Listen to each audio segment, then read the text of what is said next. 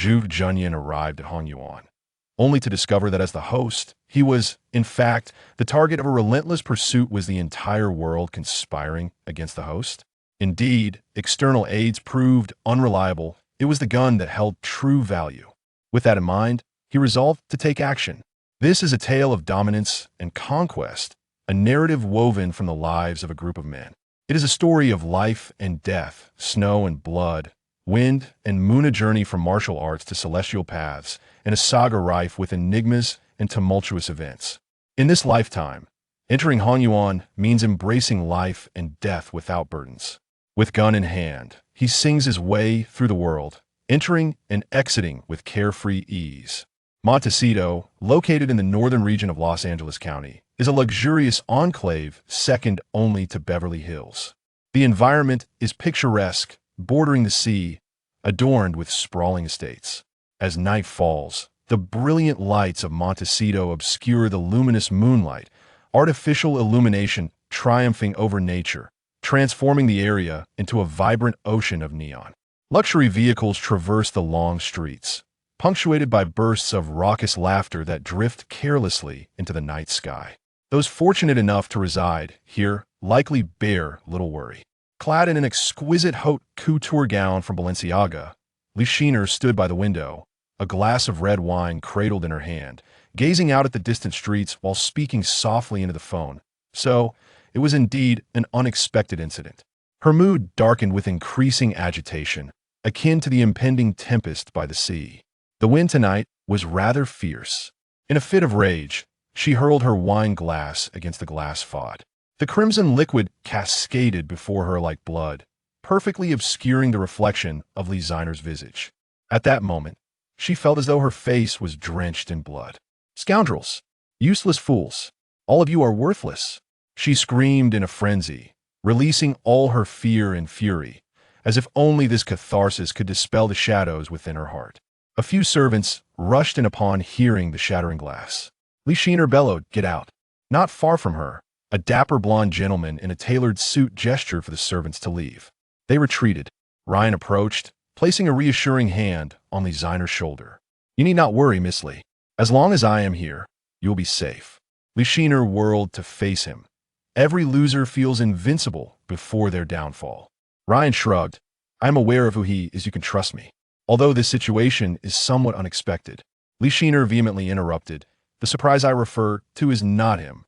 Ryan appeared taken aback. "What do you mean?" Lichiner casually picked up a handbag and headed upstairs. The sound of her red crystal high heels echoed crisply on the staircase, ascending with purpose. Upon reaching her room on the second floor, Lichiner slammed the door shut, only for Ryan to block her path. He smiled. "Miss Lee, it would be wise not to be alone in your room." Standing at the doorway, Lichiner regarded him coldly. "What do you intend to do?" "Do not misunderstand," Ryan replied with a smile. "What he can offer you, I can provide as well. Oh, I mean, you require personal protection." Lichiner remained silent. Ryan, well versed in the ways of the world, understood her emotions at that moment. Now was not the time for words. Action was all that mattered. He gently entered the room and closed the door behind him. The lights were off, and the two stood in the darkness, with only a sliver of moonlight streaming through the window and illuminating them. Ryan placed his hand softly on Lichiner's shoulder, a flattering smile gracing his lips. "I promise I can take you to paradise." "She cannot ascend to paradise. She will only descend into hell." A voice suddenly echoed from behind. Ryan instinctively drew his gun. His reflexes were sharp, but at that very moment, a gleaming, sharp dagger pierced his face, pinning him to the door. He swiftly lost consciousness. Lichiner suddenly lunged towards the nearby cabinet, yanking open a drawer. Swish! Another dagger flew out, piercing through the back of her hand and nailing it to the drawer. "Ah!" Lichiner let out a cry of agony, but the next moment a hand covered her mouth. The voice, calm and composed, whispered, "Hush, do not scream. I have taught you that in such situations, shouting will only hasten your demise. Stay calm. Survival is your only chance." Lichiner trembled, suppressing her voice. The hand over her mouth gradually relaxed. In the corner, a wall lamp flickered to life, revealing the face of a dark-haired man. It was a striking visage, once adored by countless young women, yet now marred by a scar. A grotesque line slashed from the corner of his eye, traversing down his nose. The former charm had shifted. The scar rendered him less delicate and refined, adding an air of coldness and wildness, amplifying his dominance. His eyes remained bright, glimmering with a predatory light amidst the shadows, while he held a Beretta pistol equipped with a silencer. He smiled. Your new bodyguard leaves much to be desired. Upon seeing him, Li Shiner could no longer contain her terror and trembled uncontrollably. She gazed at the dark-haired man. Junyan, what happened to your face? Zhuo Junyan lightly brushed his scar. I did it myself. My brothers are gone. What face do I have left to present when I am unscathed? I cannot face them, so I must relinquish this face. The agony in her hand twisted Li Shiner's expression, and fear rendered her legs weak. She shook her head repeatedly, tears streaming down her cheeks. I'm sorry. Those words should be directed to Bai Lu and the others, he replied.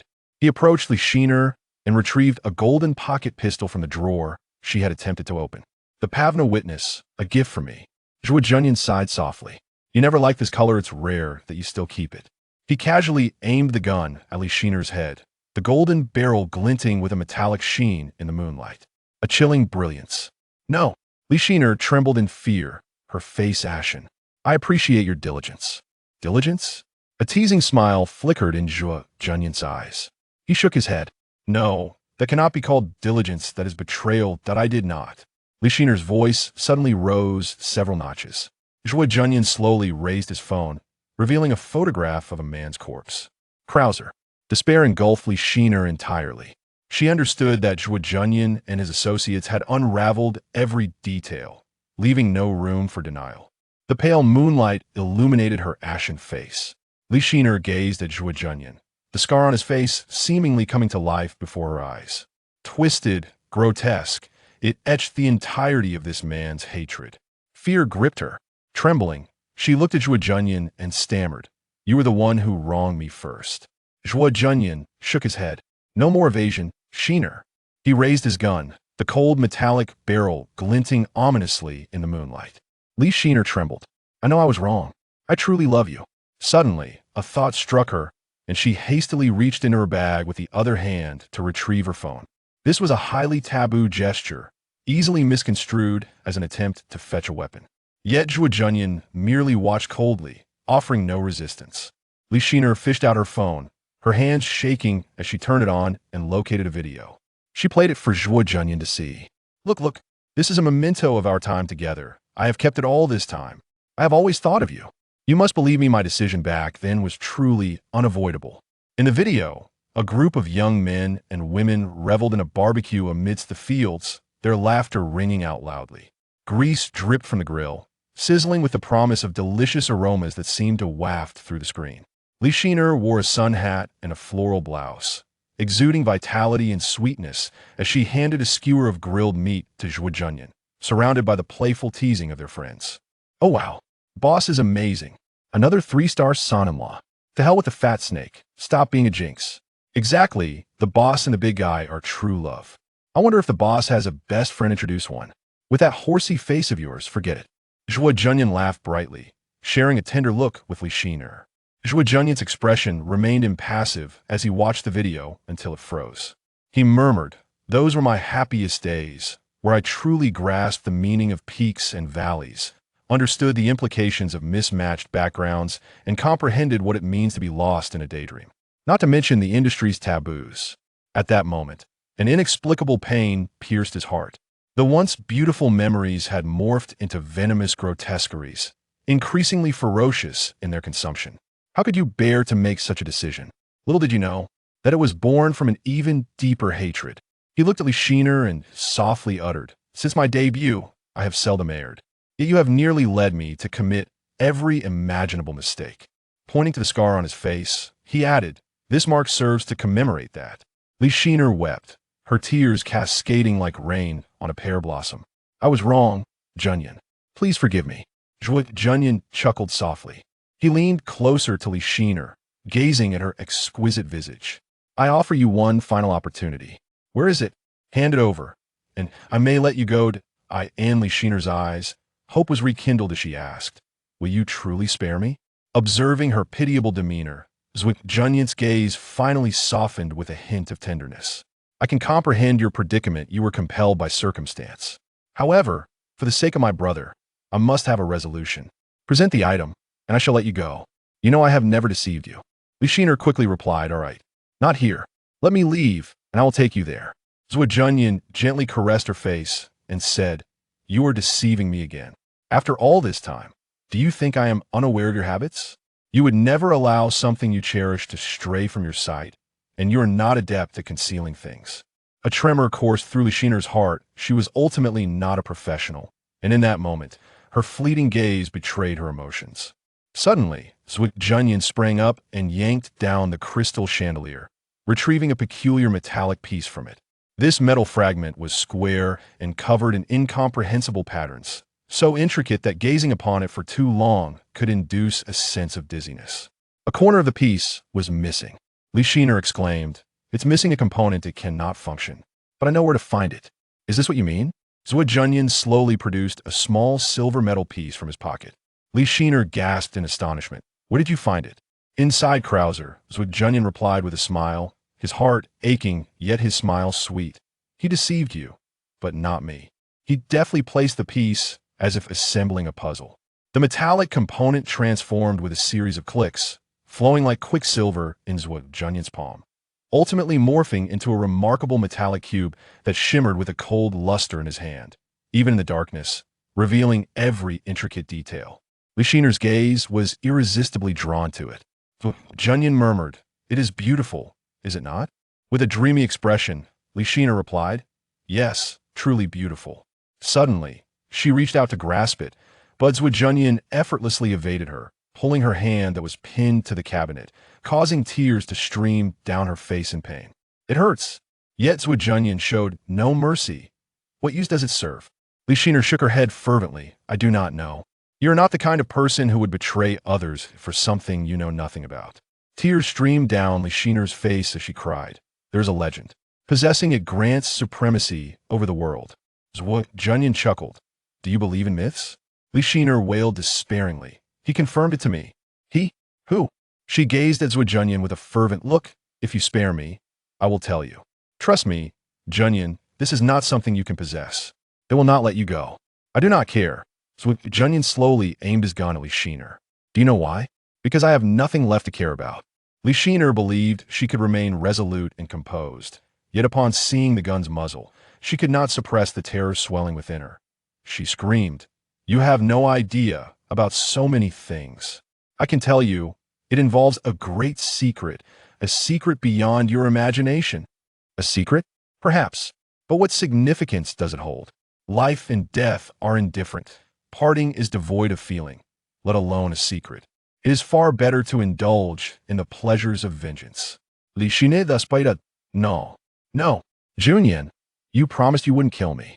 The tenderness in his eyes had vanished completely as Zhuo Junyan's voice turned icy. "I'm sorry, I lied." Gunfire. An hour later, in a roadside motel on the outskirts of Los Angeles. The blue walls were weathered, and the old light box flickered erratically. A sky-blue Ford approached from a distance, halting in front of the motel. Zhuo Junyan emerged from the vehicle, wearing a baseball cap, carrying a suitcase, and slinging a backpack as he entered the room he had reserved long ago, removing his hat to reveal a face marked by weariness. Setting down the suitcase and backpack, he turned on the television. Breaking news. An hour ago, Miss Li Shiner, heiress of the Li family, was shot dead in her home. According to available information, the assailant was Miss Li Shiner's former bodyguard, Zhuo Junyan, codenamed Tyrant. The reason behind this shocking act remains unknown. The patriarch of the Li family, Mr. Li Tohai, has issued a bounty of 100 million Mijin for the capture of this gunman. Stay tuned to Fox News for further updates. Watching the news with an expressionless face, Zhuo Junyan scoffed softly. From this day forth, he was a fugitive. But what did it matter? It was of no consequence now. He took out his phone and played a song. The tune of indifference resonated softly. Amidst the melody, Zhuo Junyan opened the suitcase. Inside lay a disassembled sniper rifle, alongside a metallic cube. He carefully examined the cube, still perplexed about its purpose and why Li Shiner had betrayed them for it. He could have compelled Li Shiner to divulge the truth. She was weak-willed and would have cracked under pressure. But he did not wish to hear it, for he knew that if he continued down this path, he might truly soften. No matter how resolute a person may be, there always exists a tender spot within. Li Shiner had once represented that warmth and softness in his heart, and now he had personally extinguished this final vulnerability. As the clock struck midnight, the metallic cube suddenly levitated, radiating a kaleidoscope of colors towards Zhuo Junyan. Portal opening, transmission commencing. Zhuo Junyan was taken aback. A massive countdown timer appeared before him. 10, 9, 8. Zhuo Junyan quickly reacted, grabbing the suitcase and backpack, taking everything he could carry. In a flash, Zhuo Junyan vanished without a trace. Chapter 2. Arrival in a foreign land amidst the verdant scenery along the ancient pavilion path. Beneath the low city tower, Zhuo Junyan stood in the middle of the road. His heart engulfed in confusion. Before him lay a lush expanse, the vast fields stretching endlessly. The spring air was slightly cool, hinting at the lingering chill of the receding snow. Directly ahead stood a small county town, with 3 ornate traditional characters hanging above the gate. Huayan County. Have I truly traversed time? It was evidently an ancient county. As he surveyed his surroundings, he noticed that the majority of the passers-by were dressed in tattered garments, some shouldering agricultural tools such as hoes and sickles. Not far away, an elderly farmer was leading a weary ox, while further in the distance, a mighty river flowed with great vigor. The sky was clear, an azure expanse unmarred by clouds. There were no towering buildings, nor the clamor of a bustling market, only the faint wisps of smoke rising in the distance. Having just arrived in this new world, Zhuo Junyan, after calming his tumultuous thoughts, realized the urgency of adapting to his circumstances and thus approached a passerby. May I inquire where this place is? Huayan County, came the curt reply. I meant which country and dynasty? Pay up. I have no money. The man with the hoe growled in response. Without money, why bother asking? Get lost. And with that, he strode into the county. Such a pity for the otherwise serene and peaceful atmosphere. Though the scenery was exquisite, the people were rather unkind. Zhuo Junyan contemplated that if not for the rudeness of the passerby, this could indeed be a delightful place for an excursion. He remained clad in his original attire, which rendered him conspicuously out of place among the locals. Fortunately, his suitcase and backpack were still intact. His heart had once felt as barren as a desert, devoid of hope for the future. Yet, having experienced this transformation, he found himself on the brink of a new beginning, his spirits considerably lifted. As he gazed into the distance, lost in thought, an image materialized before him. New host detected. Do you accept the ultimate mission? Zhuo Junyan was taken aback. A system? What is the ultimate mission? He inquired. What if I refuse? Erasure. Zhuo Junyan chuckled softly. Then it seems I have no choice but to comply. Very well. I accept. As the acceptance of the ultimate mission was processed, the identity of the host was confirmed. Ultimate mission, confidential. Until the host possesses the qualifications to complete the ultimate mission, no related information will be provided. Test missions issued. Current mission 1, Prestige Enhancement. Accumulate 300 deterrence points within 10 days. Completion of the task yields 200 deterrence points. Current mission 2, Ascent Kill. Within 10 days, eliminate a being stronger than yourself. This is fundamental to proving the host's worth. You must slay at least one martial artist stronger than yourself to unlock system services. Completion of this task grants 200 deterrence points. This reward is exclusive to the testing period. Current mission 3, Free Hunt. Freely hunt any opponent stronger than yourself and receive an evaluation. Based on the final assessment, special rewards will be granted. Current mission 4, Self-Improvement. Enhance your own strength tier and receive an evaluation. Based on the final assessment, special rewards will be granted. Special rewards are exceedingly rare. The current distribution standard is relatively lenient, exclusive to the testing period. Regional mission. Spread your renown throughout the county without leaving this area. The time limit is 100 days. Completing it ahead of schedule will yield additional rewards. Subsequently, Zhuo Junyan beheld 3 prominent characters below. Deterrence value, 0. The system interface vanished. Zhuo Junyan finally comprehended. So this is no mere coincidence. In other words, those individuals must be aware. This is not a secret. Lost in thought, he suddenly observed the nearby river erupting in a surge of waves, followed by a brilliant array of colors ascending into the sky. This spectacle captured the attention of many, who rushed toward the riverbank. Zhuo Junyan turned to look, still unable to discern the cause, when he was interrupted by the sound of galloping hooves behind him. Turning around, he saw a horse-drawn carriage racing towards him.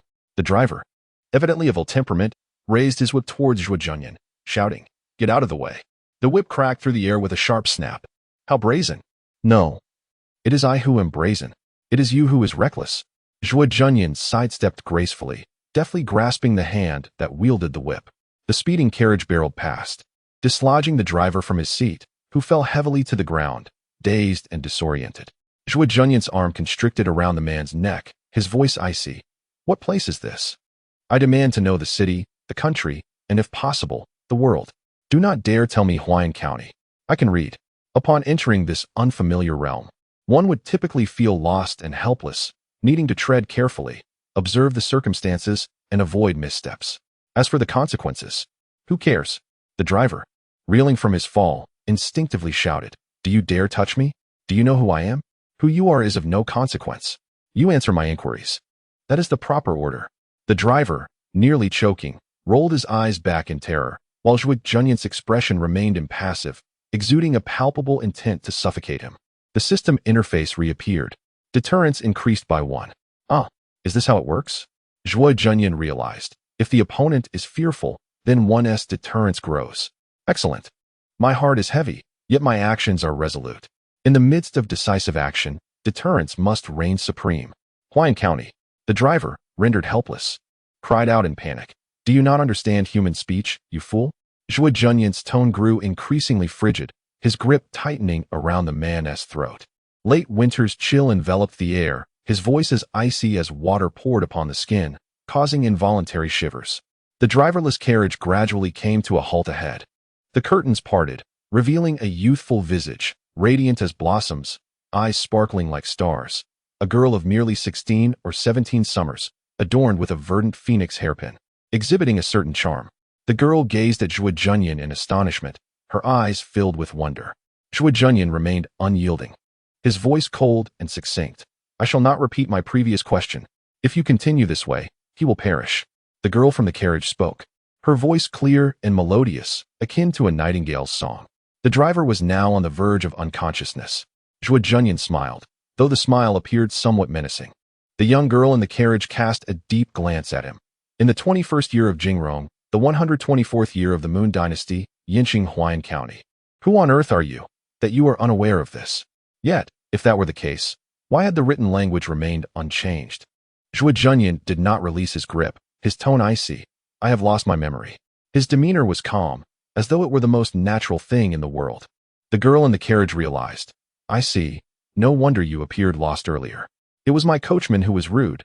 Please forgive him." Her words carried a hint of sympathy. Zhuo Junyan glanced at the system. Intimidation level 3.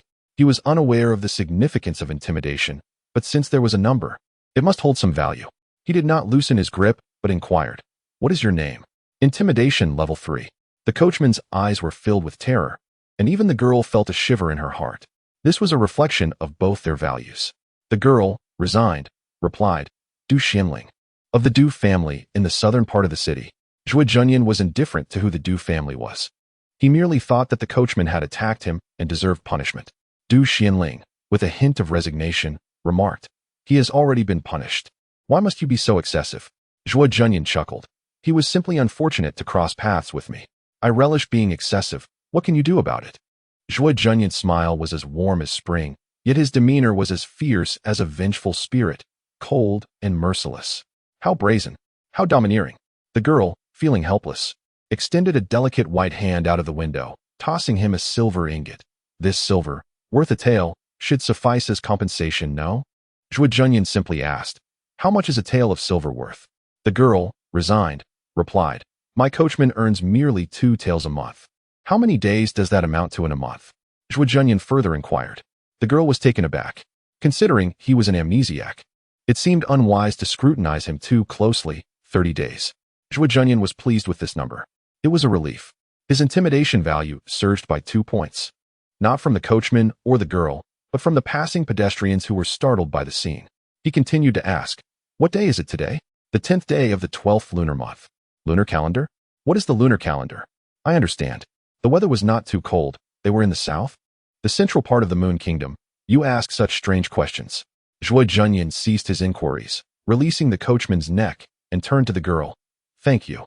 I trust you were not frightened?" The girl gave him a deep look. You are so overbearing. Why must you utter such pretentious words? Zhuo Junyan smiled.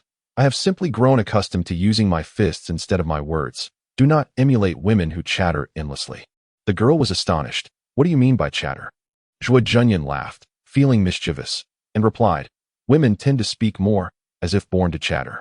Chatter. And then more chatter. One word leads to another. A valiant man should not indulge in excessive words. With fists to conquer the world, why waste breath? He had once been an admirable scholar, eloquent with his pen. After abandoning his studies for the military, he had taken on a role of protection. Yet, fate had dealt him a cruel hand, nearly turning him into a fugitive. Now, back in his hometown, he could express himself freely, whether others were satisfied or not. He was content with himself. Du Xuanling's face flushed with embarrassment. Vulgar. Ignoring the surroundings, he simply closed the curtains and urged the driver to depart. The driver, rubbing his neck and trembling with trepidation, reluctantly climbed aboard, perhaps feeling aggrieved, and shot a glare at Zhuo Junyan before hastily setting off with the carriage. Turning his gaze back to the riverbank, Zhuo Junyan noticed that the vibrant colors had faded, and the river was now tranquil and motionless. It was merely an ephemeral spectacle, devoid of any lingering human presence. Unperturbed, Zhuo Junyan opened his backpack, retrieving several grenades and magazines, which he secured upon himself. He then removed his handgun and detached the silencer before making his way into the county town. The county exuded an aura of dilapidation, with most buildings being low and unremarkable, the tallest reaching no more than 3 stories. A small river meandered through the town, its banks crafted from stone, with steps leading down to the water, lending a unique charm to the scenery. The locals, clad in simple garments, toiled with burdens and firewood, their faces gaunt and weary. In stark contrast, Zhuo Junyan appeared resplendent in his flamboyant attire, drawing curious glances from passers-by. Deciding to indulge in a moment of nostalgia, he opened his phone, realizing how vital his habit of downloading music had become at this juncture. After some contemplation, he selected a song by AIMO. The familiar melody resonated, and the poignant lyrics filled the air. Lost love, there is no need to linger. Through the night, I seek the dawn's direction. Such words were remarkably apt, perfectly mirroring his current emotions. As the song played, he lit a cigarette, dismissing the astonished stares and wandering freely, savoring the peculiar charm of this otherworldly realm. The sky was high and clear, the temperature delightful, revealing a picturesque pastoral scene. Exhaling smoke, he stood out like a crane among chickens, a solitary figure in an unfamiliar world. Zhuo Junyan's heart was still adrift, filled with bewilderment and unresolved perplexities, an ephemeral suppression of his inner turmoil, merely indulging in a leisurely outing. The weight of his suppressed emotions rippled across his mind, akin to gentle breezes stirring the surface of water. On one hand, there was discomfort with the new environment, a freshness. On the other, a sense of nonchalance towards life, creating a profound internal conflict. Amidst the swirling smoke and his dazed thoughts, he was unsure of his destination when a cacophony erupted nearby. Following the sound, he spotted a man sprinting frantically down the street, pursued by a group of armed men brandishing knives and spears, their shouts echoing with fervor. In a sudden display of power, the fleeing man unleashed a punch, sending forth a wave of energy shaped like a white tiger, which hurled the pursuers backward. Witnessing this spectacle, Zhuo Junyan was astounded. Had he inadvertently entered a world of cultivation? Among the pursuers, a tall man with an elongated face leaped forward, aiming a strike at the robust man who had executed the white tiger punch. As his blade descended, a crimson arc erupted, prompting a scream from the robust man as he was sent airborne, blood splattering in the aftermath. Upon landing, he swiftly propelled himself upward, only to find the group of pursuers simultaneously hurling their spears. The projectiles soared through the air like a barrage of needles, embedding themselves into the ground, forming a blockade against the robust man's escape. The scene mirrored a bamboo forest battle from a legendary ambush. However, the robust man was not to be underestimated. With a forceful push of his arms, he shattered the spears with ease. Before anyone could react, he charged towards Zhuo Junyan, perhaps intending to take him hostage due to his extravagant attire. Zhuo Junyan retreated swiftly, raising his hand to block. Yet, the burly man moved with astonishing speed, effortlessly swatting aside Zhuo Junyan's arm. In that moment, Zhuo felt as though he had been struck by an iron rod. Though he had trained in martial arts, he found himself as fragile as a child before this formidable figure. The man, like a specter, advanced upon him, encircling Zhuo Junyan's throat with one arm, mirroring the earlier actions Zhuo had taken against the coachman. With his left hand constricting Zhuo's throat and his right brandishing a knife, he adopted a stable stance, exuding an aura of menace. His voice resonated powerfully, echoing with authority as he bellowed, "Dare to take another step forward, and I shall take his life." The onlookers halted in their tracks. "Kill me?" Zhuo Junyan chuckled softly. With a sudden dip of his head, he directed the smoke from his mouth toward the arm gripping his throat. Chapter 3. The initial flourish wreathed in swirling smoke. It settled upon his arm, emitting a faint crackling sound, leaving behind a charred mark. The robust man, wincing in pain, withdrew his hand. He fired a shot blindly behind him. Amidst the resounding gunfire, blood erupted into the air. A pained groan escaped the man's lips as he pressed his hand against his abdomen and staggered back, astonished and enraged, despicable, to strike from the shadows. It was only then that Zhuo Junyan turned around, a smile gracing his features. "I find your desperate attempts at argumentation rather amusing." As he spoke, he fired again, his movements fluid and seamless. The thunderous gunfire erupted once more, and the man howled in anguish as blood burst forth from his body. Yet, he remained unyielding, defying gravity. "I will remember you. What use is memory to the dead?" Zhuo Junyan retorted, releasing another 2 shots. The man, suspended in midair, spewed forth blood before crashing to the ground. This time, he truly could not withstand it any longer. Zhuo Junyan sauntered over leisurely. "Most would have succumbed to death after a gunshot. Yet you've endured 4 and still managed to leap and utter threats. Impressive." He aimed his gun at the man's head. The man cried out in despair, "Spare me. I surrender." Those watching from the sidelines were taken aback. The knife-wielding man rushed forth. "Do not kill him. He belongs to the Tiger Gang." Bang, bang, bang. Zhuo Junyan feigned indifference, firing 3 shots. The bullets pierced through the man's eyes, and the third struck directly at his forehead. The man's body convulsed violently before falling still. Witnessing this, the onlookers recoiled in fear. However, the ensuing spectacle was even more nauseating. Zhuo Junyan crouched down, probing the deceased's forehead with his fingers. The knife-wielding man arrived a moment too late, a hint of displeasure in his voice. "Hey, he is already dead. Why must you go so far?" Zhuo Junyan did not lift his gaze. When one is dead, all is void. Waste ought to be utilized. Why lament? Why concern oneself? A gust swept through the long street, carrying a scent of blood. Gunpowder lingered, infused with a hint of sulfur. In the sanguine twilight, coupled with the man's few harsh words and swift actions, his ferocity was accentuated, instilling fear in all those present, rendering them unable to meet his gaze. At that moment, Zhuo Junyan withdrew his finger, examining the depth of the brain matter that clung to it. He then parted the deceased's garments to inspect the wound on his chest, quickly forming a judgment in his mind. Bullets typically create significant cavities upon entering the body. Yet in this individual, the effect was not as pronounced. It felt as though some force within him had stifled the amplification of the cavity effect. Nevertheless, having sustained so many gunshot wounds, Zhuo Junyan knew that even without a follow-up shot, the man was doomed. It was merely a matter of holding on for a while longer. Yet, at the very least, he had the merit to endure. Casually, he retrieved the money pouch from the man, discovering only a meager amount of silver coins, which he took without hesitation. He muttered to himself, "I wonder if everyone is like this, or if it is just him." His understanding of the world remained limited, and he should have acted discreetly. However, his disposition disallowed such humility, while his circumstances compelled him to avoid obscurity.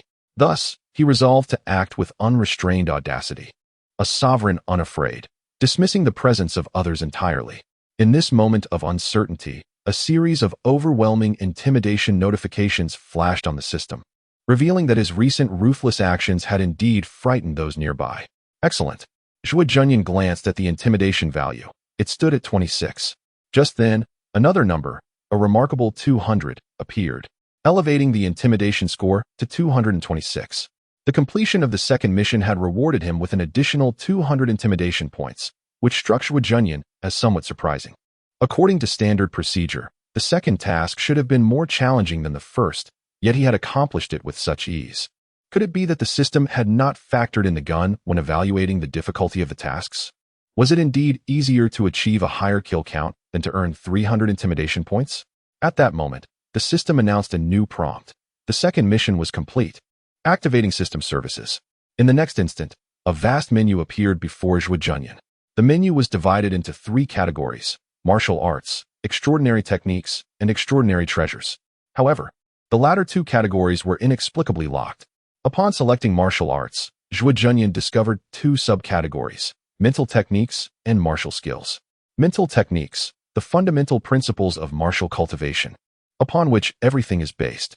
Martial skills, the external manifestations of martial cultivation. Without technique, even the most profound skills are difficult to apply. Given this, it was clear that he should study the mental techniques first. Zhuo Junyan clicked on mental techniques and was presented with a list of various practices: the eternal sky technique, the dragon commanding finger scripture, the indestructible body scripture, the great dream Huang Liang scripture, the Tai cave profound scripture, the great sun universe technique, the 2 instruments tidal birth scripture, the thick earth rebirth scripture, and the natural creation scripture, each accompanied by annotations. As he focused intently on the details, a curious figure approached him, a man with a knife. "I am Jin Wuxin, the head of the inspection division. Might you be an extraordinary individual?" Extraordinary individual? Zhuo Junyan recalled the mention of extraordinary techniques on the system interface. Silencing the music, he inquired, "What makes you say that?" Jin Wuxin replied, "The weapon in your hand is discharged without any internal energy. Your attire is peculiar, and the mysterious melody surrounds you. Such signs suggest you are indeed an extraordinary being." His words were confident, devoid of malice, yet each syllable rang with authority, bordering on confrontational. In the backdrop, the remnants of violence lingered. The street was stained with blood, a stark reminder of recent conflict. As he gazed into the distance, rows of ancient houses stood in disarray, encapsulating the local customs and culture. Beyond lay a serene expanse of azure waters and verdant mountains, exuding an aura of tranquility and elegance, a pastoral scene. This picturesque landscape, tinged with hints of crimson, rendered the surroundings almost poetic. Zhuo Junyan stood in silence, seemingly contemplative, yet truly absorbing the reality of his current experience. The mountain breeze howled, causing his garments to flutter, accentuating the ruggedness of his scarred visage, which lent him an air of fierce determination. Unintentionally, he exuded an aura of intimidation, sending a wave of apprehension through the onlookers. Had a harbinger of death arrived? Was he one to take lives over mere disagreements, or even emotional discontent? Jin Wuxin observed him closely, feeling a tinge of anxiety. In this place, numerous formidable individuals roamed, many with a penchant for violence. Though Jin Wuxin was but an average martial artist, he could not afford to overlook his duties as a head inspector. Hence he spoke cautiously, intent on gauging Zhuo Junyan's temperament to avoid provoking a potential threat. Thankfully, Zhuo Junyan refrained from making any aggressive moves. Once again, he confirmed that it was no dream, saying, "You possess quite the deductive skills." Jin Wuxin, perplexed, inquired, "What is deduction?" To deduce is to calculate, and to reason is to organize. To clarify the matters at hand while calculating the unknown outcomes, this is deduction. The affairs of the world can indeed be organized, yet they are often too intricate to compute. Thus, organizing is easy, while calculation proves challenging. Hence, if there exists clarity amidst the complexity, attaining the rightful outcome becomes arduous. Are you implying that your deduction is flawed? Then who exactly are you? A person bereft of memory, devoid of memory? Jin Wuxin's face revealed a look of astonishment. Do you remember nothing? Can you still kill? It is the instinct for survival. If that is instinct, perhaps you were a notorious criminal before your amnesia. Will you apprehend me for this? Your identity remains unclear. Hence, one must act with caution. I have killed. Bai Chong, who killed in the act of smuggling, deserved death. Moreover, having initially taken you hostage, your act of self-defense in killing him bears no guilt. Yet, your ruthlessness after subduing him will not go unpunished. Should you continue to kill, I shall certainly arrest you. Having heard Zhuo Junyan's account of amnesia, Jin Wuxin sensed that the other was not a formidable foe, and his spirit calmed, adopting a firmer tone. Zhuo Junyan chuckled softly. The affairs of the world are unpredictable. Who can truly know? The two fell silent, standing in mutual confrontation. The atmosphere became suddenly oppressive. The wind blew, rustling their garments, concealing a latent murderous intent. Passers-by felt an inexplicable tension, as if a storm were brewing. Yet, in the next moment, the threat vanished, the wind stilled, and the rain ceased. It was merely an invisible confrontation, born of the wind, dissipated by the force, as if it never existed. Ultimately, Jin Wuxin burst into laughter, breaking the stalemate. You, my friend, are rather intriguing. Zhuo Junyan replied nonchalantly. Is Bai Chong truly formidable? That depends on the measure. I have lost my memory and know nothing now. Could you enlighten me? Jin Wuxin nodded. Certainly. As the chief constable here, it is my duty to investigate suspicious activities. Zhuo Junyan, an unfamiliar face, had appeared at an opportune moment for inquiry. Jin Wuxin found Zhuo Junyan's request agreeable and thus consented. Zhuo Junyan proposed, let us find a tea stall to converse. Jin Wuxin waved his hand dismissively. What tea? Only after drinking wine will the truth flow forth.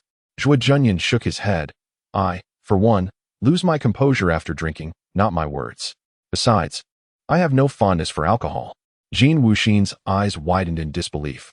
You dare to kill, but shy away from drinking? Zhuo Junyan's scarred face remained impassive. I relish killing. Yet I despise drinking. The two faced off once more, like roosters ready to fight. All onlookers instinctively took a step back, a silent intimidation rising. Ultimately, it was Jin Wuxin who retreated a step, breaking the awkward tension. All right. You're quite bold. If so, let us drink tea. His words, though grand and spirited, regrettably fell short of the refinement associated with tea culture, diminishing his lofty aspirations and leaving him feeling rather disheartened. With a wave of his hand, his entourage carried away by Chong's lifeless body. Someone attempted to ask Zhuo Junyan for his purse, but Jin Wuxin shot a fierce glare. Did you kill him? Without the capability, do not covet the spoils of the deceased. Chapter 4. Conversations on the ancient path of the long pavilion on the long street, beside the ancient road. A cool breeze rustles, heralding the subtle chill of winter. At a modest tea stall, Zhuo Junyan and Jin Wuxin share a pot of chilled tea. Jin Wuxin sits with a carefree demeanor, one large foot propped on a rough wooden bench, displaying little decorum. His wide eyes are fixed on Zhuo Junyan, for he has just discerned that this tea holds no value, yielding no answers to his inquiries. Should he ask, the response would invariably be amnesiac, forgetful, unaware, a trifecta of ignorance. He is utterly oblivious to the affairs of the world and human emotions, knowing only that he is called Zhuo Junyan, utterly meaningless. In contrast, Zhuo Junyan's questions are relentless, leaving Jin Wuxin exasperated, wishing he could strike his own head and declare amnesia, simply to evade Zhuo Junyan's incessant inquiries. Yet, it is through this relentless questioning that Zhuo Junyan learns the realm is called Hong Yuan, comprising 4 continents. The very spot he occupies is the Eastern continent, home to 7 nations, one of which is the Moon Nation. The inhabitants here predominantly cultivate martial arts, categorized into 2 realms, the martial realm and the transformation realm, each possessing 5 levels. The first level of the 5 realms signifies the initial achievement in martial arts. This level fortifies the body, expands the dantian, allowing for no remarkable martial techniques, yet enabling swift movements akin to a galloping steed, exuding formidable presence in battle. The second level signifies minor mastery of internal energy, where one's aura manifests externally, with an inner vitality that is robust, producing sounds akin to tigers and leopards, and an immense strength.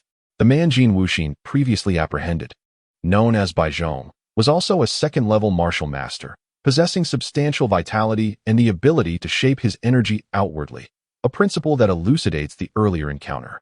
Bai Zhong was no weakling in martial prowess. An untrained individual would find themselves no match for him, yet fate led him to cross paths with Zhuo Junyan.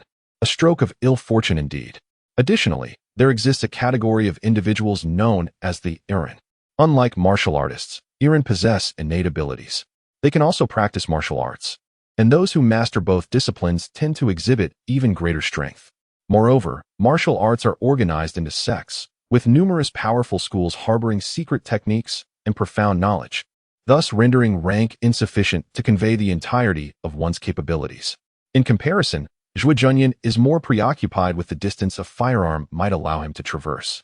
Presently, it is evident that an ordinary second-level martial master would stand no chance against modern weaponry, at best merely prolonging their struggle. Excellent. With this rudimentary understanding, Zhuo Junyan inquired, by the way, Brother Jin, have you heard of the Wangguyan Shaogong? Jin Wuxin, cradling a bowl of hot tea and downing it like a drink of spirits, replied curtly, the fundamental divine skill of the Qingfeng sect. Who in this world does not know of it? And what of the Zhao Hua Zi Ran Gong and the Jinggang Bu Huai Jing? Zhuo Junyan pressed further. Jin Wuxin, increasingly irked, responded. Zhao Hua Zi Ran Gong is the foundational technique of the Shenmu sect, while the Jinggang Bu Huai Jing belongs to the immortal sect. Who does not know of the divine skills of the 9 foremost sects in the world?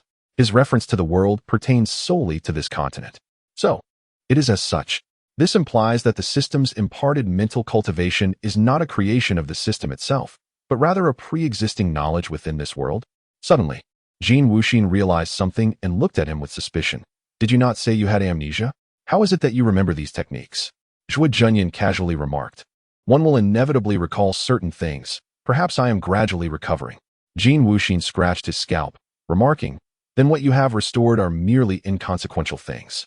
Zhuo Junyan remained silent, leisurely sipping from a bowl of bitter tea, savoring the unimpeded breeze that swept along the long street. Though seeming carefree and casual, he had indeed begun a systematic enhancement. With a firearm now in his possession, he naturally chose the indestructible defense technique, the Diamond Sutra. Upon selecting this sutra, all other techniques vanished from his mind, while simultaneously, a new text regarding the Diamond Sutra emerged in his consciousness, elucidating its operational principles. Currently, his primary technique was the Diamond Sutra, uninitiated. Below it lay a red line. Zhuo Junyan pulled the red line to its limit, witnessing a decrease of 100 points in deterrence, and the suffix for the Diamond Sutra transformed into level 1. A mysterious surge of energy stirred within him, leaving him invigorated and brimming with vitality. The system prompted, current foundation, organs 2, skin and bones 1, inner strength 10. Current rank, initial stage of martial arts first layer. According to the sutra's elucidation, the human body comprises 4 fundamental aspects: organs, qi and blood, meridians, and skin and bones. With organs governing nourishment, qi and blood controlling transformation, meridians overseeing movement, and skin and bones serving as protection. Yet, ascending to the second layer required 200 points of deterrence. Having initially possessed a total of 226 points, and with 100 already expended, he found himself lacking the necessary points to fully ascend a layer, thus deciding to shift his focus to the martial skills section. Martial skills were categorized into 3 types: combat techniques, auxiliary skills, and body movements, with an abundance far surpassing that of the techniques, appearing densely packed and vast as the ocean. Adhering to his principle of prioritizing defense, Zhuo Junyan sought defensive martial skills within the combat techniques. The iron cloth technique allows one to channel inner strength to fortify their clothing, enabling it to withstand external strikes. Learning this technique incurred no cost in deterrence. Only enhancements required expenditure. The first enhancement of iron cloth necessitated merely 20 points of deterrence. Zhuo Junyan enhanced the iron cloth 3 times, spending a total of 120 points of deterrence, at which point the system indicated that he needed to strengthen his foundational technique further to enhance his martial skills. While he manipulated the system, Jin Wuxin had already sensed something amiss. Before him, Zhuo Junyan appeared subtly transformed. He remained the same person, composed and cold in demeanor. Yet an aura of energy now emanated from within him. The wind stirred the tea stall, yet it could not ruffle even a corner of Zhuo Junyan's attire. Seated with an air of tranquility, he exuded a newfound gravity and steadiness. This was the manifestation of his nascent inner strength, nourished body and mind, and robust sinews. With blood and qi flowing freely, Jin Wuxin, astonished, inquired, "Do you possess martial arts?" Zhuo Junyan did not deny it. "Then why did you not reveal this before?" "I had amnesia, and have just remembered." "Isn't martial arts an instinct? How could one forget, and then suddenly recall? The mysteries of the world are manifold, and the secrets of the human body are the most elusive. How can you be certain that martial arts cannot be forgotten? Perhaps I am an extraordinary being, yet to awaken my memories." Jin Wuxin's expression darkened. "You, with your mysterious origins and vague words, perhaps I should apprehend you and take you to the authorities. Once the punishment is administered, you will confess everything." Zhuo Junyan replied nonchalantly, "You and Bai Chong are both at the second layer of martial arts. What he cannot accomplish, you cannot either. Why subject yourself to unnecessary distress? If there are questions, let us address them here. It is far better than resorting to violence and jeopardizing our friendship. Between you and me, what bond exists? Having sipped your tea, I am bound by your sentiment. I do not covet such triviality. Thus, I shall save a penny. But what if I do covet? I shall bestow upon you a great insult." Jin Wuxin slammed the table. "This bond has become too cheap." Zhuo Junyan, cradling his teacup, replied, It is sufficient to have it. Do not be greedy. You speak, and I reply, each refusing to yield an inch. The two stood off like fighting cocks, locked in mutual confrontation. Yet in the next moment, a spark of admiration flickered in both their eyes, and they chuckled. Jin Wuxin pointed at him. You, my friend, possess an intriguing nature. Zhuo Junyan shook his finger. You, on the other hand, are rather dull. How dare you call me dull? Jin Wuxin widened his eyes, about to retort, when he noticed a group approaching from a distance. The leader was familiar. It was none other than the coachman from earlier. Upon spotting Zhuo Junyan, the coachman's fierce demeanor returned, and he pointed. That's the one. Attack him. The crowd surged forth, resembling a pack of wolves, brandishing sticks, and even a pitchfork or scythe. Though they were a disordered bunch, their fighting spirit soared. Trouble loomed. Yet the two at the tea stall felt a surge of excitement. Zhuo Junyan smiled at Jin Wuxin. If I strike them, will it be considered a crime? Jin Wuxin leaned against the pillar, nonchalant. Just refrain from killing, and all will be well. Agreed, Zhuo Junyan nodded. At this moment, a servant dashed forward. Zhuo Junyan, without rising, seized a wine bowl and brought it crashing down upon the servant's head, rendering him unconscious. Jin Wuxin crossed his arms, adopting a spectator's stance, commenting, lacking in skill. Yet your strikes are quite decisive. Two more servants charged in, wielding clubs to attack from either side. Zhuo Junyan finally stood, dodging their blows, advancing with agility, and dispatched two more with ease. Avoiding yet another strike, the tea stall table shattered with a resounding crash. Do not destroy the old man's stall. The tea stall owner looked heartbroken. I shall compensate you. Zhuo Junyan sidestepped and delivered a powerful punch, sending one servant flying. Although he was no master of martial arts, his instinct for combat kicked in, and he felt his strength surge, his reflexes sharpening slightly. Just then, the coachman rushed in, witnessing his companions being knocked aside. He halted in shock. Are you a martial artist? Perhaps, Zhuo Junyan responded, delivering a kick to the coachman's knee, forcing him to kneel. Seizing the opportunity, Zhuo Junyan hurled the coachman towards the others, toppling several. His intimidation factor grew. Zhuo Junyan's enthusiasm intensified as he kicked up a stick, wielding it against the coachman with fierce blows, sending him rolling on the ground, wailing in agony. Stop! A figure suddenly appeared, lunging towards Zhuo Junyan from above. Zhuo Junyan instinctively grabbed the coachman and held him in front of himself. The assailant was forced to halt, and at that moment, Zhuo Junyan pushed the coachman forward. The figure caught the coachman, only to receive a flying kick squarely to the face. Bang! The young man, in his 20s and somewhat handsome, was sent sprawling, his visage marred by a large foot imprint, transforming his striking appearance into one of ridicule. The scene fell into stunned silence. Was the head of the Du family struck? Moreover, kicked in the face? Outrageous. Du Zhishui was both astonished and enraged, pushing aside the coachman as he unsheathed his sword.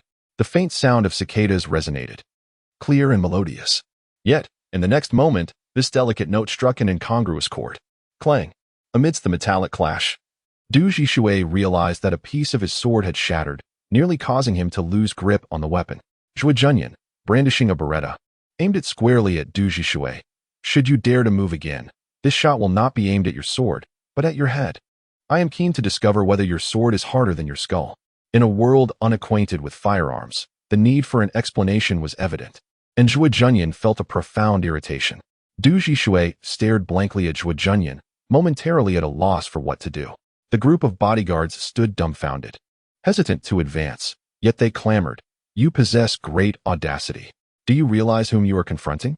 No one in Huayan County has ever dared to bully the Du family. Lower your weapons. They barked like mad dogs, yet none dared to step forward. At that moment, a delicate and lively voice rang out from a distance. Brother! A young girl in red rushed over, none other than Du Xianling, whom they had seen earlier. She swiftly approached her brother, assisting Du Zhishui to his feet.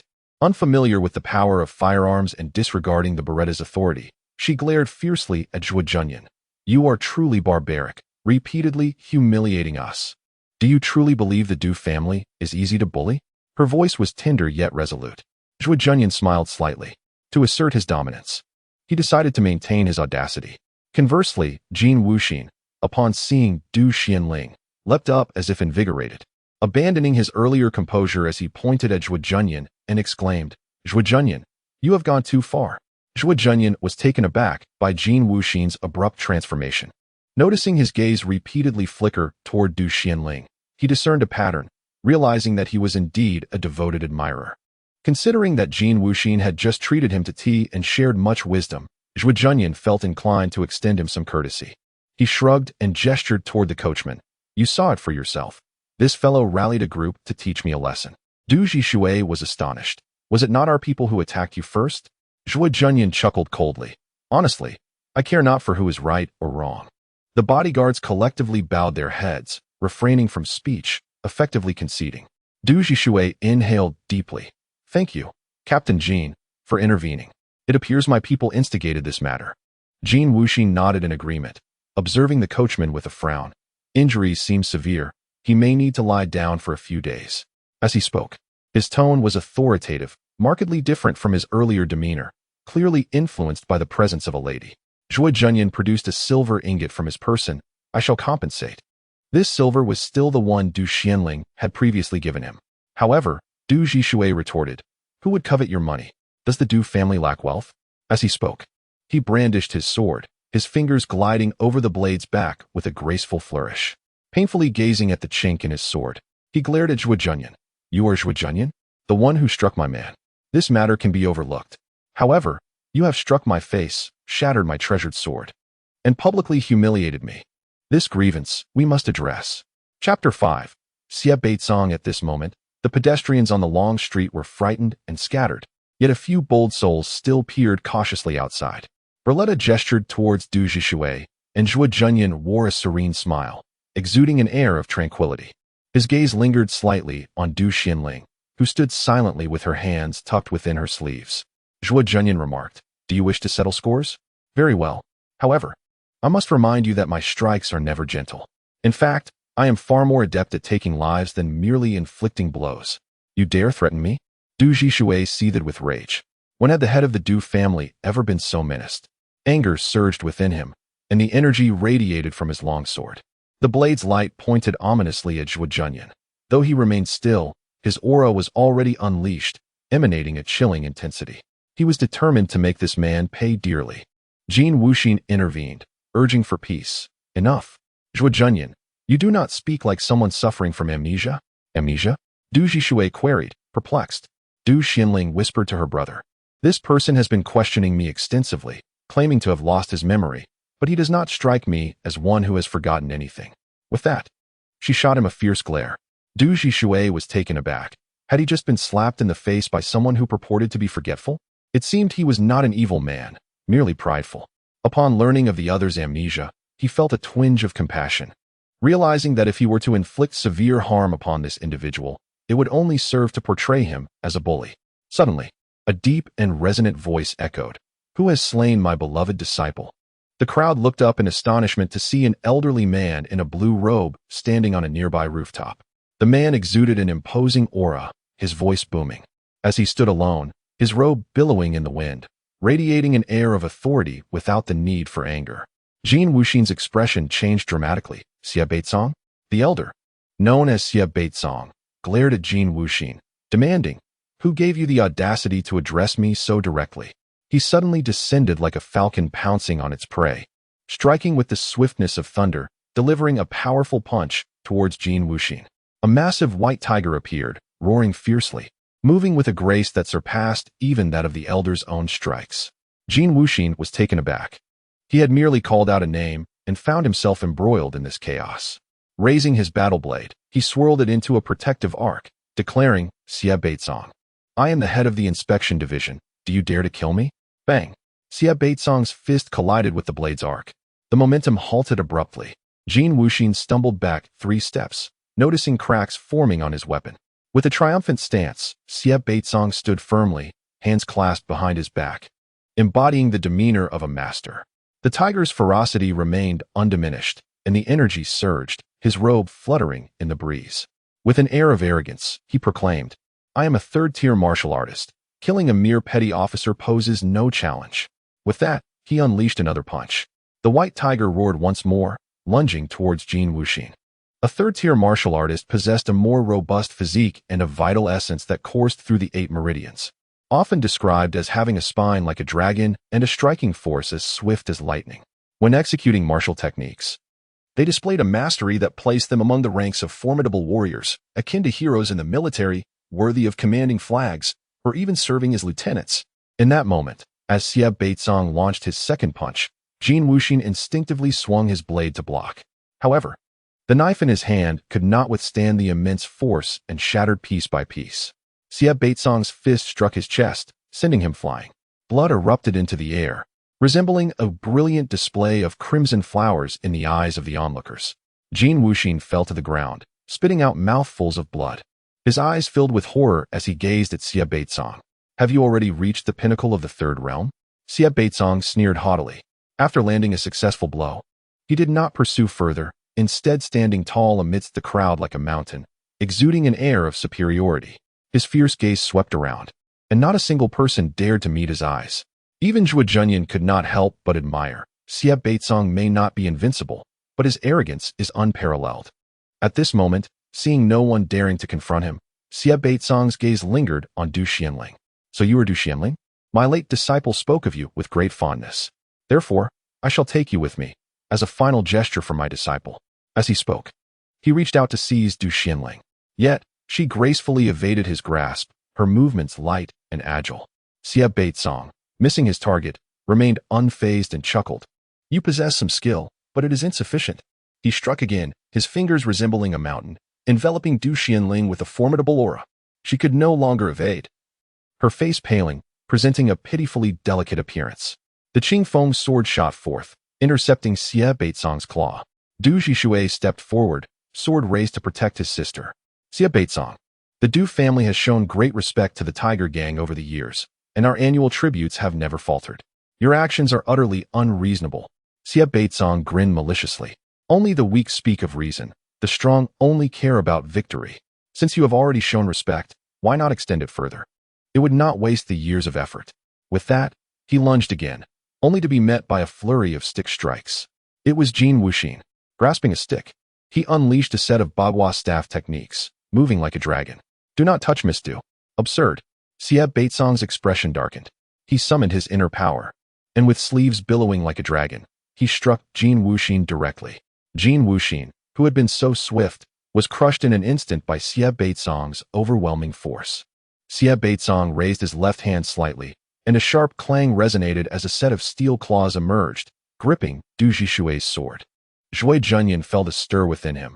2 strikes had shattered a blade, yet he still resorted to steel claws against a sword. Oh, it seems he cannot truly withstand the sharpness of blades. His earlier strikes were indeed cunning. It appears that this man's flair for arrogance exceeds his actual strength. Such a person could be dealt with. Unbeknownst to Xie Beizong, he was being appraised thus. With his left hand grasping the sword, he seized the opportunity to advance on Du Zhishui, delivering a palm strike towards him, saying, "For the sake of your deceased father, I shall spare your life, oh no." Xie Beizong tilted his head just in time as a bullet whizzed past his face. Yet, he only evaded one shot. Bang, bang, bang. The sound of consecutive gunfire erupted, causing Xie Beizong's body to tremble, 3 patches of blood blossoming on his back. The force of his palm strike weakened further, sending Du Zhishui flying. Yet he emerged relatively unscathed. The gunfire continued, as Zhuo Junyan persisted in firing. He could shoot his disciple repeatedly, without concern for their life, against a master. He would pursue to the very end. Xie Beizong bellowed, delivering a punch behind him. Is it you? The surrounding crowd felt a chill in their hearts. A terrifying aura of murderous intent brushing past. Xie Beizong had previously examined Bai Chang's corpse and immediately confirmed that he had been shot. It was this individual who had slain his disciple. He retaliated with a powerful punch. The white tiger re-emerged, roaring fiercely, lunging directly at Zhuo Junyan. Zhuo Junyan's garments billowed as if inflated. The force of the white tiger struck his chest, causing him to stagger back several paces, blood already seeping from his mouth. Iron shirt? Indestructible body technique? Xie Beizong was astonished. Could he discern this? Zhuo Junyan raised his hand and fired 2 more shots. Xie Beizong, now consumed by rage, stomped his foot with fervor. A surge of powerful energy emanated from the ground, propelling Zhuo Junyan into the air. You shall perish. Xie Beizong lunged, seizing Zhuo Junyan by the collar midair. How did you master the indestructible body technique? As fellow disciples, why do you strike against me? Zhuo Junyan bared his teeth, retorting. As you said, strong men only inquire about victory or defeat. Boom. Just erupted from the ground. Xie Beizong slammed Zhuo Junyan to the earth, causing his vision to momentarily blur. Maintaining his composure, he spoke in a subdued tone. Your indestructible body technique is merely rudimentary. Speak, who taught you? Are you from the undying sect or the eternal sect? His voice thundered, resonating deeply within, akin to a great bell tolling in the heart. The force reverberated, shaking leaves from the trees, the fierce wind demonstrating an imposing, lethal aura, compelling even outsiders to involuntarily gasp. Yet, Zhuo Junyan merely glared at him. Your body is quite resilient. It seems I cannot kill you. Very well, I hope you can endure even more. As he spoke, he curled his body, positioning himself in front of Xie Beizong, relying solely on one of Xie Beizong's hands gripping his throat to remain suspended. Are you attempting to hang yourself? This bizarre action left Xie Beizong in disbelief. Boom. A deafening explosion erupted, sending wild flames spiraling into the air from behind Xie Beizong. A torrent of energy surging forth, crimson clouds ascending to the heavens. A howl escaped Xie Beizong's lips, filled with excruciating pain, as flames engulfed him. The onlookers beheld the devastation on his back, flesh charred and mangled, even his innards exposed. Zhuo Junyan was likewise propelled by the shockwave, tumbling through the air and spitting blood anew. Just as Xie Beizong had seized him, Zhuo Junyan had thrown a grenade behind Xie Beizong, utilizing him as a shield. Despite the protection of the iron shirt and the strength of the indestructible body technique, Zhuo Junyan still found himself injured, blood spilling from his mouth due to the impact. Xie Beizong, suffering the brunt of the explosion, endured far worse. He had cultivated the indestructible body technique, boasting a robust physique, resilient life force, and unwavering vitality. Yet, all of this brought forth only greater endurance and amplified agony. At that moment, his entire body was scorched, engulfed in flames, yet he remained unyielding. Staggering step by step towards Zhuo Junyan, reaching out with one hand as he labored to speak. We were once brethren. Why must we turn against each other? In such haste, he poured forth endless sorrow and wrath. Had it not been for our shared affiliation, how could I possibly? Lying on the ground, Zhuo Junyan raised his gun once more. Who the hell considers you a comrade? Bang! A gaping wound appeared in Xie Beizong's forehead. The wild aura dissipated abruptly, and he collapsed to the ground. Chapter 6. The tyranny of power. Witnessing the scene before them, everyone stood in stunned silence. Had Xie Beizong truly perished? One of the most formidable figures of the Tiger Gang, a master of the third realm at its pinnacle, had met his demise just like that, along the long street. A heavy silence fell, heart sank and courage faltered. Suddenly, the system interface displayed a significant increase in deterrence, soaring to 311. A prompt appeared. First mission accomplished. Reward of 200 deterrence points. The deterrence value surged to 511. Zhuo Junyan elevated his indestructible art by 2 levels, advancing it to the 3rd tier. Simultaneously, his foundational attributes transformed to organs at level 4, skin and bones at level 3, vitality at level 1, and meridians at level 1, with an inner strength of 30. His rank officially changed to peak of the 1st realm. A torrent of energy surged within him, and Zhuo Junyan felt an inexhaustible strength coursing through his body. Even his wounds seemed to lighten considerably. With a casual movement, a forceful energy erupted forth. At that moment, the flames surrounding Xie Beizong had extinguished. Curious to test his newfound power, Zhuo Junyan raised his fist and struck down upon Xie Beizong's head, obliterating it with a single blow. The might of this strike was such that it could not only shatter stone, but could also sever bone. This shocking spectacle left the onlookers aghast once more. A great multitude stood dumbfounded. Was he truly desecrating the corpse after the kill? A singular thought echoed in their minds. This man is ruthless. This man is tyrannical. This man is invincible. Another surge of deterrence followed. Picking up Xie Beizong's pouch, Zhuo Junyan turned to Du Zhishui and inquired, will there be compensation? Du Zhishui remained speechless, as did Jin Wuxin. Struggling to regain his composure, Du Zhishui sheathed his Qing Feng sword and clasped his hands in respect, stating, You have saved my sister.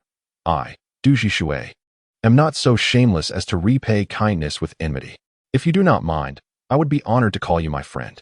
Since you are injured, allow me to find a doctor for you. Yet Zhuo Junyan merely replied with indifference. Is the Tiger Gang truly formidable? Du Zhishui hesitated. Well, With Xie Baitsong's death, the Tiger Gang will not let this go easily.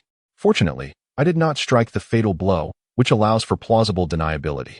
However, should I grow too close to you, I fear I may suffer collateral damage. Yet, Zhuo Junyan had saved his sister. To part ways now would seem heartless. Torn between loyalty and fear, he found himself at an impasse. Zhuo Junyan discerned his turmoil. Then forget it. Take care of your sister. She appears to be injured. Du Zhishui had overlooked his sister's injury and hurriedly checked on Du Xianling, who, feeling somewhat exasperated, replied, I am fine, just a minor wound. However, her brother grasped her hand, noticing a gash on her left wrist from which blood dripped steadily. Heartbroken, he admonished, you truly should be more cautious. Your martial skills are lacking. In such situations, it is best to keep your distance. Jin Wuxin rushed over, concern evident in her expression. Miss Du. Zhuo Junyan shook his head in disapproval. You were once a promising man. Why stoop to become a sycophant? Jin Wuxin, taken aback, questioned. What do you mean by a sycophant? Zhuo Junyan elucidated. A straight man stands tall and walks with integrity. His entire being is resolute. He is an ironclad gentleman. In the vast expanse of the world, I tread a singular, unyielding path. I carve through mountains to reach celestial abodes, wielding my weapon with audacity, sweeping through the fields with abandon. Those who grovel, their words sycophantic, their actions servile, are rendered weak and spineless. In this world, men ought to strive for strength. Yet some choose to crawl in servitude, their tongues sweetly begging for favor, seizing every opportunity to curry favor. Upon hearing this, Du Xuanling's delicate face flushed with embarrassment. Jin Wuxin, nearly choked by the remark, glared at him. Are you insulting me? Zhuo Junyan chuckled. Not at all, merely jesting. Do not take offense. As he laughed, he raised the gun in his hand. Jin Wuxin's heart trembled. Let it be then. I shall not hold it against you. Zhuo Junyan continued, by the way, I have slain another. Is that a problem? Jin Wuxin quickly replied. Xie Baitsong's tyranny is his own doing. He deserves this fate. Observing his demeanor, Zhuo Junyan smiled. It appears I have come to the right place. In this world, the one with the strongest fist has the loudest voice. I find it quite appealing. Ancient earth bore similarities, where local tyrants often disregarded the authorities. Throughout history, both East and West have witnessed local powers clashing with the imperial courts. And as long as there is no outright rebellion, the dynasties seldom intervene. Fires of conflict rage, yet fail to spread, akin to a virus. One cannot eradicate it entirely and must resort to collective immunity. In this realm, the strength of individual martial prowess leads to a decline in systemic constraints and a breakdown of order, further emboldening local forces. Otherwise, how would Xie Baitsong dare to slay even a constable? The stronger one's individual power, the more audaciously they can flout the law. Zhuo Junyan initially believed that his eccentric attire would draw attention, and lacking status posed a dilemma, yet he now realized that in this world, as long as one is formidable, no issue remains insurmountable. As the saying goes, in the boundless expanse of heaven and earth, wielding a gun and riding swiftly. Though waves may surge and dangers abound, I sail my solitary course beneath the azure sky.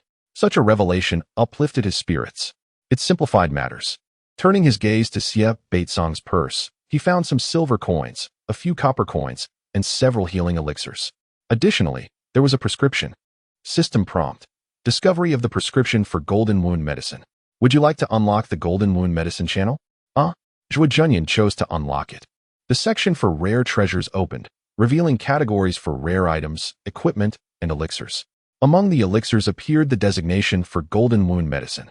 Golden wound medicine, a remedy capable of swiftly healing external injuries, its efficacy enhanced when combined with internal energy. Redemption requires 20 deterrence points. With the ready availability of golden wound medicine, Zhuo Junyan applied some to his wound, channeling his internal power, and felt a soothing coolness, indeed alleviating his discomfort. At this moment, he continued to examine the system.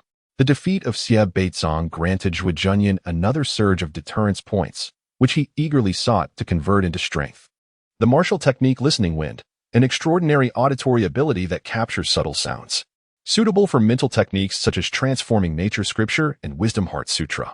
This auxiliary martial skill appealed to Zhuo Junyan, who primarily relied on his gun in the early stages. He deemed it advantageous, especially since these martial artists move swiftly. Possessing Listening Wind would help him avoid sudden ambushes, thus he selected it. System prompt. Listening wind is not applicable to the indestructible skill. Please choose wisely. So, that is how it is. Different mental disciplines possess varying ranges of martial techniques. The indestructible Vajra skill enhances defensive and restorative martial arts. Yet its efficacy appears diminished concerning auxiliary martial arts. Thus, Zhuo Junyan resolved to select another mental discipline. To his surprise, the system notified him, you cannot simultaneously possess two fundamental mental disciplines. What? Zhuo Junyan was taken aback. After a moment's contemplation, he noticed Jin Wuxin preparing to depart. He called out, Captain Jin. Jin Wuxin halted, gazing at him in confusion. What else do you require? Zhuo Junyan inquired. Are there any restrictions regarding a warrior's cultivation of inner mental disciplines? I mean, can one only cultivate one at a time? Jin Wuxin, astonished, replied, I have never heard of such a thing. Zhuo Junyan immediately responded. So, you mean to say that it is permissible for warriors to practice multiple mental disciplines? So that is how it is. Thus, the limitation lies not with the individual, but with the system. Indeed, the system possesses its own advantages, yet it also imposes constraints. At present, it seems that pursuing martial arts through the system allows for only a singular, unwavering path. Much like the class restrictions in a game. If you are a swordsman, you cannot learn mage skills, and should you attempt to do so, there would be no enhancement. However, in the realm of reality, one may train freely, unless the two systems inherently conflict. Zhuo Junyan nodded. Thank you. After Jin Wuxin and the others departed, Zhuo Junyan gazed at the system and mused. Excellent. I actually appreciate this. In life, one must strive forward with tenacity, pursue excellence with courage, remain undaunted, and exhaust every effort. How could one rely solely on external assistance? Assistance is but a supplement. The foundation lies within oneself. When yin and yang harmonize, one can truly traverse the world. Chapter 7. The Tiger Gang. Zhuo Junyan ultimately resolved to learn the art of listening to the wind. Currently relying primarily on firearms as his main weapon, he found that it was most effective to learn in accordance with his own characteristics, without the need to engage frequently. Upon elevating his listening to the wind to level 3, he sensed an immediate increase in the cacophony surrounding him. The wind rustled through the branches, producing a whispering sound. Distant voices engaged in hushed conversations, seemingly discussing the earlier battle. Birds flitted through the vast sky, emitting joyful courtship calls. Even the elderly man at the tea stall murmured about compensation, his voice barely audible from the back room. A faint smile graced Zhuo Junyan's lips. This ability was quite remarkable, especially since it did not consume internal energy. He mused, if supported by the corresponding mental techniques, could my hearing become even more acute? He chuckled to himself. No matter, for the time being, this suffices. Glancing at the system, a notification appeared. Learning martial skills not supported by corresponding mental techniques is an exercise in futility. The host is advised to proceed with caution. Previously, he had lamented the lack of learning opportunities, and now he was criticized for venturing into other realms. Zhuo Junyan did not expect any meaningful guidance from this system. He was unafraid of death and indifferent to its evaluations. Tossing a handful of loose silver coins onto the tea stall without inquiring if it sufficed for compensation, he departed. As daylight swiftly passed, after a day of rest, Zhuo Junyan's injuries gradually healed, though he was still some distance from complete recovery. Unfazed, he shouldered his bag and box and walked outward. In the eastern outskirts of Huayan County stood a solitary grand residence, isolated in an expanse of land, with no other structures nearby, save for a small thicket not far off. The plaque at the entrance bore two imposing characters, Tiger Gang. The calligraphy was bold and fierce, reminiscent of a soaring tiger, exuding an air of dominance. The door was adorned with a pair of tiger head knockers, and two tiger-headed blades hung from the porch, all exuding a ruthless and unabashed aura. The power and ferocity of the Tiger Gang were palpable, embodying an atmosphere of intimidation and violence. This was the foremost crime syndicate of Huayan, the Tiger Gang. Beyond the grand entrance lay a shadow wall, and beyond that was a vast training ground. At the rear of the training ground stood a large hall. A plaque hung prominently within, inscribed with three vigorous characters, Loyalty Hall. At this moment, Lai Huyang was seated in the Tiger Gang's Loyalty Hall, indulging in a feast. A large platter of meat filled the entire 8 immortals table before him. Lai Huyang fiercely gnawed on a pig's trotter, voraciously devouring it, crunching even the bones, the sound echoing as he chewed. His robust torso was bare, revealing powerful, bronze-hued muscles. As he devoured his meal, Juices flowed from his mouth, trickling down to his chest, creating a gleaming sheen. On the training ground in front of the loyalty hall lay two bodies draped in white cloth, Xie Beizong and Bai Zhong. A group of men clad in black attire stood at the side of the training ground, each wielding torches and steel blades, their expressions grave, exuding an air of deadly intent. Have we not yet found the person? Lai Huyang inquired in a low, somber tone. He swiftly devoured the pig trotter in his hand, then picked up another without casting a glance downward, his demeanor disturbingly calm. A hush fell over everyone as they averted their eyes. They all understood that the more ferociously the leader ate, the more tumultuous his mood. In such circumstances, only the second in command, Gui Xinyang, dared to speak with him. Standing not far from Lai Huyang, the hefty Gui Xinyang rumbled. Go ask the person who inquired about Jin Wuxin. That rascal was probing into our tiger gang's whereabouts before he departed. Lai Huyang paused mid-bite, a sinister smile flickering across his formidable visage. Interesting. A bold young man. But what is his strength? Behind Gui Xinyang stood a young man clad in plain attire, wielding a 7-foot-long green blade, with a scabbard at his waist filled with flying daggers. The young man smiled. He is a first-level martial artist, skilled in the iron cloth technique. Adept at launching hidden weapons with stealth, he may be an extraordinary individual proficient in manipulating objects. Upon hearing this, Lai Huyang rose, an intangible aura of intimidation emanating from him. Though he was at the second level, his presence was that of a pinnacle warrior. Gazing at the bullet, Lai Huyang squinted and remarked, the shape at the rear has altered, evidently due to a heavy impact. This was not a projectile propelled by wrist strength. The young man approached, examining the deformed bullet. The boss is right. This is not a weapon launched by wrist strength, but rather a projectile that has been forcefully struck. To cause such deformation, it would require a heavy blow. Curious, there has never been any mention of such martial arts or hidden weapons. Moreover, those present did not observe any impact. This object was directly emitted from a black entity. Lai Huyang leaned closer and even sniffed the bullet a few times. There is a scent of sulfur. It must be some form of mechanism. Gui Xinyang, astonished, inquired, mechanism? Are you suggesting this was launched by a device? Lai Huyang pondered, tilting his head skyward, contemplation etched across his features. It seems so. Intriguing. Could it be the work of the Mo sect? The young man's expression grew grave. If it is the Mo sect, we are in trouble. Lai Huyang bared his teeth. What business do the Mo sect have wandering into this desolate place? Gui Xinyang whispered. Could it be related to the incident at the Huayin River earlier today? Perhaps they received some intelligence. The Huayin River? Lai Huyang furrowed his brow. This is quite peculiar. We have yet to ascertain the situation. And it has only been a day. The Mo sect is leagues away. How could they possibly receive word so swiftly? Even carrier pigeons would struggle to reach here. Though Lai Huyang exuded a fierce aura and displayed a robust demeanor, his mind was far more intricate and contemplative than it appeared. With a cold smirk, he declared. So they intend to take advantage of the situation? Frankly, it matters little whether it is the Mo sect or not. They are a formidable faction, brimming with extraordinary talents. If they seek to trouble us, we may not withstand it. Yet, I am certain of one thing.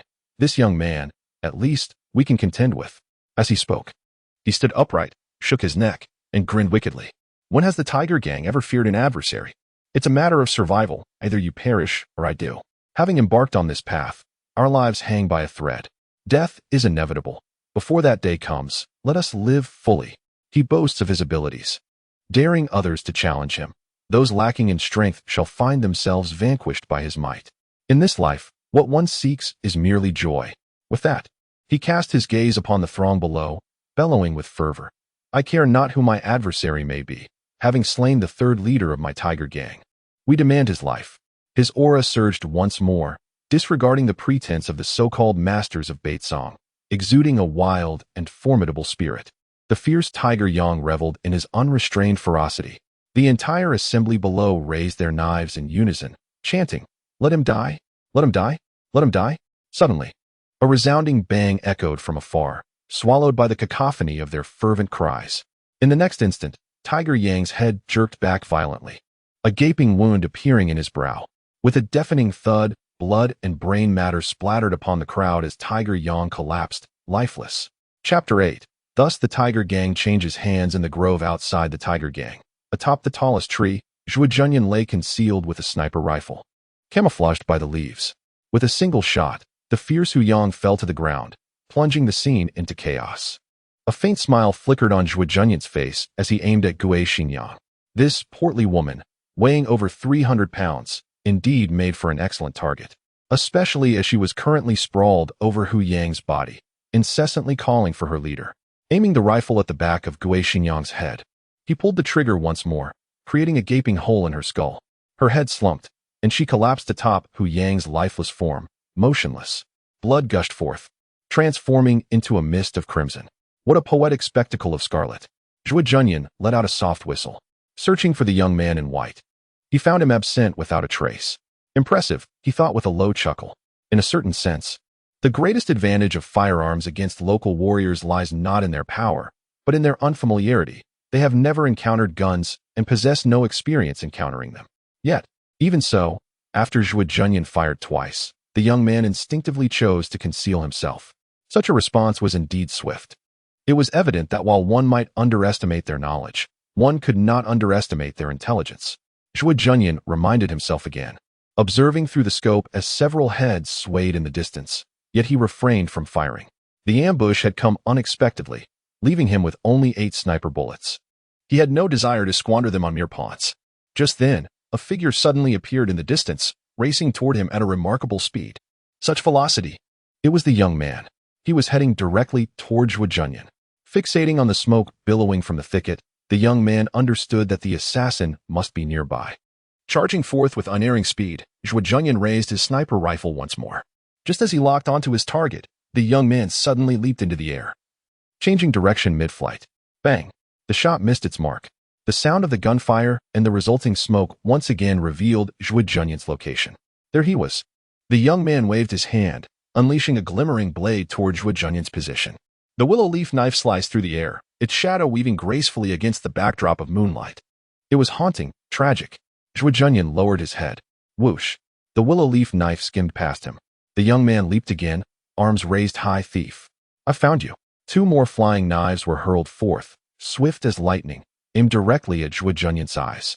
Zhuo Junyan rolled to the side, narrowly evading the knives as he descended rapidly toward the ground, his gaze fixed unwaveringly on his opponent.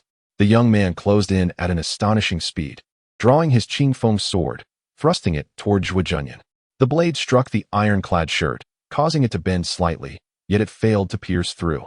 This adversary exhibited remarkable speed, precision with the flying knives, and adaptability, but his swordplay lacked the formidable power of Xie Beizong's dual offensive and defensive prowess. Now, Zhuo Junyan brandished a beretta. The gunfire erupted, blazing like a shooting star against the night. The young man swiftly maneuvered, narrowly evading the bullet that whizzed past him. With a flick of his hand, a cloud of smoke billowed forth, and soon, Zhuo Junyan could no longer discern the young man's figure. The young man's voice, now hauntingly resonant, emerged, a splendid mechanism. However, the concealed weapons launched through such contraptions differ from those released by hand. They are bound to a linear trajectory. As long as you do not aim directly at me, what can you possibly do? No wonder his reflexes are so sharp. It turns out he is also adept with hidden weapons. Zhuo Junyan chuckled softly. Suddenly, a glint of cold light pierced through the mist. A sharp blade lunged towards him, tracing the sound of Zhuo Junyan's voice.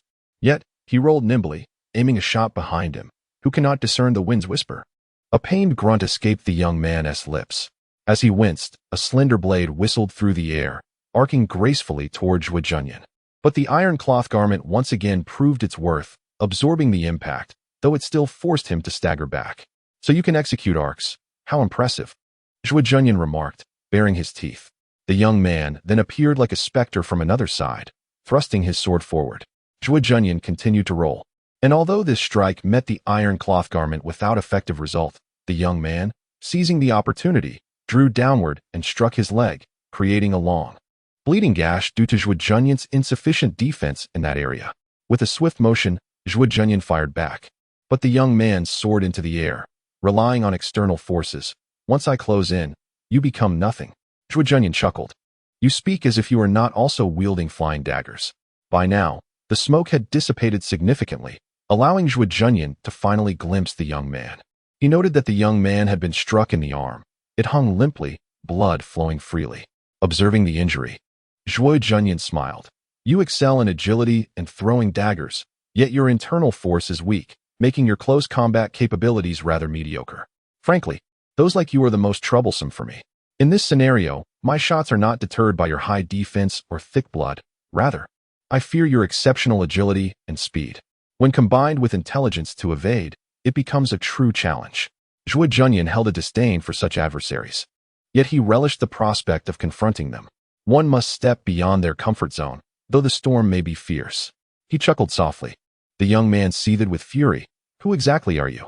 As gunfire erupted, the young man deftly sidestepped as Zhuo Junyan raised his arm. His reaction speed was indeed impressive. And crucially, he had mastered the proper technique to evade gunfire. Seeking death, the young man lunged with his sword. What unfolded next astonished him. Zhuo Junyan did not evade but charged directly at the blade. No dodging, no flinching. The young man was taken aback. The sword pierced through fabric and into flesh, even as Zhuo Junyan produced a knife, plunging it viciously into the young man's eye socket. A dual wound tactic, simple yet effective. A howl of excruciating pain erupted from the young man. Seizing the moment, Zhuo Junyan fired another shot at him. This time, the young man had no means to evade. 3 shots rang out in succession, and he collapsed, stiff and lifeless. Zhuo Junyan let out a long sigh of relief. He had effortlessly dispatched the strongest of the fierce Tiger Gang, along with the second in command. Yet it was this 4th-ranking leader of the Tiger Gang that had inflicted the most harm upon him. Indeed, not every situation is a matter of sheer strength. Lowering his gaze upon himself, he found solace in the fact that the wounds were not too grievous. The iron cloth had ultimately mitigated much of the damage. Withdrawing his sword, he hastily bandaged his injuries before severing the head of the young man. He then lifted the head and, step by step, advanced toward the Tiger Gang's main hall. The acquisition of intimidation necessitated a direct confrontation, implying that unless tasked otherwise, hunting for strength was not a fruitful endeavor. Public slaughter was the true means. This compelled Zhuo Junyan to continue his rampage. At that moment, the Tiger Gang was in utter disarray, its members flailing about like headless flies.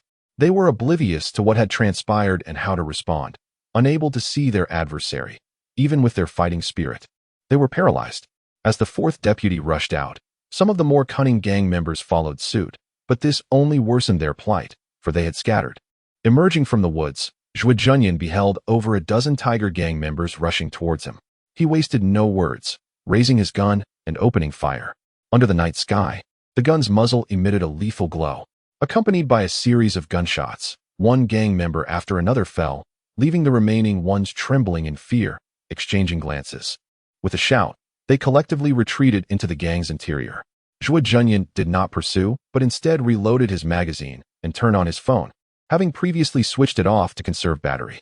At this moment, he played a song, not a hero. While the lyrics spoke of swords and fists, they felt overly refined for the current atmosphere. For a display of iron blood, a foreign battle song was more fitting. He switched to such a whole, cranking the volume to the maximum. The eerie tune infused a sense of the macabre, layered with a hint of dread and a touch of savagery, perfectly aligning with the moment's essence. With a fierce visage and a smile, he embraced the wind and the music, continuing onward. Blood soaked through the bandages, slowly trickling down his body, leaving a trail of crimson footprints with each step. Yet, within the heart of the killer, there was only exhilaration. Upon entering the Tiger Gang's main hall, several figures emerged simultaneously. Zhuo Junyan raised his hand and tossed a grenade, which detonated, sending the rushing gang members sprawling. He strode in boldly, using his gun to mark each target, embodying a deity of death as he reaped the lives of all present. In the Tiger Gang's training ground, gunfire echoed incessantly, blood splattered everywhere. Throughout the long night, the landscape was drenched in crimson. An eerie melody wafted through the air, as if the very heavens were accompanying him, mourning his actions, accompanied by strange whispers, as though demons were murmuring, cloaking the earth in darkness due to his presence. He was like a devil emerging from the depths of the underworld. Captivating, fearsome, this scene shattered the confidence of all present, and it was unclear who first cried out, "We surrender." In an instant, all fell to their knees. Zhuo Junyan ceased fire, standing resolutely amidst the chaos of a fractured world. Chapter 9. The historical enigma of the Tiger Gang's loyalty hall. The revelry had ceased, and the people had descended. In the grand hall, everyone stood in solemnity. The atmosphere was austere, steeped in silence. The Tiger Gang had undergone a transformation, yet its members remained resolute. It was as if nothing had transpired. All was as it had always been. Zhuo Junyan occupied the seat of the fierce Tiger Yang, indulging heartily in meat, replenishing his depleted energies. The food on the table was devoured in a whirlwind, and Zhuo Junyan felt his spirits rejuvenated. Checking the system, he noted that his intimidation value had once again exceeded 300. Perhaps due to the limits of intimidation harvesting, the dozens of gang members below, though still silent and trembling, no longer contributed to his intimidation value. It made sense. Otherwise, he could simply maintain a host of individuals to intimidate at will, which the system would undoubtedly reject. Wiping his lips, Zhuo Junyan pondered leisurely. What is the peculiar skill of this fierce Tiger Yang? A gang member bowed his head and replied, iron-skinned and copper-boned, impervious to blades and bullets. Yet before you, that matters not. The latter part of the statement was mere flattery. Zhuo Junyan was uncertain about the true extent of fierce Tiger Yang's invulnerability, having never had the opportunity to test it. His inquiry arose because the extraordinary skill section had been unlocked. The extraordinary skill section presented two options. 1. Spiritual perception. 2. Extraordinary skill. The spiritual perception option remained locked, while the extraordinary skill section offered a purchase choice, iron-skinned and copper-boned. Unlike the free learning of martial arts, acquiring this skill required a consumption of 1,500 intimidation points. Zhuo Junyan recognized the implication. It appeared that while martial arts were freely available, other items necessitated special means to access, such as healing potions and these extraordinary skills. The nature of spiritual perception remained unclear for now, but it likely had a direct correlation with extraordinary skills, potentially enhancing their effects. Considering that only one mental technique could be learned, it was probable that only one extraordinary skill could be acquired. This meant that obtaining an extraordinary skill must begin with superior abilities. Therefore, Zhuo Junyan concluded that even if he had sufficient intimidation points, he would refrain from making immediate purchases. The system had not provided prior warnings, compelling him to tread carefully lest he make an irrevocable choice. Ultimately, resources were finite. Without strength, he could not maximize his benefits during the novice assessment period. Shutting down the system, Zhuo Junyan stated with deliberation, Fierce Tiger Yang is dead. From this moment forth, I am the leader of the Tiger Gang. The manner in which the Tiger Gang conducted its affairs will remain unchanged. Upon hearing this, the crowd rejoiced, indeed. However, one gang member with a sharp face and monkey-like features voiced his concerns. Chief, I have a word that I am uncertain whether to speak. Speak, Zhuo Junyan urged. The late Fierce Tiger Yang hailed from the Battle Tiger Hall. With the leader slain, the Battle Tiger Hall may seek retribution. Zhuo Junyan chuckled. And what of your other leaders? The gang member responded. The second leader belongs to Xinyang, the Big Belly Gate. The third leader is Xie Beizong from the Undying Sect, and the fourth leader is Kong Qing from the Flying Flower Sect. Each possesses substantial backing and connections. His words, earnest and heartfelt, could easily mislead one into thinking he had been a loyal minister for years. Zhuo Junyan gazed into the distant night sky. The stars shimmer brilliantly, weaving enchanting illusions. Under the slanted moonlight, a melancholic beauty tugs at the heartstrings. Thus, in this battle, have I already offended for sex? He harbored no fear of death, his courage surpassing the heavens. Supporting his chin with his hand, Zhuo Junyan remarked, Fear not. If their people come seeking vengeance, you shall say it was I who did the deed. You need not involve yourselves. He then turned to the gathered crowd, asking, What is your name? I am Majar. From this moment forth, the affairs of the gang will be entrusted to you, Zhuo Junyan declared, rising to his feet. Majar was taken aback. Am I truly the deputy leader now? The elevation came too swiftly, leaving him somewhat dazed, especially with the impending troubles that loomed. His heart was a tempest of uncertainty and apprehension. All the members replied in unison, yes. Zhuo Junyan had spent 3 days recuperating from his injuries in the Tiger Gang. After this period, leveraging the formidable recovery abilities of the indestructible technique, his wounds had largely healed. During his spare moments, Zhuo Junyan also practiced his skills. He discovered, as he had anticipated, that even without utilizing intimidation points, engaging in self-cultivation would still yield personal growth, albeit at a slower pace and with significantly less efficiency compared to when intimidation points were employed. Throughout these 3 days, news of the change in leadership within the Tiger Gang spread like wildfire across the county. Everyone was aware of the formidable individual who, single-handedly, had dispatched the 4 gang leaders, including the fierce Hu Yang, and claimed the position of chief, exhibiting an even more ruthless demeanor. Consequently, despite the losses in manpower, the standing of the Tiger Gang did not diminish. Rather, its notoriety within Huayan County soared to new heights. During this time, Zhuo Junyan seized the opportunity to familiarize himself with everything around him. He instructed his subordinates to procure historical texts, yet upon perusing them, he was astounded by the revelations. The chronicles spoke of the 3 sovereigns and 5 emperors, the Xia, Shang, and Zhou dynasties, the 5 hegemons of the spring and autumn period, the 7 heroes of the warring states, the Qin and Han dynasties, the 3 kingdoms, the Wei, Jin, northern and southern dynasties, and onward to the Sui and Tang. The pivotal changes commenced in the Tang dynasty. The ascension of the Empress Wu transformed the realm, igniting a multitude of lords and sparking numerous conflicts. Ultimately, shortly after the demise of Empress Wu, Qin Qingxiu established the Defeng dynasty, lasting a century. History encountered a new turning point during the reign of Wu Zetian, cascading into an entirely different world, distinct from that of Earth. No wonder the written characters and language here retain an ancient elegance, with many aspects appearing familiar yet elusive. It seems that the historical narrative from a millennium ago remains unchanged. Zhuo Junyan took a moment to calculate. Since the Tang dynasty, this world had sequentially witnessed the rise of the Feng, Yuan, and Yu dynasties, followed by the fracturing into the 4 kingdoms period, the subsequent emergence of the Daliao, and a series of changes including the 16 kingdoms and 7 kingdoms, spanning approximately 1,000 years. Thus, if measured in the Gregorian calendar, the timeline here bears little difference from that of Earth. Yet, these details were not the crux of the matter. It was the world. It was the land. The land had transformed. The historical records noted, in the first year of Guangzhai, a comet descended from the heavens. 2 years later, the stars shone across the 9 heavens, and the continents merged. This year was designated as the beginning of the Holy Reign. In the first year of the Holy Reign, Empress Wu officially ascended the throne, hunting for dominion over the realm amidst ceaseless strife. In the first year of the Rift, the continent fractured, dividing the world into 4 parts. This year marks 130 years after the founding of the Sacred Dynasty. In other words, the land of this world first underwent a process of unification before fracturing into 4 substantial fragments. As time progresses and celestial bodies shift, the earth becomes fraught with peril. This year, a great wind heralds the demise of the dynasty. Perhaps for this reason, the 4 continents are not distantly separated. Between them lies a sea that divides them, forming a cross.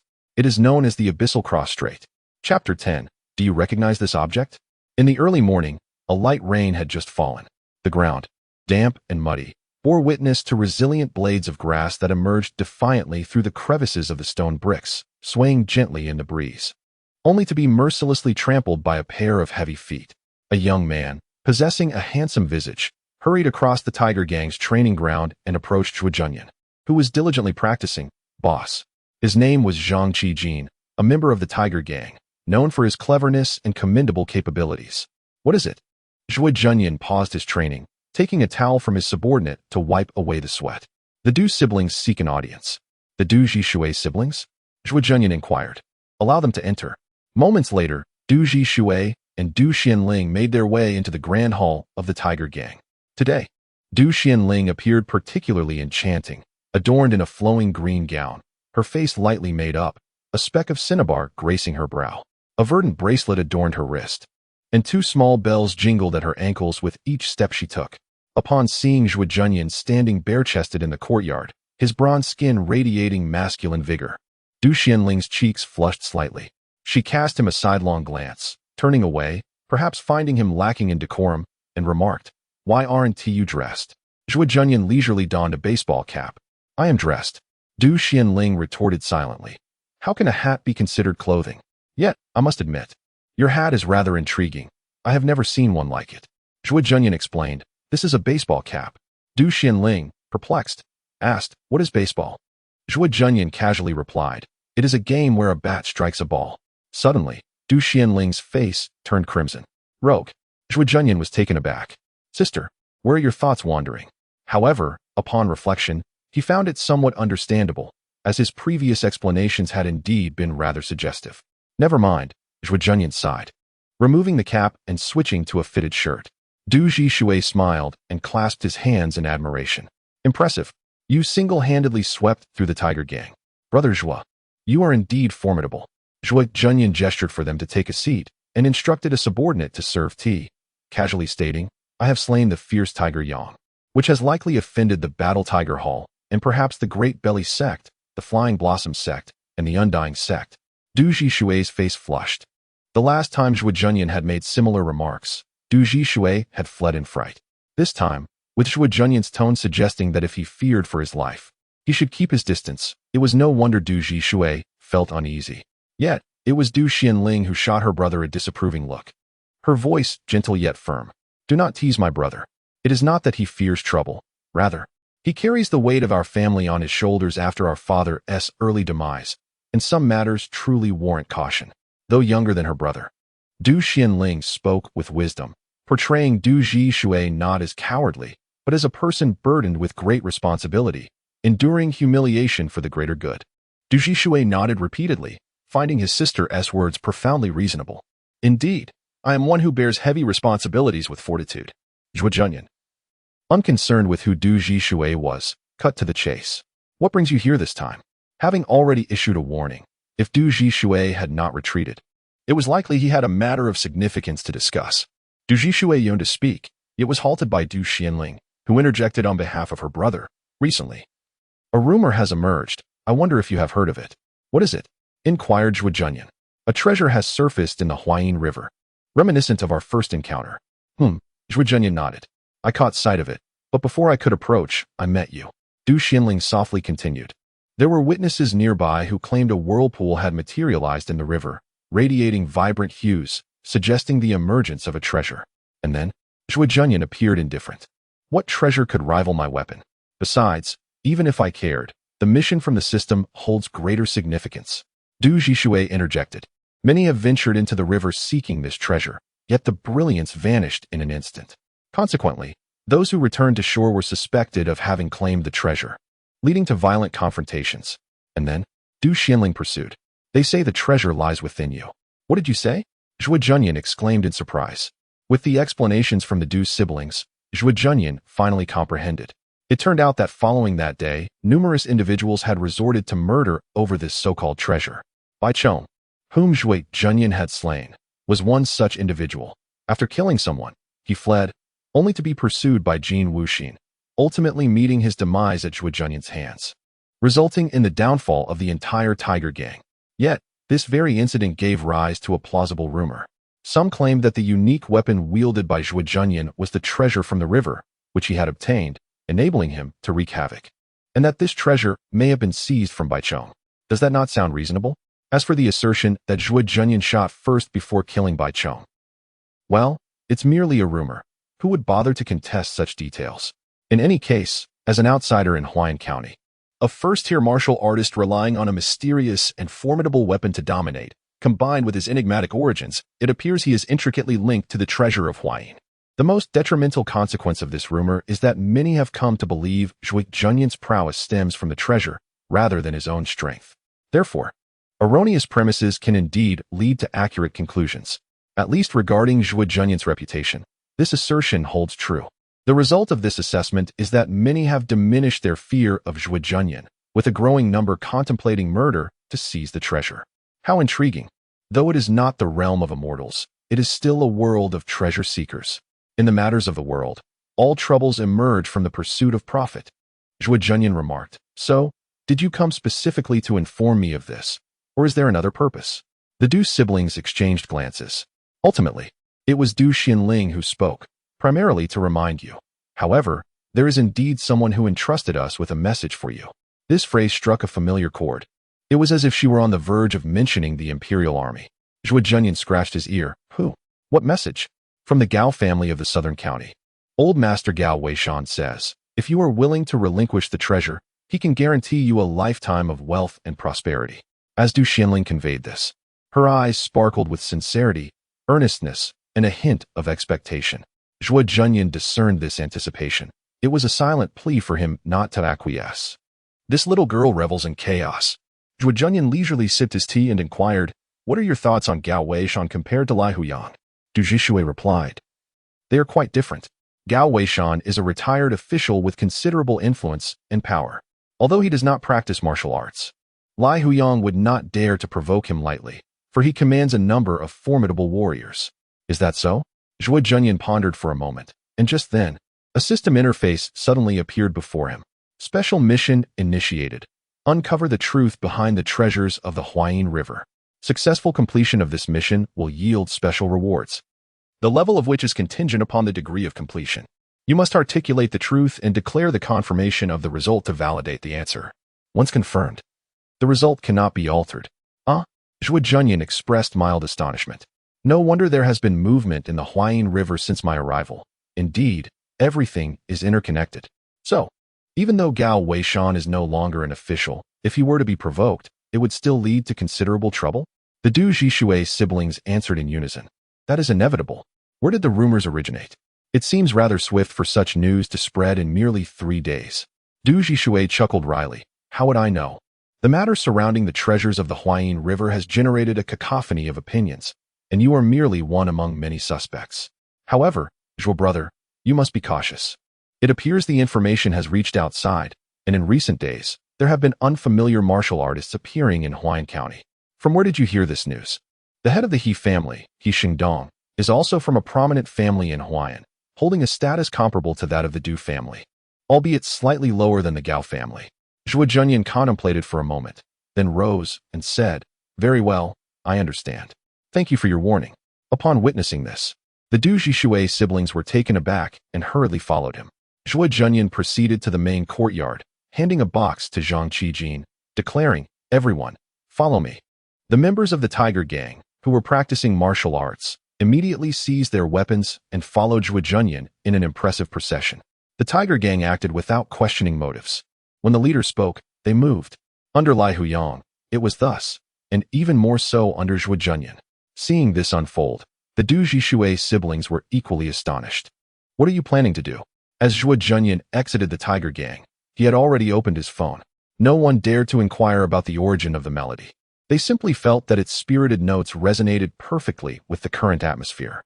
As a throng of individuals marched fervently toward the county town, Du Zhishui suddenly recalled something. Exclaiming in distress, This is bad. Zhuo Junyan is surely going to confront old Master Gao. This situation is bound to escalate. He had not anticipated that his mere role as a messenger for old Master Gao would provoke such a significant reaction from Zhuo Junyan, and he instantly felt the urge to retreat. However, Du Xianling, being bolder, glanced at Zhuo Junyan's receding figure and declared, Brother, we must follow him. What? Du Zhishui was taken aback. Du Xianling, noticing his reaction, retorted, You, who usually exhibit such bravado, become timid when it comes to serious matters. Challenged by his sister's words, Du Zhishui felt a surge of indignation and stubbornly replied, What am I afraid of? I am merely concerned for you. If you want to go, then let us go. As they followed, a sense of unease crept in.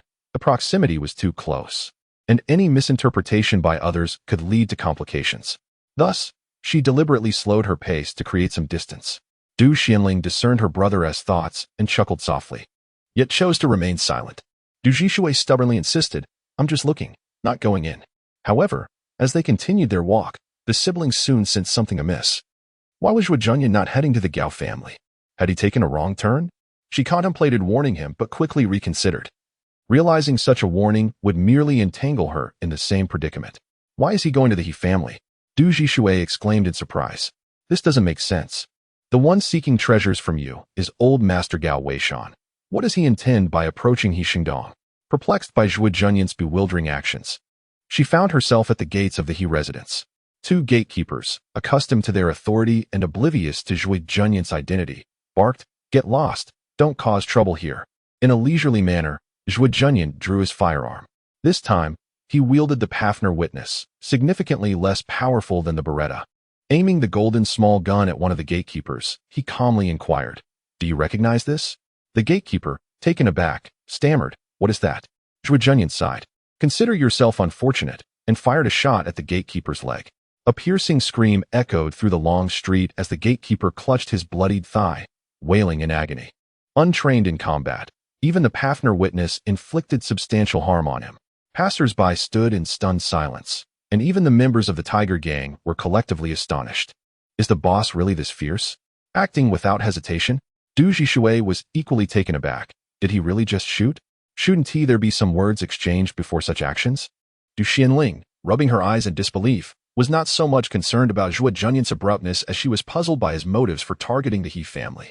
Meanwhile, Zhuo Junyan had already aimed at the other gatekeeper. Do you recognize this now? The gatekeeper, terrified, nodded frantically. I do. I do. His face pale as snow. His heart raced in fear. Then I shall enter. With that, Zhuo Junyan stepped through the gates of the He residence. Chapter 11. Rampage upon entering the He residence. A few servants rushed forward with fierce determination, collectively shouting, "Who dares?" Bang, bang, bang, bang. The sound of gunfire shattered the air, silencing their bravado. Each shot struck the legs of the assailants, causing them to cry out in agony as they collapsed.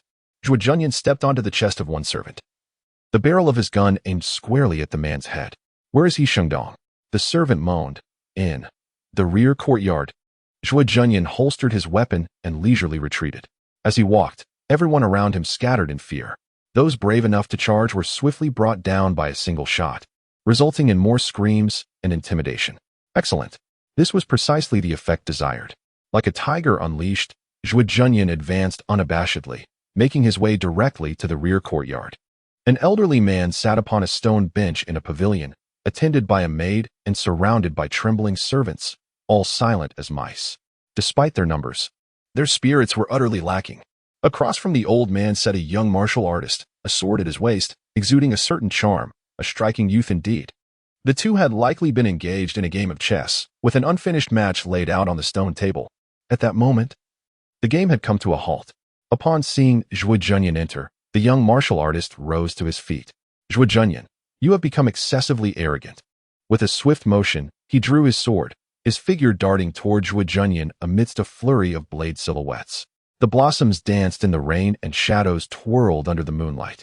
The young man held great confidence in his swordsmanship, determined to make Zhuo Junyan regret his presence. However, despite his speed and skill, he made a grave error. He advanced in a straight line. The gun fired. Flames erupted, revealing a spray of blood. The sword's illusions vanished as the young man stumbled and fell, crying out in pain, a gaping wound now adorning his thigh. Clutching his injury, he gazed up at Zhuo Junyan in horror. The treasure of the Huayin River? Zhuo Junyan casually cleared his ear, unfazed. Do the vanquished have the right to inquire? It is I who shall ask, and you who shall answer.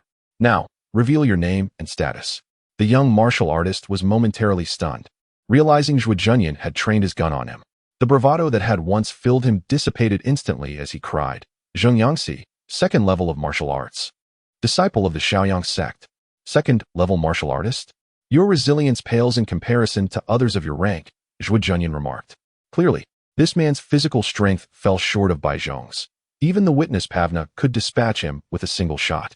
Upon mentioning his martial lineage, Zhengyangxi regained his courage and shouted, "The martial arts of the Shaoyang sect emphasize grace and agility, with swift sword techniques. What do you know?" Zhuo Junyan pressed the barrel against his forehead. Zhengyangxi yelled, "Not so? Not so. There's a vast difference." Zhuo Junyan lowered his weapon. "Now you're being obedient." He then turned his gun toward the old man.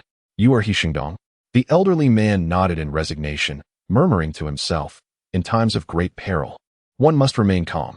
Steady, steady." Yet his legs trembled uncontrollably. A ruthless man, a formidable figure. Why would such a fearsome presence seek me out? I am in grave danger. He was already contemplating bowing in supplication. Zhuo Junyan inquired, "Why do you claim that I am the one who took the treasure?" He Shengdong was taken aback.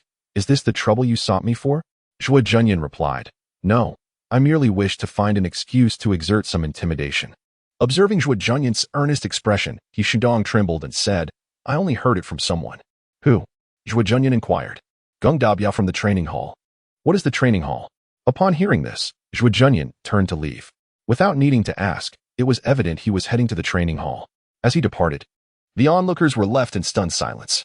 Unable to contain herself, Du Xianling called after him, "Zhuo Junyan, what are you doing?" Zhuo Junyan continued on, his stride commanding. "This rumor has been meticulously crafted. Its precision is too uncanny. I suspect it is a deliberate distraction orchestrated by the true possessor of the treasure. Hence, if we can trace the source of the rumor, we may uncover the genuine treasure holder. Is that so? Du Xinling pondered. No wonder you aren't seeking trouble with Gao Weishan. If Gao Weishan had acquired the treasure, he wouldn't resort to such methods to reclaim it. Even he would avoid provoking local tyrants like the Tiger Gang. However, she interjected, your logic is flawed. Rumors propagate over time. How long will this take? I don't mind a prolonged search, as it is all just a show of intimidation. Du Xinling shook her head urgently, even if you find it. That does not mean the initial spreader of the rumor is the treasure holder. Zhuo Junyan replied nonchalantly, that is why I did not eliminate them. What? The crowd expressed their astonishment at Zhuo Junyan, who coldly stated, mistakes happen.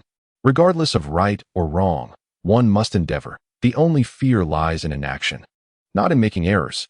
The onlookers murmured amongst themselves, you fear not making mistakes, as the misfortune does not befall you. They had encountered many tyrants, yet none possessed the singular audacity of Zhuo Junyan.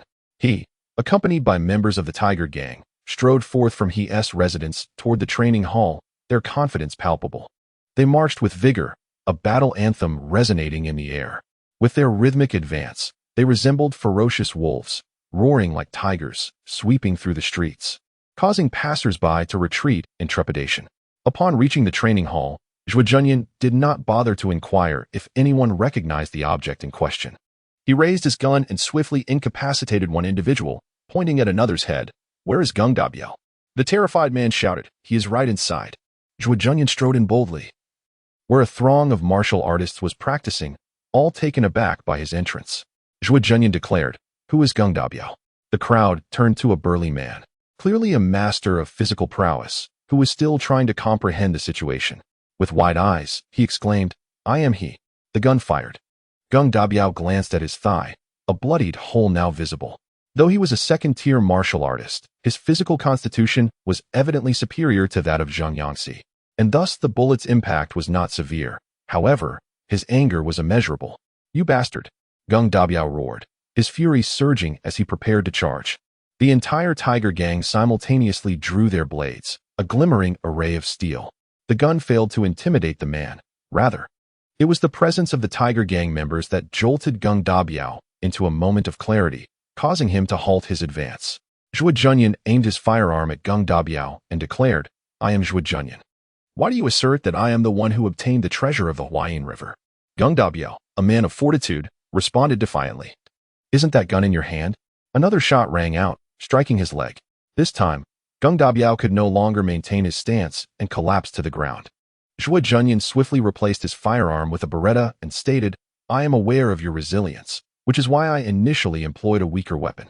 This one possesses far greater power. I concede. Geng Dabiao cried out in agony. So, you wove this rumor? Zhuo Junyan continued to interrogate. Whether I concede or not. What does it matter to you? The martial world values victories and defeats. I am solely concerned with my own desires. The martial artists nearby chimed in. It wasn't him. We heard it from Antley next door. Zhuo Junyan holstered his weapon and turned to leave. A group of individuals stood in stunned silence as they watched him depart, finally grasping the situation only after he had vanished. So, you came here for this? Geng Dabiao bellowed. Why are you all still dawdling? Hurry and fetch a doctor for me. Damn it. What kind of hidden weapon is this? It hurts like hell. However, soon a piece of news plunged Geng Dabiao into despair. Today's doctor was exceedingly busy and could not attend to him. On that day, Zhuo Junyan traversed the long streets, singing as he wandered through every corner of the county town. He engaged in little small talk. Anyone who dared to meet his gaze received a bullet, followed by inquiries about the origin of the rumors. Consequently, the entire county witnessed the Tiger Gang members rallying around Zhuo Junyan as he swept through, moving from south to north, then east to west. Instead of feeling frustrated by empty pursuits, he roamed the city with enthusiasm, spreading his terror and establishing a formidable reputation in the minds of all, his intimidation factor soaring. Fortunately, news of Zhuo Junyan's quest for the source of the rumors had already permeated every alley and household, prompting everyone to cooperate. As soon as Zhuo Junyan approached, they fervently shouted that it was So and So who informed them. As long as I surrender quickly, you cannot shoot at me. Without fear, how can there be cooperation? When the intimidation factor reached 3,600 points, the trail pointed directly to the county magistrate Fang Zhicheng. Zhuo Junyan then proceeded to the county office. As he approached, every household shut its doors, and every family concealed themselves. Indeed, It was a scene of desolation. The long street was eerily silent, and the grand avenue lay deserted. At that moment, County Magistrate Feng Zhichong, having received the news, stood isolated before the county office. His face contorted in rage as he roared, "I am the county magistrate, the parental figure of Huayan County. I do not believe Zhuo Junyan dares to kill an official." The next moment, Zhuo Junyan strode forward, flanked by the members of the Tiger Gang. Feng Zhichong's heart trembled as he cried out. It was Cui Xiang from the Baiwa building. She said it. Baiwa building? Cui Xiang? Du Zhishui was taken aback. He had not anticipated that this matter would come full circle and land on his own head, hastily exclaiming, "I truly had no knowledge of this." Chapter 12. The Tyranny. The Baiwa Tower, located on the western outskirts of Huayan County, stands as the largest brothel in the city and is one of the properties owned by the Du family. A quarter of an hour later, in the Tsuerong room of Baiwa Tower, Zhuo Junyan's expression darkened as he surveyed the grim scene before him. A woman clad in a resplendent red silk blouse lay sprawled in a pool of her own blood, a short sword having pierced her neck from behind, severing her carotid artery, with blood splattered across the walls. What was once a lavishly adorned room had been transformed into a veritable hell of crimson, rendering it unbearable for others to behold. Even the erotic paintings on the walls had morphed into grotesque visages, entwined in a morbid embrace. Once a place of seduction, it had now become a prison of life and death. The deceased was none other than Tsuerong. She had only recently succumbed, her body still warm. Her face, painted with makeup, now marred by an expression of terror and disbelief. The music had ceased, and silence reigned. Zhuo Junyan stood motionless beside the corpse, while those behind him were rendered speechless with fear. At that moment, Jin Wuxin rushed in, shouting, "Make way!" He pushed through the crowd and reached Zhuo Junyan, only to be met with a scene that darkened his vision. He glared at Zhuo Junyan with fury. "Did you do this?" "Do not utter foolishness," Zhuo Junyan retorted coldly. Jin Wuxin hesitated. One need not be a fool to recognize the absurdity of such an accusation. He had merely spoken without fully processing the implications. Zhuo Junyan continued, "No one has disturbed this room. As the captain, you should search for any clues." Jin Wuxin took a deep breath and stepped inside. After a meticulous examination, he pointed to a hole in the window, stating, "The murderer must have thrown the sword from outside. It appears to be the work of a martial artist capable of long-range attacks, yet they failed to kill her instantly. Tsuerong must have struggled to escape, but ultimately succumbed before she could reach the door." Zhuo Junyan maintained a calm demeanor. "Is there anything else?" Jin Wuxin shook his head in confusion. "I am equally perplexed." "Why do you ask me?" Zhuo Junyan glanced at the window and the breach therein. The window is paper-thin. From the outside, one cannot see in. How could one ensure a precise strike? Jin Wuxin looked at Zhuo Junyan as if he were daft. A proficient martial artist can sense the position of others within a certain distance. Tsuerong was not skilled in martial arts. Her heavy breathing and footsteps would make her location easily discernible. Zhuo Junyan chuckled lightly. "Is that so? Then I must indeed feel ashamed of my martial status. It seems that mere talent is insufficient, and diligent practice is essential." Jin Wuxin, unfamiliar with the term Ki-gu, only knew that Zhuo Junyan was acknowledging his faults. Yet, in tone and expression, he appeared anything but humble.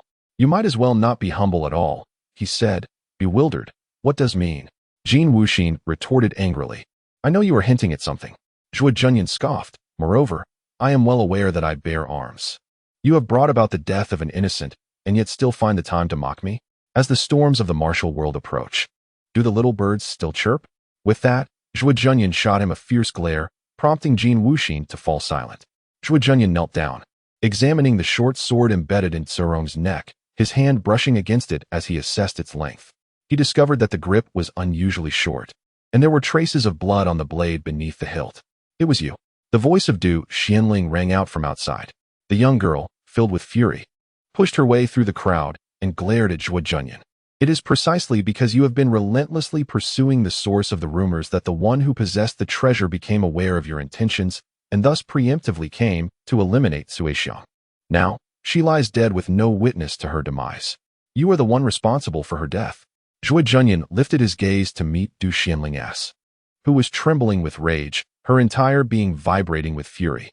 Even the phoenix hairpin atop her head, the bracelets on her wrists, and the bells on her ankles quivered, producing a melodious sound, a striking image of a distressed maiden. Oddly, his mood lightened somewhat. Zhuo Junyan smiled. "Well, that seems to confirm that my previous judgment was not in error." The original fabricator of the rumors is indeed the one who has truly obtained the treasure. Haha, I was merely testing the waters, and I did not expect to yield such results. Du Zhishui was equally displeased. You still dare to laugh? An innocent woman has perished. And you can still find amusement in that? Do you have no humanity? Zhuo Junyan slowly stood up. I do not know her, and I did not kill her. Why should I not laugh? Just because the act of murder and silencing is connected to me, does it imply that I am guilty? Should we cease investigations into wrongful cases? If an inquiry leads to the death of others, does that make the investigator culpable? Captain Jean, you ought to tread carefully. For the first time, he refrained from resorting to violence, his voice resonant and his words powerful. Upon hearing this, Du Zhishui and his sister were both taken aback. Indeed, one could argue that his methods of tracing the source were misguided, but to assert that Sui Xiang's death was his fault seemed a stretch. Even Jin Wuxin, faced with his beloved, could not deny. He speaks a truth. He was merely pursuing those who spread the rumors, and Sui Xiang's demise cannot justly be attributed to him. However, Zhuo Junyan, your path has been one of tyranny and aggression, and that remains an undeniable fact. Zhuo Junyan turned to Jin Wuxin. I am the leader of the Tiger Gang. You are well aware of what kind of organization that is. Do you expect to discuss ethics and morality with the leader of the Tiger Gang? Why not go and speak to Lai Huyang instead? Jin Wuxin fell silent once more. The Tiger Gang is a criminal organization. They thrive on strength. They commit evil. They operate with impunity. They are tyrannical. They show no mercy or reason. Attempting to reason with a tiger is akin to playing music to a cow. At least a cow might yield some milk. Why should Zhuo Junyan, as the gang leader, be expected to change? On the contrary, Zhuo Junyan is even more arrogant and domineering than Lai Huyang. The actions taken today are something Lai Huyang could not have accomplished. Yet Zhuo Junyan has. If you find it intolerable, then take action against him. If you cannot, then bow your head. Do not boast of strength if you cannot back it up. This is the harsh reality. The one with the stronger fist dictates the truth. Du Zhishui trembled with anger. Zhuo Junyan, I misjudged you. Zhuo Junyan scoffed. When did you ever truly understand me? Just because I saved you and your sister, does that make me a good person? Du Zhishui was taken aback, realizing the validity of his words. Their acquaintance had been brief, their bond shallow. What understanding could there be? Zhuo Junyan shared a deep connection with Jin Wuxin, while his relationship with Du Zhishui was merely a fleeting imprint. The heart is filled with sorrow and pain, while the body is ensnared in helplessness and despair. Ultimately, one can only flick their sleeve and withdraw. However, Du Xinling pondered for a moment, shifted her tone, and spoke gently. Brother Zhuo, I share a close bond with Cui Xiang. I have always treated her like a sister. Promise me, will you find the murderer and avenge her? Zhuo Junyan was taken aback. How can a young lady of wealth be such good friends with a courtesan? Du Xuanling's cheeks flushed. A courtesan is still a human. They too are compelled by circumstance to survive. How can you? Zhuo Junyan chuckled. I do not harbor any disdain. It's just that it's no wonder a mere baseball could lead your thoughts astray. It seems you often discuss postures with the girls beneath you? Du Xinling exclaimed in alarm. Do not speak nonsense. Zhuo Junyan deftly shifted the topic. Little girl, refrain from being so disjointed. Let us discuss serious matters without digressing. However, solving this case is truly a task best suited for our Captain Jean. Du Xinling, exasperated, retorted, where have I been disjointed? It was you who introduced the topic. Jin Wuxin lamented internally. I am not suited for this. My role is to apprehend thieves, not to solve cases. Specialized experts in case solving? I'm afraid they are a rare breed in this world. Moreover, one who can pinpoint and strike down Cui Xiang from a distance, relying solely on intuition, would likely possess formidable skill, and even if I were to find them, they would most likely be dead. Faced with Zhuo Junyan, he dared not admit his inability to solve the case, and could only grit his teeth and say, I will do my utmost. Just then, a member of the Tiger Gang interjected. This sword, I believe I have seen it before. Could you allow me a closer look, boss? Upon hearing this, Zhuo Junyan drew the short sword from Cui Xiang's neck and handed it to the gang member. Here. The gang member scrutinized the short sword, and suddenly his eyes lit up. This is the Eagle-S wing sword. What? The crowd gasped, and Jin Wuxin exclaimed, Do not speak recklessly. The gang member insisted, I am not speaking recklessly. Look, the hilt bears the emblem of a flying eagle. Zhuo Junyan had already noticed the eagle insignia on the hilt and stated plainly, Clarify your words. The crowd exchanged glances, and for a moment, no one responded. It was Du Xinling who spoke. The eagle's wing sword belongs to Luo Jiuying. Who is Luo Jiuying? Jin Wuxin interjected helplessly. There are two extraordinary individuals in Huayan County. One is Lai Huyang, and the other is Luo Jiuying. He is a master hired with a handsome sum by the esteemed old Master Gao. Ma Zhaori of the Tiger Gang remarked, Boss, Luo Jiuying is not to be trifled with. He hails from the 100 Swords Manor, which is a branch of the 10,000 Swords sect. Zhuo Junyan's interest was piqued. 10,000 Swords sect? 100 Swords Manor? The 10,000 Swords sect is one of the 9 major sects of the Eastern continent, and the pinnacle of its martial arts enables one to fly with a sword, not true flight, but rather through the manipulation of objects. Indeed, the elite warriors of the 10,000 Swords sect are predominantly extraordinary beings, focusing chiefly on object manipulation or metallic control. They practice the way of the sword, utilizing qi to command their swords, combined with object manipulation techniques, to unleash formidable swordsmanship capabilities.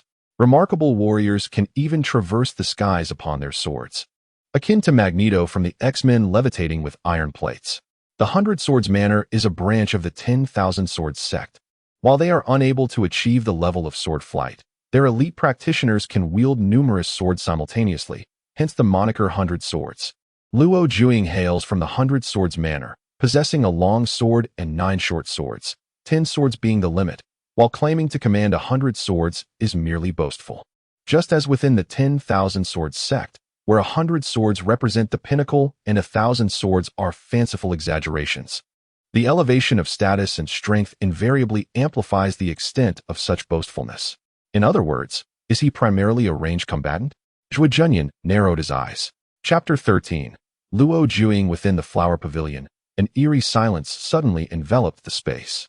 Every gaze was fixed upon Zhuo Junyan, for they all understood the gravity of his thoughts that mirrored their own deepest fears and anxieties. Standing in contemplation, Zhuo Junyan finally broke the stillness by inquiring, What manner of person is this Luo Jiuying? A heavy silence fell as everyone exchanged glances, none daring to voice their opinions. In the realm of martial arts, to question a person's character often implied lethal intentions. Though Zhuo Junyan was not a man of the Jianghu, he certainly possessed the air of one. It was Du Xianling, the boldest among them, who spoke up. Luo Jiuying is notorious for his ruthlessness, wielding his power as the heir of the 100 Swords Manor to kill without hesitation. It is said that he binds his victims with ropes, hangs them from trees, and practices his 9 eagles flying sword while blindfolded. Jin Wuxin interjected quietly. That is merely a rumor. It cannot be taken at face value. Du Xianling retorted. Are you suggesting he is a good person? With a heavy sigh, Jin Wuxin replied. In today's world, who practices martial arts with the intent of being virtuous? A group of Tiger Gang members nearby chuckled knowingly. Jin Wuxin's words held a ring of truth. Life was a relentless struggle, marked by hardship and bloodshed. What was the pursuit all about? Gaining a reputation for chivalry? Nonsense. Was it not rather a quest for dominance and boundless pleasure? Du Xianling had approached the window, pointing outside. That is the estate of the Gao family. Zhuo Junyan, with hands clasped behind his back, moved to the window. From the 3rd floor, he pushed open the window to reveal a distant courtyard, deep and shaded, where a few figures busied themselves, tending to flowers, calculating accounts, and cleaning the premises, none of whom seemed to be Luo Jiuying. Ma Zhaori stepped forward, cautioning, Boss, Gao Weishan was once an official. It would be unwise to offend him lightly. For years, the Tiger Gang and the Gao family have maintained a peaceful coexistence. Zhuo Junyan turned to Ma Zhaori, his gaze sharp and imposing. Ma Zhaori, sensing the shift in atmosphere, lowered his head and fell silent. Finally, Zhuo Junyan commanded, Deliver a formal invitation to old Master Gao, informing him that I shall visit this evening to discuss the matter of the treasures he desires. He then instructed Ma Zhaori. You shall go personally. Ma Zhaori lamented inwardly, regretting his earlier words, and hurriedly exited without further protest. Zhuo Junyan waved his hand. Leave the box behind. The rest of you may withdraw. I wish to remain here for a while. The members of the Tiger Gang retreated, while Jin Wuxin, resigned, summoned his subordinates to begin clearing the bodies. Du Xianling, however, hesitated to depart and asked Zhuo Junyan, What purpose do you have in staying here? The room is drenched in blood. Zhuo Junyan smiled at her. Are you not afraid?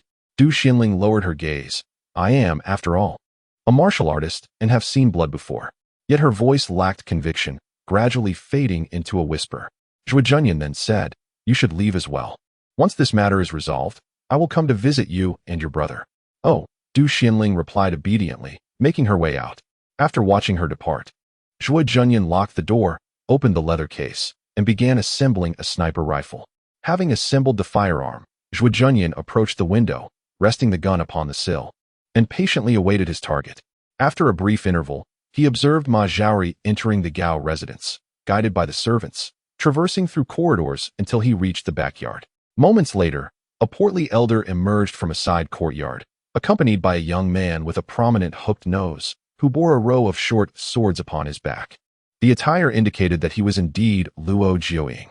Zhuo Junyan, relaxed and composed, locked onto his prey, the crosshair pinpointing the center of Luo Jiuying's brow. Just as he was about to pull the trigger, a faint sound of footsteps echoed from outside the room. With his left hand, Zhuo Junyan drew his beretta, aiming it behind him. The footsteps halted at the doorway, and a cool, melodic female voice resonated. "Your intent to kill is rather pronounced, sir."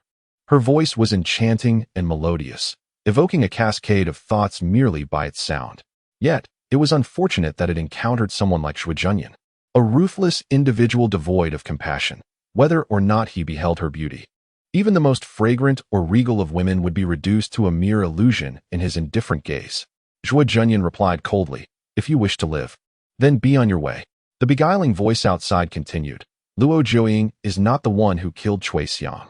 Still melodic and soothing, she persisted in her gentle persuasion. Zhuo Junyan's expression hardened with murderous intent. "If you do not depart, I shall create an opening for you, ensuring that you bear the burden of your own demise." The woman outside sighed softly, her footsteps gradually retreating. At that moment, however, Luo Jiuying suddenly glanced in this direction. Despite the distance, in that fleeting instant, Zhuo Junyan felt as though he was gazing upon his own reflection.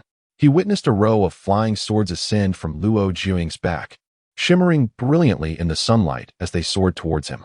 The light and shadows intertwined, the multitude of swords obscuring Zhuo Junyan's line of sight. In an instinctive response, he pulled the trigger, then dashed to the side. The next instant, an array of piercing sounds filled the air. The sword energy, fierce as a rainbow, penetrated the window, embedding itself into the bloodied wall opposite. Each sword, upon striking the wall, quivered at the tip, only to reverse course and whirl chaotically in the air, continuing their assault on Zhuo Junyan. The ability to control the flying swords confirmed for Zhuo Junyan that Luo Jiuying still lived. With no time to assess the situation outside, he unleashed a powerful punch, shattering the wooden floor beneath him, and descended below. Meanwhile, the 9 swords circled, howling in pursuit, resembling a fleet of drones under command, accompanied by the startled screams of a couple engaged in fervor upon a bed. The shrieks echoed anew. Today's revelry was destined for chaos. Without waiting for the 9 swords to regroup, Zhuo Junyan seized his sniper rifle and bolted from the 100 Flowers Pavilion. Chaos reigned within the pavilion, while the street outside was a scene of frantic flight. All were gripped by terror. As Zhuo Junyan burst forth, his intimidating presence surged. But he had no time to dwell on such matters. From the opposite Gao estate, Luo Jiuying charged out. One of his arms was missing. That shot had failed to kill him, but had indeed severed his arm. Spotting Zhuo Junyan, Luo Jiuying bellowed in fury, "Zhuo Junyan? How dare you lay a hand on me? I did not kill Cui Xiang." Zhuo Junyan coldly remarked, "Your demise has nothing to do with her. Choose your end." Luo Jiuying roared. Thunderous sounds erupted as the atmosphere crackled with energy. Within the 100 Flowers Pavilion, 9 swords soared and whirled like eagles in flight. At the very moment the 9 swords ascended, Zhuo Junyan had already drawn his firearm. Bang, bang, bang. The beretta fired thrice. Luo Jiuying was wounded, his strength waning, helplessly witnessing the radiant blossoms unfold upon his chest. His knees buckled, collapsing to the ground, while the swords that had flown high plummeted with a cacophony. With eyes wide in fury, he gazed at Zhuo Junyan, struggling to utter, "Why?" Zhuo Junyan casually retrieved a hand grenade, pulled the pin, and tossed it into the building. In the world of martial artists, one who kills will also be killed. Have you not comprehended this principle even now? Boom. The 100 Flowers Pavilion erupted in a cloud of smoke, accompanied by an indignant feminine voice softly hissing, "Zhuo Junyan, you are truly ruthless." Amidst the murmurs, a graceful figure ascended into the air. Luo Jiuying gasped for breath, still defiant. "I am the 100 Swords." Manner, bang. A shot to the forehead, and Luo Jiuying fell lifeless to the ground. Zhuo Junyan stated, "That is not what I wish to hear." Chapter 14. Mastery of manipulation. In the fleeting moment of a fierce confrontation on the long street, Zhuo Junyan resolved the battle, his keen gaze scanning the surroundings. Where no one dared to meet his eyes, blood flowed through the streets, instilling fear in the hearts of onlookers.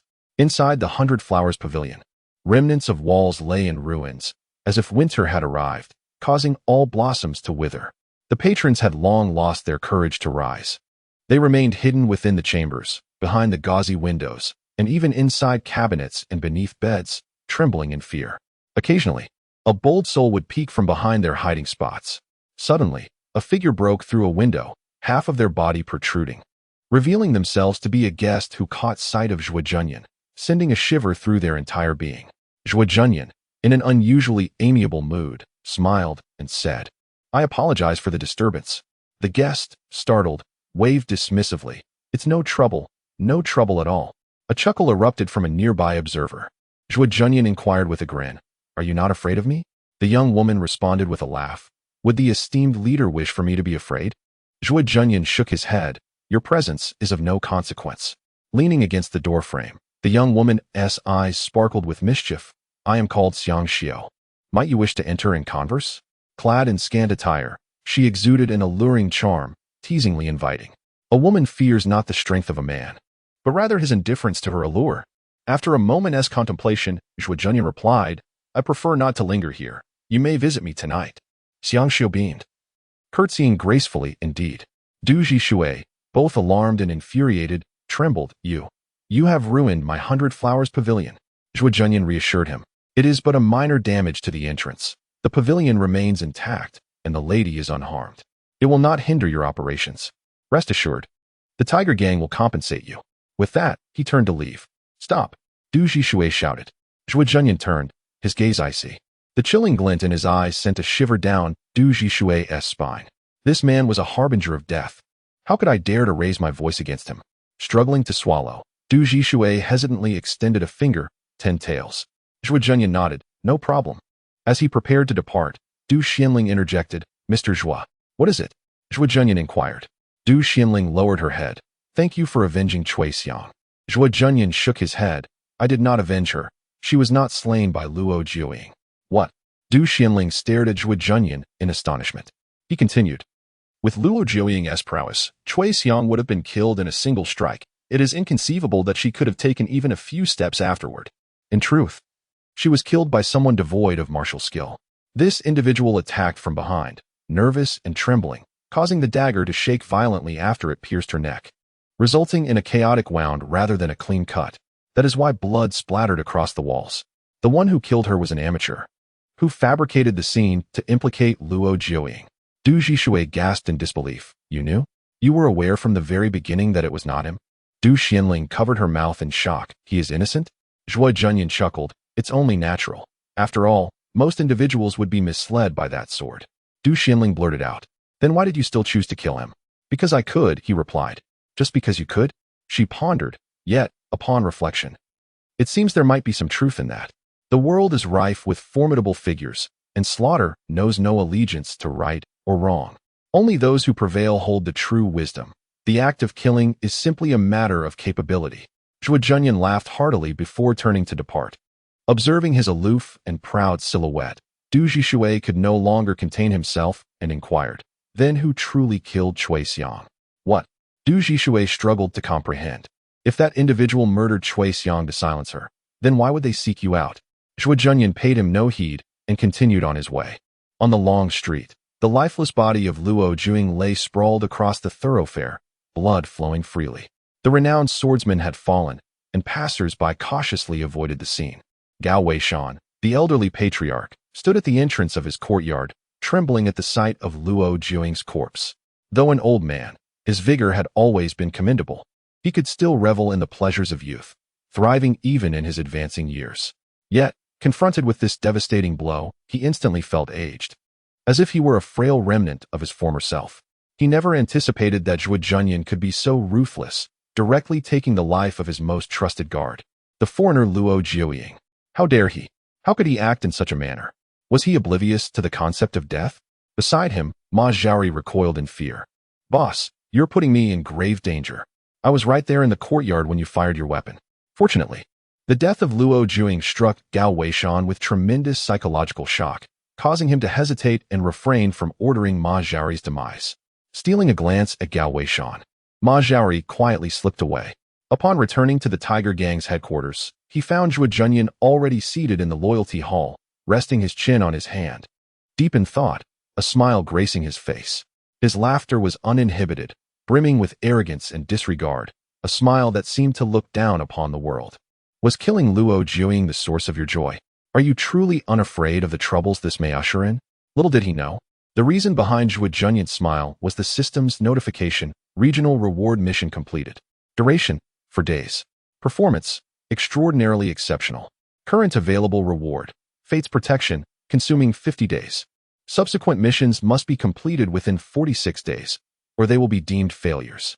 Only after making a choice can one truly grasp the significance of the reward. Just the name alone suggests that Fate's protection must be a boon.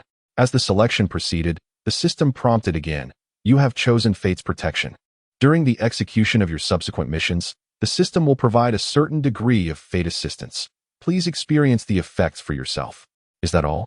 Zhuo Junyan was rendered speechless. Furthermore, a new skill option appeared in the system's extraordinary skill section, object manipulation. Learning it requires a consumption of 3,000 deterrence points. In other words, the deterrence points Zhuo Junyan had previously acquired were sufficient for only a single learning opportunity. Zhuo Junyan welcomed this development, as it indicated that this ability was indeed quite practical. Upon choosing to learn, his current supernatural skill transformed into object manipulation. What perplexed him was that after mastering object manipulation, the corresponding entry in the supernatural skills section vanished. The reason for this eluded Zhuo Junyan, who decided to set it aside for the moment.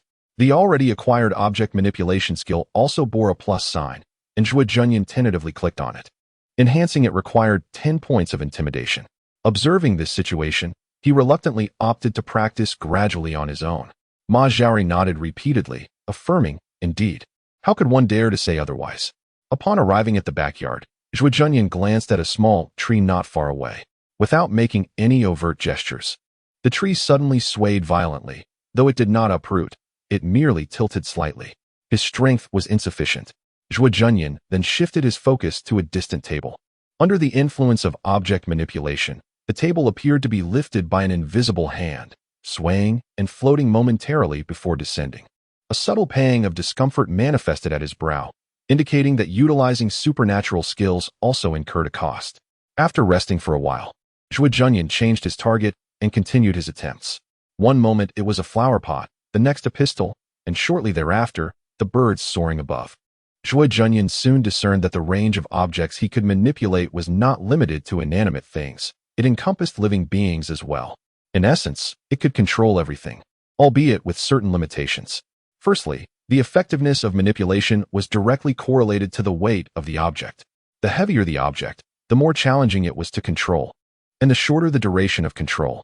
Secondly, the effectiveness also depended on distance. The farther away the object, the harder it was to manipulate, and again, the control time diminished. Thirdly, internal manipulation was impossible.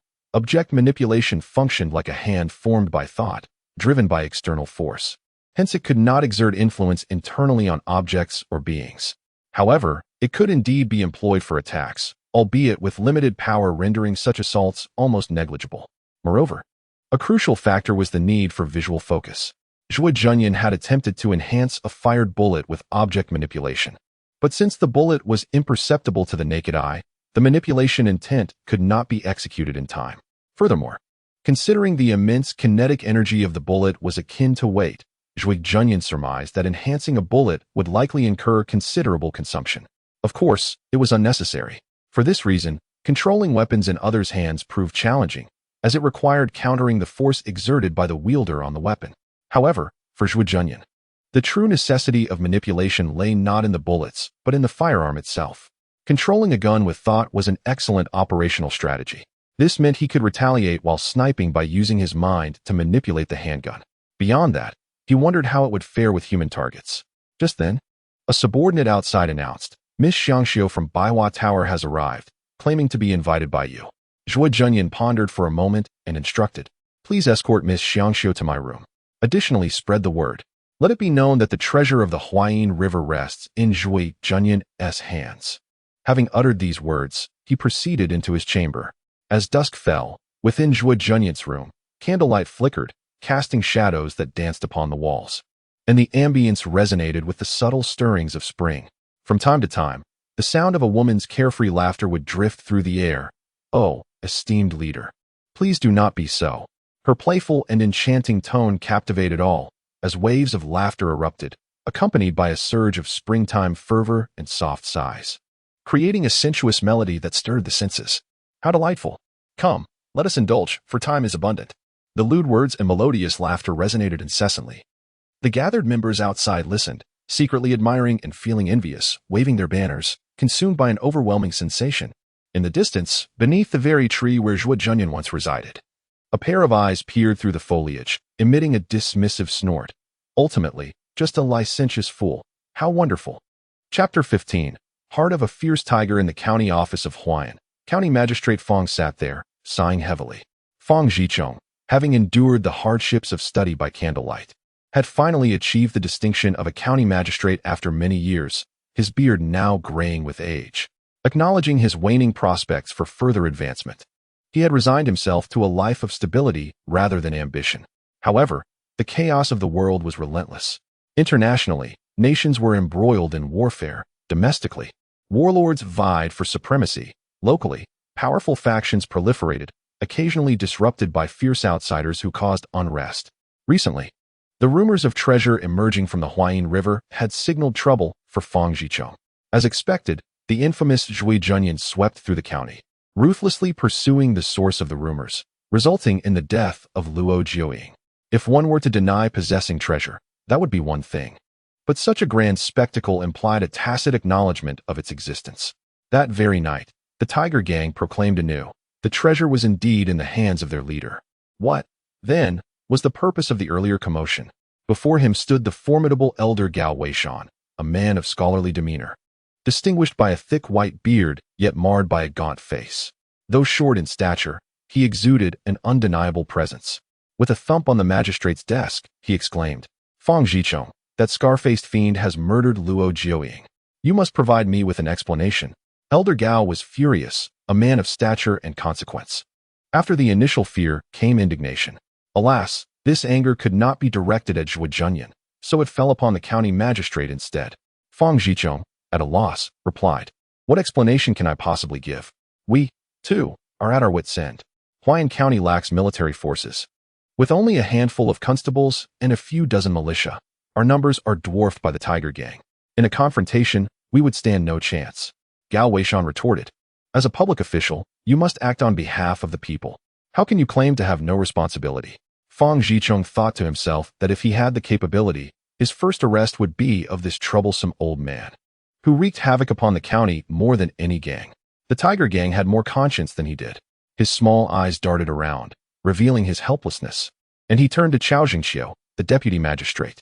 Chao, a seasoned veteran of local governance, smiled amiably, stroking his goatee.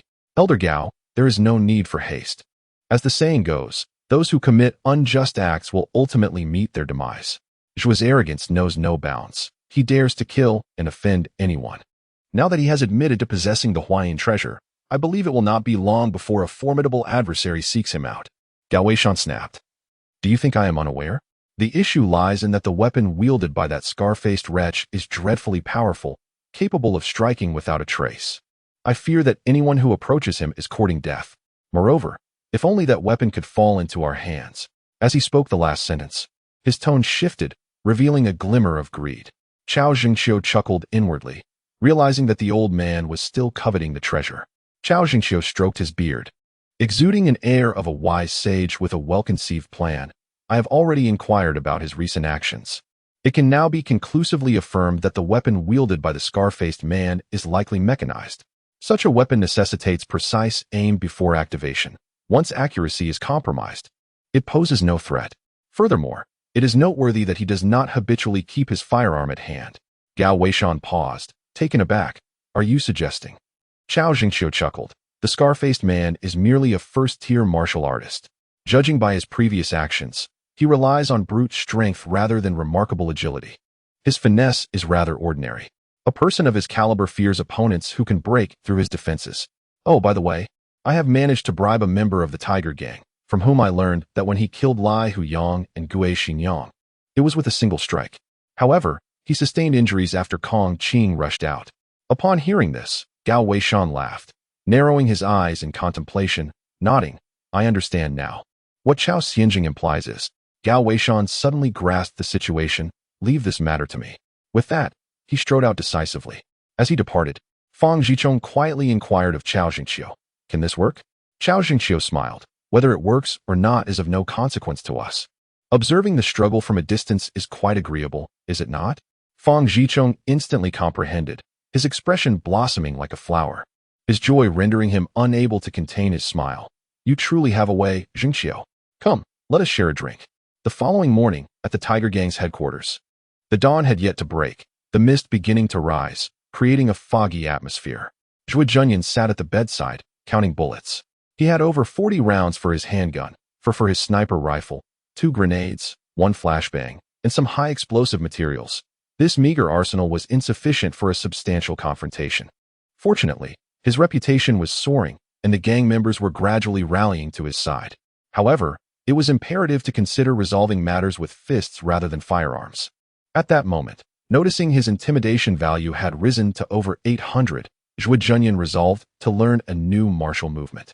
The Zuanbu technique involves agile footwork in confined spaces.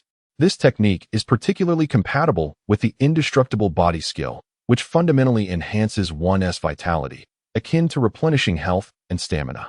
Thus, the applicable movements focus not on high-speed mobility, but rather on nimble maneuvers suitable for evasion, assault, and close-quarter combat. In truth, the sects founded on this foundation, such as the Unyielding Sect and Immortal Gate, excel in close-range combat, boasting an indomitable reputation. Their footwork primarily emphasizes grappling, designed to maximize their strength in melee engagements. Of course, outsiders might dismiss it as mere persistent entanglement. In large-scale battles, those hailing from the Immortal Gate are akin to oversized adhesive bandages. Once they latch on, escape is futile. They endure relentless assaults while effectively neutralizing formidable foes with high attack speed or unique abilities. Having made his choice, Zhuo Junyan first elevated his Zuanbu technique by 3 levels. Once mastered, he took a few steps, immediately sensing a remarkable enhancement in his agility and grace. If he were to step into the boxing ring now, he would undoubtedly resemble yet another champion like Ali, effortlessly evading his opponents with mere footwork. Alongside this, he would elevate the indestructible scripture to a higher level, consuming 400 points. Though he could not perceive his vitality and resilience, he felt his mind sharpened, his gaze keen, and his spirit invigorated. Even 2 days without sleep would pose no issue. He uttered a low exclamation. This sound resonated with a steady power, akin to the growl of a tiger or leopard, and if bellowed, could echo far and wide. No wonder it was referred to as the thunderous roar of the tiger and leopard. In that moment, Zhuo Junyan felt his entire being transform into one of fortitude and might, simultaneously yearning for and wrestling with the world's power, ultimately not wishing to surpass the might of firearms. At that moment, he was immersed in his feelings when a member of the Tiger Gang outside called out, "Boss, the person you were looking for has been found." Zhuo Junyan abruptly lifted his head. "What is the name?" "Tianxiang Feng, Yu Weiyang. She was wounded by a gunshot yesterday and has summoned a doctor for treatment." Yu Weiyang? Zhuo Junyan had heard that name before. It was thunderous in his ears. A gunshot wound? He chuckled softly, rising to approach the copper mirror to adjust his attire. Dressed in a long black robe with a tiger head embroidered on the chest, he felt relaxed yet somewhat disheveled. Zhuo Junyan then found a sash to tie around his waist, making him feel considerably more comfortable and agile. In the mirror, he saw his short hair and scarred face, exuding an aura of ferocity. Excellent.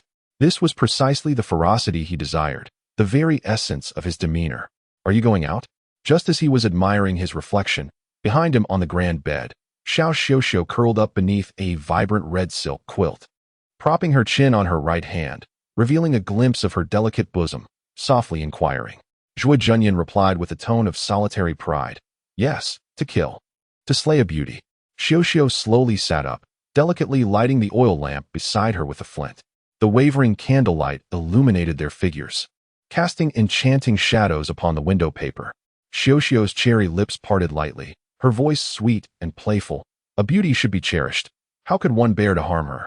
If the beauty harbors ill intentions, then she must be slain. Zhuo Junyan smiled, turning to look at Xiuxiu. He added, even the beauty I have shared a bed with is no exception. Xiuxiu, startled, gazed at him blankly. Why would the leader say such a thing? Understanding dawned upon her. Was this a warning to me? Her heart raced, yet her face bore a shy expression as she whispered, Leader Zhuo, your might is unparalleled. Your ferocity unmatched. Zhuo Junyan was quite pleased. Is there more? Xiuxiu, perceptive to the situation, gently shook her head. There is nothing else to speak of. How could there be? Zhuo Junyan waved his hand. Very well, you may leave. A hint of reluctance appeared on Xiuxiu's face. She descended from the bed, her steps light and graceful, her expression tinged with sorrow. Are you truly willing to part with me, my lord? Zhuo Junyan chuckled. Why should I be unwilling? In her eyes, a lingering infatuation sparkled, her words dripping with affection. My lord is a hero unmatched. As they say, true heroes are often romantic. How could one bear to part from you? Last night, my lord was so busy, I hardly had the chance to serve you properly. Zhuo Junyan remarked, whether a hero is genuine or not, I cannot say. Yet, I must pass through this enchanting barrier. Though my heart harbors a fierce tiger. He struck his chest with fervor, producing a resonant clang. Yet, the fragrance of the rose eludes me. Having spoken, he strode forth with determination. Chapter 16. Ambush from all sides at the Huayin River dock. A beautifully adorned pleasure boat, resplendent with lanterns, was moored at the riverbank. Its name elegantly inscribed in 3 large characters, Tianxiang Boat. It exuded an ancient charm and grace, the characters infused with poetic sentiment, and the boat itself a canvas of artistry. Truly, it was a splendid destination in the mortal realm. Perhaps it was the approach of spring, with the winter sun casting a warm glow. Zhuo Junyan, clad in a fitted garment, arrived alongside Ma Zhaori, standing at the dock, merely a few paces from the Tianxiang boat. His gaze was piercing, his demeanor imposing. A maid aboard the boat cast a glance at him, uncertain of his intentions. Her eyes filled with confusion. Ma Zhaori cautiously remarked, the patrons of Tianxiang boat are predominantly women. Their prowess is uncertain, but they are undeniably numerous and beautiful. Zhuo Junyan replied nonchalantly, I have heard of their renown. Among the myriad martial arts sects, only a few have achieved true fame. In the vicinity of Luozhou, apart from the top-tier sects like the Wanjian sect, Tianxiang boat ranks among the most notable, though not for martial prowess, but for its allure, centered around song and dance. The sect is characterized by its fleet of pleasure boats that drift along the river, their reputation spreading far and wide. With enchanting songs, captivating beauty, and exquisite dances, they naturally attract countless admirers. To put it in contemporary terms, they are akin to the entertainers of this era, each possessing remarkable skills that serve both as protection and enhance the splendor of their performances. Tianxiang boat had arrived 2 days prior. Last night, Dr. Li from Baichao Hall was invited aboard to tend to a woman's injuries. She was the very woman he had shot the previous night during his encounter with Luo Jiuying. At this moment, Zhuo Junyan concluded his words and strode forward. Upon reaching the boat, a burly man blocked his path. No entry without an invitation. Zhuo Junyan drew his gun. Are you certain? The man glanced at the ominous barrel of the weapon. Such firearms were well known in Huayan County, and he recognized it. His complexion darkened, and his mood wavered. He contemplated retreating, fearing that failure to stand his ground would invite mockery from the martial world. Just as his thoughts were in turmoil, a gentle female voice floated down from the boat. Please, allow the guest to enter. The man sighed with relief and graciously stepped aside. Once aboard, he entered the cabin, which was adorned with exquisite elegance. The wooden floor was covered with intricately crafted carpets, and luminous pearls were embedded above. 2 grand blue and white porcelain vases stood on either side, while a fragrant altar in the center displayed a portrait of a lady, accompanied by an incense burner. Wisps of smoke curled gracefully, releasing a delightful fragrance. Before the altar stood a woman, clad in a gown of snow-white gauze, her alabaster neck adorned with a pearl necklace, a piece of emerald jade pendant resting elegantly. She radiated both nobility and vivacity. The woman was stunning, her face like a silver plate, brows shaped like willow leaves, and her captivating eyes brimming with emotion. She wore delicate accessories, her hair adorned with a gilded hairpin that swayed gently with her movements, enchanting all who beheld her. If there were any discord in her appearance, it might be the red silk scarf tied around her left arm. The red silk satin veil billowed lightly, a wisp of fragrant dust lingered between the boats. Exquisite, yet discordant. It seemed quite unintentional. Zhuo Junyan nodded slightly. Yu Weiyang, the ethereal fairy? Yu Weiyang nodded gently. It is I, Zhuo Junyan remarked. Fairy is a commendable title, typically reserved for women untouched by the mundane, akin to celestial beings, to be admired from afar, not to be trifled with. Yet, within the Tianxiang boat, where song and dance reign, beauty is employed to captivate others. Even if one does not sell oneself, one sells their artistry. Hence, the notion of being admired from a distance is rendered void. This pedestal is set far too high. Yu Weiyang was taken aback. Since her debut, she had been revered by thousands, admired by many. Wherever she went, typically, 10 out of 10 would come to behold her, spending lavishly for her favor. Heroes of the realm and dignitaries flocked to her, enchanted by her celestial name, wishing they could perish beneath the blossoms, regretting not being the ones to protect her beauty. To her astonishment, Zhuo Junyan treated her in such a manner. Having not seen her true visage the day prior, he could be excused for his brashness. Yet today, in the presence of a water fairy, he remained as wild as a wolf. This man was detestable. Anger surged within her. Yet her countenance remained serene. Do you look down upon us? I merely state that you hold yourselves in too high regard. The more brazen one is, the more they tend to create an image for themselves. What celestial aura can one possess while peddling their talents? Zhuo Junyan scoffed. You may be the most beautiful in the world, yet my heart is devoid of thoughts, indifferent, blind to it all. It does not reside within my heart. Even Yu Weiyang, with her gentle disposition, could no longer contain herself, her delicate face now a mask of authority. So you came merely to mock me? Zhuo Junyan smiled. Certainly not. However, I am curious as to why you intervened yesterday, just by the sound of her voice. Zhuo Junyan had confirmed that the woman from yesterday was indeed her. Zhuo Junyan, your actions are excessive. For the sake of a rumor, you harm the innocent indiscriminately. We practitioners of martial arts ought to uphold justice. Zhuo Junyan raised his hand to halt her. Have you inquired about who Gao Weishan and Luo Jiuying truly are? Yu Weiyang fell silent. Zhuo Junyan smirked. You wish to uphold justice? Very well, Luo Jiuying is already dead. Now what of Gao Weishan? Will you kill him? Yu Weiyang retorted fiercely. Murder does not resolve issues. Zhuo Junyan replied coldly. I am not here to resolve issues. Yu Weiyang looked at Zhuo Junyan in astonishment. Zhuo Junyan declared with unyielding conviction. I am the issue. My actions are the answer. Such a domineering tone. Such assertive words. Yu Weiyang was equally taken aback by Zhuo Junyan's proclamation. Never had she encountered someone with such audacious rhetoric. Zhuo Junyan pointed his finger at Yu Weiyang. His voice icy and demeanor haughty. Your interference yesterday prevented me from killing Luo Jiuying in one strike. As a lesson for your actions, I offer you a chance at compensation. Yu Weiyang showed no fear, merely regarding him with a cold smile. What do you desire? The Huiheart Sutra is an auxiliary martial art, closely resembling the natural art of creation. The attributes of a divine skill are not only its robust foundation, but also its broad applicability. Although the Huiheart Sutra is not as potent, it offers commendable assistance in the realm of the five senses. Due to the system's limitations, Zhuo Junyan momentarily lacked access to the protective divine arts of the other 8 major sects, and the auditory skills of listening wind greatly aided his marksmanship. Thus he sought another technique to make do. What? Yu Weiyang exclaimed in surprise. He dares to covet the cultivation techniques of the heavenly fragrance boat? Since her debut, Yu Weiyang has encountered numerous men who, when making demands, invariably suggested, accompany me tonight.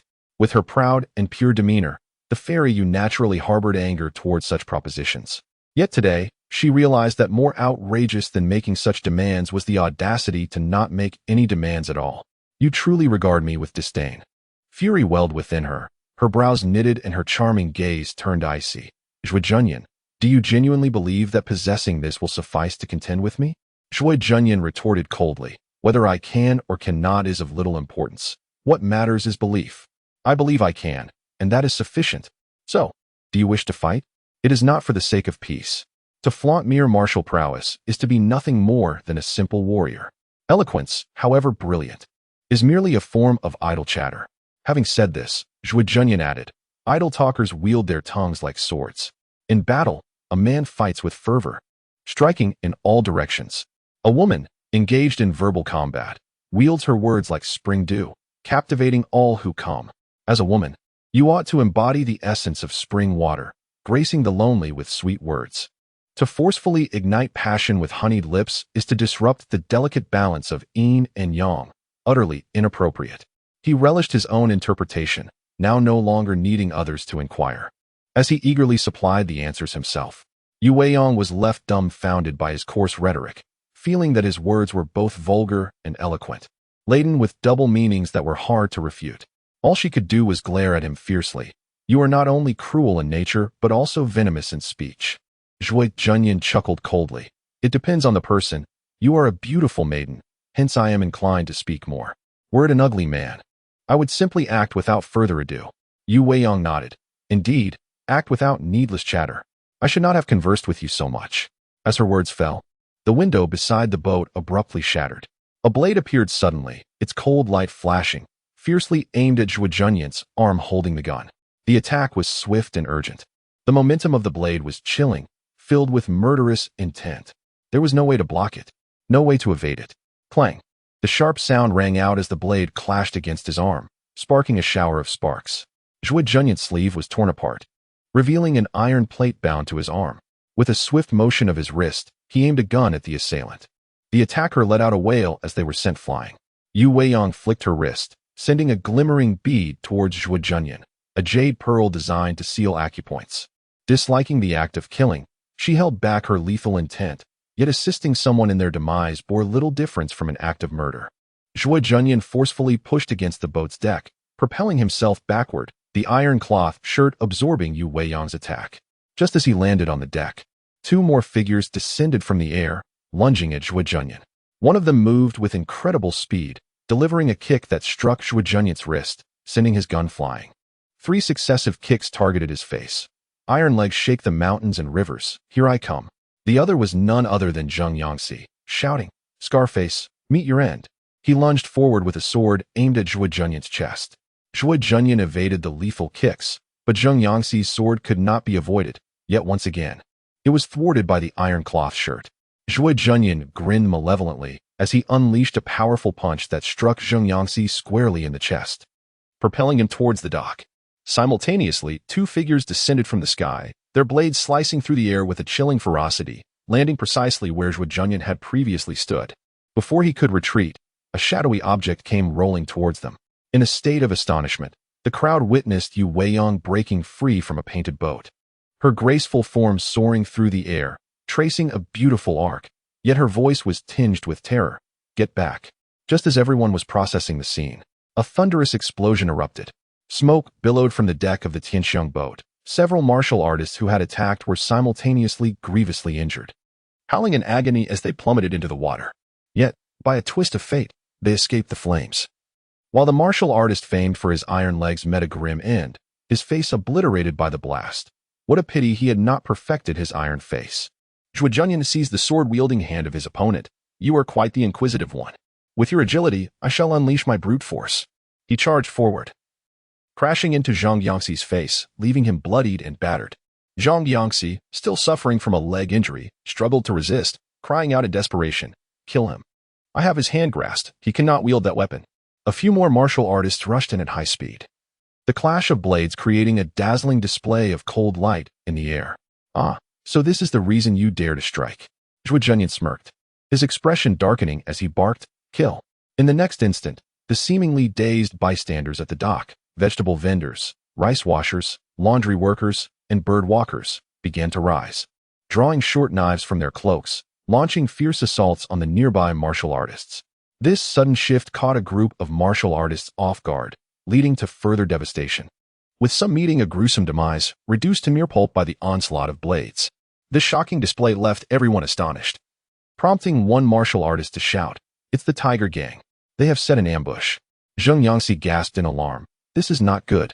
A nightmare-like handgun hovered ominously, aimed at his temple, as if an invisible hand was wielding it. Bang!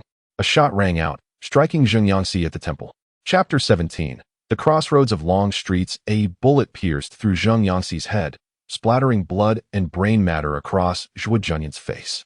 The crimson droplets hung in the air, reminiscent of a butcher's gruesome work. Zhuo Junyan wiped his face clean, only to find his hands stained with the warm, metallic scent of blood, embodying the fierce visage of a god of slaughter. In the sanguine haze, Yu Weiyang gracefully descended onto the railing on the opposite side of the dock. Her poise still elegant, akin to a startled swan, delicate as a blooming flower. Yet, the beauty of her features was marred by an expression of utmost distress. Amidst the cacophony of death on the dock, a group of Tiger Gang members continued to engage fiercely with the martial artists, executing lethal strikes, their blades glimmering ominously under the sky. Zhuo Junyan, however, regarded Yu Weiyang with a frigid gaze, gun in hand, exuding an aura of inexorable danger. Regrettably, the conflict had unfolded too swiftly for him to change the tune. Unbeknownst to him, the habitual rhythm of killing and listening to music had become second nature. Strolling in the gentle breeze, accompanied by the martial music of battle, the musician, after all, seeks amusement. Perhaps it was time to experiment with the art of manipulation, simulating gestures that could prove advantageous, Zhuo Junyan mused. While he pondered the innovative applications of this technique, Yu Weiyang inhaled deeply. Did you know all along? Zhuo Junyan offered a slight smile, stained with remnants of blood and brain matter, creating a terrifying and ghastly visage. Coupled with the scars adorning his face, he resembled a fearsome deity of death, a reincarnated evil spirit. Yu Weiyang's heart quivered. How did you know? Zhuo Junyan replied with a smile. You were not injured. Upon hearing this, Yu Weiyang comprehended the truth. Indeed, you had deliberately refrained from harming me yesterday. She seized the red scarf wrapped around her left arm and casually tore it away. The scarf fluttered through the air, gracefully descending and rippling upon the water's surface. Beneath the crimson fabric lay a supple, jade-like arm, its delicate skin betraying no traces of injury. At the Hundred Flowers Pavilion, Zhuo Junyan had indeed intended no harm towards her, for in that situation, she was hardly deserving of death. She merely acted with a benevolent heart. Meddling in affairs that did not concern her, such a person held no reason for him to kill. Despite Zhuo Junyan's efforts to cultivate an aura of fear, he simultaneously maintained a degree of restraint, endeavoring to uphold certain boundaries. Thus, the woman he had sought to injure was one affected by the shockwave of a grenade, not by a bullet. However, the reports he received indicated a gunshot wound to her arm. Consequently, Zhuo Junyan quickly deduced that she had intentionally lured him in. Zhuo Junyan declared, I am well aware of the shortcomings of my weaponry. To deal with someone like me, a sudden close-range assault is the most effective approach, leaving no opportunity for me to retaliate. Furthermore, I have recently made many enemies, so occurrences like today are to be expected. It would be abnormal if they did not arise. I have never underestimated your intelligence. With that, he executed a swift gesture, slicing the air with his hand. The Tiger Gang members retreated simultaneously, their movements both rapid and measured. The martial artists finally gained a moment to regroup. Even those submerged in the water emerged under the oppressive presence of the Beretta, yet all gazed at Zhuo Junyan as if he were a vengeful specter, each trembling in fear. Zhuo Junyan reveled in their trepidation. The Beretta pointed towards the crowd. You have witnessed the power of this weapon. You should understand that I have spared you once from death. A warrior bellowed, Scarface, you scoundrel. A gunshot rang out. The warrior's head jerked back, and he collapsed lifelessly to the ground. Zhuo Junyan continued, to be a hero, one must pay a price. If you wish to display your bravado, I am willing to provide the opportunity. Is there anyone else? A group of individuals, faces etched with indignation yet trembling with fear, braced themselves, unaware that their intimidation had already betrayed their inner trepidation. Zhuo Junyan chuckled softly, a sinister smirk gracing his scarred visage. Excellent. I am not one for idle chatter. I present my demands. Those who meet my conditions shall live, while those who do not shall meet their demise. Remember, you must learn to show reverence. The crowd fell silent, not daring to utter another word. Zhuo Junyan inquired, who orchestrated this affair? Yu Weiyang scoffed, I did. Zhuo Junyan shook his head, incorrect. Yu Weiyang's eyes widened in disbelief. What do you mean? Upon hearing this, Yu Weiyang cast a pained glance at the Tianxiang Fang. A grenade had obliterated the bow of the vessel, and though it was large enough to remain afloat, repairing it would demand considerable time and effort.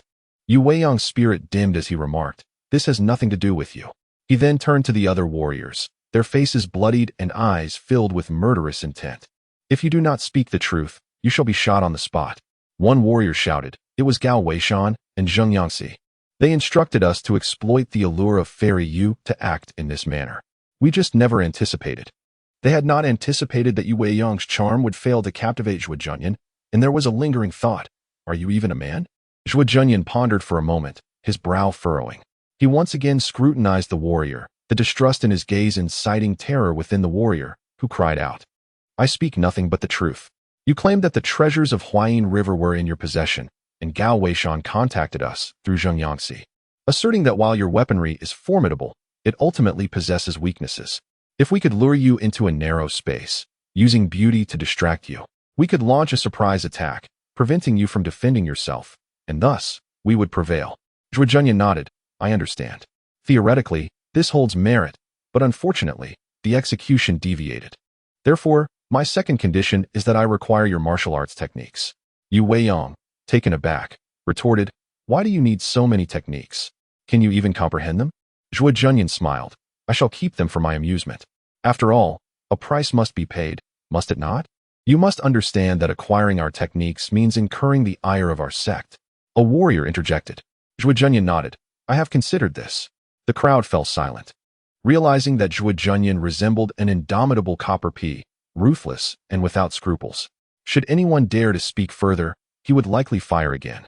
At that moment, he stood alone at the dock, gazing down haughtily, dismissing the various sects entirely, knowing that no other options remained. Yu Weiyang could not help but exclaim. The question remains, who would carry their techniques on them? Precisely, the captives echoed in unison. A glance exchanged among them revealed their helplessness as they boarded the ship. Zhuo Junyan wasted no time, producing high explosives and affixing them to the vessel's hull. He summoned Ma Zhaori, handing him the detonator, and said, Do you see this button? Ma Zhaori nodded vigorously. Zhuo Junyan instructed, If anyone dares to forcibly leave the ship, you shall press this. Ma Zhaori, in a daze, inquired, What will happen if I press it? Zhuo Junyan smiled and, addressing those aboard the ship, replied leisurely, When you press it, remember to maintain a distance of at least 3 to 5 zhang from this vessel. Upon hearing his words, everyone collectively gasped in astonishment. A martial artist, visibly shaken, looked at Zhuo Junyan and asked, If someone were to forcefully leave, would the others also suffer the consequences? Zhuo Junyan shrugged. Thus, you must supervise one another. If you wish to avoid disaster, do not allow anyone to err. As he spoke, he pointed to the high explosives affixed to the ship. Of course, you may also attempt to retrieve that item yourselves. With a stroke of luck, you might succeed. With that, Zhuo Junyan strode outward, his voice resonating like thunder. Commanding respect without anger, leave 4 individuals to accompany Ma Zhaori. The rest, follow me. We shall pay a visit to the esteemed Lord Gao. Roars erupted from the Tiger Gang members as they rallied behind Zhuo Junyan, charging forth with indomitable spirit and unrestrained fervor. Ma Zhaori, clutching the remote control, spoke languidly. A sly smile gracing his lips. Gentlemen, please proceed. A nearby Tiger Gang member, noticing their leader's distance, whispered, Brother Ma, should we not ask them for more money? Ma Zhaori raised an eyebrow. Indeed, collect the silver as well. The martial artist across from him, incensed, retorted, You insolent wretch, do not push your luck. Ma Zhaori slowly lifted the detonator. The crowd fell silent, their fears palpable, while Yu Weiyang remained composed, her enchanting gaze fixated solely on Zhuo Junyan's figure. The battle hymn resounded once more, the momentum soaring. A tune reminiscent of the Ninth Society echoed, stirring the heavens and earth. An air of carefree abandon swept over. As the iron-blooded Long Street surged forth, no one questioned their comings and goings, traversing the desolate alleys with ease. They moved like thunder, galloping through the tempestuous skies. Chapter 18. 1,000 miles of murder in the courtyard of the Gao family. Gao Weishan reclined languidly in a chair, awaiting news, while a maid fanned him gently. Suddenly, a servant rushed in, breathless. Master, it's terrible. They failed, and Zhuo Junyan is coming with the Tiger Gang. Gao Weishan, startled from a near-dream state, sat up in shock, his voice sharp as an owl's cry in the night. Failed? How could that be? His heart raced, panic enveloping him. How could this happen? How could it turn out this way? I have calculated the heavens and the earth, yet never anticipated defeat. I have considered others and myself, yet never the enemy. The servant urged frantically, Master, we must hide. Zhuo Junyan is ruthless. Nevertheless, Gao Weishan's arrogance clung stubbornly to life, and he retorted defiantly, I am an official of the court. Does he dare to kill an officer?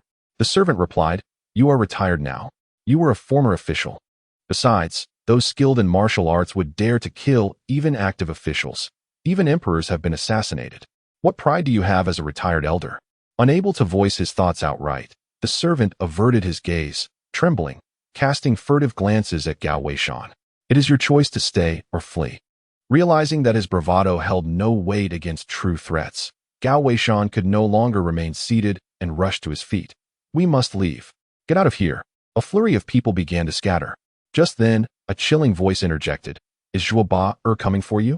Gao Weishan froze. Noticing a black-bearded elder with a horse-like face had appeared beside him, clad in a Taoist robe, a long sword slung across his back, and a carefree crown atop his head, exuding an aura reminiscent of ancient pines and cypresses, blocking his path. Gao Weishan, taken aback, asked, Who are you? The elder, impatient, seized Gao Weishan by the neck. I am asking you, is Zhuo coming here? As the guards attempted to intervene, the black-bearded elder waved his sleeve, effortlessly sending them sprawling like autumn leaves tossed by a gust of wind. Witnessing this, Gao Weishan exclaimed, Yes, he is coming to kill me. The elder's expression morphed into one of satisfaction. Very well, that saves me the trouble of seeking him out. With a casual gesture, a grand armchair flew from a distance and landed in the courtyard. The black-bearded elder settled himself into it with a commanding presence. Everyone stay here and do not leave. Observing this turn of events, Gao Weishan felt a flicker of hope. Sir, are you from the Hundred Swords Manor? Indeed, Luo Jiuying was killed by Zhuo Junyan. Slap. The elder's hand struck Gao Weishan's face, spinning him around and leaving him utterly dazed. The black-bearded elder scolded. Is it only the disciples of the 10,000 Swords sect who can master the art of manipulation? Moreover, this is not manipulation, you fool. You know nothing of martial arts. This is the dragon seizing the moon technique. Dragon seizing the moon. Gao Weishan began to comprehend. So you are Mr. Luo from the Flooding Current Gang. I beg your pardon. He bowed deeply to the elder. This elder was no trivial figure, a formidable martial artist of the Fourth Realm. His true name was Luo Qiping, an elder of the Flooding Current Gang, hailing from the renowned Feihua sect. Indeed, Kong Qing, the fourth leader of the Tiger Gang, was his disciple. Luo Qiping had come to exact revenge for his student. Luo Qifeng, with a somber countenance, remarked, Kong Qing is my disciple. He is intelligent, diligent, and ambitious. I brought him here with the intention of honing his skills, and I even made several arrangements for him. Who would have thought he would meet his demise at the hands of such a young lad? Gao Weishan, filled with excitement, cautioned, Luo Lao, be wary. This person's weapon is formidable. With a wave of his hand, Luo Qifeng unleashed a flurry of flower-like projectiles as peach blossoms danced through the air, creating a spectacle of red. Upon closer inspection, a massive crimson flower was embedded in the opposite wall. Flower rain dart, Luo Qifeng declared, shaking his head with pride. The Feihua sect is renowned for its concealed weapons. His mechanism can only launch one dart at a time, whereas I can release dozens simultaneously. Even if his darts were to reach me, I could easily deflect them. And even if I couldn't, the scarred face's darts couldn't even finish off a second-tier martial artist. How could they hope to kill me? With just a single strike, I could take his life. One must understand that in the realm of martial arts, relying excessively on external tools is a grave mistake. While second and third-tier martial artists can condense energy into forms and unleash various forces, they ultimately lack control, unable to retract what they have sent forth. The fourth tier, however, is entirely different. The internal energy, once externalized, remains under one's mastery. Akin to an invisible hand extending outward, its efficacy reminiscent of manipulation techniques, albeit fundamentally different. For an extraordinary individual possessing such manipulation skills, upon reaching the fourth tier, their ability to command energy becomes even more terrifying. If they attain the pinnacle of their cultivation, they could indeed command 100 swords to strike, claiming the prowess of a single warrior against 1,000 foes. A mere first-tier opponent is hardly a challenge, is it? As he spoke with fervor, eloquently and passionately, his words resonated with an air of authority, as if he were imparting wisdom to the heroes of the world, exuding the spirit of a grand figure among the martial community. Gao Weishan, both astonished and elated, exclaimed, with Luo Lao here, Huan is safe. This prosperous age shall soon see peace. Luo Qifeng, however, paid him no heed, remaining seated, akin to a Buddha in meditation, exuding an aura of tranquility and majesty. Moments later, A group entered the Gao residence. They were members of the Tiger Gang, yet there was no sign of Zhuo Junyan, the leading disciple of the Tiger Gang. Zhang Qijin addressed Gao Weishan. I, Zhang Qijin, have come to pay my respects to you, Gao Lao. He then glanced at the unfamiliar elder seated in the central chair. Zhang Qijin, perceptive and astute, sensed the significance of the elder's presence and bowed, inquiring, "May I ask who this esteemed individual is?" A sudden unease gripped Zhang Qijin as he continued. Our leader mentioned he had a matter to attend to and would arrive shortly. He also said, "What else did he say?" Luo Chiefing interjected. Zhang Qijin replied, "He mentioned that the previous incident could have been a misunderstanding, and if we clarify it, it can be easily resolved." A misunderstanding? Luo Chiefing glared at the assembly of Tiger Gang members, incredulous. "The scarred face killed my disciple, and you speak of misunderstandings?" Zhang Qijin, feeling helpless, raised his hands in surrender. "This is not related to me. If the elder seeks trouble with our leader, please wait a moment. He will arrive shortly." Although Luo Chiefing harbored a desire for vengeance, he did not wish to scare off Zhuo Junyan. After all, killing was not as straightforward as finding someone. Thus, he restrained himself. Meanwhile, Gao Weishan sensed an underlying disquiet, a peculiar familiarity in the scene before him. Indeed, an inexplicable sense of recognition. Just yesterday, he had experienced a significant event. Ma Zhaori came to deliver a message, only for Luo Jiuying to be suddenly struck. Reflecting on this, Gao Weishan abruptly turned his gaze towards the familiar brothel across the street, recognizing both the well-known structure and its windows. Under the sunlight, a glimmer of light reflected back. As it caught Gao Weishan's eye, a sudden chill ran down his spine. "They returned?" He shouted, "Luo, be careful." "Careful of what?" Luo Chiefing turned around. Boom. A tremendous sound echoed from the distance, accompanied by curling smoke. An instinctive alert surged within Luo Chiefing. Yet before he could act, a bullet had already pierced through his temple. Amidst the gunfire and smoke, a head was shattered. Blood and brain matter splattered, mingling with shattered bone. Luo Chiefing was dead. He had flaunted his bravado in life, yet in death, his demise was devoid of dignity. Even for one who had witnessed such scenes before, the recurrence still delivered a profound psychological shock. Everyone stood in stunned silence. Zhang Qijin exhaled deeply. Lowering his previously raised hands, he approached slowly. "When I arrived, the boss told me that if I raised my hands, it would signal the presence of formidable individuals. Therefore, this old man's life is, in a sense, in my hands." With that, he chuckled, reveling in his arrogance. Then, Zhang Qijin suddenly kicked Luo Chiefing's lifeless body, shouting boastfully, "You think you're impressive? So formidable? Yet you still died without ever having laid eyes on our boss. Our leader has the ability to kill from 1,000 miles away. Who dares defy him?" The entire Tiger Gang raised their arms in unison, chanting, "The boss is invincible. The boss is invincible. The boss is invincible." In a frenzy, all present knelt down. Chapter 19. The unpredictability of human hearts at the 100 Flowers Pavilion. The chamber, still imbued with the fragrance of green jasmine, had been meticulously tidied. The beloved Enin had departed, leaving behind no trace of the bloodshed, as if the massacre had never transpired. Zhuo Junyan reclined at the head of the bed, idly toying with a beretta. In his embrace lay a beautiful figure, while an elderly man, Gao, trembled and bowed before him. With a stutter and visible trepidation, Gao recounted the events surrounding Luo Chi's arrival, never once acknowledging his own misdeeds, instead attributing all blame to others. For the sake of survival, one can justify any means. Zhuo Junyan listened with a smile gracing his face, his visage cleansed and his attire freshly changed, devoid of any blood, yet exuding an aura of terror that instilled fear in the hearts of men. Upon hearing Gao Weishan's narration, Zhuo Junyan chuckled softly, murmuring, "I sweep away the autumn leaves like a gentle breeze, transforming them into countless rosy hues. The heart of Xiang Xiu was heavy with resentment last night. When I offered my heart, you turned away, yet today, you would become a wolf in the mountains. Your fleeting fame is as light as a feather, leaving only a notorious name to be carried by the winds. Yet, you are indeed a remarkable, peculiar, and ruthless individual, harboring bitterness yet maintaining an unchanged countenance, with an expression full of longing and affection." As the warmth of her body pressed closer, Zhuo Junyan abruptly pushed Xiang Xiu away, as if discarding a worn-out shoe. His demeanor shifted, his voice low and commanding. "Zhang Qijin, The tone was sharp and imposing. Zhang Qijin stepped forward, cupping his fists in respect, and responded gravely, "Yes." Understanding Zhuo Junyan's disdain for superfluous chatter, he promptly departed. Zhuo Junyan summoned another disciple of the Tiger Gang. "Go fetch Cao Jingxiu."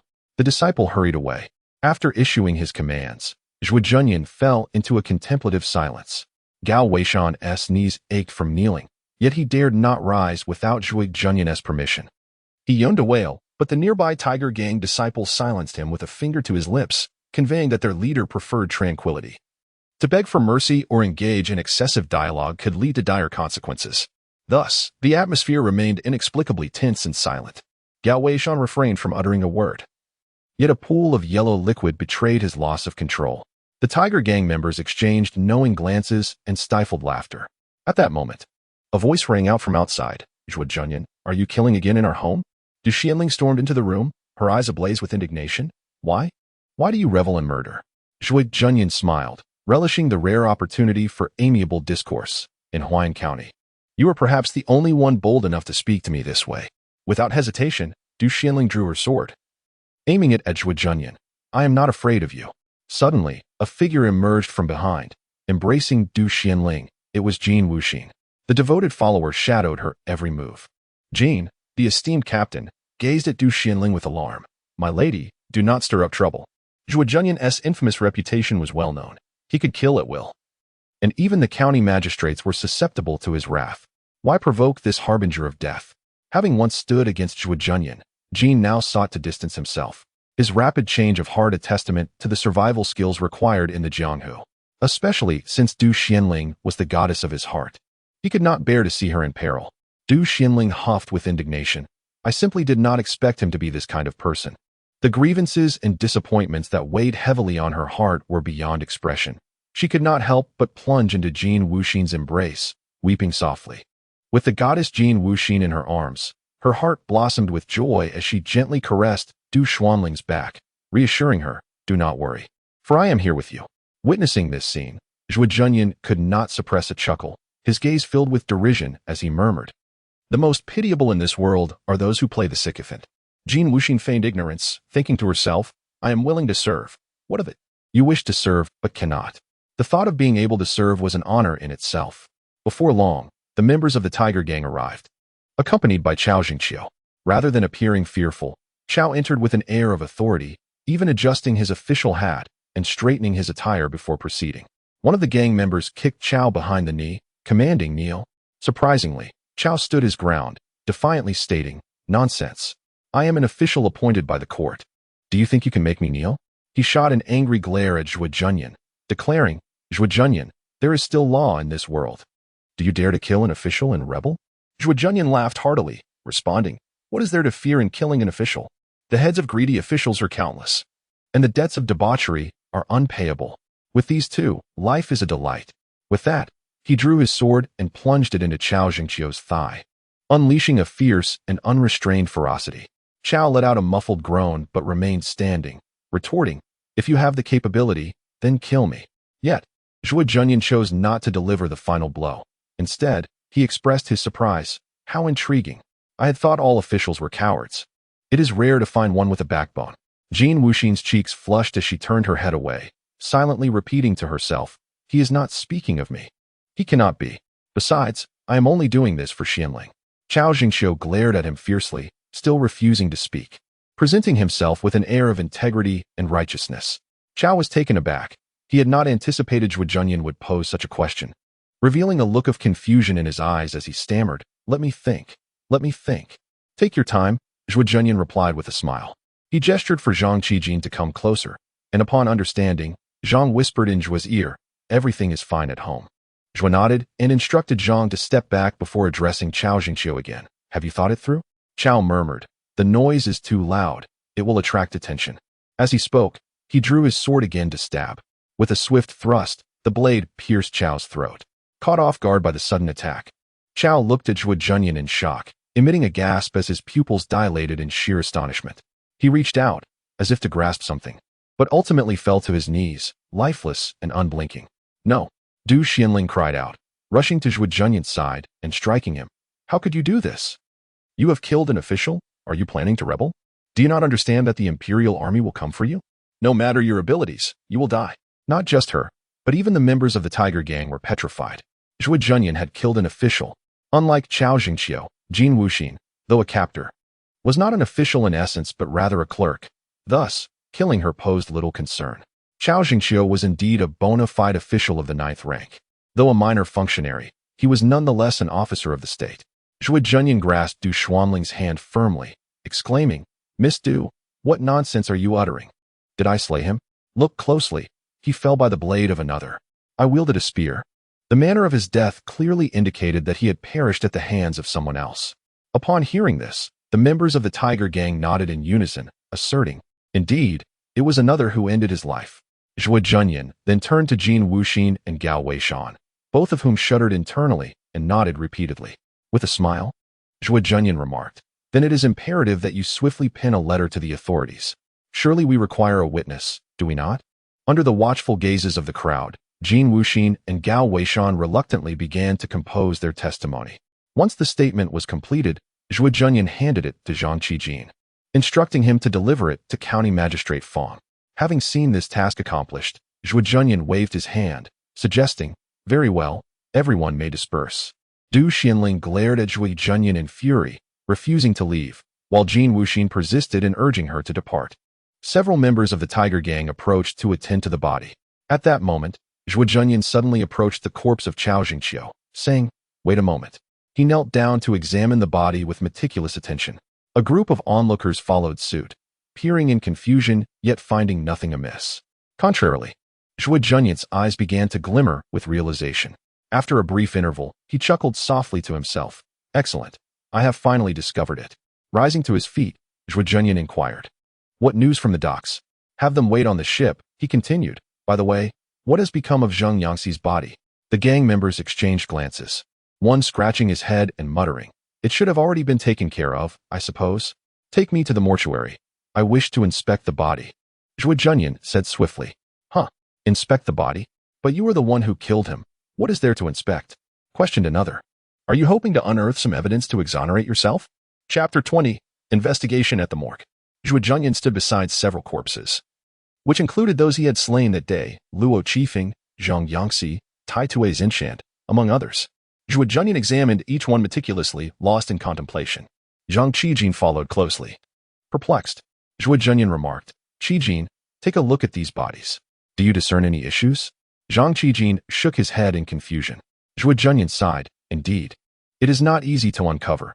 Do not blame yourself.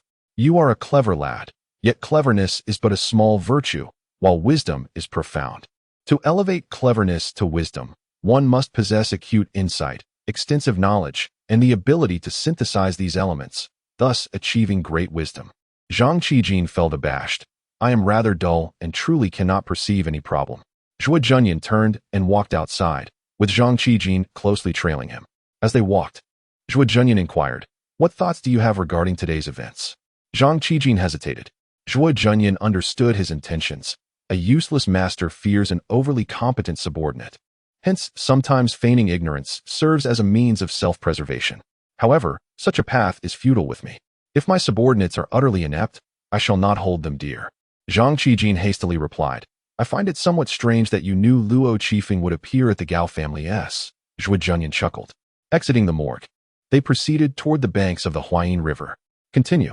Reflect further," Zhuo Junyan urged, unhurriedly. "There is a hint of insight. Keep going and consider multiple clues." Zhang Qijin said, "The death of Cui Xiang from Baihua Tower indicates that someone is indeed targeting you, spreading rumors." "I understand." Zhang Qijin's eyes suddenly brightened. "Luo Qifeng was contacted by someone. Someone informed him of your affairs, even surmising that you might seek trouble with the Gao family.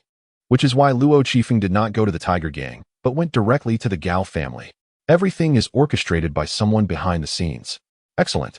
But your thoughts do not extend far enough," Zhuo Junyan replied.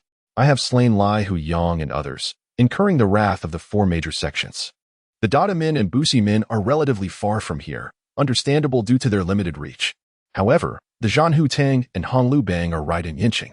Why did the adversary not contact Zhanhu Tang, but instead reached out to Luo Qifeng from Honglu Bang?" Zhang Qijin scratched his head. "I do not know. This time, He truly could not comprehend. Zhuo Junyan smiled. This can be considered a political issue. It is normal for you not to understand or guess it. Allow me to enlighten you. The Tiger Gang is subordinate to Zhan Hutang. If Zhan Hutang's people were to come and eliminate me, it would signify a takeover of the Tiger Gang. However, Luo Qifeng is from Honglu Bang. His arrival is solely to kill me, likely uninterested in taking over the Tiger Gang, as it would equate to an invasion of Zhan Hutang's territory. Although Kong Qing is a disciple of Luo Qifeng, he does not belong to Honglu Bang. Thus, he does not represent Honglu Bang and can therefore enter the Tiger Gang. The relationships within the martial world are invariably intricate, with interconnections throughout. Zhang Qijin was taken aback. So you mean? He quickly added, but Zhan Hutang will eventually learn of this. Exactly. Zhuo Junyan nodded with conviction, asserting that they would inevitably discover the truth and dispatch someone sooner or later. Therefore, the hidden individuals merely required time. With a chuckle, Zhuo Junyan remarked, time. Do you comprehend what that signifies? It implies that our adversaries need time to amass their strength. Zhang Qijin gasped in astonishment, his mouth agape. For him, this revelation was rather profound. Zhuo Junyan offered no further explanation, merely patting his shoulder. Fear not, learn at your own pace. You surpass Ma Zhaori by leaps and bounds. I have faith in you. On the docks, beneath the setting sun, Ma Zhaori lounged in a chair, holding a detonator, comfortably listening to a tune performed by the singers from the Tianxiang boat. It was evident that the Tianxiang boat could not solely boast of Yu Weiyang as its sole performer, for even the painted boat was not unique. Uncertain of Zhuo Junyan's interest in Yu Weiyang, Ma Zhaori lacked the courage to request her to sing for him, opting instead for the maidens accompanying her. With a lethal weapon in hand, he reclined with his legs crossed, swaying his head in delight. Suddenly, Zhuo Junyan's voice resonated behind him. Quite at ease, aren't you? Startled, Ma Zhaori tightened his grip, nearly triggering the device, but Zhuo Junyan, quick-witted and agile, seized his finger, employing his manipulation technique to wrest the detonator from Ma Zhaori's control. He shot him a fierce glare. Do not be so startled. You nearly sent an entire ship of people to the heavens. The martial artists aboard the vessel, witnessing the incident, broke into a cold sweat. Initially, some had doubted the authenticity of Zhuo Junyan's threat, yet his recent reaction had unequivocally confirmed that he was not jesting. Kicking Ma Zhaori aside, Zhuo Junyan took the manual and declared, I must ascertain whether you have been scribbling nonsense. One by one, step forward. You first. He casually pointed to a martial artist. The individual leaped from the ship as Zhuo Junyan instructed him to approach, while the others were bid to stand aside. Zhuo Junyan engaged in conversation with the martial artist, presumably discussing the pertinent details of the manual. After a while, Zhuo Junyan lifted the man's chin to examine him, his demeanor somewhat flippant, almost teasing, causing the martial artist to flush with embarrassment. Could it be that this lad harbored inclinations towards men? The martial artist sighed in relief. Nodding vigorously, Zhuo Junyan waved him off, calling forth the next individual. He continued this process, scrutinizing each person without sparing even the servants, until all had been examined, leaving only Yu Weiyang. Zhuo Junyan turned his gaze towards her, prompting Yu Weiyang to take a step back. Do not think of subjecting me to such treatment. Zhuo Junyan snorted dismissively, striding directly to the edge of the boat, carefully retrieving the high explosives and placing them into his bag. He then boarded the ship, making his way straight to the cabin. Yu Weiyang, puzzled by his intentions, watched him with curiosity. Zhuo Junyan calmly stated, It is over. Pour me a cup of tea. Yu Weiyang retorted with indignation, I did not invite you as a guest. Her tone finally revealed a hint of youthful petulance. After all, she was merely a young woman, her cleverness and charm ultimately amounting to little more than a fleeting performance. Yet, in the presence of Zhuo Junyan, all of it was rendered meaningless. Zhuo Junyan spoke with a cold demeanor. I am not here merely as a guest. I wish to discuss certain matters with you. Should you refuse, I shall eliminate all those beneath you. He then added, Xiao Chan, in the second compartment of my room, there lies a packet of Duanchang sand. Pour it for him. Yu Weiyang's maid was taken aback, too frightened to respond, and hastily departed. Zhuo Junyan chuckled. Miss you has quite the temper. However, it is understandable. You are a celestial being, a gem of the earthly realm, always held in high regard. Encountering someone as unreasonable as myself is akin to an old cow consuming peonies, an old fist striking a beauty, a sheer waste of treasures, indeed causing a foul mood. Yu Weiyang was both amused and angered by his remarks. When have you ever struck me with your old fist? Do not speak nonsense. With that, She cast him a fierce glare, her eyes sparkling with myriad emotions, captivating and thought-provoking. She huffed and turned her head away. Zhuo Junyan inquired, "What brings you to Huayan? Your information is quite well informed. If I recall correctly, you arrived on the third day after the treasures were discovered in the Huayan River." Yu Weiyang nodded. "It is merely half a day's journey from Yinqing. With the bustling traffic on the Huayan River, it is only natural for news to circulate. And upon reaching Yinqing, it is customary to mention it. The Tianxiang Pavilion caters specifically to distinguished guests, thus having access to such information is hardly surprising. So, you have come for the treasures of the Huayan River?" Yu Weiyang contemplated affirmatively, yet for reasons unknown, the words faltered on her lips. She retracted, shaking her head. "No, not at all. Not at all?" Yu Weiyang smirked. "The treasures of Huayan are merely rumors. No one even knows what the treasures are. Yet they all rush to seize them, driven solely by greed." She tossed her hair slightly. "Moreover, as a woman, why would I covet treasures? Indeed, here, women conquer the world through the subjugation of men. Not so. Women elsewhere do the same." Zhuo Junyan clapped his hands. "Well said. Humanity's greed knows no bounds. Anything deemed good is desired, without consideration of its true nature or purpose. It could very well be a cursed treasure. Acquiring it may prove detrimental rather than beneficial. So, what is your true purpose for being here?" After a pause, he continued, "I am searching for someone." "Who?" "I do not know." "You do not know?" Yu Weiyang lowered her gaze in contemplation for a moment before finally stating, "In the Tianxiang Pavilion, I had a sister who was recently murdered. Before her death, she inscribed a character resembling Wood, but I recognized it as a variant with a Wood radical." "So, you suspect the killer hails from Huayan? That seems a stretch." Yu Weiyang sighed in resignation. "Though the Tianxiang Pavilion offers artistry without compromising virtue, the reality is, everyone must make a living. I am fortunate. My artistry suffices for our sustenance. Yet some sisters are not so fortunate, and for survival, they may find themselves engaging in unwelcome endeavors." Zhuo Junyan listened quietly. Yu Weiyang's voice floated like a melody from the heavens, ethereal and tender. "On that fateful night, a guest visited my sister, and they shared a bed. Yet by dawn, my sister was dead. However, Aunt Jean, who received the guests, remarked that the client's accent was characteristic of the local vicinity, and he seemed well-versed in the regulations of the brothel, suggesting he was an experienced practitioner of the flower trade." Zhuo Junyan understood. "Near Yinqing. The only place named with the character for wood is Huayan. So you believe the murderer of your sister hails from Huayan?" Yu Weiyang nodded. "In fact, I had my suspicions about another individual." "Who?"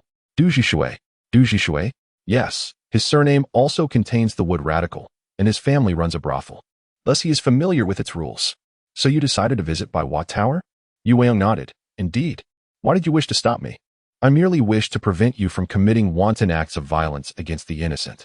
Zhuo Junyan narrowed his eyes at her, and after a moment inquired, "How has the Du family wronged you to warrant such a scheme against them?"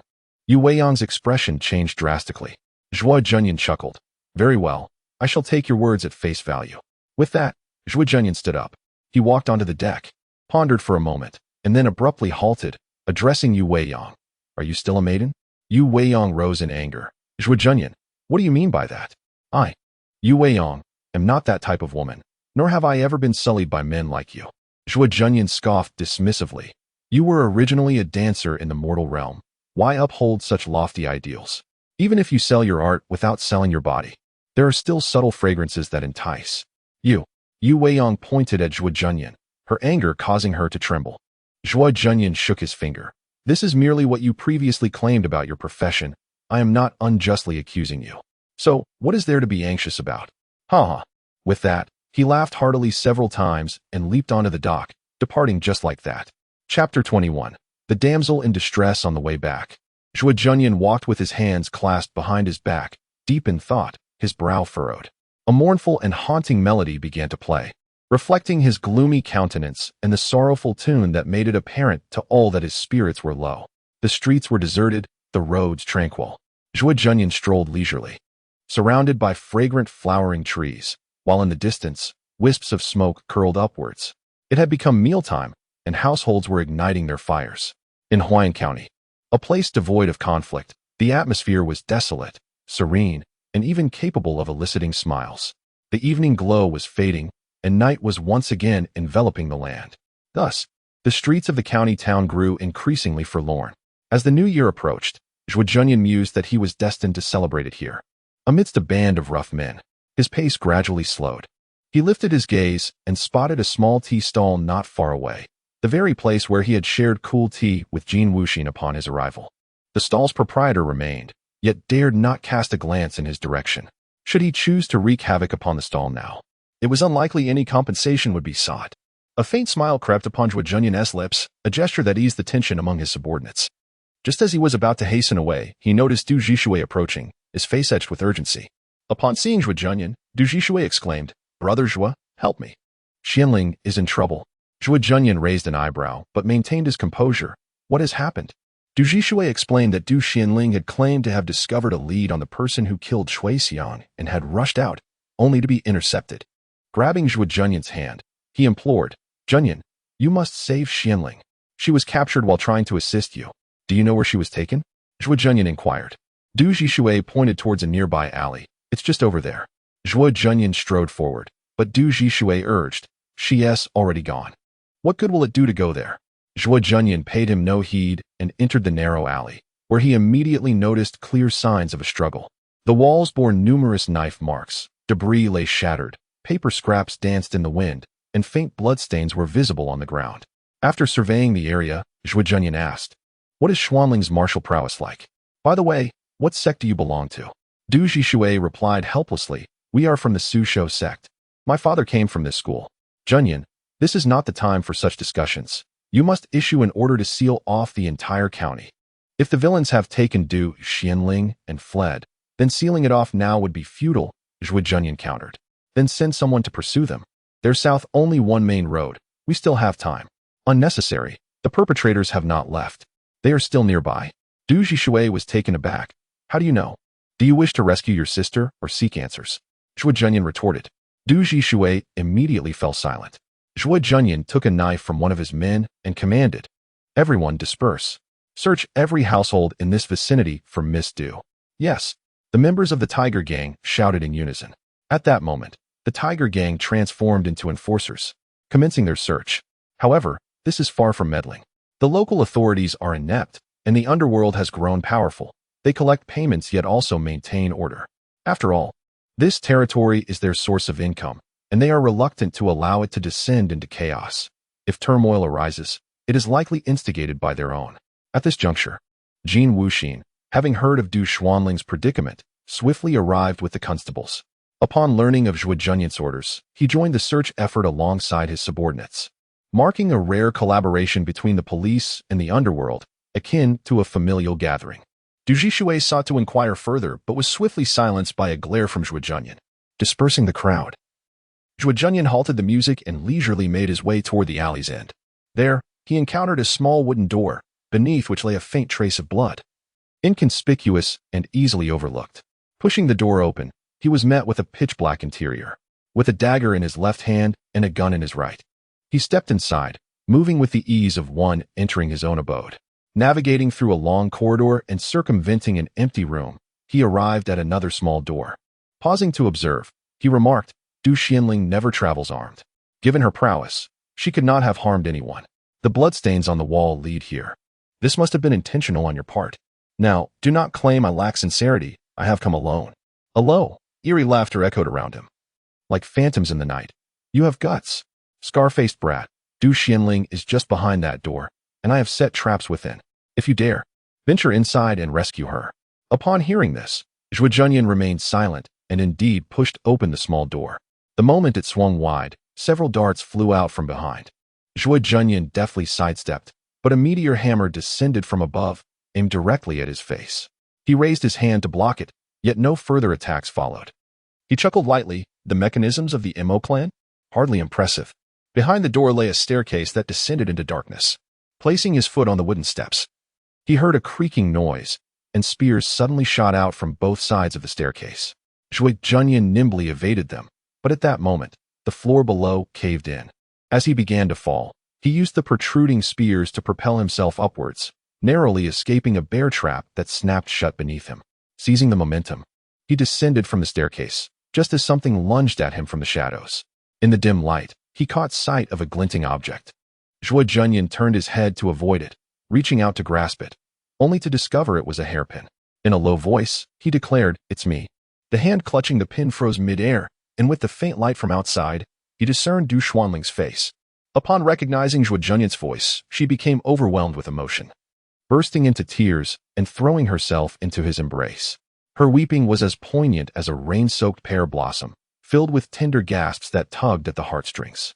Alas, she had misdirected her affections, finding herself in the arms of Zhuo Junyan, whose heart was as unyielding as steel, indifferent to her plight.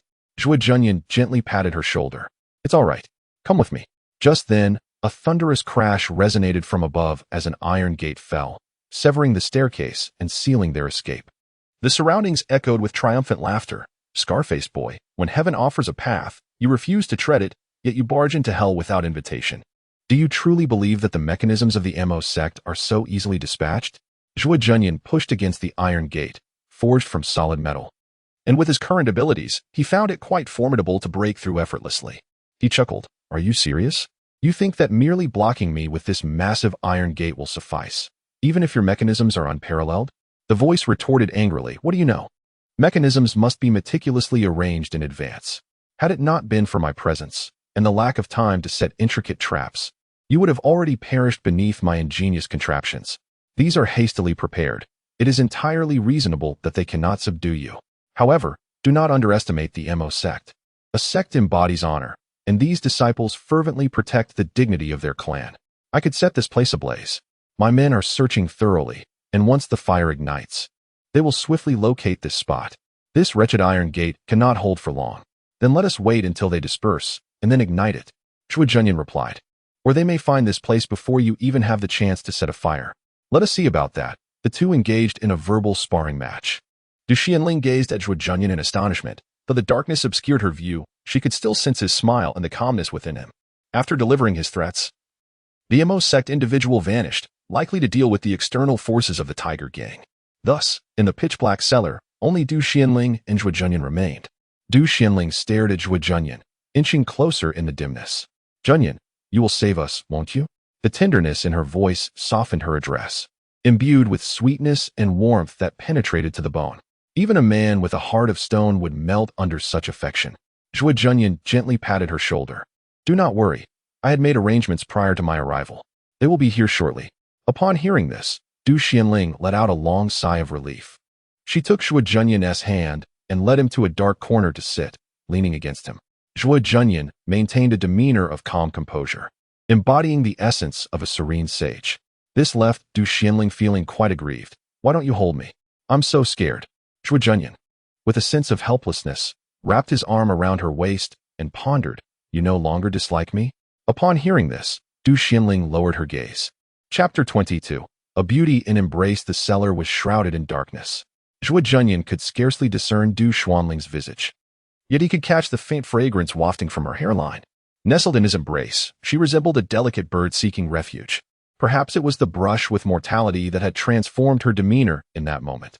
She spoke softly. "The first time I encountered you, I felt an overwhelming sense of menace, so fierce, so domineering, so unreasonable. Yet during our second meeting, you saved my life." A faint blush colored Du Xuanling's cheeks as she continued. "But it's not entirely untrue. I am indeed a lover of bloodshed. Yet you only harm the wicked," she affirmed, tilting her face upwards to meet Zhuo Junyan's gaze. "You do not appear as malevolent as I once thought." Zhuo Junyan chuckled. "I was under the impression that you despised me. To learn that you regard me as a good person is quite the revelation." With a playful pinch, Du Xianling retorted. "I do detest you. Had you not come to my rescue this time, I would have harbored that disdain for eternity." Her tone was fierce, yet her words were sweet. Her face mere inches from Zhuo Junyan's. He could feel the rapid beating of her heart. Thump, thump, thump.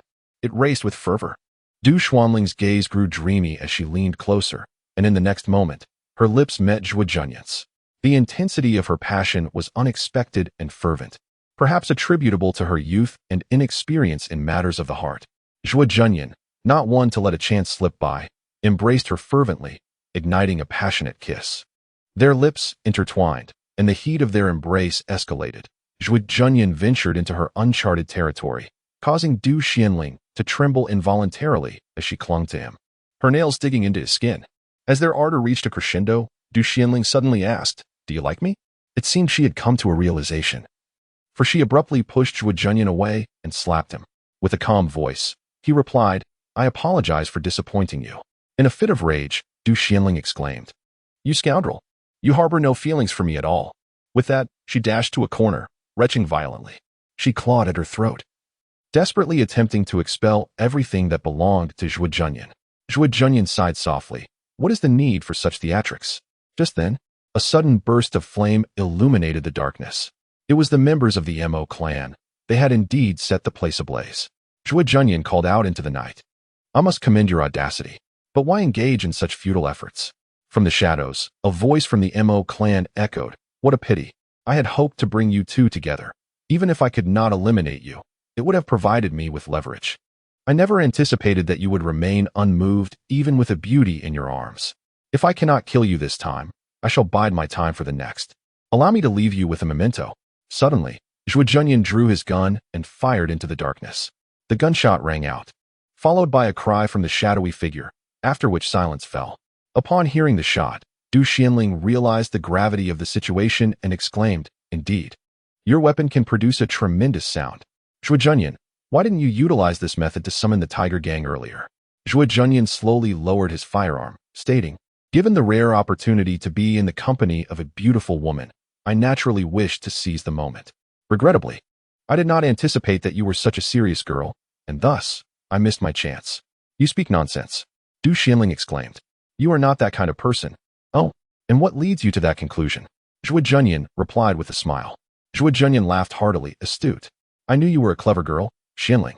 Indeed, this concealed weapon is known as a bullet, specially crafted to be discharged solely from a firearm. Each one is precious. I am running low, which is why I cannot afford to waste them." Du Xianling retorted, "Yet you used them so recklessly last time.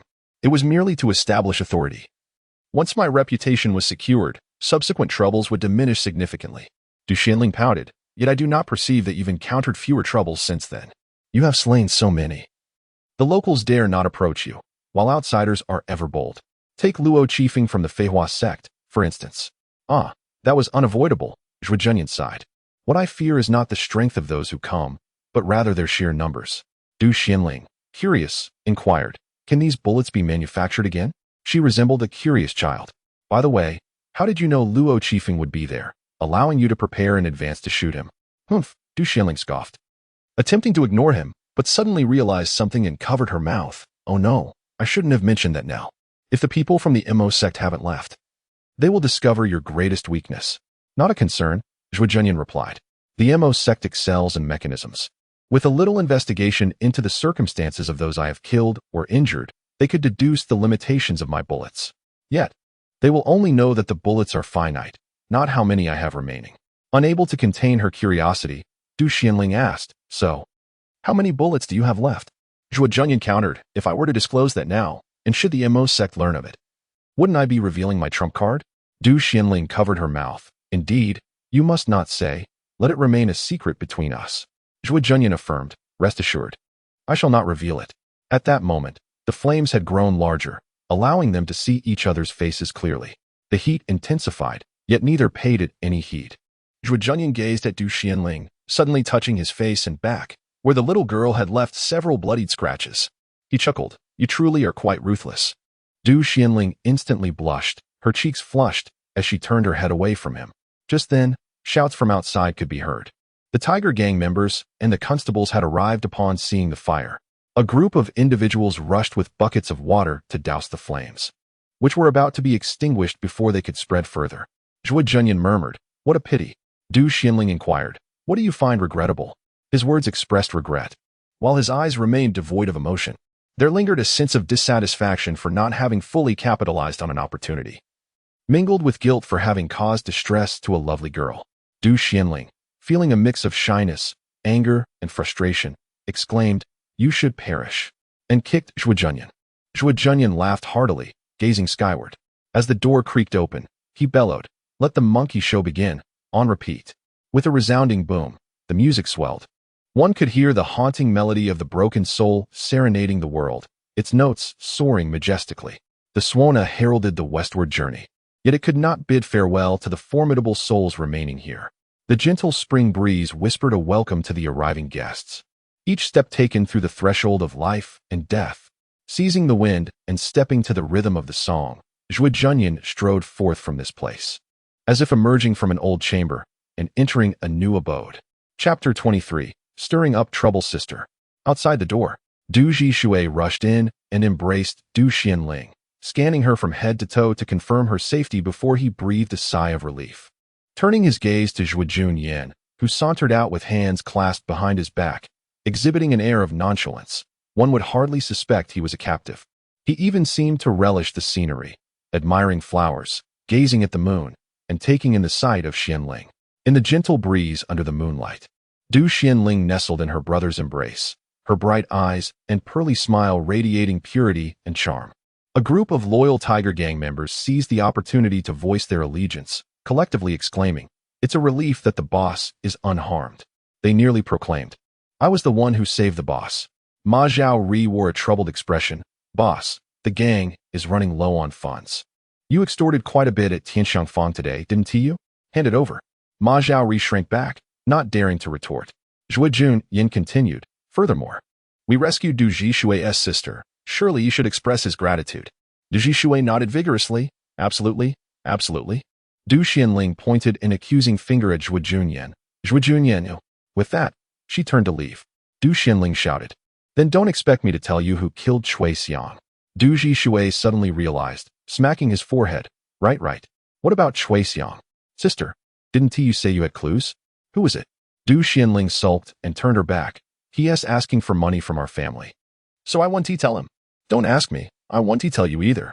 Zhuo Junyan chuckled. "I may forego the information, but the money is necessary. After all, we have a whole gang to support." "You." Du Xianling stomped her foot in frustration. Zhuo Junyan indeed turned to leave without further inquiry. Infuriated, Du Xianling clenched her teeth and punched her brother. Du Zhishui glanced between Zhuo Junyan and Du Xianling, suddenly sensing something, and blurted out, "Sister, you wouldn't have developed feelings for him, would you?" Du Xianling glared in exasperation. "I would never fall for such a scoundrel." This declaration only heightened Du Zhishui's concern. Typically, when a girl likes a man, she exhibits such behavior. Looking up, they noticed Jin Wu Xin wearing a pained expression as well. Zhuo Junyan strolled down the long street, his figure gradually disappearing into the alley, leaving only the lingering notes of a melodious suona echoing in the air. This sentiment, this scene, this melody, unmatched. The following morning, Du Zhishui arrived early at the Tiger Gang to meet Zhuo Junyan. Upon entering the loyalty hall, Zhuo Junyan personally served him tea. "What brings you here today?" Du Zhishui wore a look of disbelief. "I've come to bring you money." "Oh, I had forgotten about that." "Qin Jin," Zhuo Junyan called out. Zhang Qi Jin hurried over, receiving a bag from Du Zhishui, glancing inside and breaking into a wide grin. "Thank you, young Master Du." He then handed it to Zhuo Junyan, who waved his hand dismissively. "Take it away and distribute it among the brothers. I don't need it." Zhang Qi Jin dashed off, brimming with excitement. Du Zhishui regarded Zhuo Junyan with confusion. "You are quite an unusual person." Zhuo Junyan leisurely toyed with his teacup, the water inside swirling. And though it was merely a small cup, it held the essence of tumultuous waves. In moments of leisure, one masters the art of manipulation, stirring waves without a breeze. He remarked casually, "What is so peculiar about me? You care not for money. Strength is the sole essence. Nor do you value treasures." This time, however, Zhuo Junyan was genuinely astonished. As the turmoil in his cup ceased and the teacup spun in his grasp, he inquired, "Why do you say that?" Du Zhishui replied, "Did you not assert that the one who murdered Cui Xiang is the very person spreading the rumors? Clearly, Xianling has uncovered the truth. Yet you do not even bother to inquire." The motion of the teacup halted abruptly, resting on the table. Zhuo Junyan, with deliberate calmness, asked, "Do you recall what I mentioned to you in the 100 Flowers Pavilion?" Du Zhishui nodded, bewildered, "Yes." Zhuo Junyan patted his shoulder. "You are an endearing fool, brother Du." Du Zhishui was taken aback. Throughout his life, he had been lauded as a prodigy by all, his talents in both literature and martial arts unparalleled. Though he understood that much of it was mere flattery from his household servants, he was nonetheless unaccustomed to being labeled a fool, especially an adorable one. He glared at Zhuo Junyan. "Clarify your words, Zhuo Junyan. In what manner am I foolish?" Zhuo Junyan smiled. warm as a spring breeze, I have already stated. The murderer of Chui Xiang was untrained in martial arts, failing to kill her with a single strike, resulting in blood spattering from her neck, staining the walls. In such a scenario, consider the consequence for the perpetrator. Du Zhishui's mouth fell agape. Are you suggesting the murderer must be covered in blood? As Zhuo Junyan leaned back in his chair, he continued, a person unversed in martial arts. Emerging from Chui Xiang's chamber drenched in her blood, do you believe he would remain unnoticed? Du Zhishui, astonished, replied, indeed. But the reality is that no one noticed, correct? Why?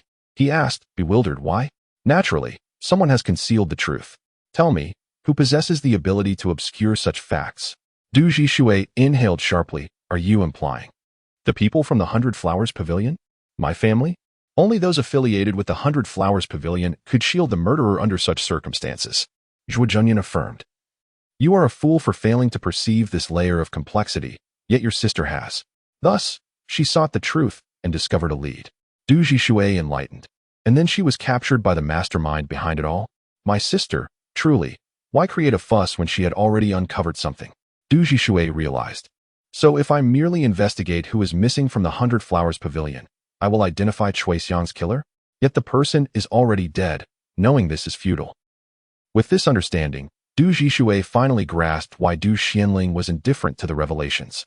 In truth, he found himself reluctant to speak of it, fearing that mentioning it might incite Zhuo Junyan to storm the Du residence. However, Zhuo Junyan had long seen through it all and had no intention of meddling further. Much to Du Zhishui's dismay. You knew all along. Why did you not reveal it? Had you exposed the murderer then, none of this would have transpired. Zhuo Junyan replied softly, because the identity of the murderer has never held significance. What did you say? Du Zhishui was once again bewildered, unable to comprehend Zhuo Junyan's line of reasoning. Zhuo Junyan spoke slowly. When a case unfolds, people tend to focus solely on the most critical aspect.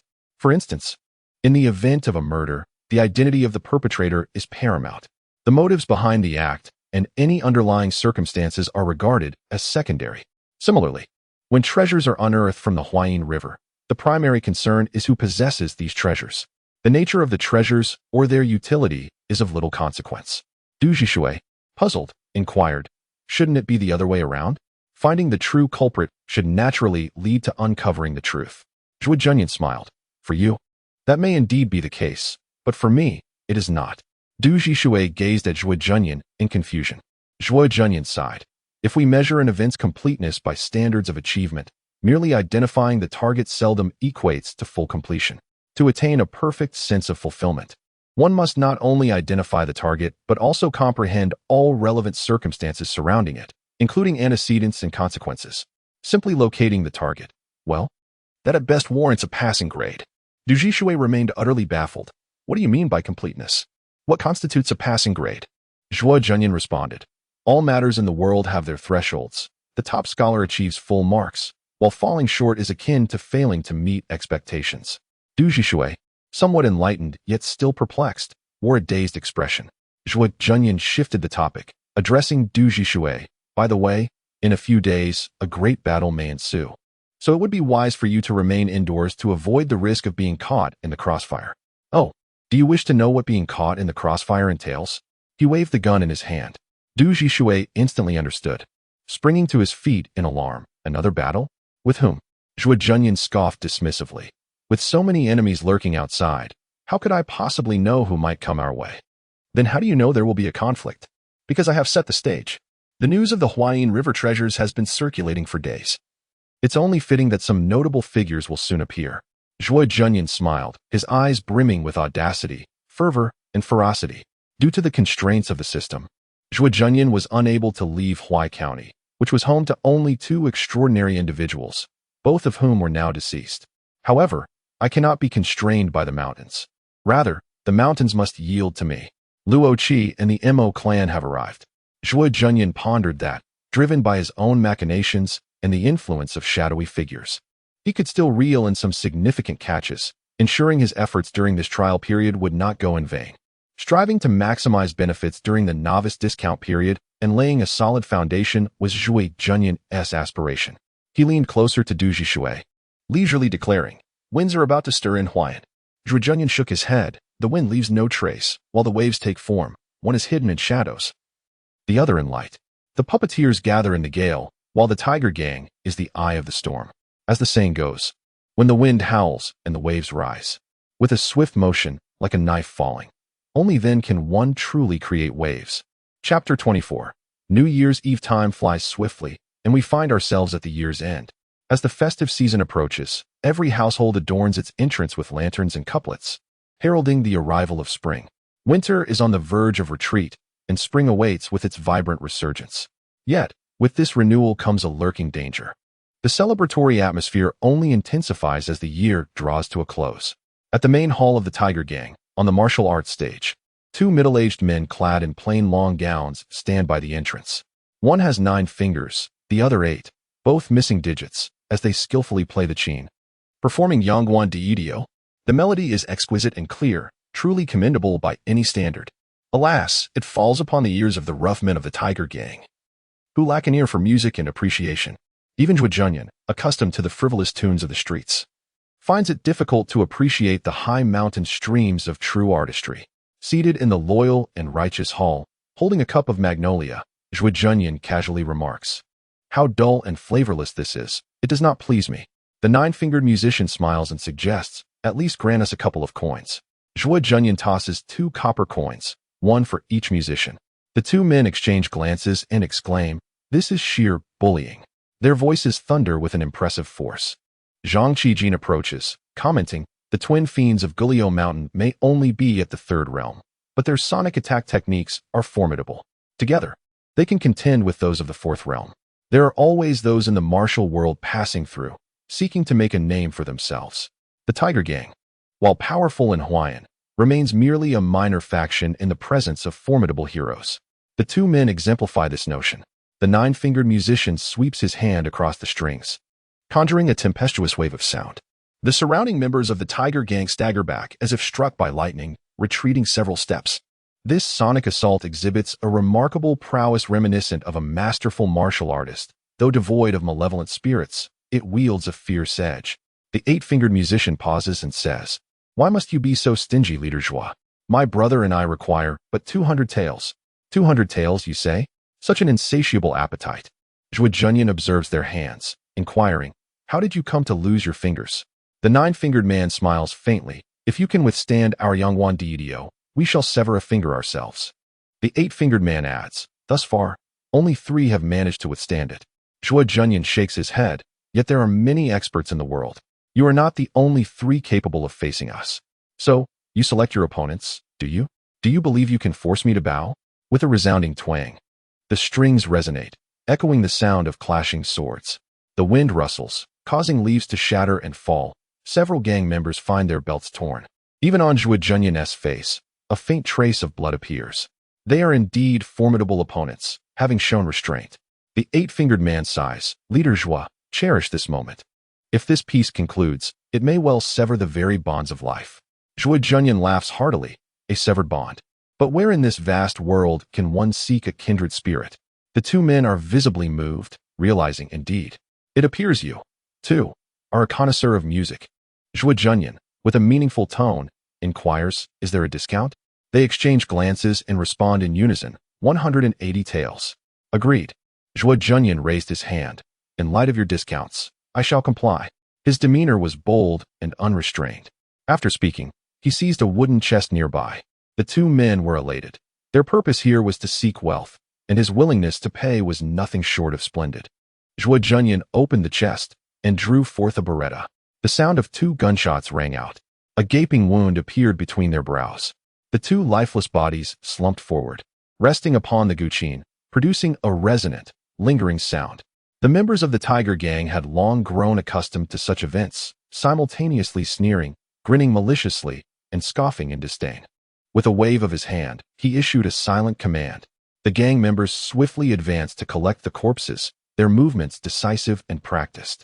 Zhang Qijin smiled. "This is the 4th wave, and the strongest one yet. With their demise, the winds and waves of Huayan should settle." "Is that so?" Zhuo Junyan replied with a light chuckle, shaking his head. Zhang Qijin, astonished, asked, "Could there be more?" Zhuo Junyan gazed into the distance. What a picturesque landscape it was. A tapestry of beauty that spanned an entire lifetime. It showcased a sunset like blood, singing a ballad of unyielding valor. In such a magnificent realm, how could there be no bloodshed? A touch of crimson was necessary to highlight the splendor of a prosperous age. He mused, they are merely passing travelers, unaware of the depths, daring to intrude. The true storms have yet to arrive. Zhang Qijin understood. Are you referring to the shadowy figures behind the scenes? Indeed. The crowd responded in unison. They collected the bodies and cleaned the blood, and the Tiger Gang returned to tranquility. As the crowd dispersed, the sun dipped lower, heralding dusk. Once again, the evening glow painted the mountains and plains in vibrant hues. The Tiger Gang suddenly felt desolate. Zhuo Junyan sat alone in the hall of loyalty and righteousness. Bathed in the twilight glow, sipping a modest drink, he bore an air of solitude and emptiness. This New Year's Eve felt achingly lonely and desolate. Zhang Qijin shook his head. I have no home. This place is my home. As he spoke, a few more members of the Tiger Gang trickled in from outside. Zhuo Junyan smiled. And what of you? Are you also homeless? A member clasped his fists. If we were not without a home, would we risk our lives? Chief, those with homes have returned. Those who remain here consider the gang their family. Another member added, the Tiger Gang is home. The chief is our lord. The Tiger Gang is home. The chief is our lord. The Tiger Gang is home. The chief is our lord. The Tiger Gang is home. The chief is our lord. The crowd erupted in fervent cheers, stirring the air with excitement. Zhuo Junyan laughed heartily. Excellent. If that is the case, you shall be my family. This evening, let us celebrate the new year, bring forth food and drink, and let us indulge. The group bustled into the kitchen, joyously bringing forth wine and meat. That night, they reveled in merriment, and Zhuo Junyan joined in their festivities. Once a figure of somber gravity, quick to violence and instilling fear, today, in this moment, he cast aside all pretenses and aloofness, engaging in light-hearted banter, shedding the guise of a fierce tyrant, revealing another side to the people. When spirits were high, Zhuo Junyan broke into song. The battle song of the earth, though unheard here, resonates with fervent passion and indomitable spirit. With sufficient inner strength and enduring breath, one can reach high notes, showcasing a fine vocal prowess that evokes applause and cheers from the crowd. As the song subsides and the wine flows through the third round, Zhuo Junyan squints and remarks, let me consult tomorrow's almanac. Zhang Qijin hands it over. Zhuo Junyan glances at it. The first day of the lunar month. Auspicious activities include funerals, burials, and market openings. Inauspicious activities include moving into a new residence, marriage, and migrations. Zhuo Junyan chuckles. On the first day of the new year, it is deemed suitable for funerals and burials, yet inappropriate for marriages? Zhang Qijin replies, that is precisely what the almanac states. There is no prohibition against killing. Zhuo Junyan, with bleary eyes, expresses his dissatisfaction.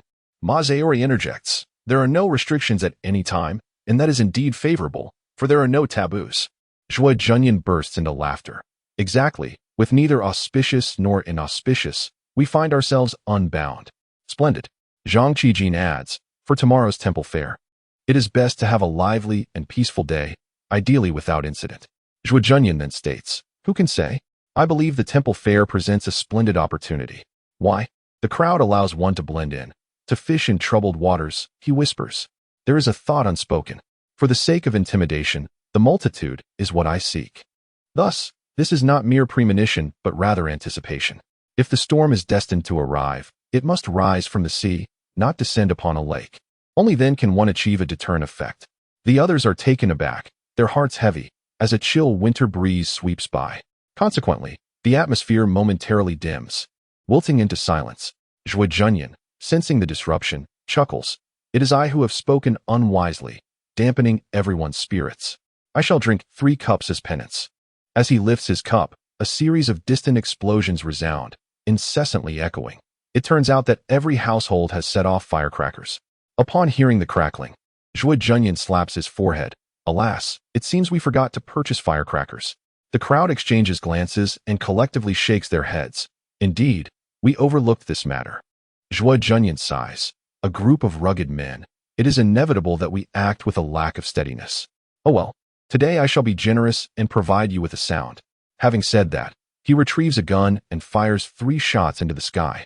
The gunfire, firecracker explosions, and laughter intertwine on this year-end night, as if heralding a near future filled with promise and splendor. This night, the revelers indulge, refusing to cease their merriment. Chapter 25. A visitor at Baijian Manor. The first day of the new year marked the temple fair, a time when villagers from all around gathered, carrying burdens and driving donkeys, eager to trade their harvests.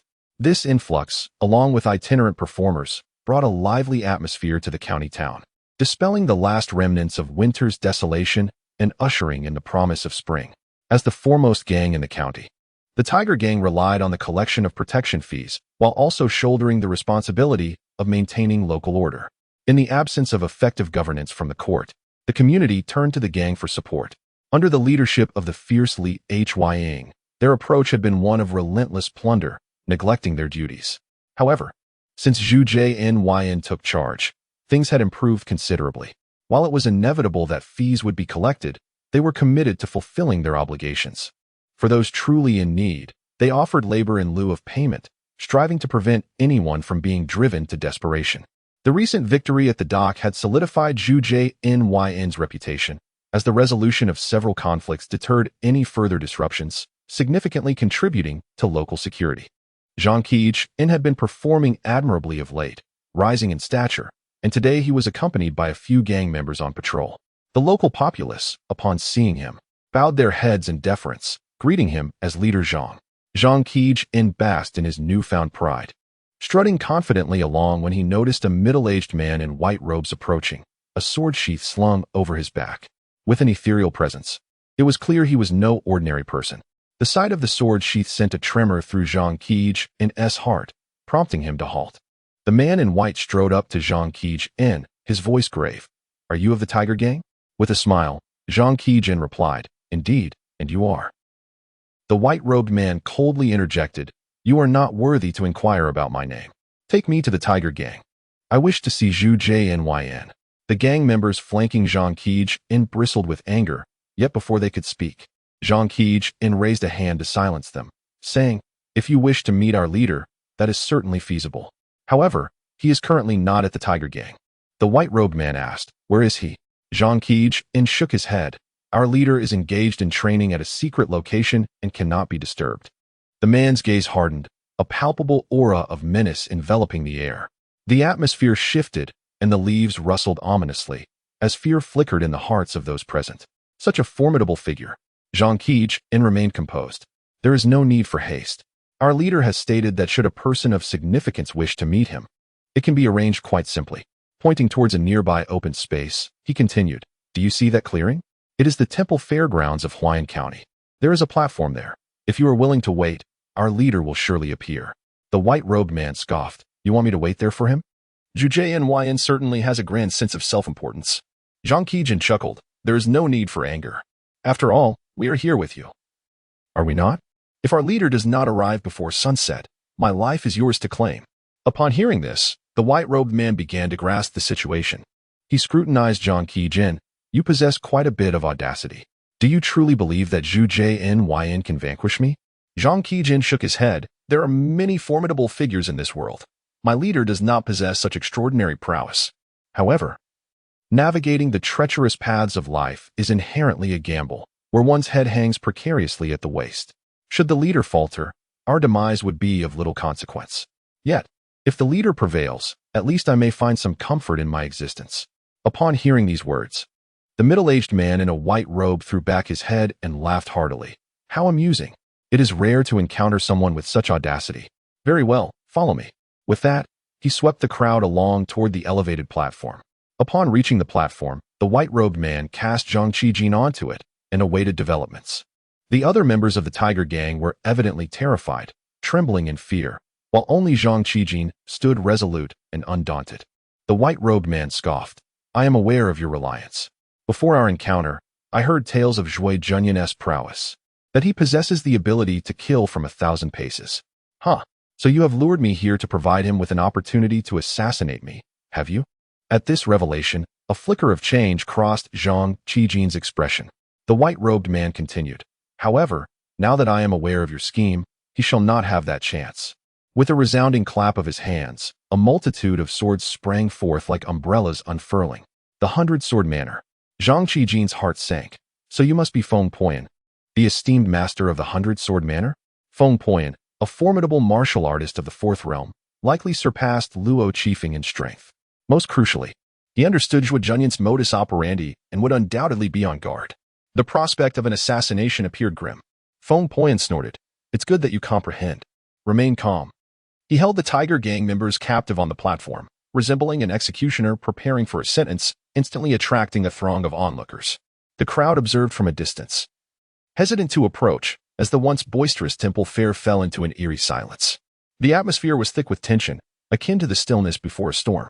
Each individual awaited Zhuo Junyan's arrival, a wait that extended into over half an hour. For a fleeting moment, both Feng Poyan and Zhang Qijin doubted whether Zhuo Junyan would indeed show up. Perhaps he had discerned the preparedness of his adversary and opted to flee in fear. Yet, a glimmer of hope remained in Zhang Qijin's gaze. Noticing the expression in Zhang Qijin's eyes, Feng Poyan abruptly queried, "You are quite confident, are you not?" Zhang Qijin was taken aback. Feng Poyan continued, "The moment you saw me, you beckoned me here, indicating you were well prepared. This was orchestrated by Zhuo Junyan, wasn't he it?" A sheepish smile crept across Zhang Qijin's face. "You think too much of it, Master Feng." Feng Poyan snorted, casually tossing an object, which turned out to be a wooden bird, proclaiming proudly, "This spirit-weaving bird was a gift from the Mo family, adept at detecting various mechanisms." Feng Poyan pondered, momentarily puzzled. Could it be that I have overthought this? Just as he contemplated, a commotion erupted in the distance. The crowd parted to form a path, revealing a procession approaching. Leading the way was none other than Zhuo Junyan. Clad in agile attire and wielding a beretta, he approached Feng Poyan and halted nearby, first ensuring that others retreated before calling out, "People of the 100-Sword Manor?" Zhuo Junyan smiled. "We are all men of the Jianghu. Let us dispense with idle chatter. Today is the first day of the month, and amidst such splendid scenery, a touch of crimson merely serves as embellishment. Blood flowing like rivers would mar the beauty. Thus, if we must engage in murder, let it be swift and decisive, lest we dampen everyone's spirits. It shall be you and I, one-on-one, should you falter. Death shall be your fate, if fortune favors you." He raised the gun in his hand. "Should I perish, it shall belong to you. Provided you agree to a single stipulation, I will reveal to you the precise method of its use." Feng Poyan glanced at the weapon in his grasp. If the rumors hold true, it is indeed a remarkable treasure. "What is the condition?" "Quite simple. You need not involve anyone else. I am the one who took your disciple's life. If I meet my end, spare the Tiger Gang. Otherwise, even if you acquire this weapon, you shall not wield it." Feng Poyan chuckled, nodding in agreement. "Very well. How do you propose we proceed? Let us engage in combat thus." Zhuo Junyan raised his hand and fired, the resounding gunshot piercing the heavens. Chapter 26. A moment between life and death. Zhuo Junyan has always been one to act decisively, especially today, on the first day of the Lunar New Year. Amidst the sudden gunfire, bullets surged forth like a spring tide. "Scoundrel!" Feng Poyan roared, slamming the magazine, and several flying swords simultaneously took flight. Yet at that moment, Zhuo Junyan had activated his rapid-fire mode, emptying his entire magazine in a single breath directed at Feng Poyan. Just as Feng Poyan summoned the flying swords into the air, before he could even thrust them, he collapsed, drenched in blood, and perished just like that. Dead. The master of the fourth realm of martial arts, so effortlessly slain. Everyone present was taken aback. Was it truly this easy to die? At that instant, a shadow surged forth from the crowd, ethereal and elusive, approaching with uncanny swiftness. A hand pressed against Zhuo Junyan's back. Zhuo Junyan's garments billowed as he surged forward instead of retreating. That hand pressed against his back, shredding his clothes like fluttering butterfly wings. Zhuo Junyan coughed up blood and charged toward the platform. Blood rained down like a torrential downpour. On the platform, swords flew unbidden, controlled by no one, as sunlight illuminated them, casting myriad shadows. Zhuo Junyan cried out, "If you kill me, you will not know how to wield this weapon." As the sword shadows dissipated, 19 swords whirled in the air, circling Zhuo Junyan, yet refusing to descend. Zhuo Junyan had reached the platform, seizing Zhang Qijin, tearing off his garment to drape over himself. At this moment, everyone finally discerned that the assailant was a middle-aged man clad in black. Unarmed, yet with a single gesture, the swords from the sky cascaded into his grasp. With a casual flick, they floated behind him in a resplendent display, forming a colossal shield of swords. Standing with arms crossed, he exuded an aura of profound composure, revealing an ancient and dignified visage. Zhuo Junyan chuckled, "You must be Feng Poyan." Though he had been ambushed and severely wounded, he still managed to smile, seemingly unfazed by the crimson that stained his front. Feng Puyan scoffed. Your brutality is indeed beyond my expectations, but how could you possibly evade my five-finger mountain? With that, he took a step, as if walking on clouds, leaping effortlessly to the platform. What a remarkable display of light-footedness. Observing the corpse of the man in white, he remarked solemnly, the rumors hold true. Your hidden weapons strike with such swiftness that even I find them hard to counter. Should you be granted the opportunity to ambush, unless I prepare my defenses in advance, I cannot avoid injury. Zhuo Junyan replied with a smile. So you can be injured after all? The fourth realm cannot withstand my gun. Thus you are not adept at defense. Feng Puyan remained unperturbed. You have already lost. Zhuo Junyan tossed aside his gun. Indeed, I have lost. The gun belongs to you. Feng Puyan gestured, and the gun soared into his hand. He aimed it at Zhuo Junyan and pulled the trigger, only to find it unresponsive. Feng Puyan was perplexed. I did mention there was a special method, Zhuo Junyan replied. The method ensures you remain whole. Let them leave. Feng Puyan turned to Zhang Qijin and the others, commanding, get lost. Zhang Qijin, filled with fervor, looked at Zhuo Junyan and declared, Boss, I won't leave. Zhuo Junyan chuckled. Your mission has been accomplished. How can I eliminate Feng Puyan while remaining here? Upon hearing this, Feng Puyan also laughed. I am quite eager to see how you intend to turn the tide in such a situation. With a flourish of his sleeve, he unleashed his internal energy, effortlessly casting Zhang Qijin and the others out from the high platform. Such mastery of control over objects, combined with his own internal strength, rendered the task seemingly effortless, something Zhuo Junyan could not replicate, at least not at this moment. Feng Puyan strode towards Zhuo Junyan. Can we speak now? Zhuo Junyan stepped aside, leaning against one of the pillars of the platform, casually remarking, you can fire the gun by unlocking the safety. What? Feng Puyan queried, perplexed. Zhuo Junyan extended his hand. Hand me the gun, and I shall demonstrate. After a moment's contemplation, Feng Puyan considered the distance and his own reflexes. Even if Zhuo Junyan were to attempt an ambush, he would be able to respond adequately. Thus he relinquished the gun. Zhuo Junyan pointed to the safety on the gun. Do you see this? This is the safety. Push it up, and you can fire. Give it a try. After demonstrating, he returned the gun to Feng Puyan. Feng Puyan, still perplexed, took the gun and disengaged the safety, firing a shot elsewhere, only to hear a faint click. It indeed discharged, yet nothing emerged from the barrel. The magazine was empty. Zhuo Junyan leaned closer, indicating the magazine. This is the magazine. It requires bullets to be loaded inside. Allow me to show you how to remove it. His tone was instructive and sincere as he demonstrated for Feng Puyan. Feng Puyan, a seasoned veteran, felt an inexplicable sense of foreboding. This man was being excessively cooperative. Suddenly, a thought struck him, and he looked at Zhuo Junyan. Isn't this the gun that killed Luo Qifeng? Zhuo Junyan smiled. Indeed, it is not. Feng Puyan's pupils widened slightly. And you are not the only one capable of using this gun? Zhuo Junyan turned slightly, still smiling. Of course not.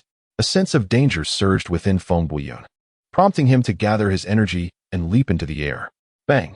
A thunderous gunshot reverberated from a nearby window. Amidst the billowing smoke, a gaping wound appeared in Feng Puyan's abdomen. A howl of agony erupted from him, the most excruciating he had ever released since his debut. Bastard!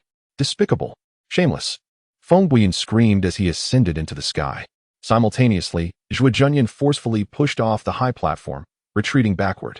In that moment, the platform erupted in a tremendous explosion, unleashing a towering inferno and shockwaves that swept outward. High explosives. They had been concealed upon the platform, unnoticed by Ling Jinyao. The surging shockwave propelled Zhuo Junyan even further away, and he felt as though he were engulfed in flames. Ultimately, he could not completely escape the blast radius. His iron cloth shirt shattered once more, and he was propelled like a cannonball by the force of the explosion. He crashed heavily to the ground, rolling as he landed, and hurled another grenade. Meanwhile, from within the fiery tempest, a formidable figure emerged. It was Feng Puyan. Remarkably, he was still alive.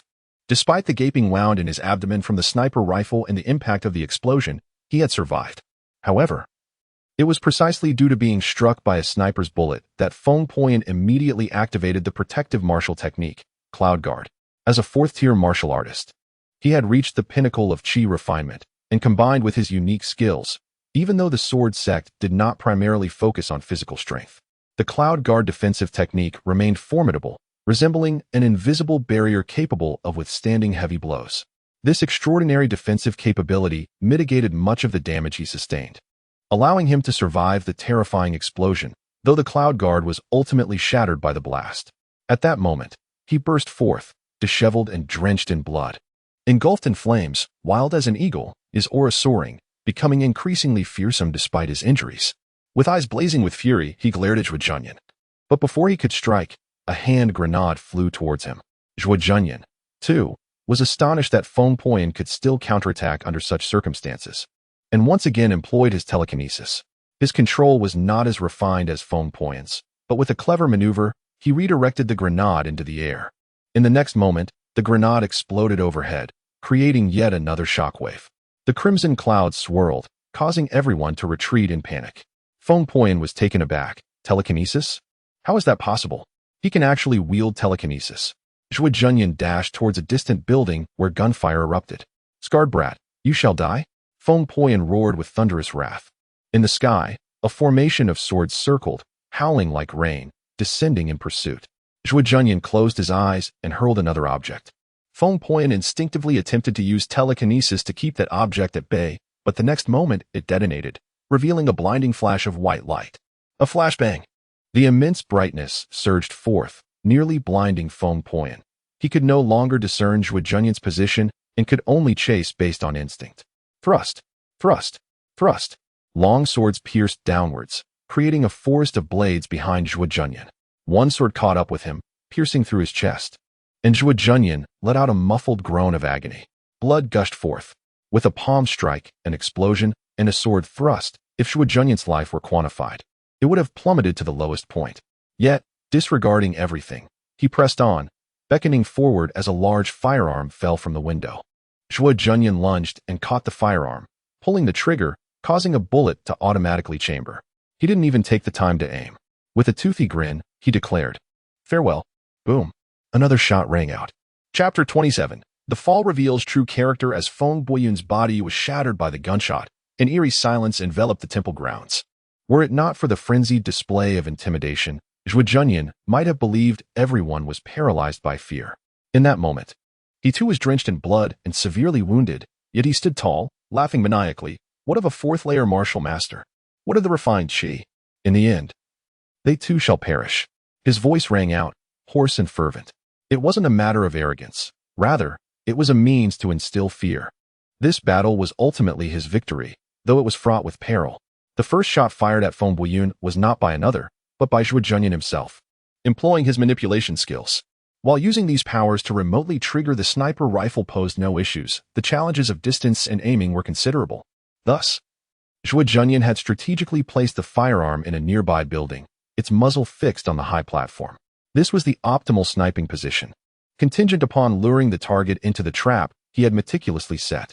Indeed, an exceptional trap is one that preys upon the mind. The stronger the individual, the greater their yearning for potent power and treasures. The gun in Zhuo Junyan's grip was akin to carrion attracting flies, destined to draw countless individuals, including Feng Puyan, into its snare. The only lament was that, due to the remote shooting, Zhuo Junyan could not deliver a fatal shot. Instead, he inflicted a severe wound upon Feng Puyan, revealing the latter's formidable prowess as a peak fourth-layer martial master. At that moment, clutching the sniper rifle, Zhuo Junyan felt a wave of dizziness wash over him. The injuries he sustained were indeed grave. Fortunately, Zhang Qijin and others rushed over. Boss. Zhuo Junyan took a deep breath, striving to remain steady. It's resolved. Dispose of the body. Upon hearing his command, Zhang Qijin shouted, "Hurry, get to work, dispose of the corpse." Turning to Zhuo Junyan, he inquired, "Boss, are you all right?" Zhuo Junyan flashed a grin. "I'm fine. Where's the doctor?" Zhang Qijin bellowed, "Doctor." A prepared physician swiftly approached, and Zhuo Junyan, with a determined demeanor, sat upon a nearby stone, unwilling to part with the rifle, allowing the doctor to treat his wounds. The doctor unveiled his tattered, burnt clothing, gasping in horror. "Leader Zhuo, your injuries are severe." Zhuo Junyan chuckled. "I am aware, merely superficial wounds, nothing to worry about. Just apply the ointment." The shockwave had not inflicted significant harm upon Zhuo Junyan, as he was not within the core blast radius and had the iron cloth technique to compensate. The true fatal injury, however, stemmed from Feng Buiyun's initial palm strike. This blow concealed dark energy, its venomous force leaving a remnant of internal power within him. While Feng Buiyun was alive, Zhuo Junyan was able to keep it at bay. Upon the latter's demise, that internal energy erupted chaotically, giving Zhuo Junyan the sensation of becoming Ling Huchong. Despite his mastery of the indestructible body technique, the disparity between the second and fourth layers was vast, and he could only muster the strength to endure. The physician discerned the gravity of the situation and despaired, exclaiming, "Alas, I cannot save you, Chief Zhuo. Your injuries are too severe. I fear you can endure but a day." He hesitated to utter the finality of his thoughts. Yet, Zhuo Junyan merely smiled and replied, "Is that so? Please wait a moment." He chose to enhance his indestructible skill. Given the multitude in the temple and the magnitude of vanquishing a figure like Feng Buiyun, the spectacle was indeed magnificent, causing Zhuo Junyan's intimidation value to surge to approximately 3,500. Furthermore, the arcane skill of object manipulation reappeared. However, Zhuo Junyan already possessed this skill and could not fathom its renewed utility. Was the upgrade free of charge? Yet, the prominent plus sign indicated that intimidation value was still requisite. In his current state of profound injury, he dared not upgrade this skill and could only resort to it for survival. The fifth tier of the indestructible skill required 500 points, while the sixth tier demanded 600. After expending 1,100 intimidation points, Zhuo Junyan's foundation transformed to include visceral health at level 6, skin and bone at level 6, blood vitality at level 4, and meridians at level 2, with an internal energy of 60. Were it not for his grievous condition, he would have relished the sensation of his formidable prowess. Fortunately, this enhancement also conferred the significant benefit of resisting Feng Buiyun's internal energy invasion. Although Feng Buiyun's internal energy was formidable, it ultimately stemmed from a source devoid of sustenance, akin to water without a spring or a tree without roots. Zhuo Junyan continuously wore it down to counteract its effects. Nevertheless, the damage already inflicted posed a challenge for rapid recovery. Noticing he still had 1,400 intimidation points, Zhuo Junyan decided to learn another martial technique, the blood-healing secret art. This technique, focused on recovery, stimulates one's internal energy and blood essence for rapid rejuvenation, albeit at a considerable personal cost, as each use incurs significant weakness, necessitating rest and substantial nourishment. In essence, it is a non-combat recovery technique. In the next moment, Zhuo Junyan's body erupted with droplets of blood as his severely burned skin began to heal at a visibly rapid pace. The physician was left dumbfounded. After a considerable interval, the blood-healing secret art concluded, and Zhuo Junyan exhaled deeply, feeling utterly drained. He had possessed combat capability during his injury, yet now he was entirely devoid of it. Struggling to maintain consciousness, he surveyed his body. While not fully restored, he was at least no longer in a life-threatening state. He smiled at the physician, saying, "Now you may administer the medicine." With that, he closed his eyes, adopting a posture of meditative repose, though his hands still clutched the large spear tightly. In a daze, Zhuo Junyan eventually regained consciousness to find himself in his own bed at the Tiger Gang's headquarters.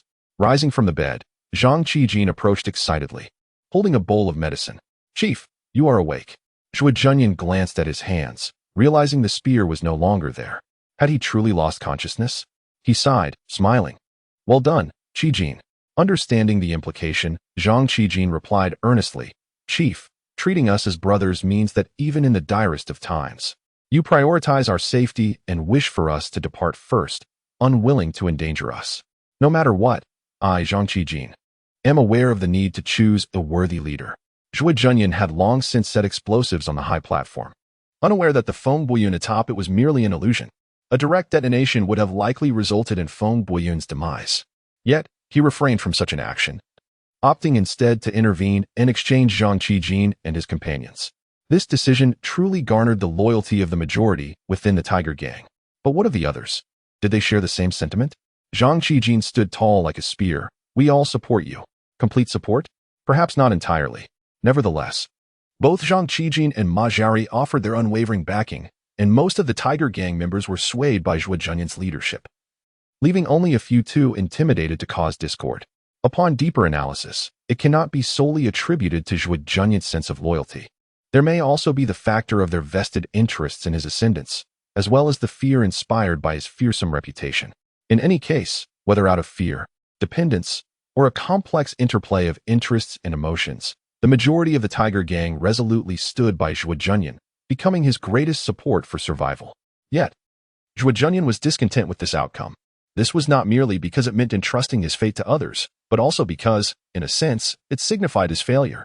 He had meticulously orchestrated everything, yet the strength of his adversaries surpassed his expectations. He had prepared contingencies, but succumbed to unconsciousness before he could employ them. Much like how his enemies were oblivious to his weaponry, he too was unfamiliar with the martial arts of this world. The blood therapy secret technique was one of his backup plans, yet he underestimated its side effects, which led to his fainting. The root cause of all this lay in his own greed. Zhuo Junyan murmured, "I could have avoided this predicament. This time, I consider it a failure." "What?" Zhang Qijin exclaimed in astonishment. Zhuo Junyan replied, "The silver lining in failure is that I have finally found a few trustworthy allies." Upon hearing this, Zhang Qijin felt a surge of excitement. Zhuo Junyan continued, "However, I cannot perpetually rely on fortune." "Very well. It may be time to curb my greed and bring this to a close." After uttering these words, Zhuo Junyan suddenly recalled something and inquired of Zhang Qijin, "By the way, how many people witnessed my unconsciousness?" Zhang Qijin scratched his head. "There were quite a few. I didn't pay much attention." Zhuo Junyan's expression turned serious. "What did you say? Many people saw me faint?" Zhang Qijin nodded, "Yes. But don't worry, with us here, no one dares to stab you in the back." Zhuo Junyan's countenance fluctuated between shades of concern and fury as he murmured, "No, this isn't right. Why hasn't anyone taken action? It shouldn't be, unless..." Suddenly, Zhuo Junyan's expression shifted drastically. "Gather all the brothers. Another wave of enemies is approaching." A peculiar horn sounded sharply, its wailing echoing like a lament, both mournful and grand, resonating through the vast skies. Zhuo Junyan strode purposefully out of the room.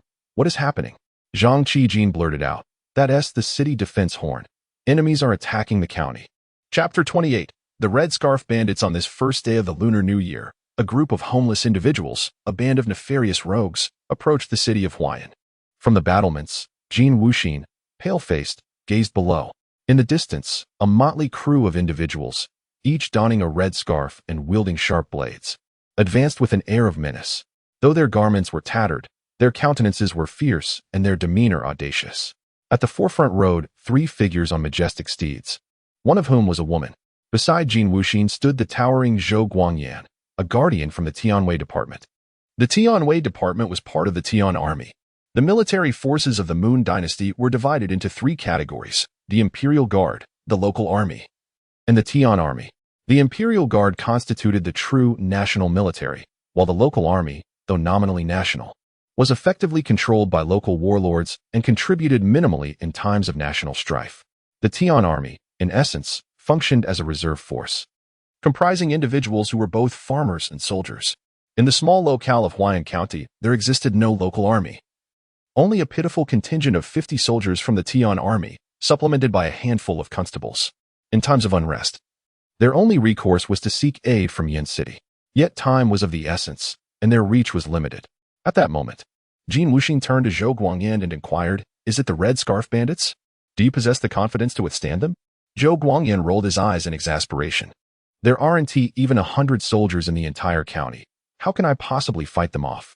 "What of Yin City?" Jin Wuxin pressed. Jin Wuxin found it difficult to accept the dire circumstances.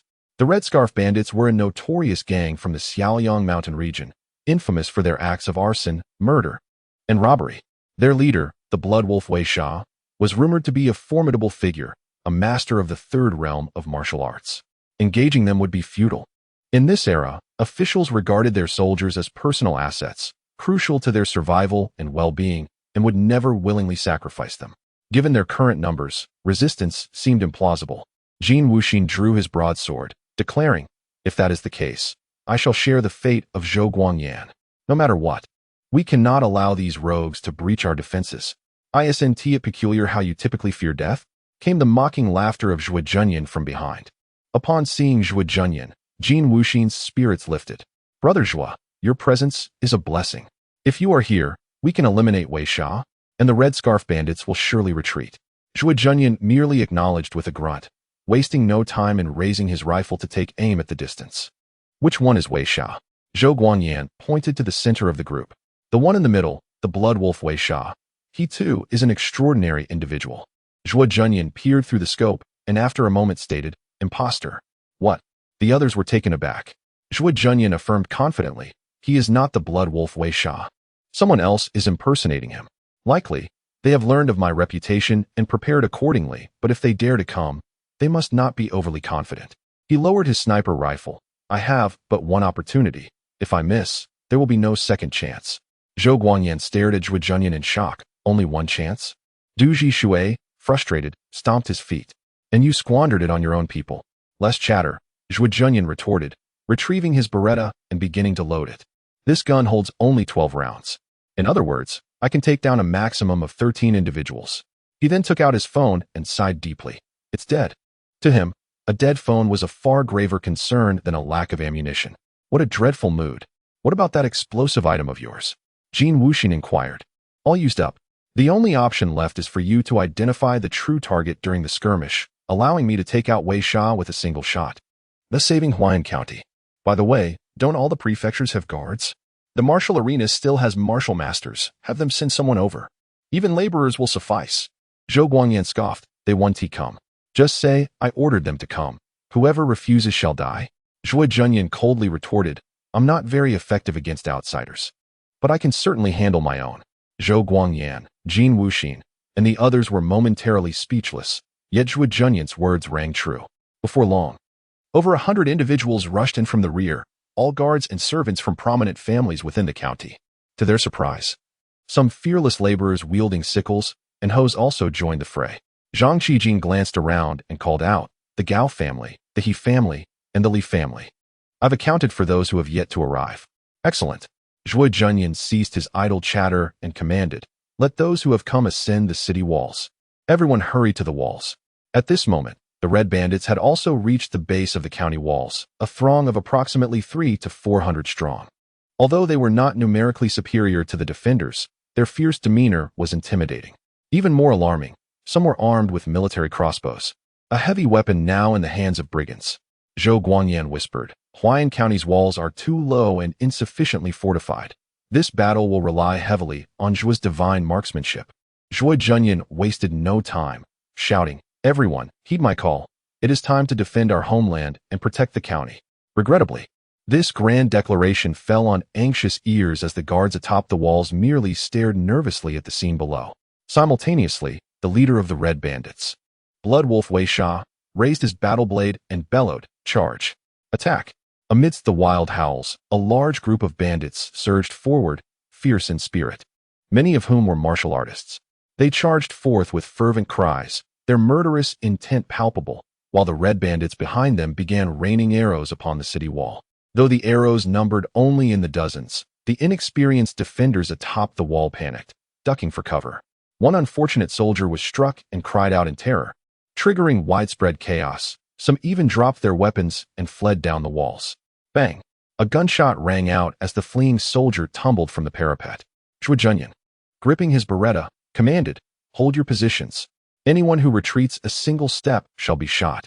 Use your weapons against the enemy, not against one another. Stabilizing morale was of utmost importance. Indeed, compared to gentle persuasion, the weight of a threat proved far more immediate. With the presence of the formidable Zhuo Junyan, the soldiers quickly realized that fleeing was a far graver peril than fighting. One by one, they steeled themselves, determined to confront the enemy with renewed vigor. At this moment, the bandits at the forefront charged forward with great fervor. A few of them suddenly crouched down, raising their hands high, while several others leaped onto the backs of those crouching, using their strength to propel themselves upward. Astonishingly, they vaulted over the low city wall without the need for a ladder, landing with precision to swiftly dispatch a guard, their movements fierce and relentless. One after another, more bandits ascended the wall. The initial wave comprised mostly of the most formidable among them. If they could secure the battlements, the remaining bandits would be able to form a human ladder and ascend rapidly. Though the defending soldiers were numerous, their morale was utterly lacking. At that moment, several fierce bandits laughed maniacally as they slashed, facing a multitude, yet attacking with overwhelming force. Their steel blades flashed, and in an instant, several fell. Among them, a particularly savage bandit with a red scarf wielded his knife with an impenetrable ferocity, his rapid strikes creating a veritable storm of blood and chaos. Du Jishui charged forward with his sword, but the red-scarfed bandit parried his attack, sneering, "Du Jishui?" A shiver ran through Du Jishui's heart. Indeed, in a brutal counter, the bandit kicked him aside and swung his blade down upon Du Jishui, proclaiming, "Those who surrender shall not die." The defender's spirits plummeted further. Bang! A gunshot rang out. The red-scarfed bandit staggered, a blossoming wound appearing on his forehead. In disbelief, he glanced at Zhuo Junyan before collapsing in a heap. A triumphant roar erupted from the defenders. Zhuo Junyan declared loudly, "As long as I am here, Huan shall be safe." Seeing this, Zhang Qijin was the first to shout, "Zhuo, our great leader, is magnificent." All the members of the Tiger Gang joined in a chorus, proclaiming, "Zhuo, our great leader, is magnificent." In the age of cold weaponry, morale is of paramount importance. As long as their spirit remained unbroken, their numbers held significance. Despite the bandits' overwhelming strength, each one found themselves engaged in combat with multiple foes. Within the fray, they witnessed size and hosts crashing down around them. Even the mightiest of skills became futile against the onslaught from all directions. No longer could they consider evasion and counterattacks. They faced a grim choice. Would they prefer the slice of a blade or the stab of a gun? Would they rather endure a punch from a warrior or a thrust from an ordinary man? Militiamen, guards, warriors, and gang members surged from all directions. A tumultuous wave of slaughter, making the battle intensely chaotic, with blood spilling across the walls of Huan County. There was no grand spectacle of mass combat, no tactical arrangements. Only raw courage and individual prowess. For Zhuo Junyan, his sole objective was to locate the true blood wolf, Wei Sha, and eliminate him decisively to claim victory. Yet, having never encountered the blood wolf before, finding his target amidst the turmoil proved exceedingly difficult. Chapter 29. Repelling the enemy upon the battlements of Huan County. A small-scale siege was unfolding. A fierce bandit, bursting with ferocity, hurled an adversary into the air, his steel blade cleaving through two foes in rapid succession. Simultaneously, a sword pierced through his own body. With arms outstretched, the bandit embraced the warrior before him, plummeting together from the city walls, yet miraculously surviving the fall. Just as he attempted to rise, a flurry of clubs descended upon him, reducing him to a gruesome pulp. The brutal clash of flesh and blood tested the nerves of those unaccustomed to the horrors of death. The commoners, having never faced such life-and-death scenarios, were the first to succumb to the paralyzing terror of slaughter, and soon, a few sought to retreat. "Damn it!" Zhuo Junyan exclaimed, rushing towards the source of the outcry. He fired a shot at the speaker while simultaneously dispatching a charging bandit with his blade, bellowing, "Whoever dares waver in resolve shall meet their demise." From a distance, a graceful figure descended. It was Yu Weiyang, accompanied by Du Xianling. In that moment, Yu Weiyang unleashed a rain of daggers, striking down two bandits, and reproached Zhuo Junyan. "Why haven't you eliminated Wei Sha?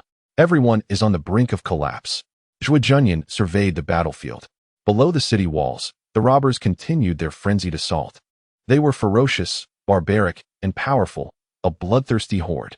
Though numbering merely in the hundreds, their might resembled that of 1,000 armies. The wind howled, and the bandit flags billowed, exuding a ravenous and menacing aura. Such a band could be aptly described with one word: voracious. They resembled a pack of bloodthirsty wolves. In stark contrast, the defenders atop the walls were lost and devoid of fighting spirit. The mounting casualties were causing the hard-won morale to crumble once more. If this continued, the situation would surely collapse. Zhuo Junyan fired several rounds, taking down some of the most fearsome red-scarfed bandits, and commanded, "Good, cover me." As he spoke, he retrieved his sniper rifle, aiming once more at the distant Wei Sha. Jin Wuxin and Du Jishui hurriedly approached, questioning, "Did you not say that was a false alarm?" "Silence." Zhuo Junyan retorted coldly, "We have no choice but to take a gamble. Are we wagering on his authenticity?" Jin Wuxin inquired. "No, we are betting that Wei Sha does not wish to die," Zhuo Junyan declared, pulling the trigger. Boom. The shot rang out, and the head of the blood wolf Wei Sha exploded like a watermelon, leaving behind a headless corpse that swayed momentarily in its saddle before collapsing. This spectacle left everyone in stunned silence. Zhuo Junyan shouted, "The blood wolf Wei Sha is dead." He shot a commanding glance at his companions. "Quickly, shout with me." As if awakening from a dream, The three joined in a unified roar. The blood wolf Wei Sha is dead. The blood wolf Wei Sha is dead. The blood wolf Wei Sha is dead. The blood wolf Wei Sha is dead. The resounding cries surged forth, echoing in all directions. This fervent proclamation served as a powerful stimulant, invigorating the hearts of the defenders and rekindling their courage, while leaving the red-scarfed bandits in a state of bewilderment. Only a few were aware that Zhuo Junyan had not actually slain the blood wolf Wei Sha. Yet, standing atop the battlements with his formidable rifle aimed into the distance, Zhuo Junyan emanated an undeniable aura that seemed to declare, "Blood wolf Wei Sha, should you dare to show your face, you shall meet your end." Faced with this looming threat, a torrent of arrows descended from afar, yet Zhuo Junyan remained utterly unmoved. Yu Weiyong, Zhou Guangyan, and Zhang Qijin rushed forth to shield him from the onslaught. In that moment, they all comprehended the truth.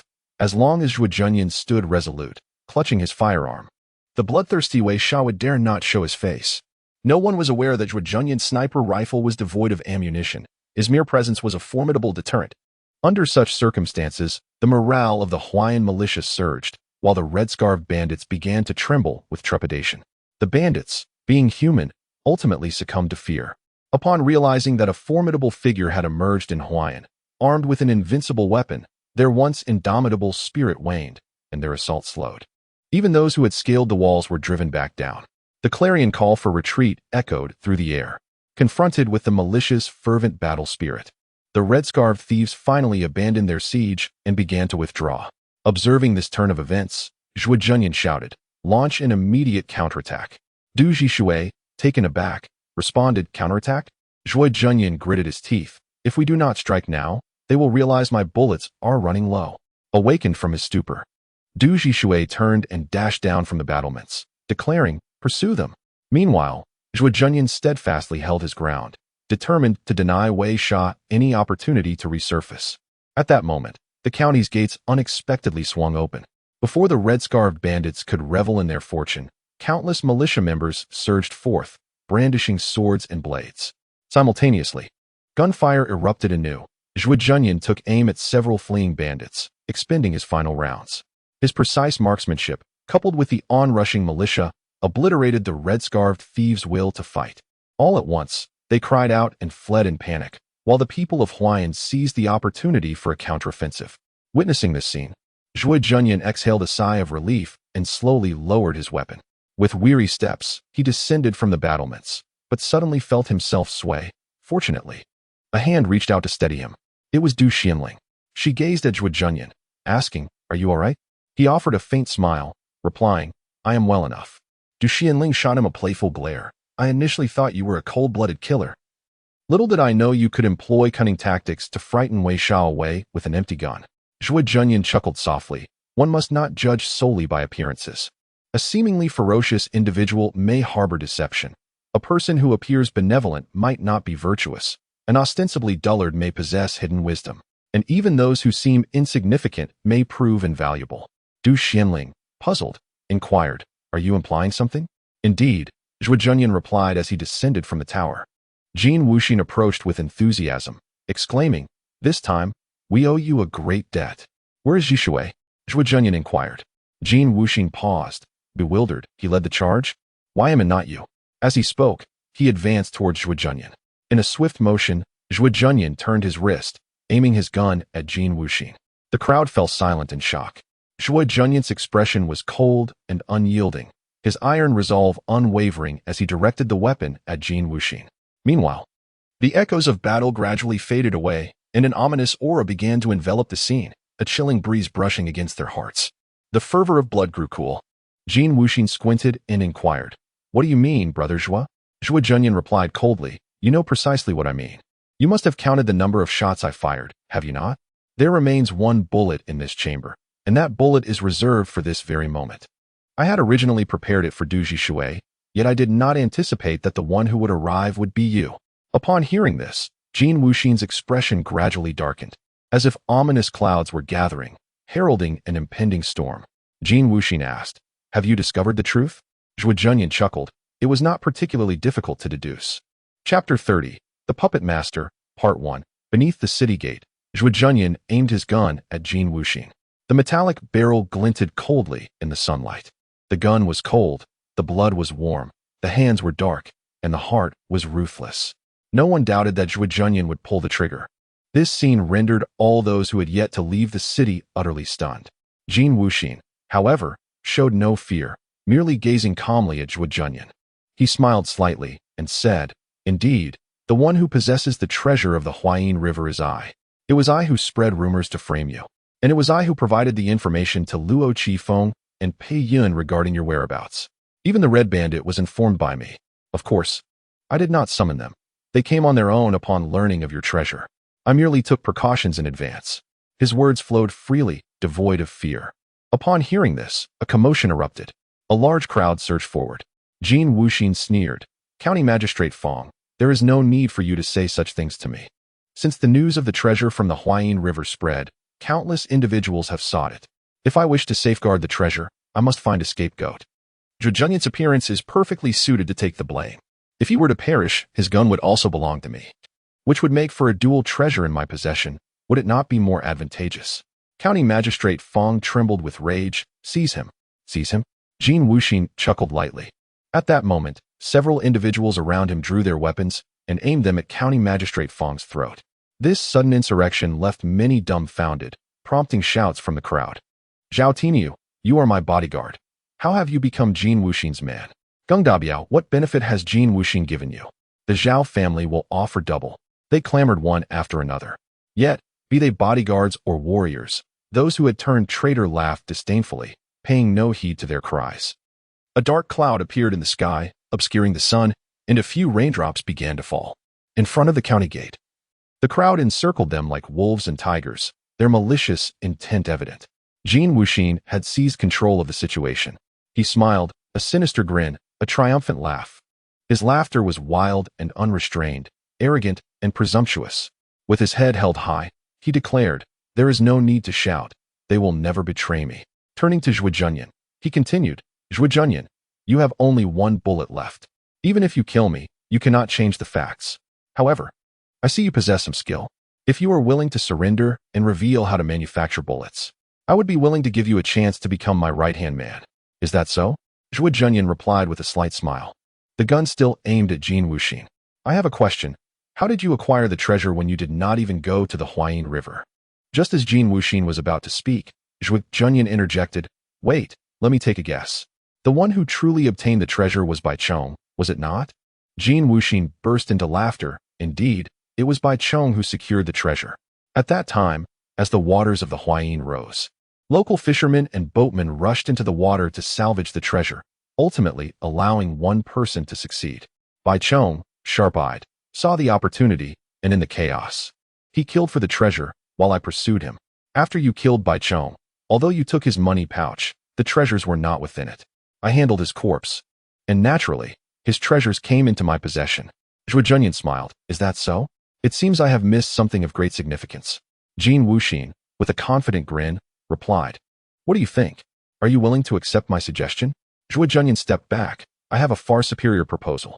With a swift turn of his gun, he aimed it at Du Xianling, stating, "Leave with your people, and I shall spare her life." At this sight, everyone was taken aback. What was this maneuver? Du Xianling stared at Zhuo Junyan in astonishment, while Yu Weiyong exclaimed, "Zhuo Junyan, what do you mean by this?" Jin Wuxin and the others turned pale, shouting in unison, "Let Miss Du go." Zhuo Junyan coldly remarked, "Captain Jin's feelings for Miss Du are well known. I believe you still harbor affection for her. So I propose to exchange her life for mine. What do you say?" Du Xianling looked at Zhuo Junyan in disbelief. "Junyan, how could you do this?" Her heart was filled with sorrow and anger, tears streaming down her face. "I have shown you my sincerity." Jin Wuxin glared fiercely at Zhuo Junyan. "Zhuo Junyan, is this not exceedingly despicable?" His grip on the hilt of his knife turned pale from exertion, overwhelmed by regret for allowing Xianling to fall into his hands. "How infuriating." Zhuo Junyan smiled. "On the contrary, I am merely attempting to avoid further bloodshed." The absurdity of his words was laughable. Yet, Zhuo Junyan proclaimed it and acted accordingly. He held Du Xuanling's body tightly, drawing her in front of him like a shield, retreating step by step. "You are correct, but at the very least, it can be used to eliminate the person you cherish most. Is this not the very reason you are doing all of this?" Zhuo Junyan smiled. Jin Wuxin's heart trembled. And Yu Weiyong looked at him in disbelief. Was he truly doing this for Du Xianling? Zhuo Junyan said no more, dragging Du Xianling towards the Tiger Gang's headquarters, with the others trailing behind at a distance. Their steps grew heavier along the way, indicating that they could not endure for long. The end of their strength. Du Xianling cast a complicated glance at him, wanting to say something, but ultimately remained silent. They arrived at the Tiger Gang's main base and entered Zhuo Junyan's room, where he finally released Du Xianling. He requested, "Could you do me a favor and help me onto the bed?" Du Xianling obediently assisted him. Just as she helped him onto the bed, Zhuo Junyan suddenly embraced her neck and bestowed upon her a deep kiss. This unexpected kiss left Du Xianling in a state of shock. The heavens spun and the earth turned. It felt as if she were in a dream, only to regain her clarity in an instant. "Ah!" she screamed, pushing Zhuo Junyan away and frantically wiping her mouth. Eventually, she began to vomit uncontrollably. Witnessing this scene, Zhuo Junyan burst into hearty laughter. "So that's how it is. Indeed, it is like this. Haha, how delightful." His laughter was vibrant, showing no trace of the weakness he had displayed earlier. Du Xianling felt as though she might expel her very innards. She retched violently, her anguish palpable. With a fierce glare directed at Zhuo Junyan, her heart seethed with rage. "What are you saying?" Zhuo Junyan continued to laugh maniacally, his mirth bordering on madness. Suddenly, his expression darkened, and he fired a shot towards the window. A mournful groan followed. The gunshot was unexpected, leaving Du Xianling momentarily stunned. Zhuo Junyan commanded, "Go. Drag him in." After a moment's hesitation, she stepped outside. It was the coachman from the Du family. He had been struck by Zhuo Junyan's bullet.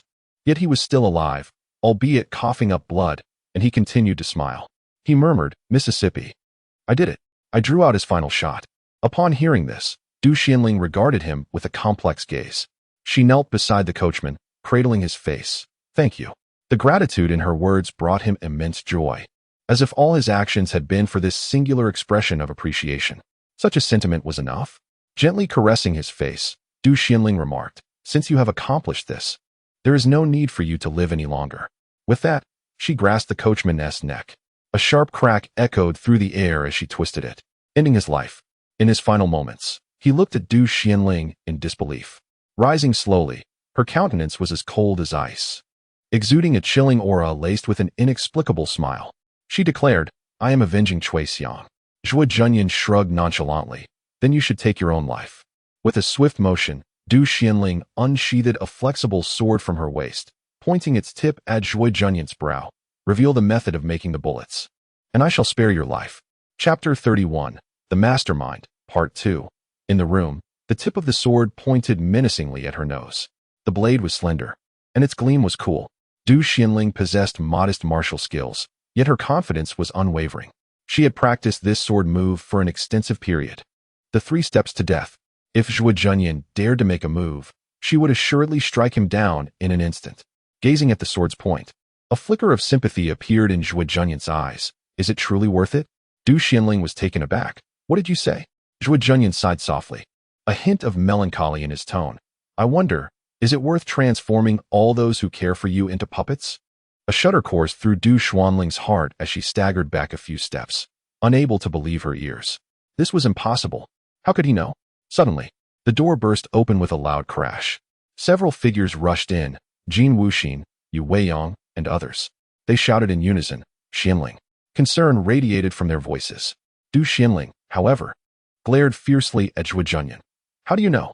Zhuo Junyan contemplated the gun in his hand. "What if I told you I knew from the very beginning that you were the one who took the treasure from the Huayin River?" "What?" Yu Weiyong stared at Du Xianling in disbelief. "Xianling?" Du Xianling's expression shifted dramatically. "Impossible. You couldn't have known from the start." In that instant, she realized a troubling truth. If Zhuo Junyan had known from the outset that she had taken the treasure, then everything he had said to her previously must have been a fabrication. In other words, his bullets were not spent. Before she could fully grasp this revelation, a gunshot rang out. The bullet struck the ground before her, sending mud and stone flying. Though she was unharmed, the shock of the event shattered her composure. He still had bullets. Zhuo Junyan chuckled lightly. The treasure was indeed in Bai Zhong's possession, but when he fled, he encountered you first. You are a disciple of the Susho sect. I have investigated the Susho sect, and while they primarily focus on swordsmanship, their name reflects their unique skill in thievery. Thus, after I killed Bai Zhong, he had already lost the treasure. I did not overlook this. Du Xianling gritted her teeth. Does that conclusively prove I took the item? Zhuo Junyan pointed at her wrist. During your battle with Xie Beizong, I observed closely. He did not injure you. My inference that your hand was hurt stemmed from the fact that you kept it concealed within your sleeve. I found it peculiar that, in such a perilous situation, you would choose to hide your hand, so I deliberately claimed you were injured. As a result, your brother, concerned for you, insisted on seeing your hand, and under duress, you had no choice but to cut it. You inflicted that wound on yourself with your own nails. In truth, you had not been injured prior. You concealed your hand to hide what you had taken, the item you pilfered from Bai Zhong. Yu Weiyang gazed at Du Xianling in astonishment. Xianling, is this true? Du Xuanling's expression darkened. Her large, tear-filled eyes turned to Zhuo Junyan. Her voice tinged with desperation. You knew the treasure was with me back then? Zhuo Junyan shook his head.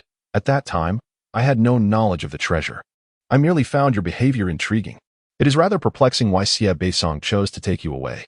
Only later did I comprehend that Bai Zhong likely had a unique connection with his master, which led Xie Beizong to suspect you following Bai Zhong's demise.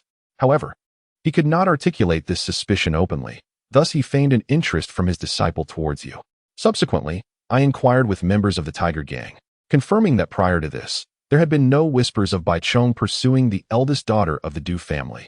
Du Xianling expressed her astonishment. Is this the reason for your suspicion of me? Zhuo Junyan nonchalantly placed his feet upon the bed, leaning casually against its edge. A beretta idly waved in his hand. He chuckled. Oh, you have revealed too many telltale signs. Your second clue is Cui Xiang. Although the 100 Flowers Pavilion is an establishment of the Du family, as the cherished daughter of the family, how could you possibly befriend a courtesan from your own domain? Your reaction upon Cui Xiang's death was excessively passionate. Understanding dawned upon Du Xianling. So, you sought out Xiang Xiao? You used her to glean insights into my relationship with them. Zhuo Junyan nodded. You are not their friend, never have been. He then let out a gentle sigh. Your intent was to incite me to eliminate Gao Weishan, as you sought to deal with him opportunistically. Yet at that time, I could not fathom your motivations for targeting him. Indeed, Zhuo Junyan affirmed. Eventually, I came to realize it was political ambition. Thus, you informed Luo Qifeng, yet chose not to alert the Battle Tiger Hall, for your aim was to seize control over the Tiger Gang, over the Gao family. You aspire to be the sovereign of Huayan County, perhaps even beyond. Du Xuanling's expression darkened. I did not anticipate that you would only kill Luo Jiuying and spare Gao Weishan. The assembly fell silent. So, you possess a moral compass after all. Du Xianling scoffed. I heard from my brother that you claimed not only to seek the one destined to possess the treasure, but also to understand its purpose. Zhuo Junyan, what do you perceive this as? A mere game? Zhuo Junyan nodded. Indeed, to me, it is a game. Your third clue is Yu Weiyang. The fairy you attempted to thwart me, but ultimately faltered. At that time, I pressed her for the identity of the mastermind, and she asserted it was her own doing. However, it was later confirmed that all of this was orchestrated by Gao Weishan. Yu Weiyang and Gao Weishan are not allies. Why would she shield him?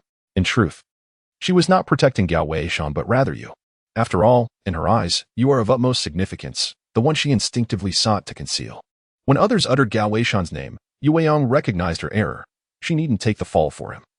It was her instinct to protect you that led her to this blunder. For others, this was a plot devised by Gao Weishan. In her perspective, it was your scheme. Thus, she subsequently fabricated a falsehood, deliberately implicating you to extricate herself from the situation. Yet, she overlooked one detail. She never inquired about the meaning of bye-bye, initially. When Zhuo Junyan told Yu Weiyang to take action and not to bye-bye, her reaction indicated she understood the implication immediately. There was no need for inquiry. Du Xianling must have divulged this to her, signifying their prior acquaintance, which explains her presence at the 100 Flowers Pavilion at that moment. Therefore, her betrayal of Du Xianling inadvertently revealed her protective instinct, intertwining with earlier events, leading to unforeseen complications. Zhuo Junyan remarked, the performance has been exaggerated to the point of absurdity, and I have seen through it, leading to the subsequent events, namely, the so-called Mo sect. In truth, there have never been any disciples of the Mo sect, have there? It was merely a play you orchestrated. That kidnapping could easily be deemed the most disastrous in history, with a few clumsy traps and a teppanyaki performance followed by utter disappearance. The Mo sect, after all, is a renowned faction, How could it possibly be so feeble? This kidnapping appears both tedious and ludicrous, and its sole purpose was to facilitate a moment of solitude between Du Xianling and Zhuo Junyan.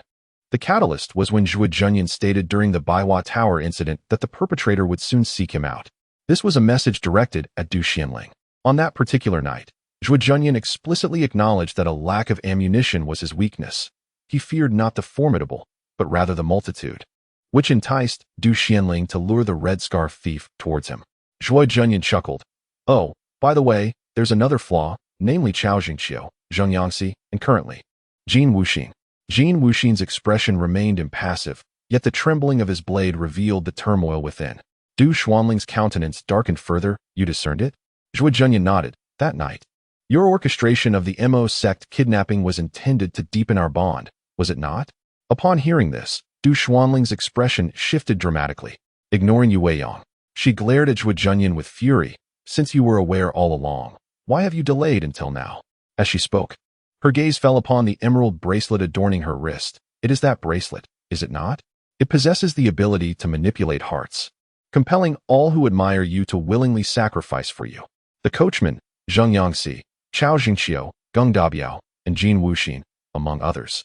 They all willingly serve you and lay down their lives. At this revelation, Yu Weiyang abruptly turned to Jin Wuxin, who remained expressionless. Yu Weiyang shouted, Xianling, you deceived me. You claimed they all supported us voluntarily. It turns out you. Du Xianling bellowed, silence. What do you understand? These men desire nothing more than our bodies. What is there to pity? They seek my body, so I in turn demand theirs, compelling them to serve me and die for me. Does that not seem preferable? It was evident that Du Xuanling's words struck a painful chord with him. Zhuo Junyan spoke slowly. To utilize this bracelet to control others, 3 prerequisites must be met. The first is that the individual must harbor affection for you. The second prerequisite is that the bracelet contains a needle, which must be plunged into the target's neck. Anyone you control will bear a distinctive small wound on their neck. He lifted his own neck on that night in the prison. You deliberately created an opportunity to control me, as you had previously lacked the chance to cultivate feelings with me. You specifically devised this kidnapping as an excuse to foster our relationship. After all, once you have me under your control, the ineptitude of the kidnapping becomes inconsequential. To be frank, that environment indeed facilitates such bonding. He gestured towards the wound on his neck. You feigned passion to wound me, while in truth, you concealed your intent to pierce me with a needle, for you never anticipated. Du Xuanling's complexion turned ashen. You scoundrel. You possess no feelings for me whatsoever. Indeed, you expressed the same sentiment back then. Zhuo Junyan chuckled softly. You failed to control me. I surmise you were quite disheartened and enraged at that moment. No, Yu Weiyang could no longer suppress the turmoil within her heart, covering her neck.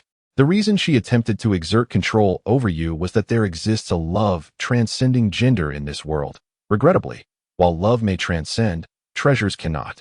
For this precious item to fulfill its purpose, it must not only be rooted in love, but also require the opposite sex.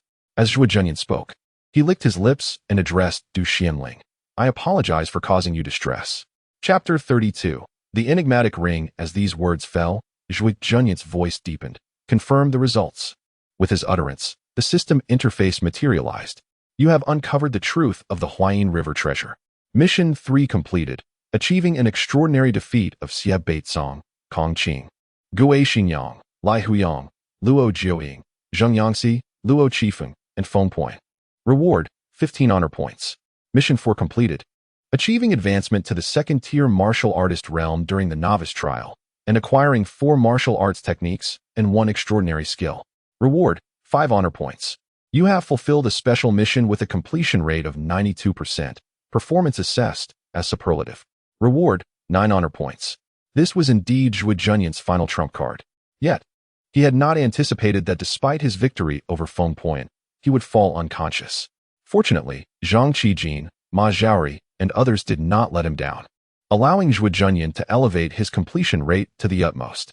As the system prompted the mission completion, reward options began to emerge below. Zhuo Junyan scarcely had time to glimpse the specifics when he heard Yu Weiyang's tremulous voice. Xianling, you even plotted against me? From the outset, Yu Weiyang had been an accomplice of Du Xianling, though not under her control. It was precisely because she harbored her own thoughts that Du Xianling refrained from revealing the truth to her. In that moment of realization, Yu Weiyang felt as though the heavens had collapsed. The person she cherished most had, in fact. Only Jin Wuxin continued to gaze at Du Xianling with unwavering devotion. He had entirely succumbed to her influence. Whatever Du Xianling commanded, he complied with. Even if it meant being exploited, bearing all blame for her without a hint of regret. The sole source of his torment was Du Xuanling's utter indifference towards him. His infatuation remained steadfast, yearning for a mere glimmer of light. Yet, that light, which illuminated the heavens and the earth, shone upon Weiyang while leaving Jin Wuxin in obscurity, akin to being ensnared in an everlasting night. This profound anguish rendered him unable to suppress his tears, two streams of sorrow cascading from his shattered heart.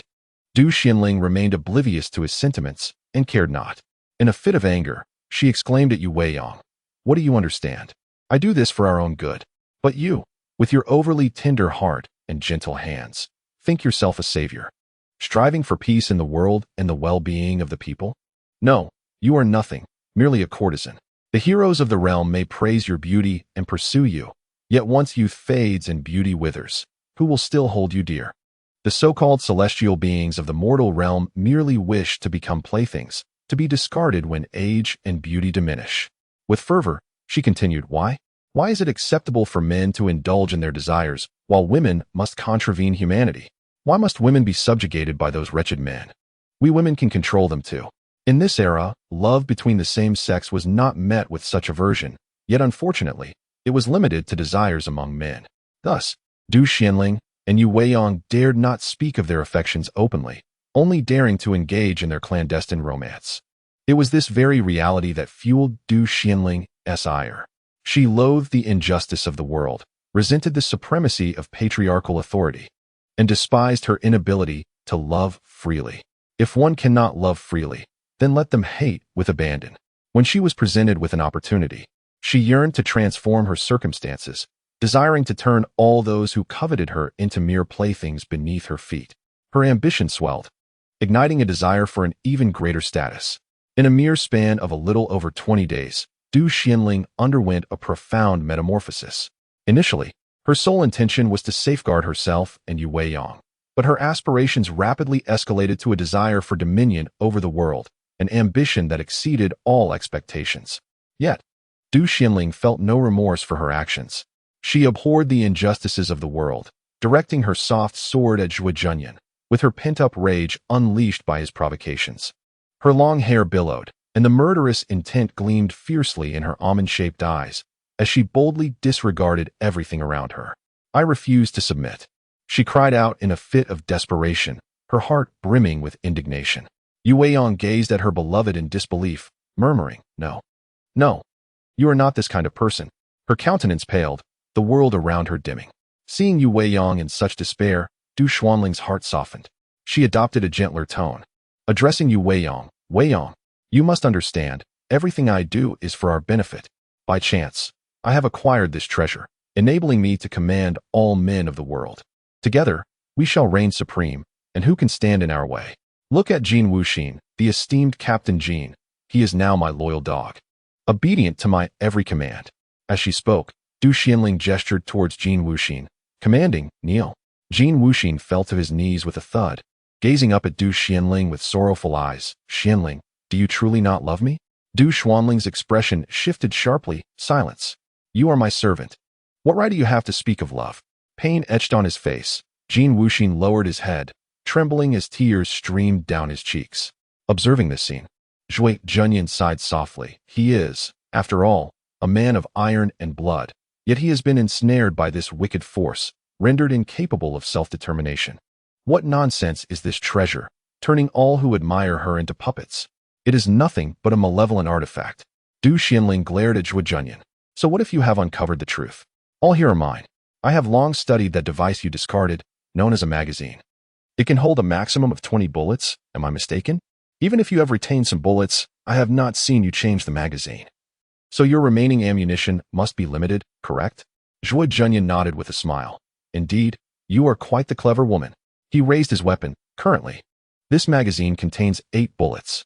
Du Xianling held her head high. "Yet I have more than 8 followers." With that, she clapped her hands. A throng surged in, encircling Du Xianling protectively. Among them were both unfamiliar and familiar faces, yet all, without exception, revered Du Xianling as their devoted cause. They stood tall, forming a human shield to safeguard her. The young lady of the Du family, indeed, exuded extraordinary allure. Zhuo Junyan shook his head gently, his gun suddenly soaring above the heads of the crowd, pointing directly at Du Xianling. That so-called obstruction was utterly futile. Du Xuanling's expression shifted, controlling objects? Not merely that. Zhuo Junyan spread his left hand, the detonator firmly grasped. You have witnessed the might of high explosives, a force that even Feng Buiyun cannot withstand. Yet, I have not expended it all. I have retained some here. Du Xuanling's countenance changed, and she attempted to flee, but Zhuo Junyan declared, should you dare to leave, I shall trigger the explosion. I will not perish, but you certainly will. Du Xianling screamed, Wei Yong, save me. The Tianqiang boat excels in the art of escape. And Du Xianling is acutely aware that Yu Weiyang possesses a unique martial skill for survival. If anyone could elude this perilous explosive, it must be Yu Weiyang. Yet, Yu Weiyang remained motionless, her gaze fixed intently upon Du Xianling, shaking her head in denial.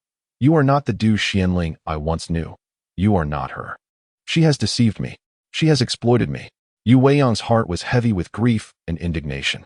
Du Xianling, in a state of panic, exclaimed, What are you saying? My heart belongs solely to you. Zhuo Junyan's voice was calm yet pointed. And what of these people? Are they merely your servants? Du Xianling shouted defiantly. Just a bunch of worthless men. Let them perish. What is there to regret? I am a woman of exceptional beauty. Am I to fear that I cannot find a man willing to die for me? Upon hearing this, the crowd collectively displayed their anguish and resentment. They trembled in pain, tormented by the heart-bewitching ring that had rendered them puppets. Yet their spirits remained unshackled, albeit their affections were magnified to an insatiable obsession. It was precisely this disdain from Du Xianling that deepened their torment. Suddenly, Jin Wuxin rose to his feet. He turned to Du Xianling, asking, Miss Du, do you truly harbor no feelings for me? Du Xianling shouted, Who told you to stand? Kneel. Yet, Jin Wuxin refused to comply, stepping deliberately toward her. Witnessing this, Du Xianling was overtaken by panic. She raised her hand with the ring. Impossible, the heart-bewitching ring cannot fail. Obey my command, kneel. She screamed in desperation. However, Jin Wuxin did not falter. Not only he, but all turned to face Du Xianling, moving like zombies, their steps mechanical and vacant. Yet their faces contorted with immense struggle and agony. Du Xianling was utterly alarmed. No, she shouted, attempting to flee. A sharp clang echoed. Startled, Du Xianling gazed at Jin Wuxin, whose visage was twisted in profound suffering. Suddenly, he let out a howl and plunged a knife into his abdomen. Thud! The blade pierced flesh, and Jin Wuxin half-kneeled, yet his eyes gradually regained their clarity. Then, a chorus of blades striking flesh resonated, as everyone simultaneously inflicted harm upon themselves, each piercing their own skin. Blood surged forth, yet their eyes grew ever clearer. Du Xianling coughed up blood, collapsing to the ground, trembling uncontrollably like a leaf swaying in the wind. She then noticed her wrist, which was fracturing inch by inch. No, she clutched her wrist in horror, crying out. Zhuo Junyan sighed, lamenting the remaining 8% of completion defects. The fourth characteristic of the malevolent entity is that it is not an invincible force of control. Rather, once the controlled individual breaks free, it retaliates against its own master. Miss Du, you are ultimately too reliant on the power of treasures. Even a sycophant possesses a sense of dignity. If you do not regard them as human, do not be surprised when they rise against oppression. Accompanied by the shattering of the bracelet, Du Xianling let out a heart-wrenching cry, her visage rapidly withering, transforming in an instant into that of an old crone. The wind surged. Outside, Du Zhishui burst in like a tempest, witnessing the scene before him. Chapter 33. All is emptiness as the heart-binding ring shattered, and Du Zhishui stepped inside. Time seemed to pause, yet bore distinct meanings for everyone present. Jin Wu Xin and the others simultaneously uttered exclamations of liberation. In that moment, their gazes became utterly clear, free from the ring's control, their faces reflecting a complex interplay of joy and sorrow. They rejoiced in their own emancipation while mourning the downfall of those entranced by love. Love, indeed, still existed, albeit restored to its fundamental essence. Thus, their emotions became a tumultuous contradiction. Yu Weiyang, resembling a startled rabbit, curled up in a corner, sorrowfully gazing at Du Xianling. Within her heart lay only an abyss of sadness and despair. Before Zhuo Junyan, the scene shifted once more. The section representing the exotic treasures finally opened, a sight that filled him with satisfaction. He emerged as the sole individual in the vicinity, sporting a smile. Yet this grin appeared eerily sinister, akin to the indifference and disdain of a cruel person towards all that exists. Du Zhishui looked upon his sister. Stepping forward to embrace Du Xianling, trembling as he called out, "Xianling." Du Xianling seemed aged, like a withered old woman. Yet she was not dead. Her face, lined with wrinkles, turned towards Du Zhishui as she rasped, "Brother." The sound startled her. She glanced at her withered hands and screamed in despair, "No. No." Du Zhishui tightly held her in his arms, firmly covering her eyes. "Do not look. Do not look. It is all a dream. Everything will pass." Du Xianling struggled desperately, and with a resolute heart. Du Zhishui struck her neck with a swift blow, rendering her unconscious. He held her close while glaring at Zhuo Junyan. With a sigh, Zhuo Junyan remarked, "Are you aware of what your sister has done? Surely you do not willingly allow her to use you as a test subject?" His voice bore a haunting sorrow. "She is still young. She merely wishes to do something for the Du family. She is not wicked, just a bit headstrong." A flicker of desolation shone in his eyes, and Du Zhishui seemed lost, murmuring foolishly. Zhuo Junyan sighed lightly. She chose the wrong path. "Silence." Du Zhishui bellowed. "Zhuo Junyan, are you truly a good man? You kill with ease and wreak havoc. What virtue do you possess? You claim to uphold justice. Yet you are no better than a band of scoundrels and rogues." Zhuo Junyan shook his head. "I never claimed to be a good man. But I have not slain the innocent."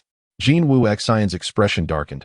"I, Jin Wu Xian, have never committed heinous acts, at least not until now." Du Zhishui shouted, "But you are the captain of the guards. Do you deserve that title? Do you merit that official uniform?" Jin Wu Xian was momentarily struck dumb. He lowered his gaze to his official attire, feeling a profound sense of irony and absurdity. Indeed, he was unworthy of that uniform. In his bravest moments, he had been willing to bear all burdens for Du Xianling, ready to sacrifice his life at her command. Yet ultimately, it was the very dignity he despised that had saved him. How utterly ironic. Jin Wu Xian murmured helplessly, "Yes, I have failed to honor this official uniform. At that time, I found myself utterly powerless, for the world is as it is. The strong reign supreme, and in such a realm. Merely safeguarding my own integrity is already a significant achievement." Du Zhishui retorted fiercely, "What a farce. My sister has erred. But her transgressions stem from witnessing too many individuals like you. Just because you possess brute strength, you think yourselves free to rampage unchecked, even going so far as to self-proclaim divinity." Zhuo Junyan nodded thoughtfully. "Indeed, she is astute and sees through the facade, leading her to believe that only by becoming like you could she contend with such beings. The heart-ensnaring ring offered her an opportunity. This malevolent artifact, the first to be bewitched, was its master." Du Zhishui fell silent, lowering his gaze upon Du Xianling. "Sister, do not worry. I will heal you, no matter the distance or the cost." With that, he lifted Du Xianling and strode purposefully toward the exit. Zhang Qijin, Majari, and a group of Tiger Gang members simultaneously drew their blades. From within the room, Zhuo Junyan's voice rang out, "Let them go. This matter ends here."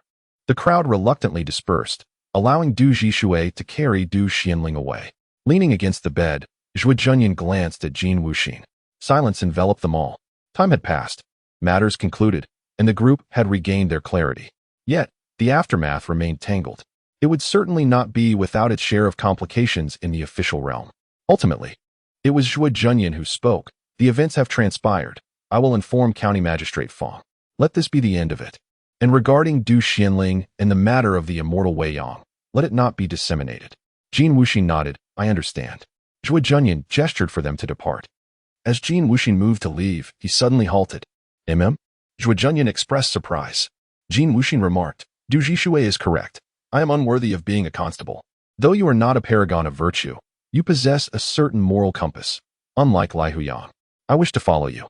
With this declaration, others who had been under Du Xuanling's influence exchanged glances, echoing in unison, "We wish to follow Chief Zhuo." "Is that so?" Zhuo Junyan pondered. However, considering the previous mission's circumstances, he realized that it was highly likely he would return to this very world and place. Upon hearing this, Jin Wuxin refrained from further words and turned to leave. The room was left with only Yu Weiyang. She sat there, hugging her knees, lost in a daze. This earthly fairy had also suffered immense psychological trauma, appearing almost as if in a stupor. Zhuo Junyan sighed, enduring his own pain as he descended from the bed.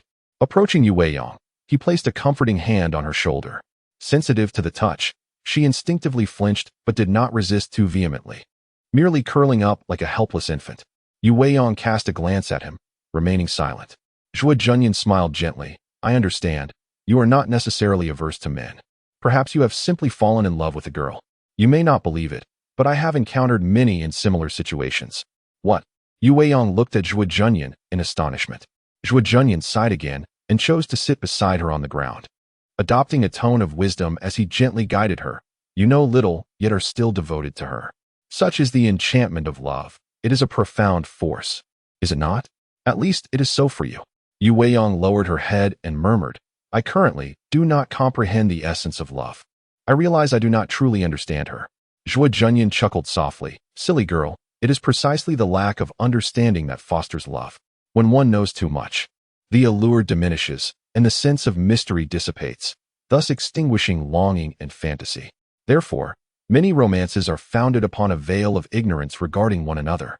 Yu Weiyang, perplexed, asked, What do you mean? But Zhuo Junyan interrupted. Do not place your faith in the nonsensical ramblings of books. Love is infatuation, and infatuation springs from the unknown. This is entirely natural. Yu Weiyang queried, Have you ever loved? Zhuo Junyan paused. The question pierced him deeply, striking at his very core, leaving him with an inexplicable sense of helplessness and anxiety. He chose to nod, attempting to appear nonchalant. Yes. You do not understand her? He affirmed. Yes. She pressed further. And what happened afterward? I killed her. Yu Weiyang's heart trembled violently. What do you mean? Zhuo Junyan sighed, tilting his head back. She betrayed me and my brothers for her own selfish desires. I might have noticed that her telltale signs were even more evident than Du Xinling's. Yet, love has a way of blinding one, causing you to overlook all doubts, even compelling you to concoct excuses for the one you cherish. Because you are unwilling to suspect the person you adore, I presume you felt the same way back then, correct? Yu Weiyang covered her mouth in shock. You have suffered more than Zhuo Junyan nodded. Indeed, I have endured greater torment than you. At least Du Xinling never intended to harm you. However, the woman I loved dearly personally cast me and my brothers into the abyss. His voice gradually grew somber.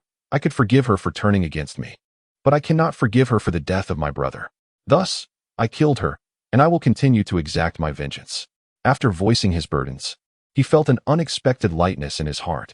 In that moment, the pain inflicted by Li Xian appeared to diminish significantly. He began to recite, the color of moonlight, the fragrance of a woman, tears severing swords, emotions prolonged, how much it hurts, unspoken thoughts. Forgetting you, Yu Weiyang gazed at him in a daze. She had once believed this man to be a ruthless and unyielding figure, unaware of the tenderness and sensitivity that lay beneath his hardened exterior. No wonder he wreaked havoc upon his arrival in Huayan, utterly unconcerned. It was simply because his heart had perished, leaving nothing to cherish. In her bewilderment, Yu Weiyang asked, Then what is truly important? Zhuo Junyan's face displayed a smile of indifference, one that dismissed the whims of fate and the concerns of the masses. Nothing is truly important, not even life itself. Chapter 34. Rewards. You have demonstrated exceptional performance in this task, amassing a total of 23 honor points. You may select your reward from the following options. 1. Rare treasures. 2. Titles. 3. Storage. In the room, after bidding farewell to Yu Weiyang, Zhuo Junyan finally had the opportunity to choose his system rewards. Rather than making an immediate selection, he first perused the rare treasures section. The rare treasures category was divided into 3 sections: rare treasures, equipment, and elixirs. However, the latter 2 sections were devoid of any items, leaving only a familiar treasure in the rare treasures section. Mind Control Ring exerts control over those enamored with you. Redeeming this item requires 10,000 intimidation points. Zhuo Junyan scoffed. What a useless trinket. He wouldn't accept it even if it were given to him for free. He casually opened the special rewards option for rare treasures and indeed found categories for equipment, rare treasures, and elixirs.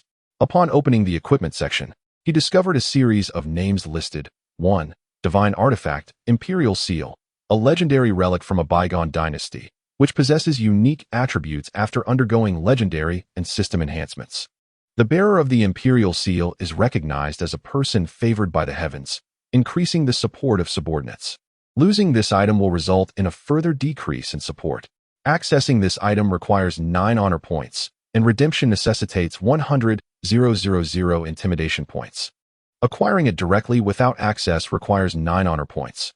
2. Divine Artifact, Sword of the Son of Heaven, a legendary sword from a former dynasty, which possesses unique attributes after undergoing legendary and system enhancements. The wielder of this sword can enhance the morale and combat prowess of their army, while possessing formidable offensive capabilities. Losing this item will lead to a decline in army morale and strength. Accessing this item requires 9 honor points, and redemption necessitates 100,000 intimidation points. Acquiring it directly without access requires 9 honor points. 3. Formation Disc. 4. Wind Command Token. Upon reviewing these options, Zhuo Junyan understood. It seemed that the system was not withholding equipment, but rather denying him subpar items. Generally, treasures would only appear in the rare treasures section after they had been obtained or destroyed.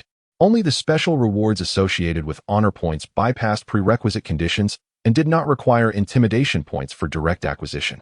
The primary difference between accessing and non-accessing items likely lay in the former being available for unlimited purchases. Currently, Zhuo Junyan had no need for equipment, so he opened the special rewards for rare treasures, only to find it was again sealed. The special rewards were surprisingly concealed. He decided to click on the titles option instead. 4 options appeared before him. 1. Spirit Seer Prodigy. Enhances sensory perception and opens spiritual orifices. A necessary pathway to the spiritual realm. Reduces consumption. Costs 9 honor points. This title can be upgraded. 2. Tyrant King. Your subordinates can earn you intimidation points. Costs 9 honor points. This title cannot be upgraded. 3. Chosen One.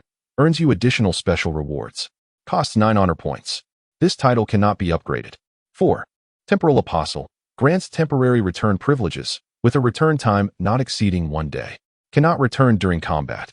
Utilizing 1 temporary return privilege allows the transport of other individuals.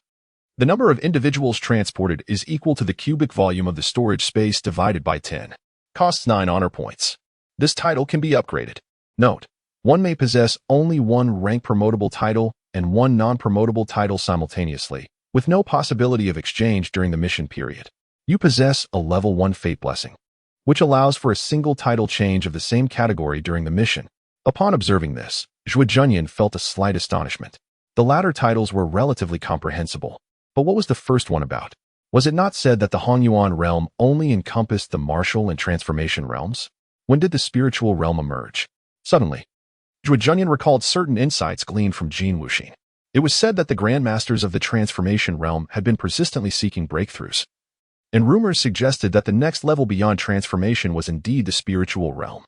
Thus, this prodigious talent for spiritual communion might be the essential path to the spiritual realm? In other words, the spiritual realm truly exists. Yet, why has it remained unseen for millennia? Perhaps it is best to relinquish such thoughts. The world is vast, filled with enigmas, and as a newcomer, it is prudent to explore gradually. Currently, his strength remains insufficient, so there is no rush. Continuing to examine the storage. It was relatively straightforward, a storage space of 1 cubic unit per honor point. How miserly!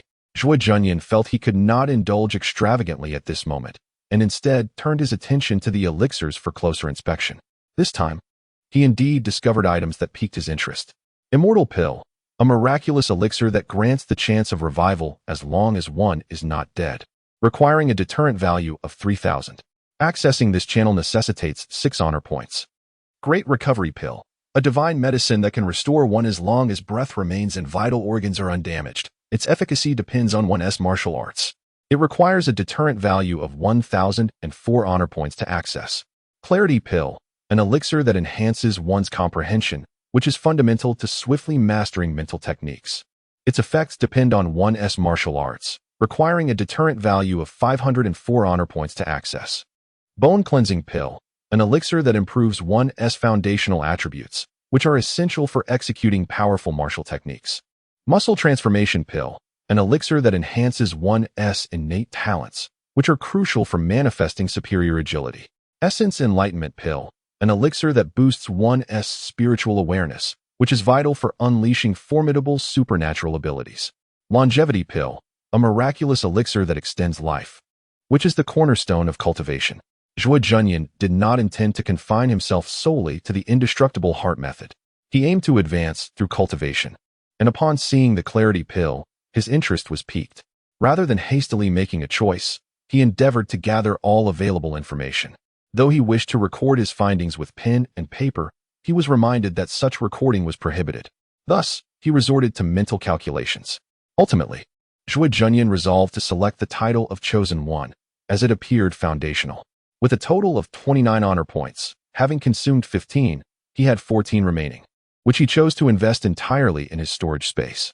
Zhuo Junyan proceeded to purchase a clarity pill, which manifested in his palm as a silver-white capsule, exuding a faint fragrance.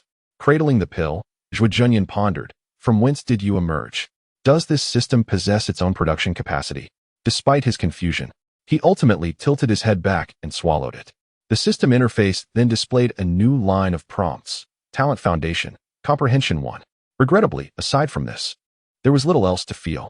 Zhuo Junyan glanced at his remaining deterrence points, which exceeded 1,000, accrued from vanquishing the Red Scarf bandits. Without hesitation, he decided to invest another 500 points to learn a new technique, Flower Between Steps. This technique is an advanced version of the inch step, further refining the art of movement. It derives its name from a sect in the martial world known for its handsome and beautiful disciples, adept in the graceful art of maneuvering. In battle, they move with ease, and even among beauties, their agility is unmatched, leaving no room for mercy, hence the name. Flower Between Steps. One might as well call it the cat step. Zhuo Junyan, who had long since resigned himself to the futility of love, was taken aback by his decision to learn such a technique. He pondered whether he had sullied the secret art or if the art itself mocked him. In every corner of the countryside, laughter and merriment resounded. Zhuo Junyan realized it was time for him to depart, having recovered from his injuries. He was in the midst of packing when Ma Jiari suddenly arrived. Chief, Du Jishui and the others are leaving. Zhuo Junyan paused momentarily.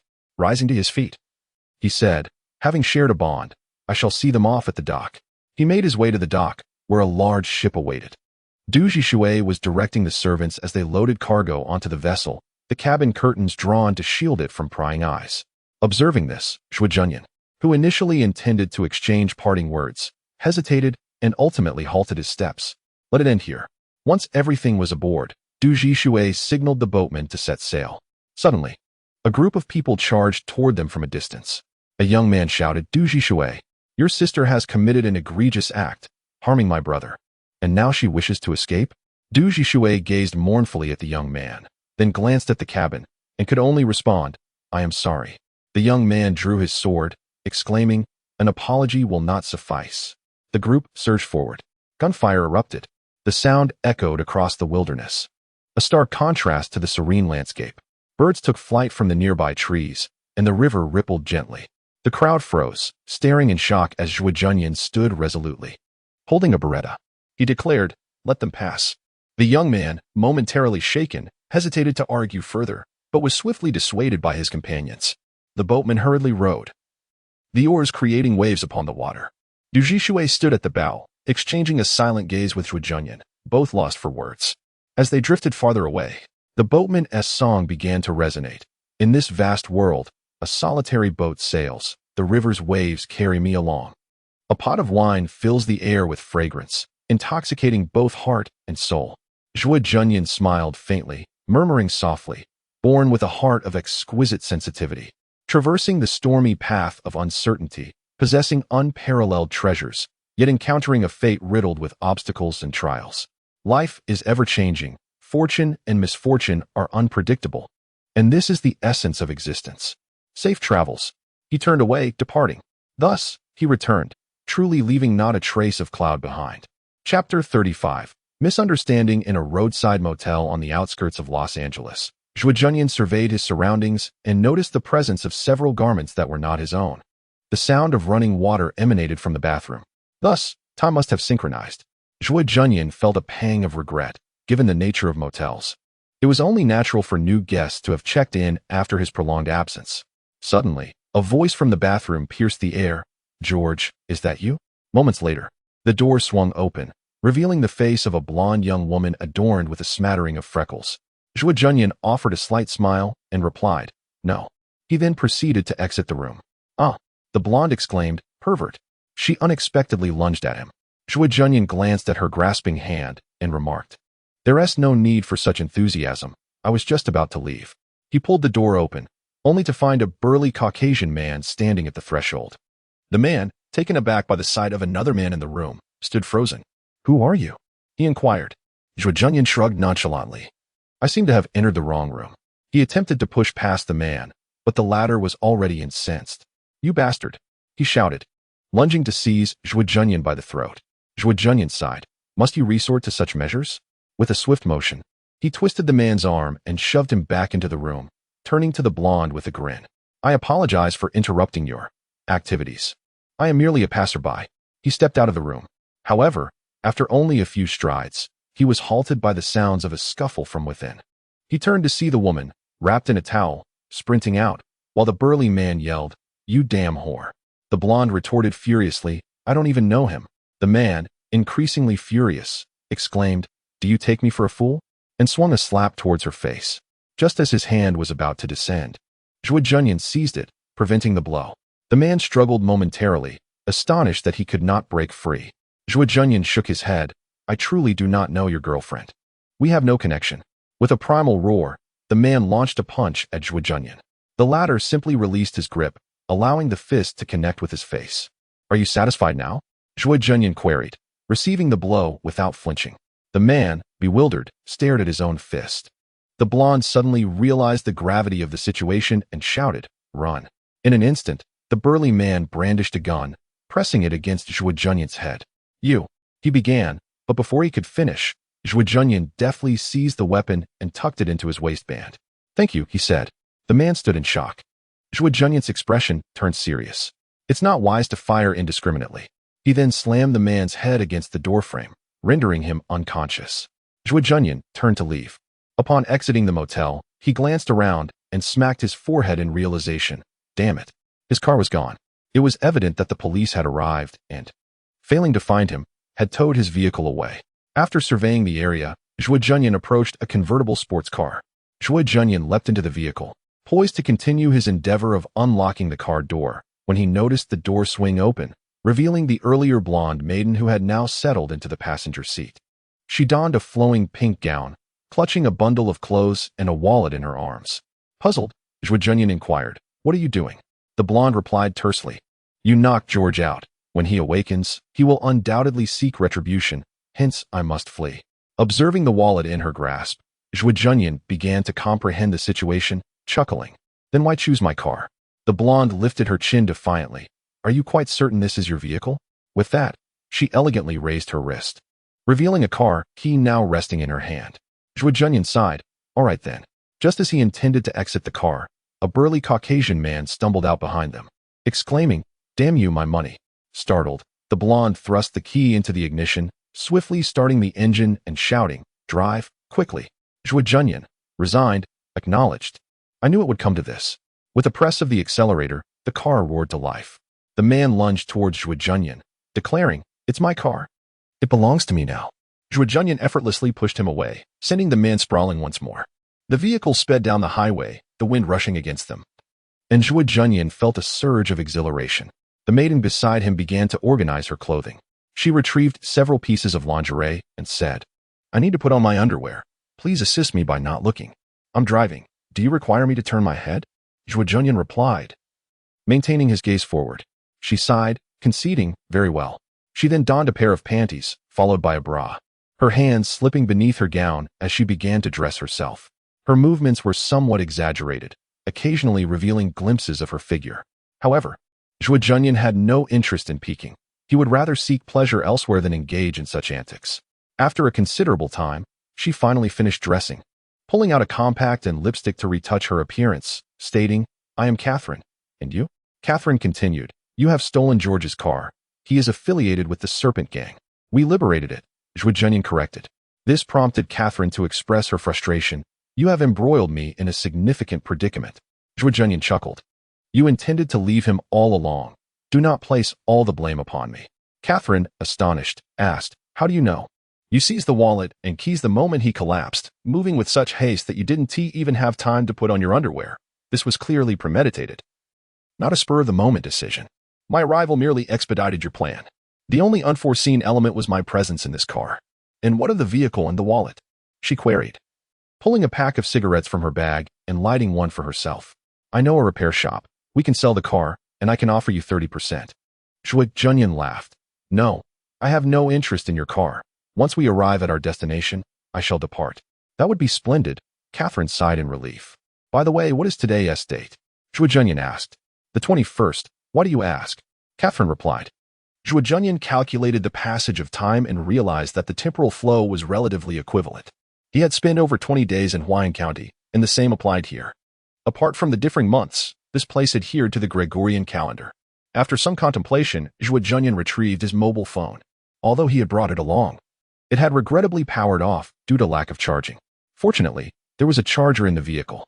Zhuo Junyan plugged in the phone, powered it on, and then picked up the call. Hello, it's me. A chilling voice emanated from the other end. Tyrant? I thought you were dead. I merely sought to evade the spotlight. Where are you now? On the outskirts of Los Angeles, en route to the city. What about the items? They remain in my possession. In 1 hour. Let's meet at the CAF in front of the Broadway Theater. Remember to bring company. No problem.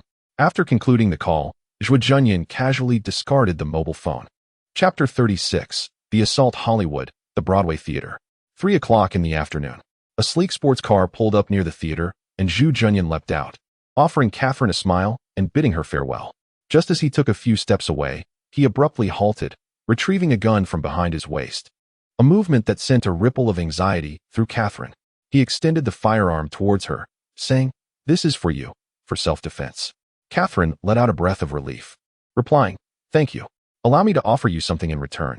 Suddenly, Zhuo Junyan seized a lock of her hair, his fingers snipping through it with a swift motion, leaving her in disbelief. What are you doing? She exclaimed. Just a keepsake. He chuckled, tucking the hair away before turning to leave. Catherine, perplexed, called after him, Hey. Zhuo Junyan paused and turned back. What is it? She playfully tossed her long hair, adopting a flirtatious demeanor. Oh, nothing. I just feel like I've seen you somewhere before. He laughed heartily and walked away. As he strolled through the bustling streets, Zhuo Junyan arrived at the CAF at the theater's entrance. 2 men in black suits stood guard at the door. Approaching them, he raised his hands. The men thoroughly searched him before relaying through their earpieces, no weapons, allowing him entry. Inside the CAF, Zhuo Junyan surveyed his surroundings. The establishment was devoid of patrons, save for a sullen-faced Caucasian man seated with a cup of coffee, flanked by 2 black-suited men. Upon noticing Zhuo Junyan's approach, he offered a slight smile and waved him over. With his hands in his pockets, Zhuo Junyan ambled over nonchalantly. Where is everyone? The man replied, You're quite bold. The entire nation is searching for you. Zhuo Junyan countered, Let us keep it brief. Why do you want that metal piece? I mean, what purpose does it serve? The Caucasian man frowned. That's none of your concern. Zhuo Junyan nodded. In truth, you don't even know, do you? I believe this matter requires a discussion with your boss. As he spoke, he withdrew his hand from his pocket, twirling a lock of Catherine's hair around his fingers. The man grew irritated. You would do well to remember who you were speaking to. Zhuo Junyan turned his gaze to a corner of the CAF, 3 cameras. Unfortunately, they are destined to witness nothing. With a flick of his fingers, the 3 strands of hair, charged with his energy, shot forth like steel needles, shattering the cameras in a series of explosive sounds. The sudden cacophony left the Caucasian man stunned, while the 2 black-suited guards instinctively drew their weapons. With a swift gesture, Zhuo Junyan had 2 guns in his hands. An astonishing sight that rendered the guards momentarily speechless. He raised both firearms, and the guards collapsed on the spot. The 2 men at the entrance, having just stepped inside, were struck down as well. In the blink of an eye, Zhuo Junyan had dispatched 4 individuals. Pointing his gun at the Caucasian man, he demanded, Where is Albert? The man, now visibly shaken, stammered, Your brother is still in our custody. Zhuo Junyan's expression remained impassive. They are already dead. The man's mouth fell open in shock. Bang! Once more, the sound of gunfire echoed, shattering the kneecap of a Caucasian man. Zhuo Junyan inquired, I shall ask you one last time. Where is Albert? The man cradled his leg, wailing in agony. Even if I tell you, I will die, my family will perish as well.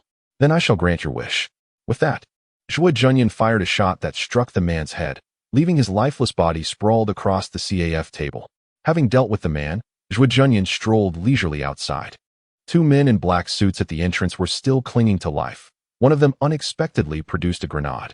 With a flick of his wrist, Zhuo Junyan snatched the grenade from the air, saying, "Thank you," before firing two more shots at them. If the earlier gunfight had gone largely unnoticed within the CAF, the commotion now erupted as pedestrians in the street finally reacted. Chaos ensued, with the crowd screaming and scattering in all directions.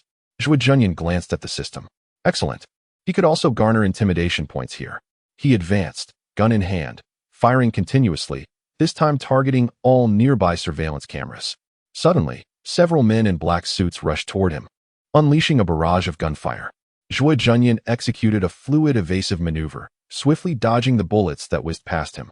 Had his movements been slightly more exaggerated, akin to a scene from The Matrix, it would have been a perfect spectacle. Observing his adversaries, who stood dumbfounded as he effortlessly sidestepped the hail of bullets, Zhuo Junyan casually fired his weapon, sending a spray of blood erupting from the foreheads of his foes. With calm composure, he approached the fallen bodies, meticulously searching their belongings and collecting all the ammunition he could find, while also on the lookout for anything else of interest.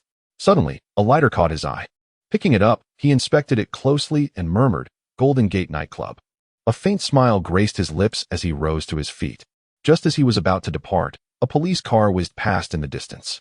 Several officers disembarked, taking cover behind the vehicle. Guns aimed at him. "Drop your weapon and raise your hands." Zhuo Junyan smiled slightly, then abruptly dashed towards a nearby restaurant. "Damn it!" the officers shouted, pursuing him into the establishment. One officer burst into the restaurant, wildly scanning the area with his gun, shouting, "Where is he?" A terrified waiter, frozen in fear, pointed toward the kitchen. The officers simultaneously rushed in, only to find a group of chefs staring at them in astonishment, steam still rising from the bubbling pots. Fish on the cutting board flopping defiantly. A black officer shouted, "Where is that guy?" One chef pointed at himself, bewildered. Just then, a voice from above announced, "Right here." The officer looked up in astonishment to see Zhuo Junyan pressed against the triangular gap of the door, holding himself up with his arms. In an instant, he dropped down, delivering a punch that knocked the officer to the ground, raised his knee to topple another, and seized the wrist of a third officer, lifting it upward before firing a shot into the ceiling. He then lunged forward, crashing into the last officer and rendering him unconscious. The swift and decisive actions left the officers no time to react before they fell one by one. At that moment, the fourth police officer rushed in, only to find himself on the receiving end of a gunshot aimed at Zhuo Junyan. With a deft tilt of his head, Zhuo effortlessly evaded the bullet, then swiftly pressed his hand against the officer's forehead. The officer's skull collided with the door frame, rendering him unconscious. Zhuo glanced at the four officers sprawled on the ground and smiled, saying, "Rest well." He then departed with an air of nonchalance. Chapter 37. Serving others. As dusk enveloped the city, Zhuo Junyan arrived at the Golden Gate nightclub. Upon entering, he was greeted by a throng of onlookers captivated by the stage, where a young woman clad in a swimsuit executed an alluring pole dance, her provocative poses eliciting cheers from the audience as they sipped their drinks. A rotund man stuffed bills into the dancer's bra, further fueling the raucous atmosphere. Zhuo Junyan scanned the room, his gaze landing on a small chamber on the second floor, where a figure in a black suit stood sentinel. He approached the bar and ordered a drink, casually making his way upstairs while sipping from his glass. Upon reaching the door, a man in black blocked his path. "Step aside, buddy," he ordered. Zhuo Junyan slowly lifted his gaze, and upon recognizing his face, the man visibly faltered. In an instant, Zhuo Junyan plunged the straw of his drink into the man's throat, grasping his shoulder to prevent him from collapsing. The man clutched his neck as blood gushed from the straw, spilling into Zhuo Junyan's drink. Gently, he lowered the man to the ground and placed the cup before him before pushing the door open. Inside, a young man with gold-rimmed glasses sat, his expression shifting to one of surprise upon seeing Zhuo Junyan. "It's you?" he exclaimed. Zhuo Junyan, however, was disheartened. With his left hand, he leveled a gun at the man, sighing, "It seems fortune is not on my side." With that, he swiftly reached behind the door, seizing another man in black by the throat, his fingers piercing through, effectively severing the trachea. The man gasped, emitting a strangled sound before succumbing. Only then did Zhuo Junyan close the door and sit before the bespectacled man. Long time no see, Daniel. The man, referred to as Daniel, fixed his gaze on the lifeless body behind the door. John was skilled in hand-to-hand combat, while you excel in firearms, he remarked. Zhuo Junyan holstered his gun. One must evolve. Now, tell me what I wish to hear. Daniel shook his head. I know nothing. Zhuo Junyan smiled with satisfaction. So, you are aware then. Daniel, resigned, replied, I cannot speak. I must consider my family. After a moment of contemplation, Zhuo Junyan said, in Mexico, that fellow Bart has hit me on the head. It seems to have affected my nerves, leaving me rather impatient lately. I prefer not to ask too many questions. Generally, 2 chances are my limit for patience. If there are no answers after that, I will take decisive action. Daniel's complexion paled slightly. Zhuo Junyan smiled. But you are different. Among them all, you are the one I respect the most, and you have not harmed my brothers. Daniel shrugged. I am not responsible for the dirty work. I merely provide suggestions. But this matter is indeed beyond my purview. That is why you still sit here. Zhuo Junyan stated, Daniel, Albert can threaten your family, and so can I. Daniel inhaled deeply. You are not that kind of person. My brothers are dead. All of them. Zhuo Junyan leaned closer, his large face nearly touching Daniel's, allowing him to discern the horrific, twisted scar that marred his visage. He spoke slowly. People change. Daniel, I am no longer the Zhuo Junyan of the past. Daniel, with a sense of resignation, finally replied, he is at the Rose Bar today. The Rose Bar? That is the territory of the Carpenter family. Daniel continued. You killed their men today. Albert knows he can no longer expect you to surrender anything willingly. Thus he seeks assistance. I am alone. He shouldn't be so fearful. Zhuo retorted. You have just slain 9 of them today, not counting the 2 from earlier. That indicates a serious issue. Daniel shook his head. This is beyond my comprehension. Interesting. Very well. In light of your honesty, I shall grant you a reprieve this time. Zhuo Junyan slowly rose and made his way toward the door. As Daniel observed his retreating figure, he suddenly called out, Zhuo. Daniel added, eliminate Albert, consider it a favor for me. Zhuo Junyan chuckled and nodded, all right. At the Rose Bar, the silver-haired Albert sat surrounded by a cadre of men in black suits. Opposite him sat Isidore, a brown-haired man and the second-in-command of the Carpenter family. Isidore spread his hands and spoke in heavily accented Sicilian-inflected English. A tenet of the Carpenter family is to avoid engaging in business without proper understanding. 100 million euros sounds appealing, yet I find it puzzling why you, old man, would be so generous. He waved his smoking pipe towards Albert. You have never been known for your generosity. Albert sighed. He seeks vengeance against me. Isidore shook his head. The issue lies not in you killing his men, but in Bart's people doing so. Why does he not confront Bart, but instead target you? Albert had no choice but to explain. I engaged in a business venture with the Lee family. They provided the funds and intelligence, while I supplied the manpower. We procured what we desired from several target clients, but at the final moment, that damned woman, Lee Shiner, absconded with the goods. She intended to claim everything for herself. Isidore inquired, what does this have to do with Zhuo Junyan? The last part is with Bart. Bart is a troublesome character and insists on knowing the specifics of the goods, otherwise, he will not trade. Lee Shiner initially agreed, but once she obtained the goods, she turned on us. She left her bodyguard behind as a hostage and slipped away, only to inform me that the items were in Zhuo Junyan's possession. Isidore understood. So you and Bart conspired against Zhuo Junyan? Albert raised his hands in surrender. Zhuo Junyan is her boyfriend. She acted like a woman madly in love. Yet we did not anticipate that this was a trap she had meticulously devised from the outset. Isidore chuckled. I did not know you were one to believe in love. Albert forced a smile. If that were all, I would not be entirely convinced, but there remains one component yet to be acquired. You know, under normal circumstances, one typically turns against their partners only after the final plan has been executed. Isidora laughed heartily. This is utterly amusing. So she actually did not obtain it? Because she was still missing the final component? Indeed, but I now suspect that Zhuo Junyan has acquired it. Closer is deceased. He was the intermediary for Lee Shiner. It must be that scoundrel who concealed one, that damned cunning fellow. Albert exclaimed, slamming his hand on the table in frustration. Isidora looked at Albert with bewilderment. What purpose does that item serve? Oh, dear God! Isidora exclaimed, smacking her forehead. Are you jesting? If that were the case, the world would have been unified long ago. Albert shook his head. I cannot say, but that object at least appears to possess an air of mystique, and those who seek it evidently hold that belief fervently. He cautioned me to be wary of Zhuo Junyan. Should he employ the item, I would certainly not stand a chance against him. What did you say? Isadora asked, taken aback. Boom. A motorcycle burst into the bar. Chapter 38. Subjugation. As the motorcycle crashed through the bar, the rider, clad in a helmet, wielded a gun in each hand, unleashing a torrent of bullets in a frenzied assault on either side. The seasoned gangsters reacted swiftly, seeking cover while launching their counterattacks. Albert and Isidore were evidently taken aback, momentarily at a loss for action. Fortunately, the gunmen paid them no heed, focusing instead on the gang's assailants with relentless fire. In the next instant, several bodyguards surged forward, shielding the two as they retreated, while other gunmen returned fire.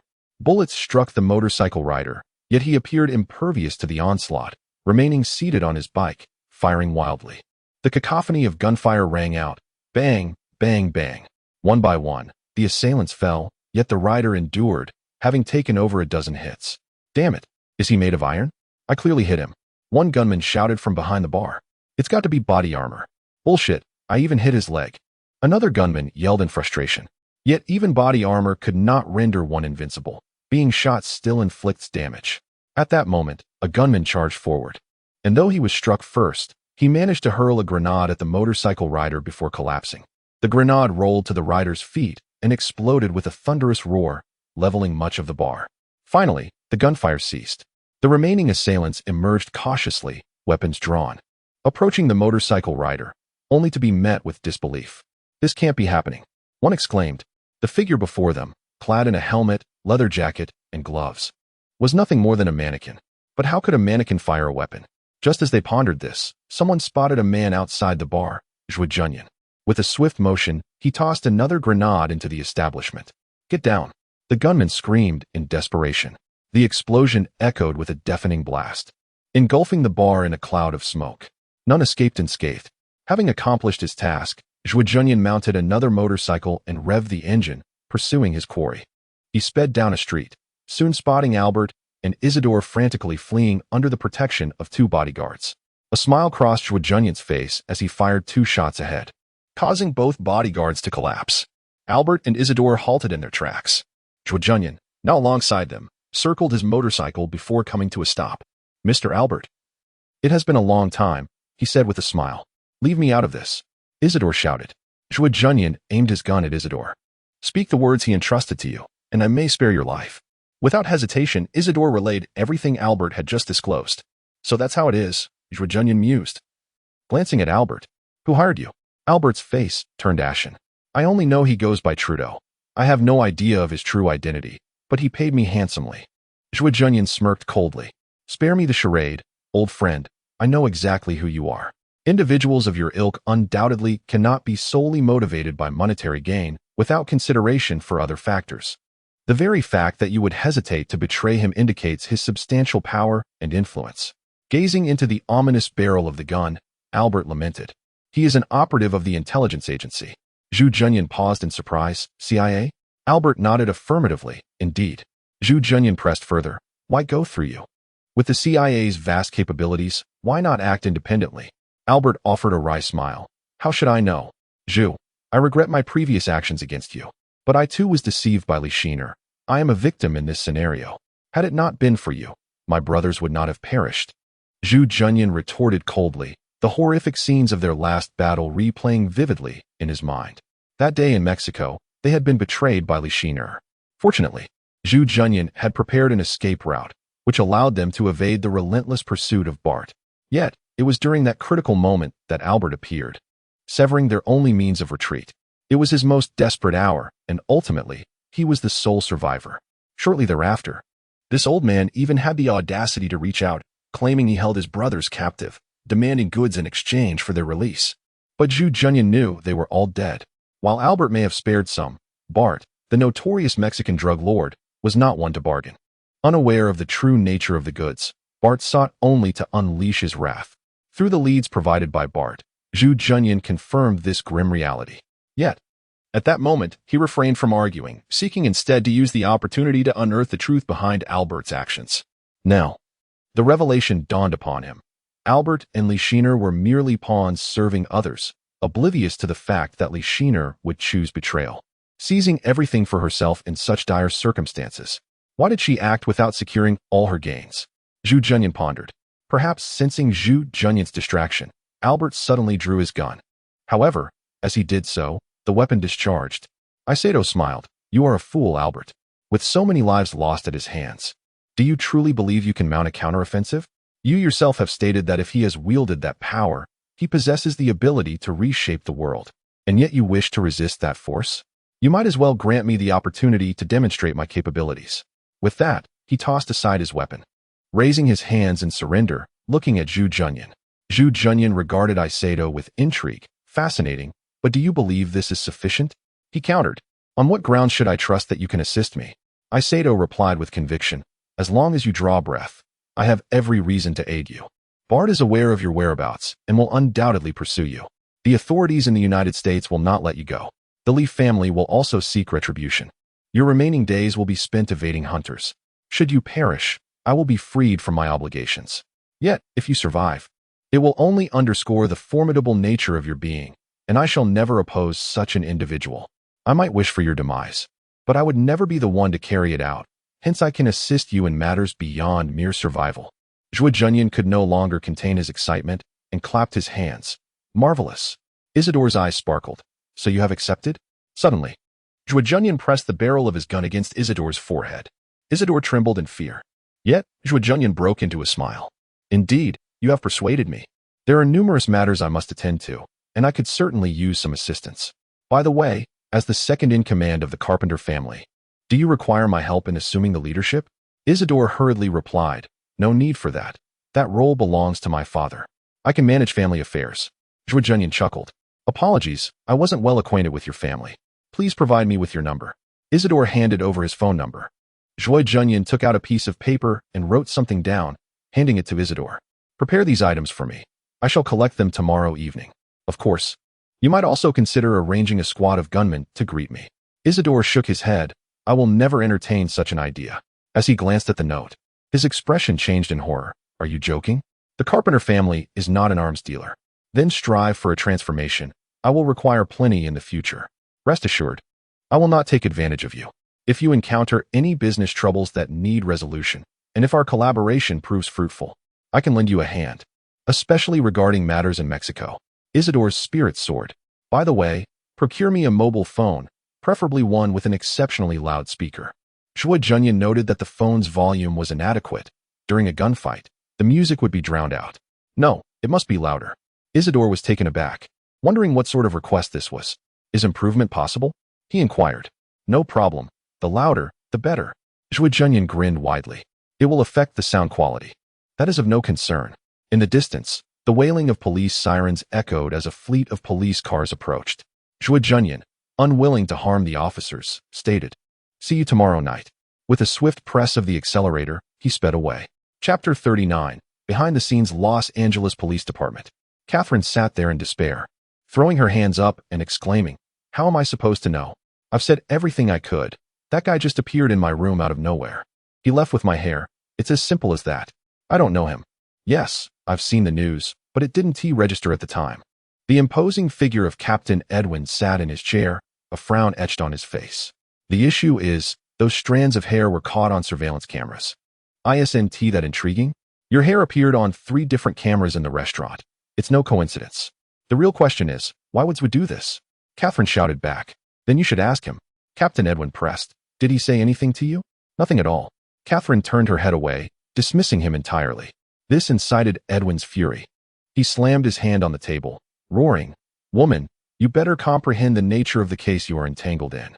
Just today, you accompanied a wanted criminal to the Hollywood Theater, where he murdered 9 people. Catherine retorted coldly. He took me there, not the other way around. His acts of violence have nothing to do with me. Edwin's gaze turned icy. Yet I sense a connection between you two. Catherine tensed up instantly. Are you trying to frame me? Just then, a hand rested on Edwin's shoulder. He turned in surprise. Who are you? The portly white man smiled, flashing his credentials. CIA. I'm Trudeau. Edwin was taken aback. CIA? What are you foreign terrorists doing here instead of causing chaos in other countries? Trudeau narrowed his eyes. I don't appreciate your tone, but I can overlook it. Furthermore, this case is now under CIA jurisdiction. Edwin shook his head vehemently. This isn't your responsibility. Nearby, the police chief called out, Edwin, don't clash with the CIA. Hand the case over to them. You're off this one. Reluctantly, Edwin vacated his seat, but remained. Watching Trudeau intently, Catherine remarked coldly, "That's not self-destructive behavior, it's fighting for survival." Trudeau smiled warmly. "Don't be so tense. I know you're innocent. It's just unfortunate that you've been caught up in a major incident, and I'm the only one who can assist you." Trudeau maintained his affable demeanor. Yet Catherine remained unconvinced. "I know how people like you operate.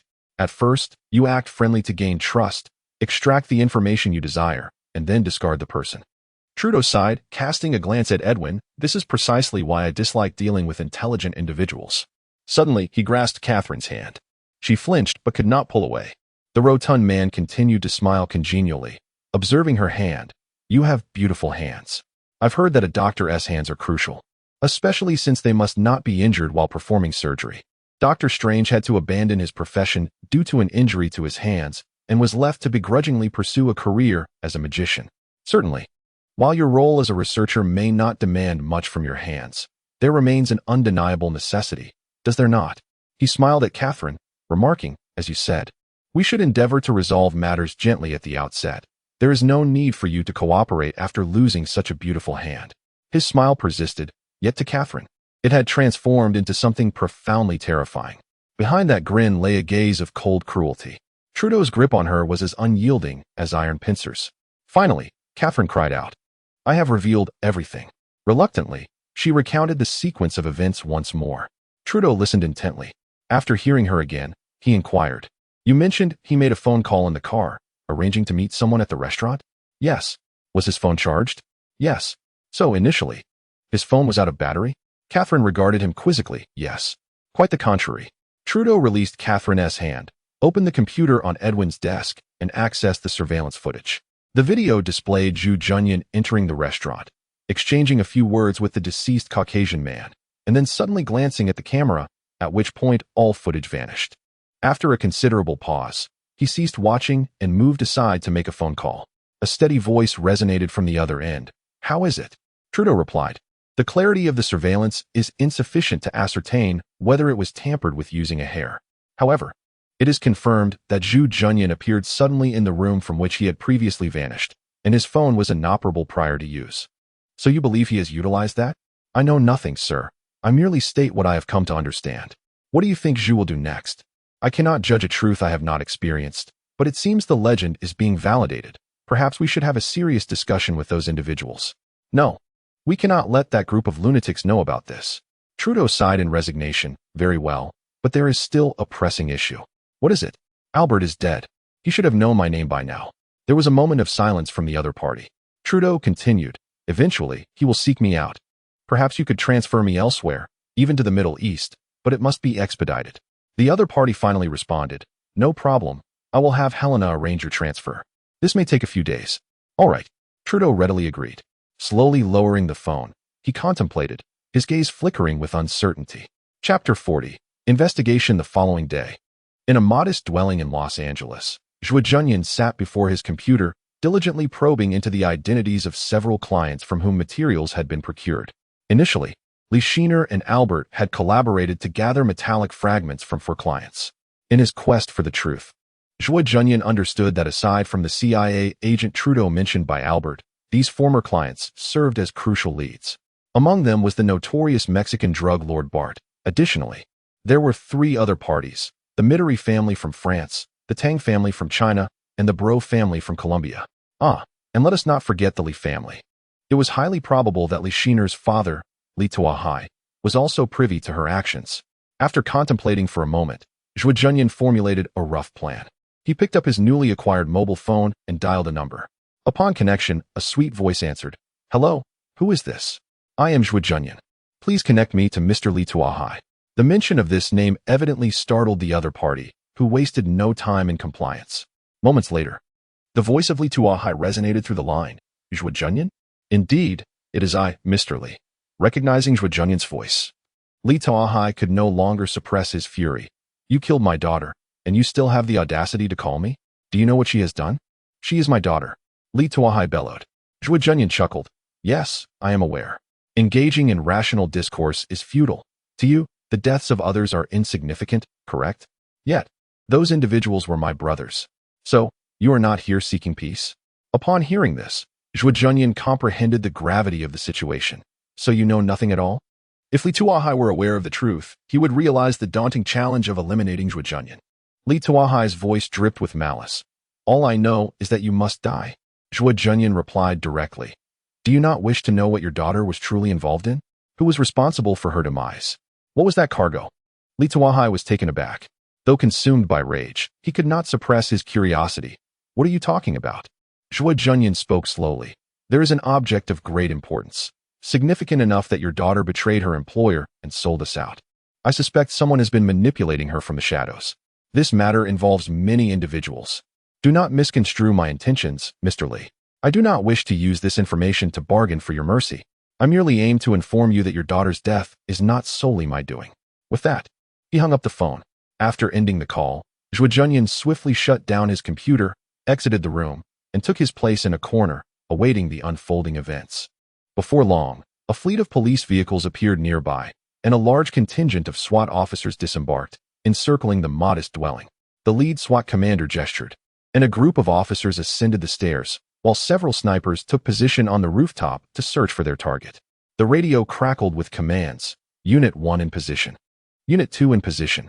Unit 3 in position. A SWAT commander had already led his team into the building. They swiftly approached the door where Zhuo Junyan was located.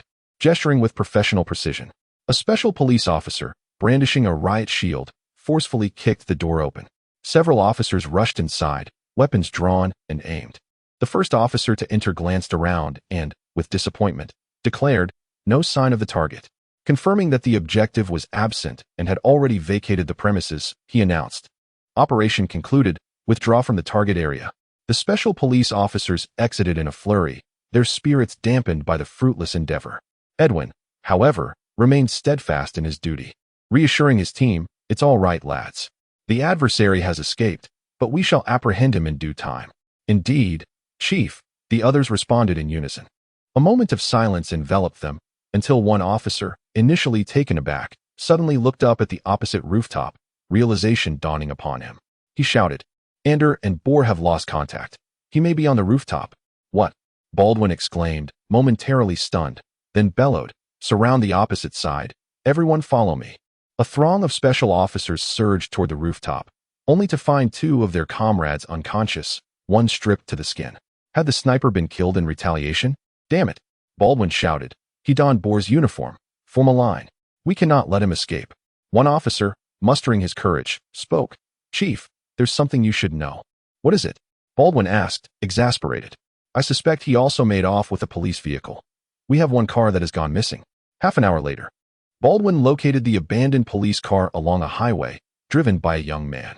The youth exclaimed, it wasn't me. A cop paid me to drive this car around. Baldwin roared, you fool. Do you not realize this is a police vehicle? The young man shouted back, I know, but I didn't steal it. Do you intend to throw me in jail? In a fit of rage, Baldwin delivered a punch that knocked the youth down.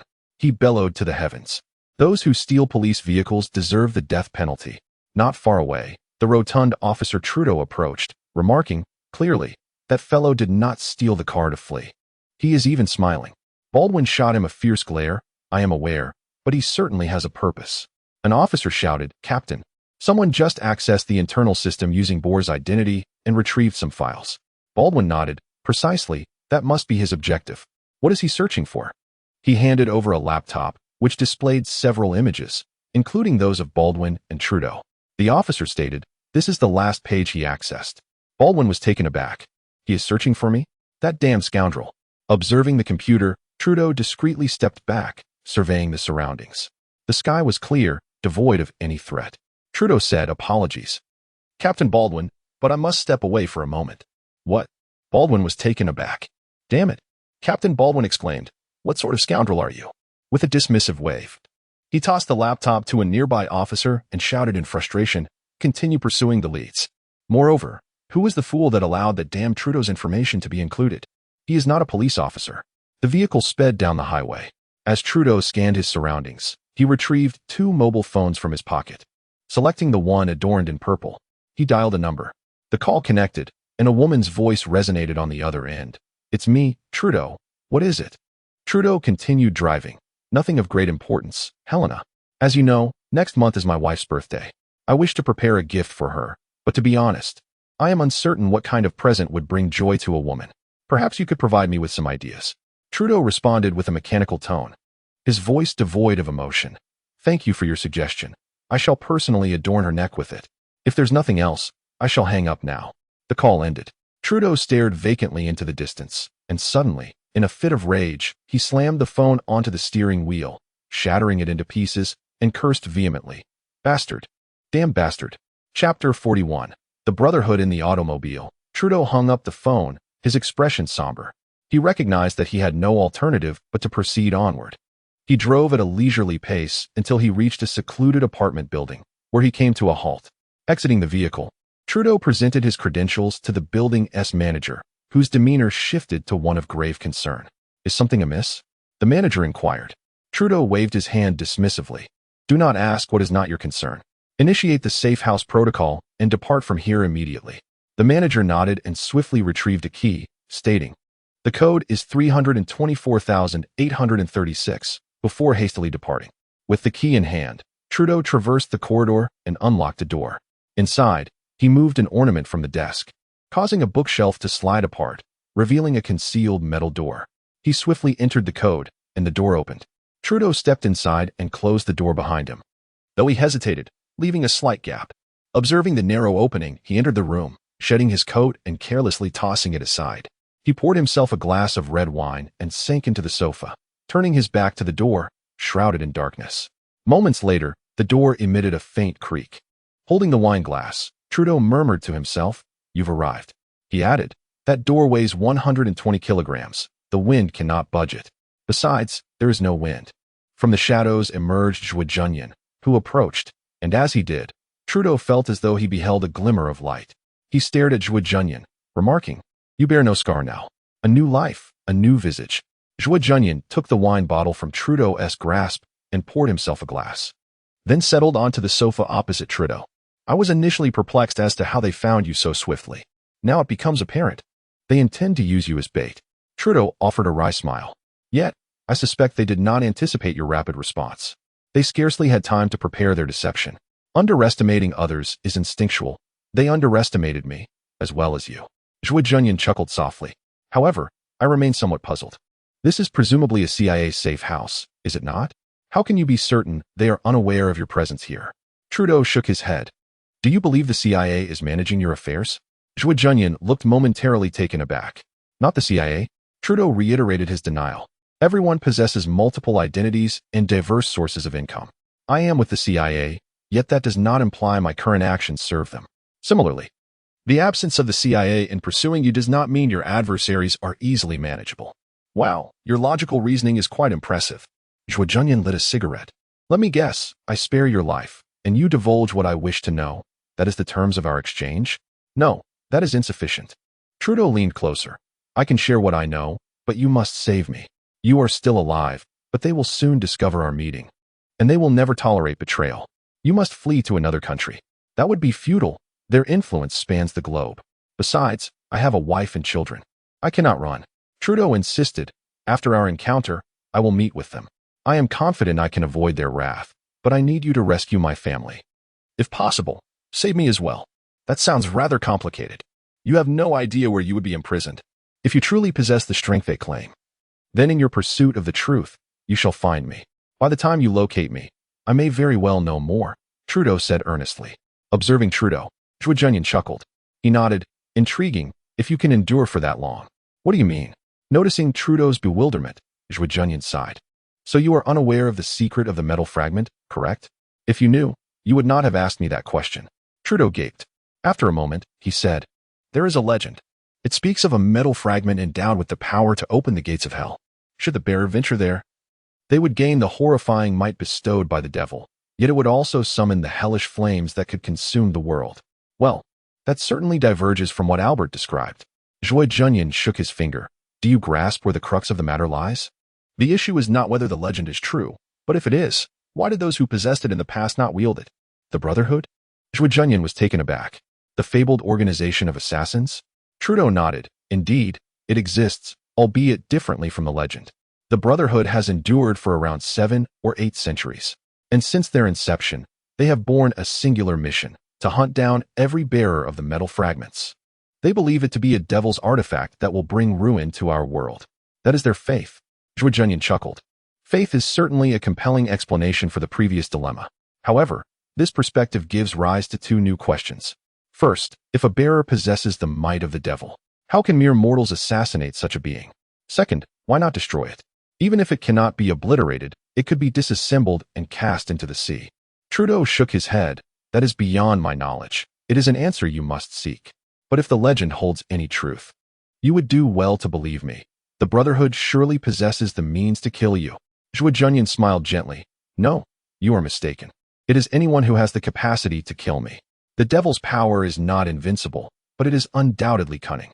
The crux lies not in their ability to slay me, but in how they might find me. As he spoke, Zhuo Junyan glanced at Trudeau. As it stands, using you as bait suggests they too lack special locating abilities. This is quite fascinating, yet paradoxical. Trudeau, feeling helpless, replied, my knowledge is limited. But if you can rescue me, I assure you I will uncover much more. Zhuo Junyan raised his hands in a gesture of uncertainty. Why don't you share what you know first? For instance, why did the metal fragments disperse among several families? If they wished to prevent the reappearance of the metal, then why did the Li family endeavor to gather the fragments once more? Trudeau shook his head. I'm afraid I cannot provide an answer to that. However, at least regarding this matter, you possess a clear lead to pursue.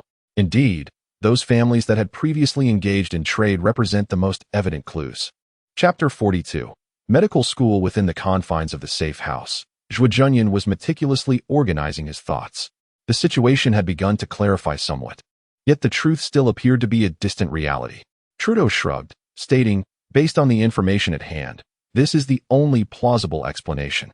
Of course, I understand that it does not elucidate why they themselves do not make use of it, or, if they choose not to, why they do not simply dispose of it in the sea or bury it in the ground. Furthermore, it seems that other family members remain oblivious to this matter. But these are inquiries you must pursue on your own. Zhuo Junyan replied, these conditions are merely sufficient to spare your life. If you wish for me to exert effort to save you, you would do well to provide some additional valuable information. Trudeau responded, the Brotherhood may not divulge further details, but being part of the organization inevitably allows for some personal investigation into certain matters. Zhuo Junyan smiled. It is evident that you are indeed such a person.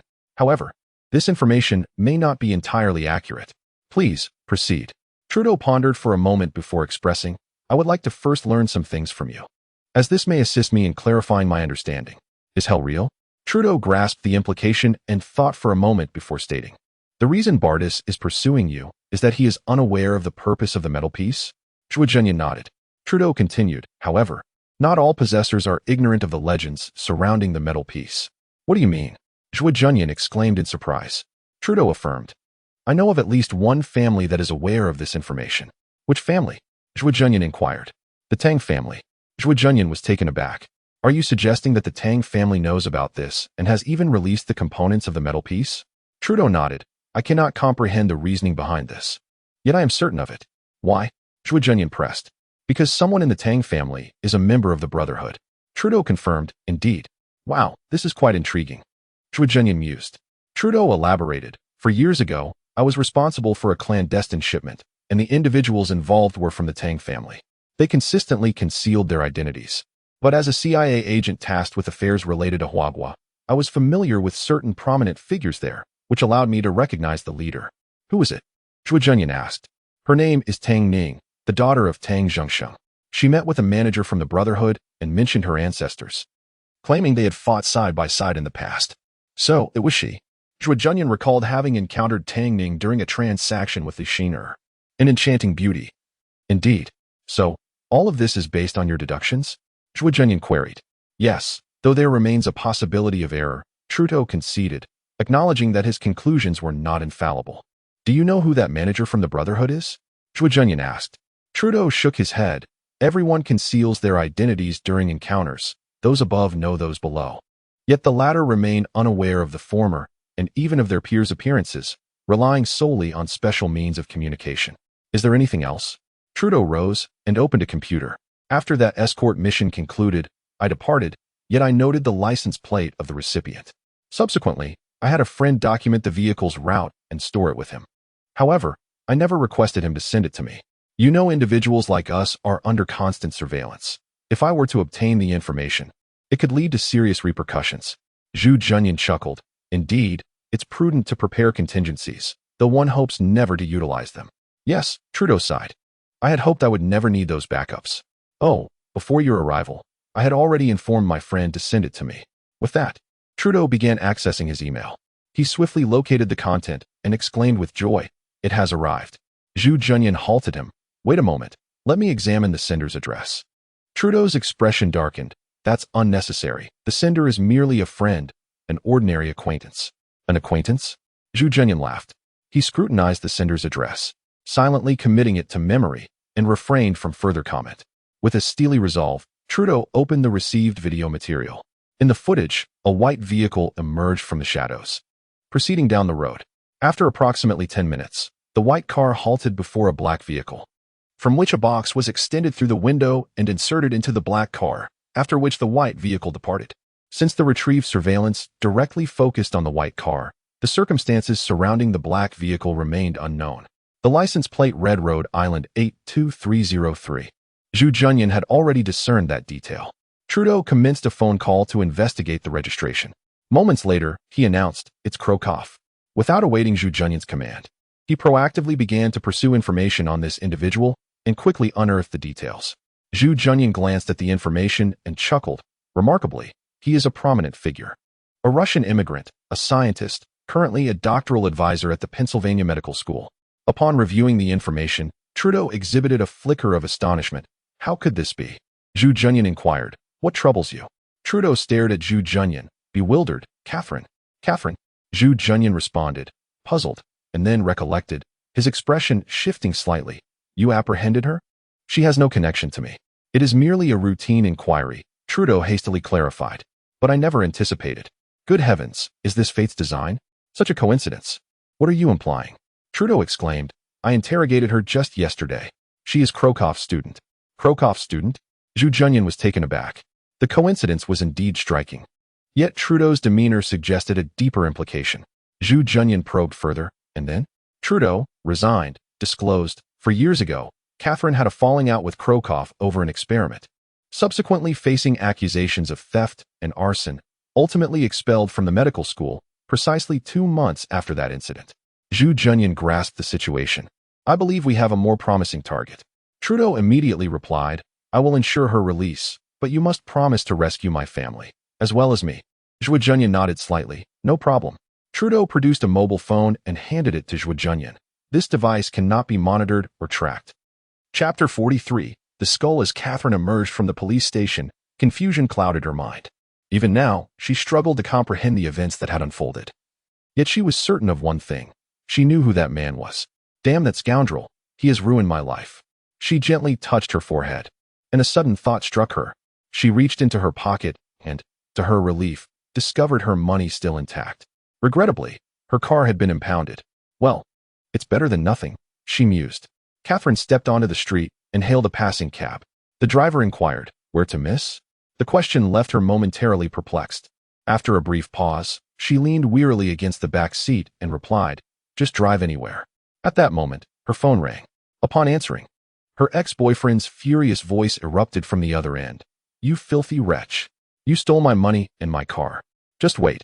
I will find you and skin you alive." Catherine smirked. "Good luck finding me," and abruptly hung up.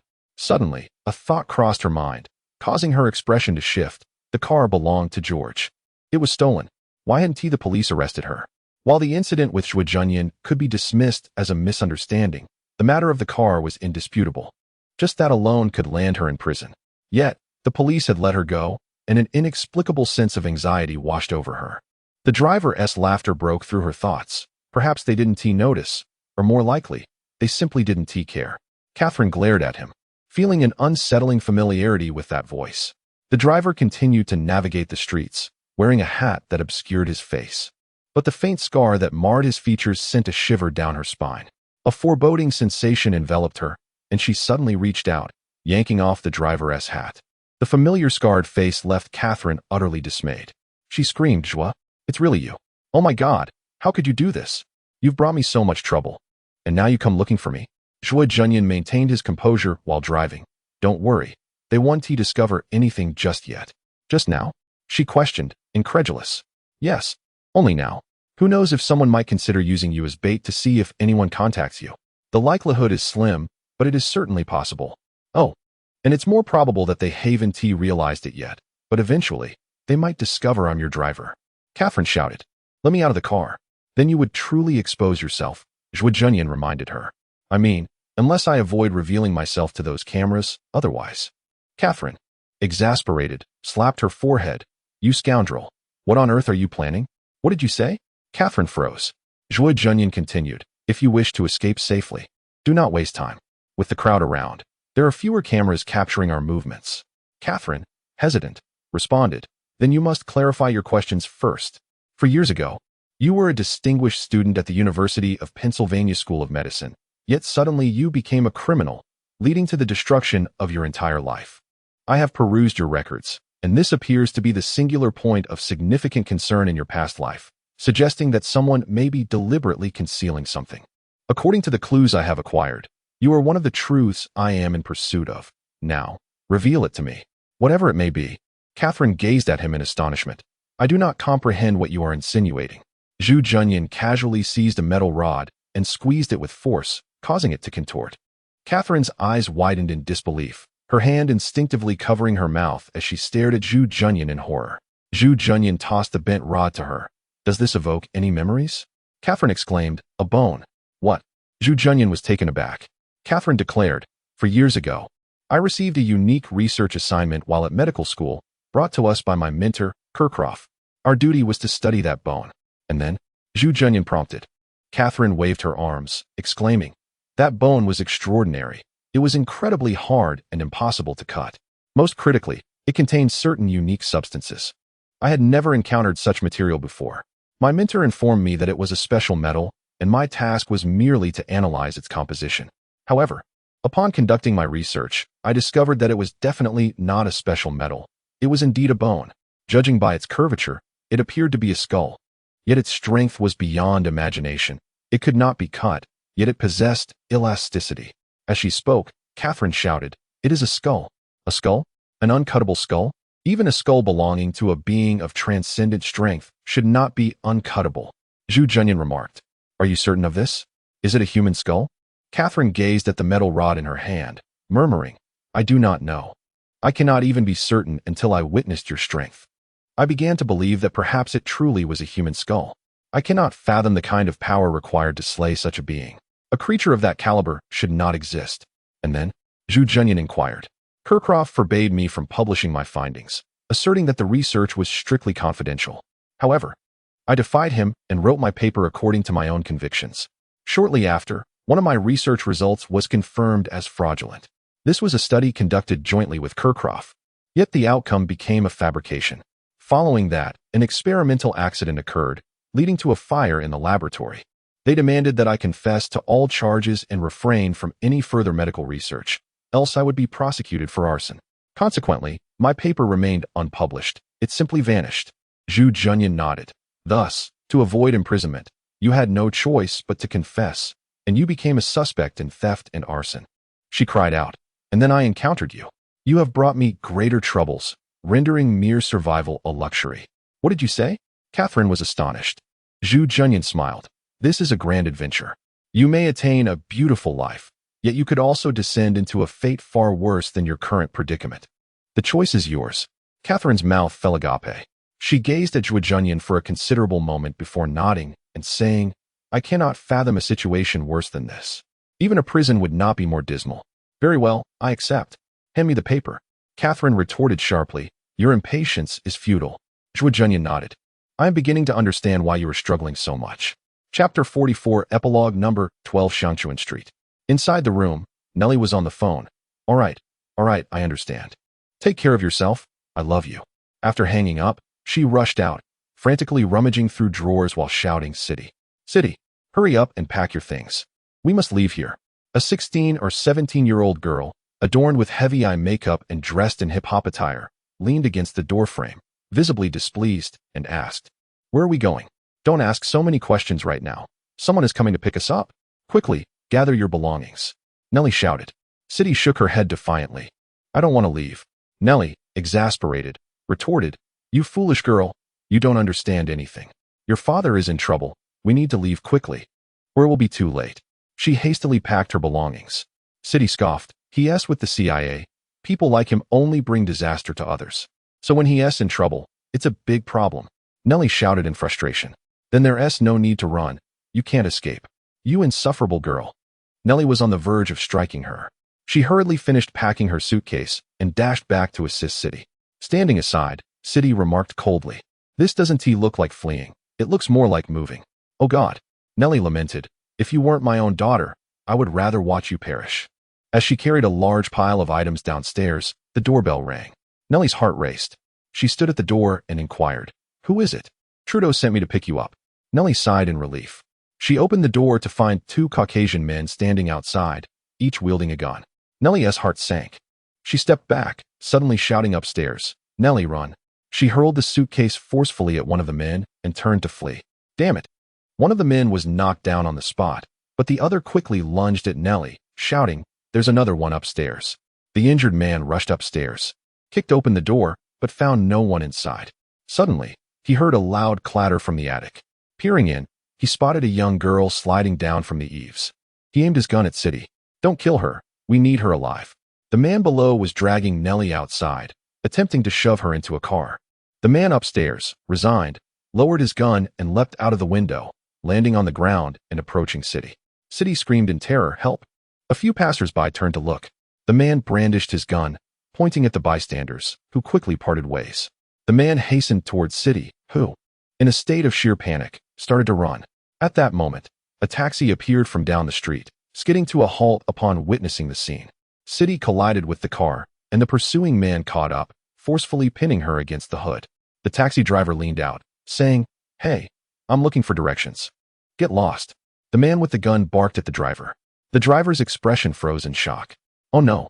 He instinctively pulled the trigger, and in the next moment, the car window shattered. A hand seized the head of a white man, yanking him into the vehicle and effortlessly twisting, crushing his neck.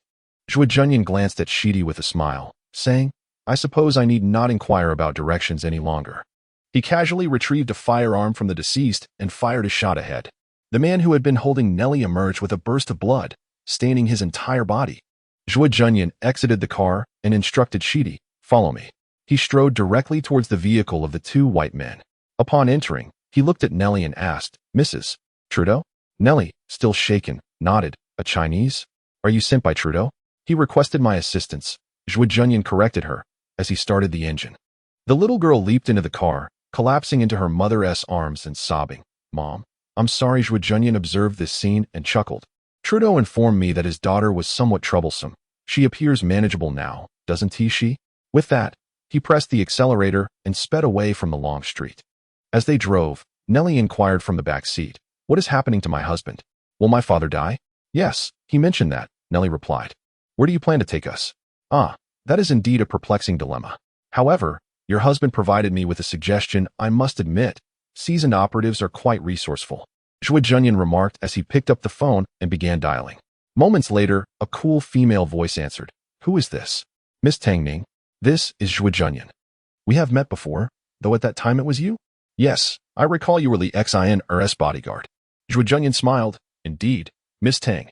I presume you are aware of the current situation? On the other end, Tang Ning asked, What do you intend to do? There's a fellow named Trudeau, who has been captured by his former master. Due to certain circumstances, I am unable to care for his wife and daughter. Hence, he suggested that you take over. Why me? Because we are bound to cross paths. I will come looking for you. If you refuse to cooperate, I shall eliminate you. Thus, having two hostages might be beneficial for you, but before that, you must ensure their safety. Quite a remarkable thought, I assent it. Trudeau devised it. It was indeed peculiar that Trudeau would entrust his wife and daughter to Tang Ning. Even more astonishing is that you complied, Tang Ning remarked. Haha, yes, Zhuo Junyan replied. After a moment of silence, Tang Ning finally said, So you have assembled the group and moved forward? I appreciate your inquiry. It seems you know more than I initially presumed, Zhuo Junyan responded cheerfully. So you believe you possess the qualifications to threaten me? Tang Ning scoffed. You do realize that the Brotherhood specializes in hunting individuals like you, do you not? I am uncertain of their capacity to eliminate someone of my ilk, but I know that at least this time they will not have the opportunity, he stated. Are you departing?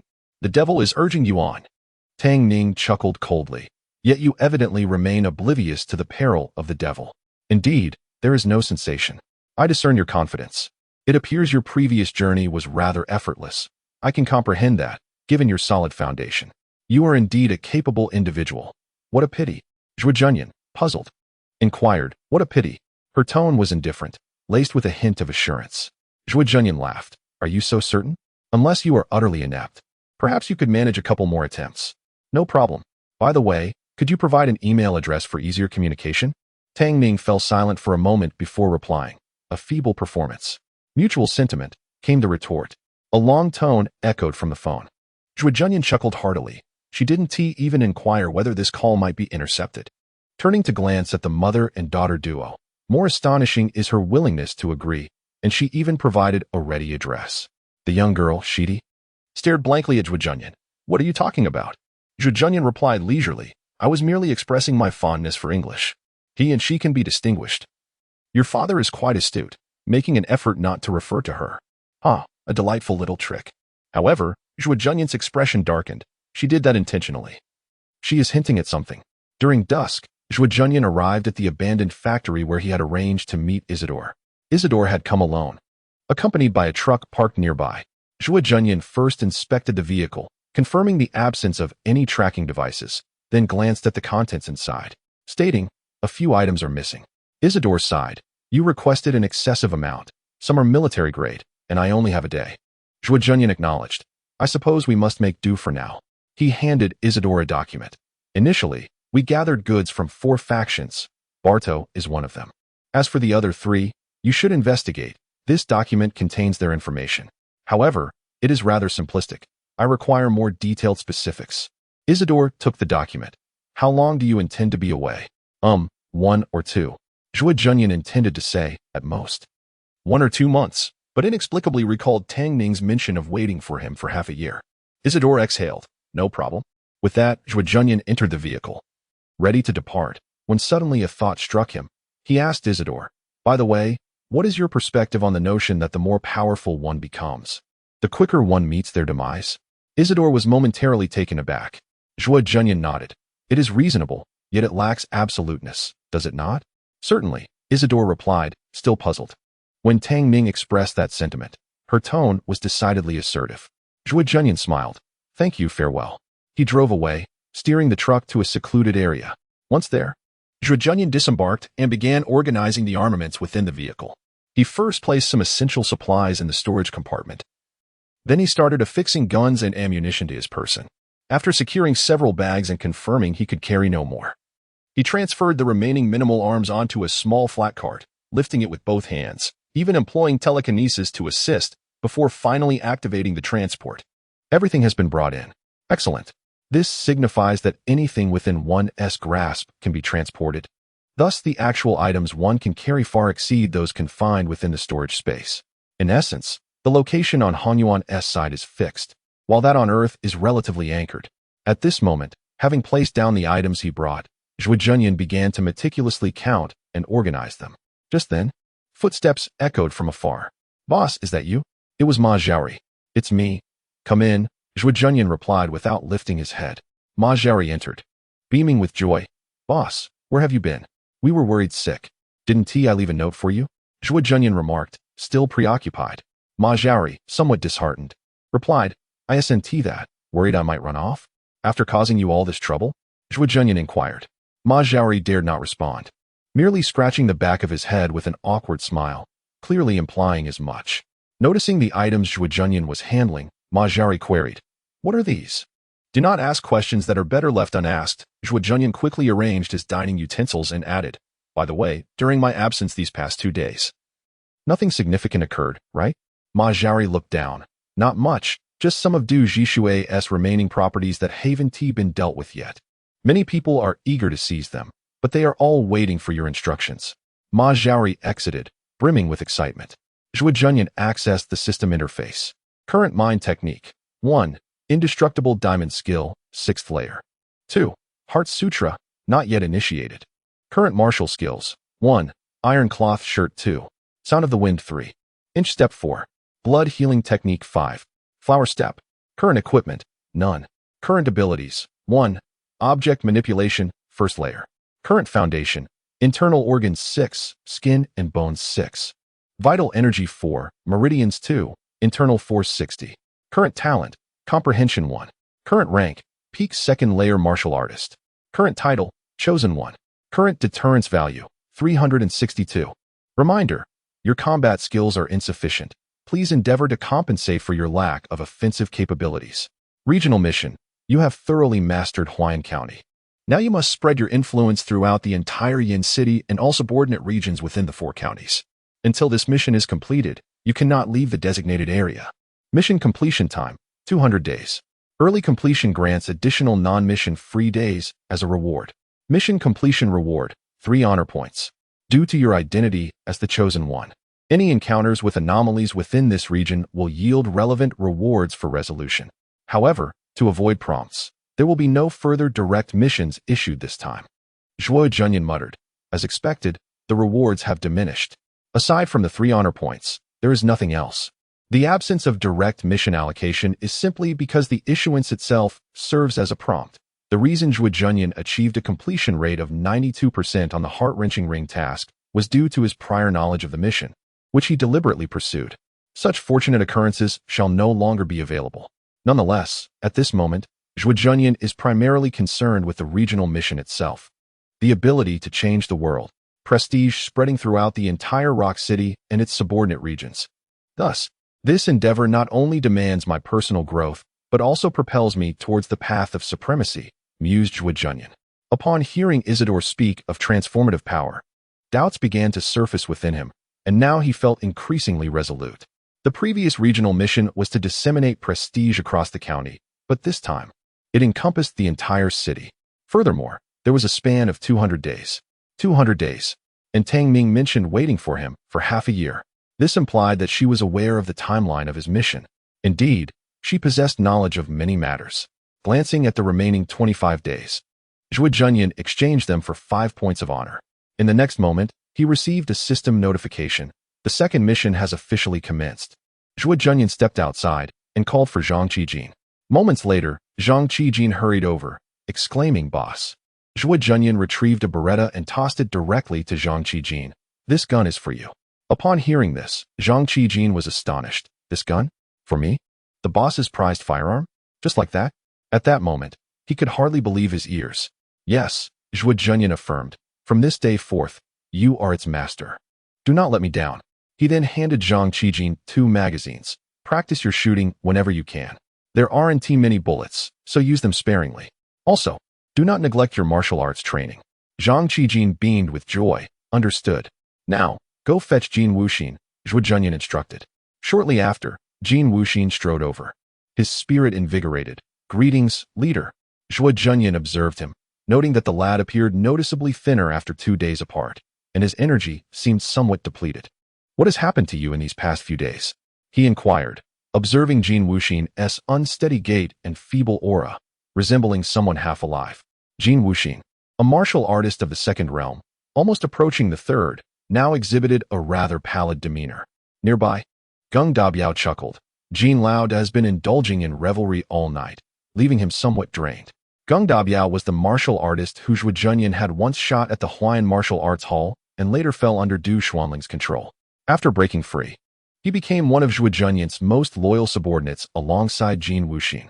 Jin Wuxin shot Geng Dabiao a glare. "Mind your own business." He then sheepishly added, "In your absence these past days, I felt quite restless and perhaps overindulged."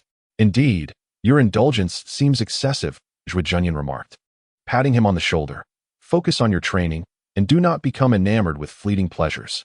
Inform the brothers that we shall go to the Gao family tomorrow. The Red Bandits are launching an assault, and the county's organized guardians are uniting against this formidable foe, yet several families have failed to show up." For Zhuo Junyan, this undoubtedly presented another opportunity to establish deterrence. The following morning, Zhuo Junyan awoke, donned his warrior attire, secured his fitted belt, and wore the vintage riding boots he had brought from Earth. Standing before the mirror, He gazed at his reflection. His expression was resolute, his countenance fierce. Zhuo Junyan smiled slightly, and within the mirror, a glimmer of menacing intent emerged. With determined strides, he exited the room, stepping down before the Tiger Gang's hall, where the members stood armed and silent, clad in dark attire. A haunting melody reminiscent of Kill Bill resonated in the air. Zhuo Junyan remained taciturn, proceeding outward as his followers instinctively trailed behind him, resembling a meticulously trained battalion, exuding an aura of unspoken authority. With a casual wave, the doors ahead swung open with a resounding thud. They advanced, traversing the courtyard and spilling onto the streets, an invisible power radiating from their presence. In the expansive courtyard of the Gao residence, Gao Weishan found himself encircled by a pack of Tiger Gang members, fierce as wolves. The old man trembled in fear, stammering, "Zhuo Gang leader, this is all a misunderstanding." About the previous incident, Zhuo Junyan cast his gaze skyward, admiring the blooming flowers in the warmth of spring, poised to burst forth in a riot of colors. Raising his hand, he fired a shot, the bullet striking the ground before Gao Weishan, stirring a cloud of dust. The old man dared not speak further. Zhuo Junyan nonchalantly scratched his ear, stating, "I am magnanimous and dislike revisiting old grievances. 100,000 taels of silver will absolve you." A collective chuckle arose among the Tiger Gang members. 100,000 taels? Gao Weishan's eyes widened in disbelief. The old man simply could not procure such a sum. Pavna, the witness, aimed his firearm at Gao Weishan's head, declaring, "Now, it is 150,000 taels. Any refusal, and the next shot will be your last. I suspect that raiding your estate will yield even more." Gao Weishan, terrified, acquiesced, "I agree. I agree." "Lower your weapon," Zhuo Junyan replied with a smile. "Qijin, you shall oversee the collection." "Yes." Zhang Qijin stepped forward. Nearby, Ma Zhaori approached with a sly grin, suggesting, "Boss, shall I take care of this?" Zhuo Junyan shot him a cold glance, causing Ma Zhaori to retract. "Never mind, it's fine." Zhuo Junyan strode purposefully onward, unwilling to linger even a moment longer. Jin Wuxin followed closely, a worried expression upon his face. "Gang leader, Gao Weishan is, after all, an official. Your ammunition is limited. And if the government troops arrive..." Zhuo Junyan halted, turning to Jin Wuxin with a smile. "I preferred the version of you that was under Du Xuanling's control." Jin Wuxin was taken aback. Zhuo Junyan continued, "At least during that time, you were unrestrained." Jin Wuxin sighed, lowering his head. "That version of me was not truly me. And the present you is not the real you either." Zhuo Junyan spoke earnestly. Jin Wuxin, momentarily lost in thought, fell silent as they continued onward toward the He residence. There, He Xingdong awaited at the entrance, exclaiming upon Zhuo Junyan's arrival, "I am aware of my mistakes. I am willing to offer 100,000 taels of silver." "Begging for your mercy, gang leader Zhuo." The Tiger Gang members erupted in excitement at this proclamation, yet Zhuo Junyan's expression remained grim. "I demand silver, but I also seek to instill fear." Fortunately, despite their cowardice, the threat still held a degree of weight. Zhuo Junyan's dissatisfaction was palpable, his demeanor as frigid as frost, his voice echoing like a wind from the depths of hell. "Consider yourself fortunate." He understood that this reaction from He Xingdong was likely mirrored by others in the realm. Zhuo Junyan, feeling disinterested, turned to his subordinates and commanded, "You few, take your men and go to each household, collecting 10,000 from each. If there are any dissenters, let them ponder their fate." "Yes." The gang members responded with fervor, their voices booming with authority as they followed Jin Wuxin to each residence to collect their dues, resembling ferocious wolves or bandits. This venture yielded only a little over 400 in intimidation, leaving Zhuo Junyan in a sour mood as he departed alone. As he traveled, passing by the docks, he noticed that the Tianxiang boat was no longer there. Untroubled, he continued onward until he spotted a woman standing beside the wharf. Gazing into the distance, dressed in a flowing azure robe, her silhouette was enchanting, her face hidden, yet her graceful figure sparked the imagination. The delicate fabric billowed around her like wisps of smoke. A captivating beauty lingered, reminiscent of a cherished muse by the water's edge. It was Yu Weiyang, standing by the embankment beneath a flowering tree, her form ethereal and her presence shrouded in mystery. Even Zhuo Junyan, momentarily captivated, found himself pausing to admire her exquisite profile. Human nature often leans toward greed. After a distant gaze, he deemed it inappropriate to indulge further. After lingering for a moment, he approached, "Fairy Yu, At the sound of his voice, Yu Weiyang shivered slightly. Do not call me a fairy. I am nothing of the sort now. Her voice, hauntingly melancholic, resonated with profound sorrow, evoking both pity and affection. Zhuo Junyan, unusually gentle, inquired, have you not yet moved past it?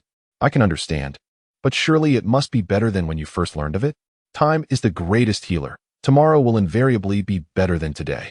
If forgetting is possible a year from now, why not embrace that release now?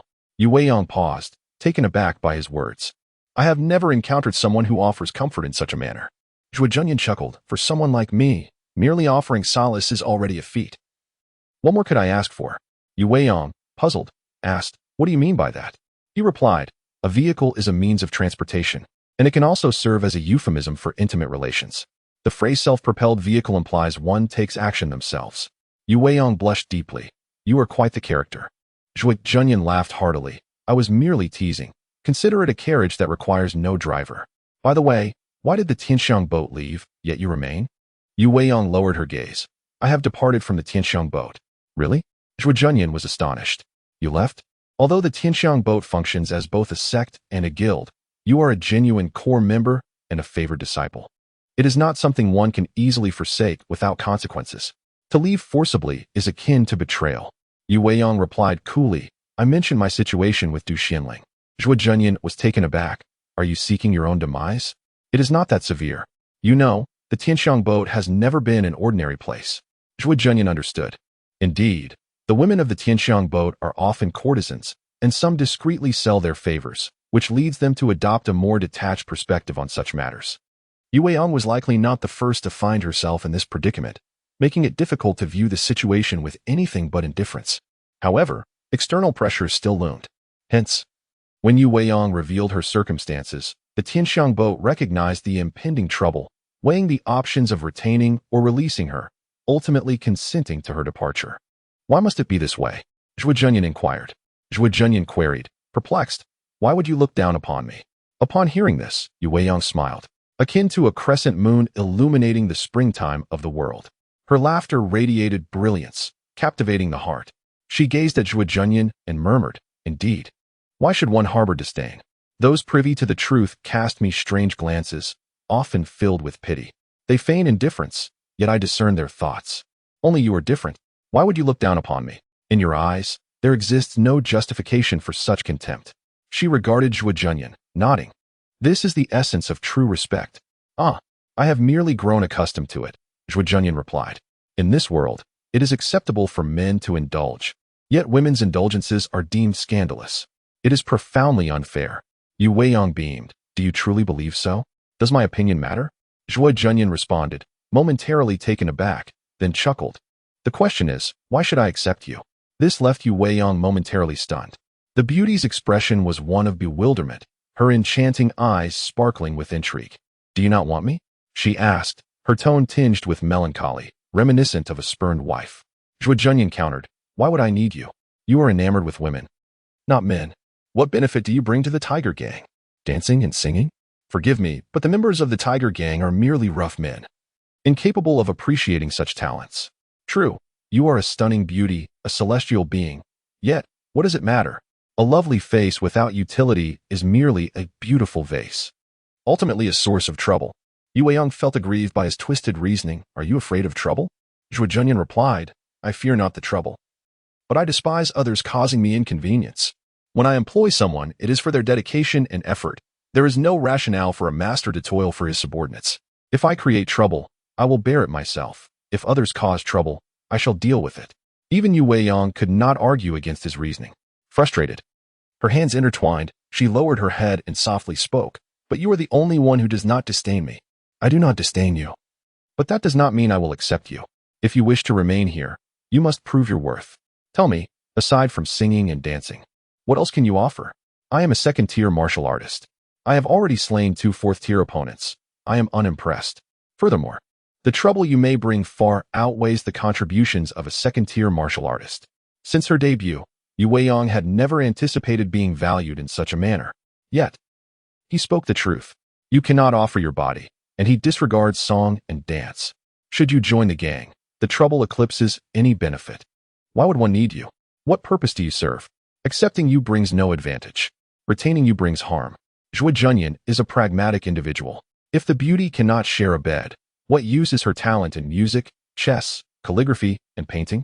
I am no scholar, nor do I seek exquisite compositions. To observe without engaging is less desirable than to forego entirely. To quote modern parlance, a woman who cannot be had is not worth having. Yu Weiyang stared at him, then smiled again, as spring blossoms burst forth, fragrant breezes enveloping the air. Did you not say that I merely fell in love with a girl by chance? Perhaps if you treat me kindly, I too might come to love you. In the depths of his heart, he lamented, ultimately succumbing to the allure of temptation. His words and actions were fraught with contradiction, and the turmoil within him was all too evident. Zhuo Junyan shook his head, confessing, I have been wounded by the woman I cherished. Thus I shall not entertain the thought of accepting another. Yu Weiyang pouted, but you also mentioned that time would heal all wounds. The crux of the matter is that the time has yet to come. Thus, it seemed that others found it easier to cope. This time, Zhuo Junyan was rendered speechless.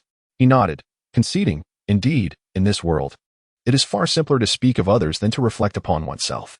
Yu Weiyang, for once, had the upper hand in their playful banter.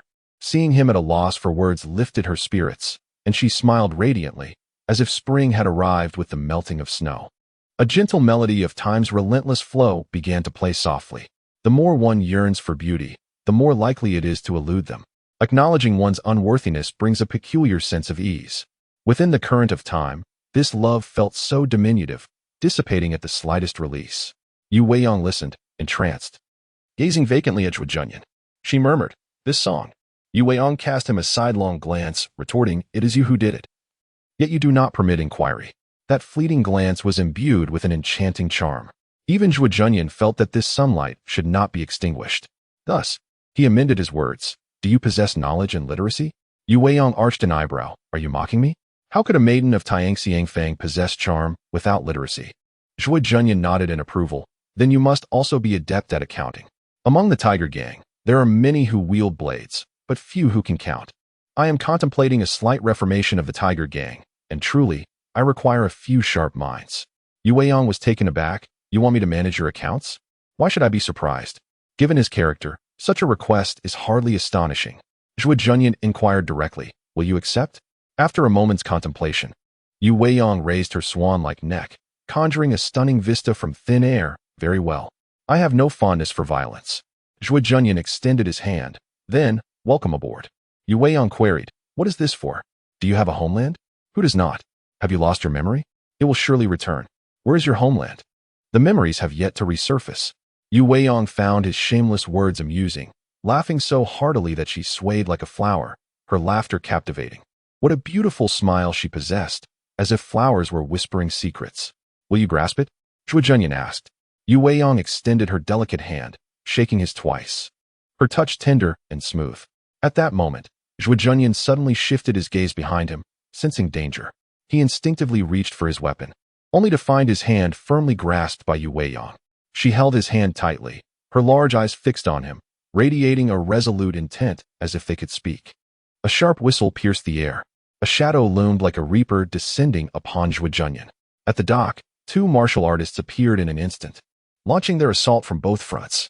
One, wielding a sword, lunged forward with lethal intent, while the other unleashed a storm of projectiles from behind, their glinting edges illuminating the sky.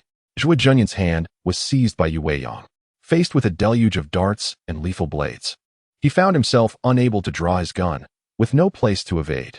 In this moment of peril, rather than retreating, Zhuo Junyan embraced Yu Weiyang and, activating his iron cloth technique, lunged forward. Behind him, the sound of the darts striking was reminiscent of raindrops beating against banana leaves.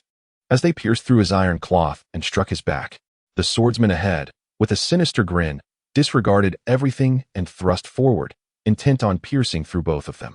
At that instant, Zhuo Junyan deftly sidestepped, his movements light and airy, as if dancing with the wind. Though he held Yu Weiyang, he bore no burden. Instead, he appeared graceful and agile. The blade narrowly grazed him, and he exchanged a fleeting glance with the swordsman, even managing a wink and a subtle smile. With the grace of a flower amidst a blooming garden, he effortlessly evaded the attack, having the leisure to glance at Yu Weiyang, his eyes seemingly inquiring, why? Cradled in his embrace, Yu Weiyang's expression was resolute, You have slain too many. You are a demon. Upon hearing this, Zhuo Junyan chuckled softly. So you believe these individuals are virtuous? As he spoke, a hand grenade was automatically launched. In that very moment, a hand appeared in midair, immense and formidable, conjuring a gust of wind. The grenade spun and soared, igniting in a fiery explosion that spared all from harm.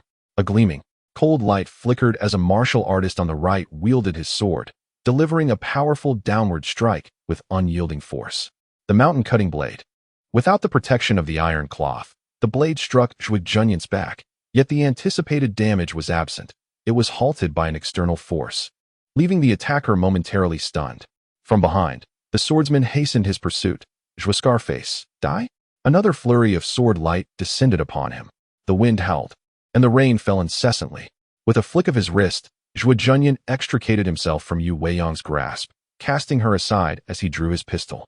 Just as he hurled Yu Weiyang away, the darts rained down again, striking his firearm, causing the Pavna witness to slip from his grasp. Simultaneously, the palm-wielding man embraced the air, great Sumeru palm. An overwhelming gust of palm wind pressed down once more. This individual was undoubtedly the strongest among the four ambushers, his internal energy surging and rendering the air nearly viscous, making Zhuo Junyan's movements laborious. The flower step, renowned for its intricate mobility, allowed for near-miss evasions. Yet even the slightest delay could spell disaster, making it a technique with minimal margin for error. This palm-wielding man, adept in martial arts and brimming with internal energy, directly suppressed Zhuo Junyan with the great Sumeru palm, effectively countering his flower step. As for the iron cloth, it could not withstand the onslaught of the other three formidable martial artists. All three struck simultaneously, a sword and a blade accompanied by a torrent of darts. Zhuo Junyan appeared doomed. Yet, to everyone's astonishment, excitement flickered in Zhuo Junyan's eyes. What could he possibly find joyous? As the blades and darts descended, a shadow flickered. Zhuo Junyan vanished into thin air, leaving the weapons to strike the empty space, bereft of a target. Several martial artists were momentarily taken aback. The warrior wielding the great Sumeru hand exclaimed, "Lingzong step? Yu Weiyang, you dare to assist him?" Not far away, Yu Weiyang stood beside Zhuo Junyan. It was she who had suddenly whisked Zhuo Junyan away, evading this round of assault. Her voice was low and somber. "I have come to regret my actions. He may not be a good person, but at least he has not sunk so low as to use his own allies as shields. My assistance was motivated by a desire to eliminate a threat. However, I have just realized that you are more despicable than he. You would even seek to harm me." She paused, then continued, "Moreover, he understands me. He is the only one who does not look down upon me." In truth, her regret had taken root long before. When Zhuo Junyan questioned why she would feel scorned, her remorse had already begun. Yet at that moment, she was bound by a promise. In the martial world, one must honor their word. A vow made must be fulfilled. Not everyone can adhere to this, but Yu Weiyang prided herself on her integrity and felt compelled to act. First to betray, then to save. The swordsman sneered. No wonder people say that women are fickle and unreliable. Indeed, they are not to be trusted.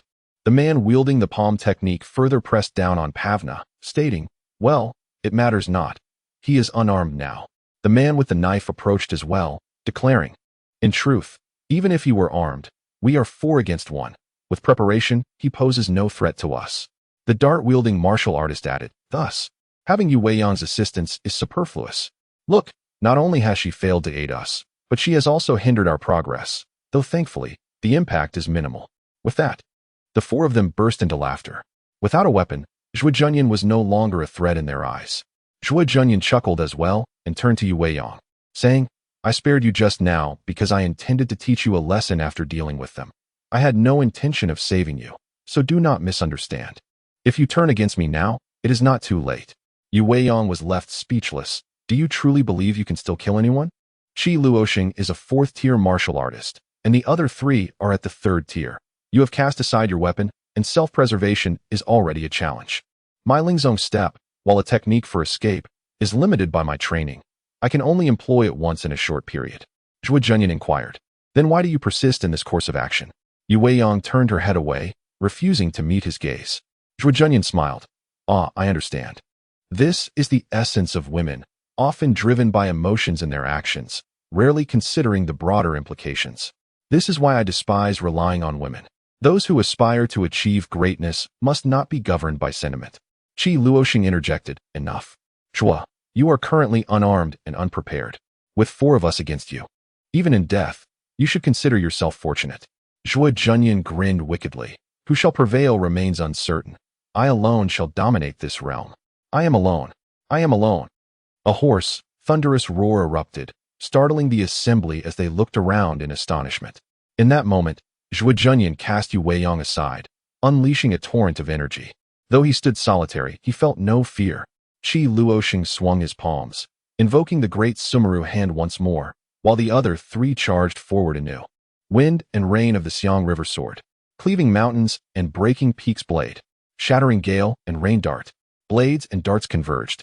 Yet under the shadow of the great Sumeru hand, Zhuo Junyan found himself unable to evade, unable to escape. Curiously, he continued to smile, a light, cold, disdainful laugh. In his grasp, an uncanny pair of silver-white pistols materialized, and he fired 2 shots at the sword wielder and the knife wielder. Boom!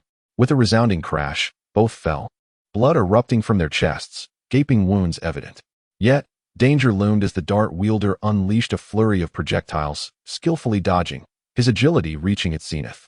Zhuo Junyan did not flinch, allowing the darts to penetrate his body as he unleashed a barrage of gunfire at Qi Luoxing. Qi Luoxing's entire being surged with energy, his internal strength flowing, palms pressing down to counter the onslaught. Strength overcomes finesse. No hidden weapon can withstand my formidable power. He held this conviction, for he was the great Sumeru hand, Qi Luoxing.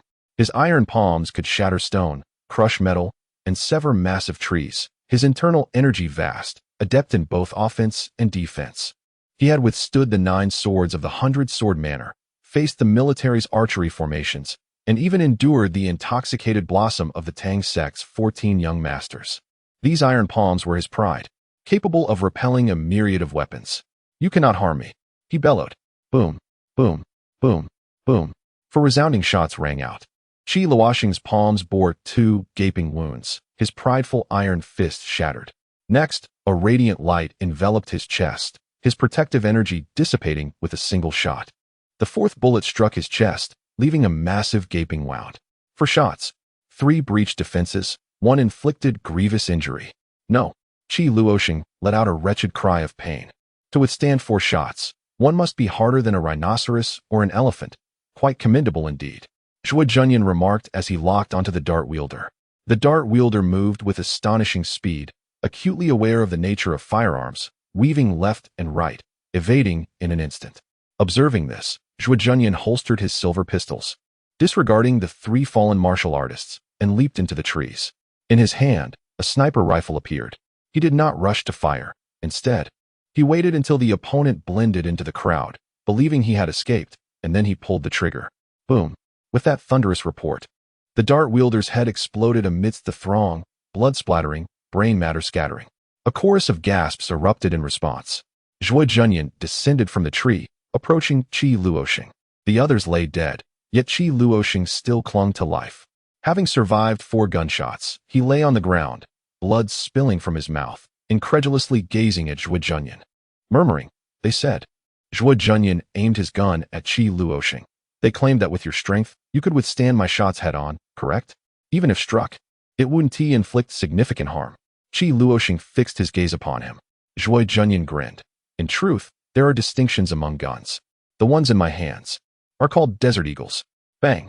He fired, obliterating the man's head. The melody ceased. A life extinguished. The wind stilled. The waves calmed. The muzzle pressed against Yu Weiyang's forehead. The silvery muzzle of the gun was aimed at Yu Weiyang's flawless forehead, as pure as snow. What a beautiful visage she possessed, reminiscent of a delicate lotus. Should the trigger be pulled, the consequences would be dire. Does Zhuo Junyan know how to shoot? As Yu Weiyang gazed upon the gleaming firearm, she discerned the strength of his grip and the resoluteness in his eyes, and thus understood, Zhuo Junyan was certainly prepared to act, yet devoid of any attachments.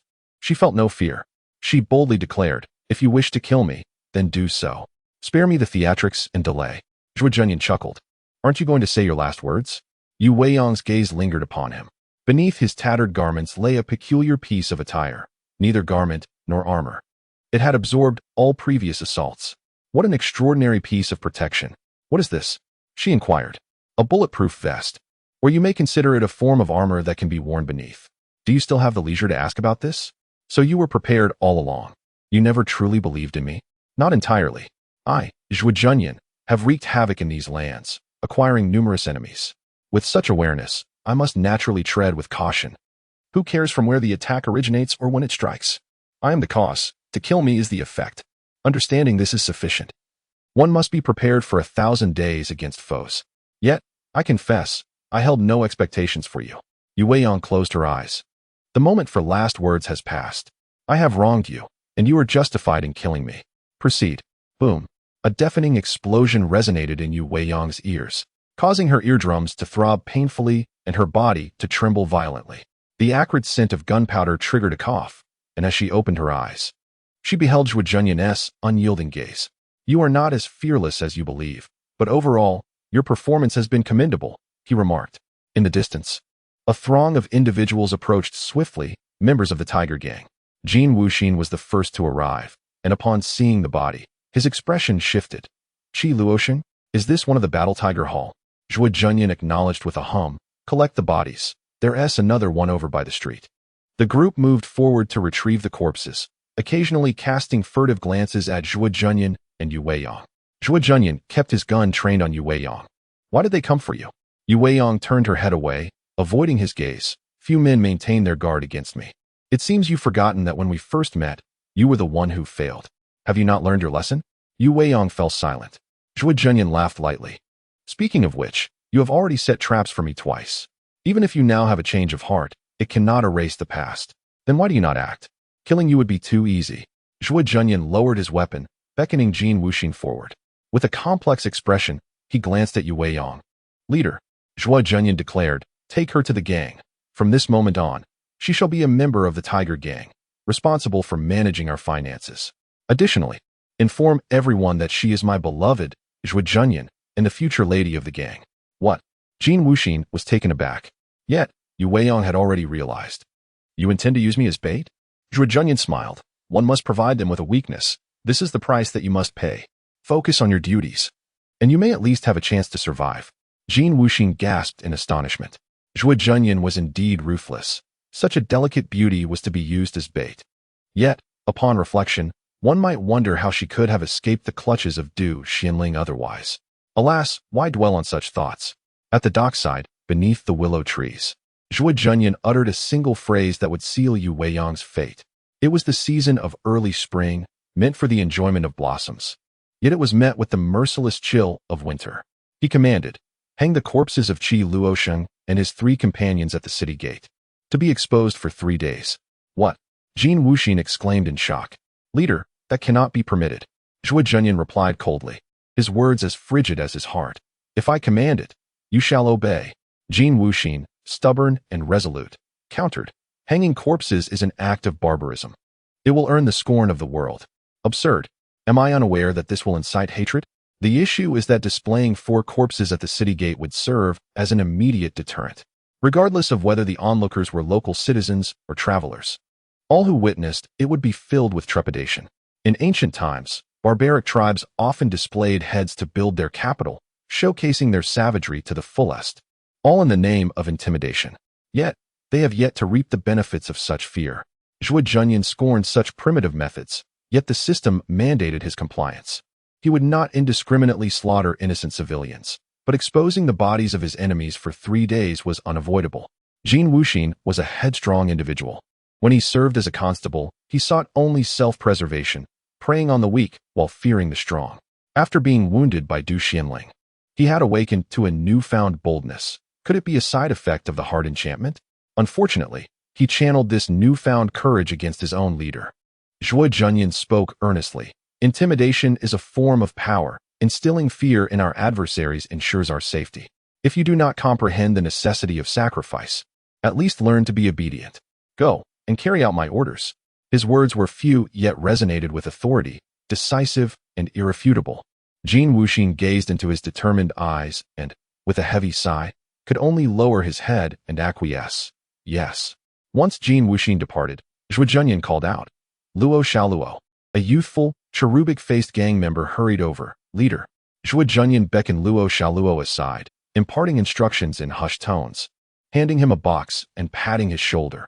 From this moment forth, you shall serve as the personal attendant to the leader's wife. Understood. Luo Xiaoluo replied with a slight smile, appearing innocent and harmless. Little did he know, this lad was notorious for his cunning and ruthlessness within the Tiger Gang. On that day, 4 corpses were hung from the city gate of Huan County. The sight was gruesome and brutal, instilling dread in every passerby, gradually increasing the deterrent effect. It was not an overwhelming display, perhaps due to Zhuo Junyan's absence, limiting the transmission of signals, yet the impact was meant to be enduring. Upon returning to the Tiger Gang, Zhuo Junyan summoned Ma Zeri and Zhang Qijin. He addressed them directly. The Battle Tiger Hall has made their move, likely believing they have found an opportunity after observing us for some time.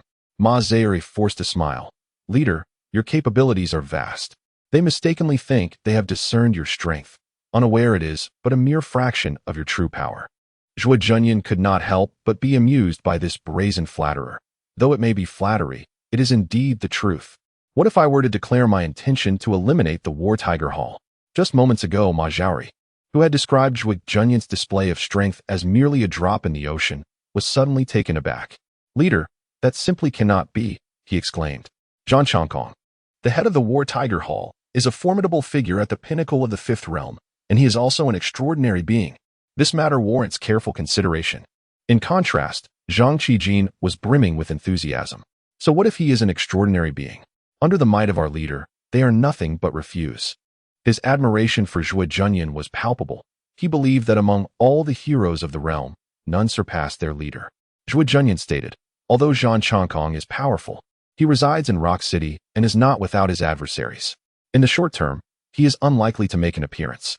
My intention is to first eliminate the influences he has established in the other 3 counties. Rock City governs 4 counties. Let us subdue these counties first. And then I shall confront him in Rock City.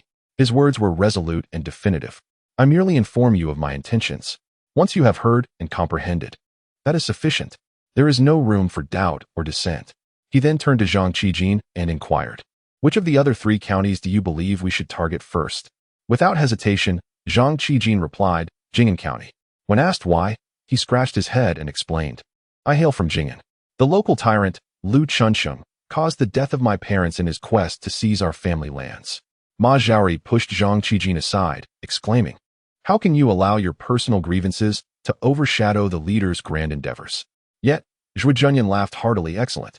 Then we shall proceed to Jing'an, eliminate Lu Chunsheng, and avenge you. He instructed Ma Zhaori and Jin Wuxin to remain behind to guard their territory. Zhang Qijin was overjoyed. Thank you, leader. However, Ma Zhaori expressed concern. What if the War Tiger Hall seizes this opportunity to launch a surprise attack? Zhuo Junyan responded nonchalantly, if we cannot withstand them, we shall surrender and hand over the leader's wife. What? Ma Zhaori stared at Zhuo Junyan in disbelief. I am not jesting. You will do as I say when the time comes. Oh, and do remind Wuxin to take good care of herself. It has only been a few days since we last met, and she appears to have been drained by her romantic pursuits.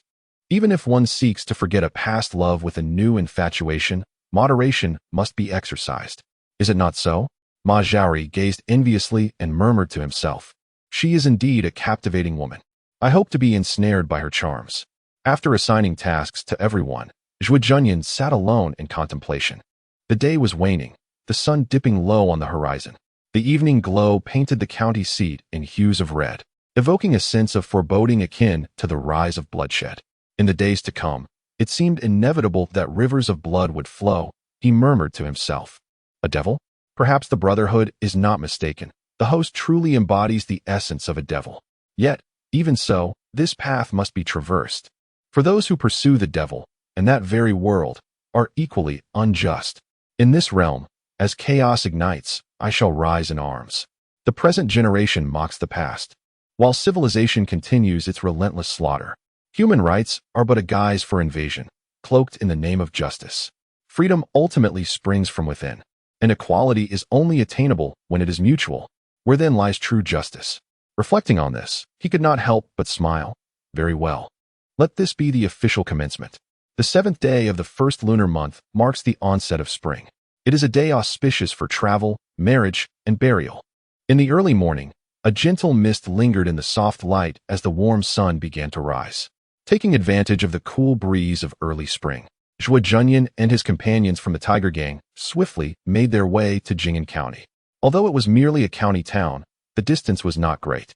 Traversing the official road, flanked by verdant shade, they strolled leisurely, savoring the tranquility of life. In just half a day's time, they arrived at Jing'an, only to be met with a scene that left them utterly astonished. The official road was stained with blood. In the village, beneath the trees, and across the fields, corpses lay scattered everywhere. Some unfortunate souls were even found hanging from the trees, swaying in the wind. A glance around revealed a landscape littered with the dead. The wind carried a pungent stench, and the air was filled with the sounds of lamentation. The entire outskirts of Jing'an County resembled a hellish nightmare. Zhang Qijin and the others stood in stunned silence, unable to comprehend the horror that had unfolded. Even Zhuo Junyan, accustomed to bloodshed, furrowed his brow. Though he was no stranger to violence, he adhered to a principle of sparing the innocent, primarily relying on intimidation. Yet the scene before him showed no mercy, indiscriminately claiming the lives of men, women, and children alike. He couldn't help but mutter, "Damn, more ruthless than I am." As they approached the county town, they witnessed a large group of destitute citizens gathering the bodies. Their expressions were vacant, mechanically piling the corpses together before stacking firewood atop them. Their faces were gaunt, their hearts ashen, resembling mere shells of humanity. Nearby, several soldiers of the Tian army held torches, seemingly poised to incinerate the remains. "My husband." A woman in plain clothes suddenly emerged from the crowd, desperately attempting to unearth a corpse. Several burly men restrained her, yet she persisted, shouting, "You can't just burn him. Bring my husband back." However, the men held her firmly, while a soldier from the Tian army tossed a torch into the pile of wood, igniting a fierce blaze that quickly spread. Zhang Qijin rushed forward, exchanging a few words with the soldiers. Realization dawned upon Zhuo Junyan. Zhang Qijin's tone was somber. There is no organization here. The red turbans attacked swiftly, and the city gates were never even closed. They stormed into the county, slaughtering and plundering indiscriminately. Many lives have been lost. I suspect the wealthy families are unscathed. Zhuo Junyan replied coldly, "Most likely." Zhang Qijin nodded in agreement. They were bold during the siege, but became preoccupied with looting once they seized the town, scattering in their haste to escape with their spoils. Thus, it is the common folk who suffer the most. At that moment, a throng of people emerged from the city, drawing closer to them. Zhang Qijin grasped Zhuo Junyan's arm, saying, "It's Wu Chunyuan, Qin Shuetian, and Lu Chunxing from Heishui Street, the two major crime lords of Yanqing." The Battle Tiger Hall and the Flood Gang had established their influence across the 4 counties, with Wu Chunyuan and Qin Shuetian serving as the leaders of the Flood Gang in Heishui Street. Zhuo Junyan paid little heed. His gaze remained fixed on the distant sky. The smoke still lingered in the air, transforming the once clear heavens into a shroud of darkness, laden with a choking atmosphere. The cries of despair echoed, and the sorrow of the people filled the air, imparting a sense of desolation. The crowd had arrived. A venerable elder clad in a long robe halted before Zhuo Junyan, devoid of any fierce demeanor, yet exuding an air of decorum. He clasped his fists and inquired, "I am Wu Chunyuan. May I ask who you are?" There was a cautiousness in his approach, a strategic prelude before unleashing his might.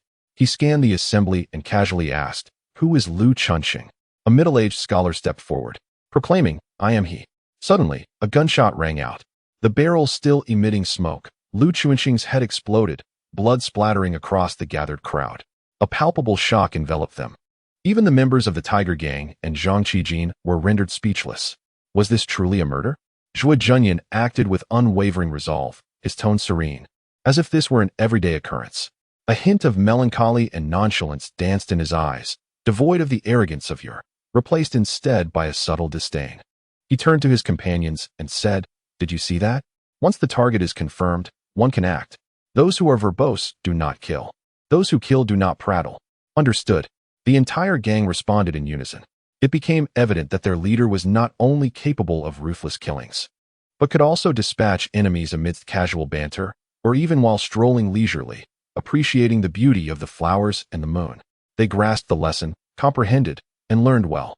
The group opposite finally began to react, with a burly man sporting a thick beard, Qin Shuetian, the second in command of Heishui Street, furiously drawing his blade and bellowing, "You are Zhuo Junyan?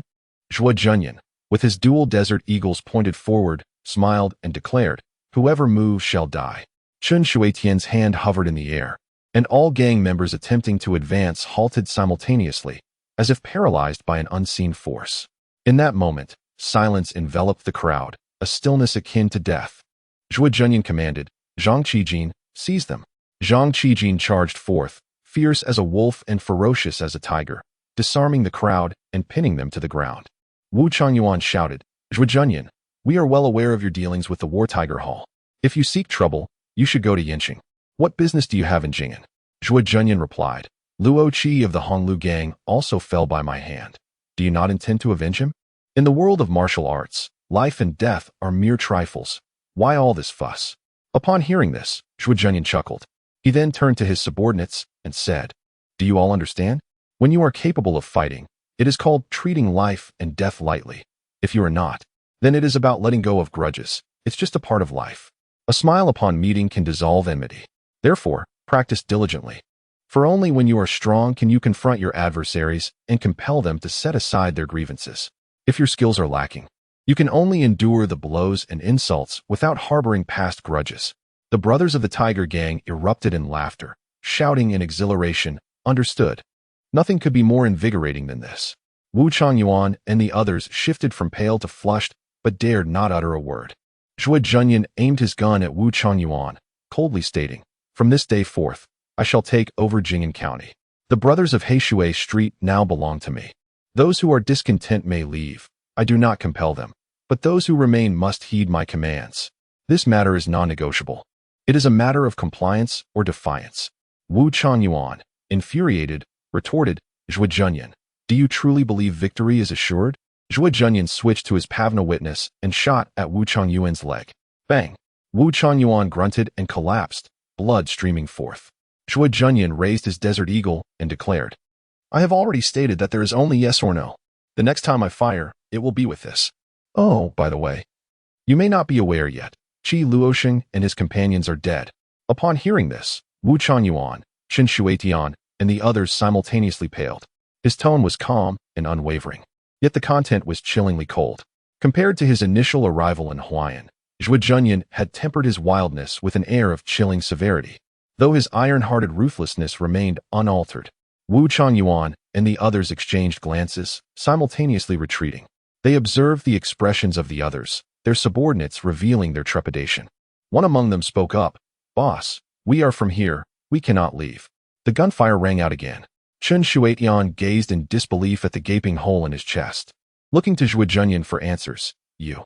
Zhuo Junyan's cold laughter echoed, "I allow your departure, but not your incitement of others. Those who meddle unnecessarily shall meet their demise." With that, he fired another shot, this time shattering Chen Shuetian's skull. This single shot extinguished a life, shattered courage, and seized souls. Fear gripped the hearts of all present, their resolve crumbling under his terrifying presence. Zhuo Junyan, with a heart as dark as night and a face as cold as steel, bore a smile that concealed his murderous intent. Before such a harbinger of death, who would dare to defy? In that moment, no one dared to move, except for Wu Changyuan, who bravely retreated a few more steps. Bang! Another shot rang out, silencing Wu Changyuan's voice forever. "I have warned you, meddling will lead to death." Zhuo Junyan stored away his sniper rifle and addressed the remaining members of the Tiger Gang. "Remember this for the next time. If you lose, admit defeat. When met with violence, stand firm. Never retaliate recklessly, lest you invite your own demise." The Tiger Gang members roared in unison, "Understood. If we lose, we admit defeat. When met with violence, we stand firm. Never retaliate recklessly, lest we invite our own demise." Observing those who remained, Zhuo Junyan clapped his hands and yawned. "For those who do not leave, I shall assume they admire my grandiosity and are willingly subservient." Noticing the silence among the crowd, Zhuo Junyan sighed, "I mean subservient. Do you comprehend what it means to be so?" In a sudden flurry, the crowd knelt before him. Zhuo Junyan displayed an innocent smile. "Now, this is more like it. At least you understand human language." Zhang Qijin chuckled. "This is just the Huayan method being applied here." He called out, "Yes. Collect the money, gather the people." It is as simple as that. A cup of hot tea had yet to cool when Jing'an had already transformed under new skies. For the time being, Zhuo Junyan remained in Jing'an County to manage the takeover. He rearranged the existing forces, dismantling some while leaving a portion of the Tiger Gang brethren behind, reassigning various individuals, and casually surveying the county to instill a sense of intimidation. Wu Changyuan and Chun Shuitian were not enemies, making it inappropriate to display their corpses at the city gates. However, this did not hinder Zhuo Junyan from wielding his power with an air of menace when collecting debts. The demands for intimidation ensured that Zhuo Junyan would operate with grandeur, eschewing any trivialities. Even if the opposition approached him politely with offerings of money, he would receive them with a fierce demeanor. The new locale of Jing'an County was ripe with opportunities for intimidation. Yet the only disappointment lay in the astuteness of the people, which made it difficult for Zhuo Junyan to find excuses for gunfire. The most critical aspect now was the official tasks at hand. The returns from intimidation were less than during his novice phase, resulting in a lower efficiency compared to his time in Hong Yuan. Even so, after a few days, coupled with previous remnants, Zhuo Junyan had still accumulated 2,300 points of intimidation. 3 days later, having sorted out the affairs of Heishui Street, Zhuo Junyan set forth once more. The next destination was Yuan County. Initially, Zhuo Junyan intended to make a grand display and gather more intimidation points, but to his surprise, the people of Yuan had already caught wind of his arrival. Several local leaders, anticipating his approach, fled with their men, leaving only the local magnate unable to escape, thus contributing a substantial sum of provisions. This left Zhuo Junyan quite displeased. Indeed, the adage that speed is of the essence in warfare held true.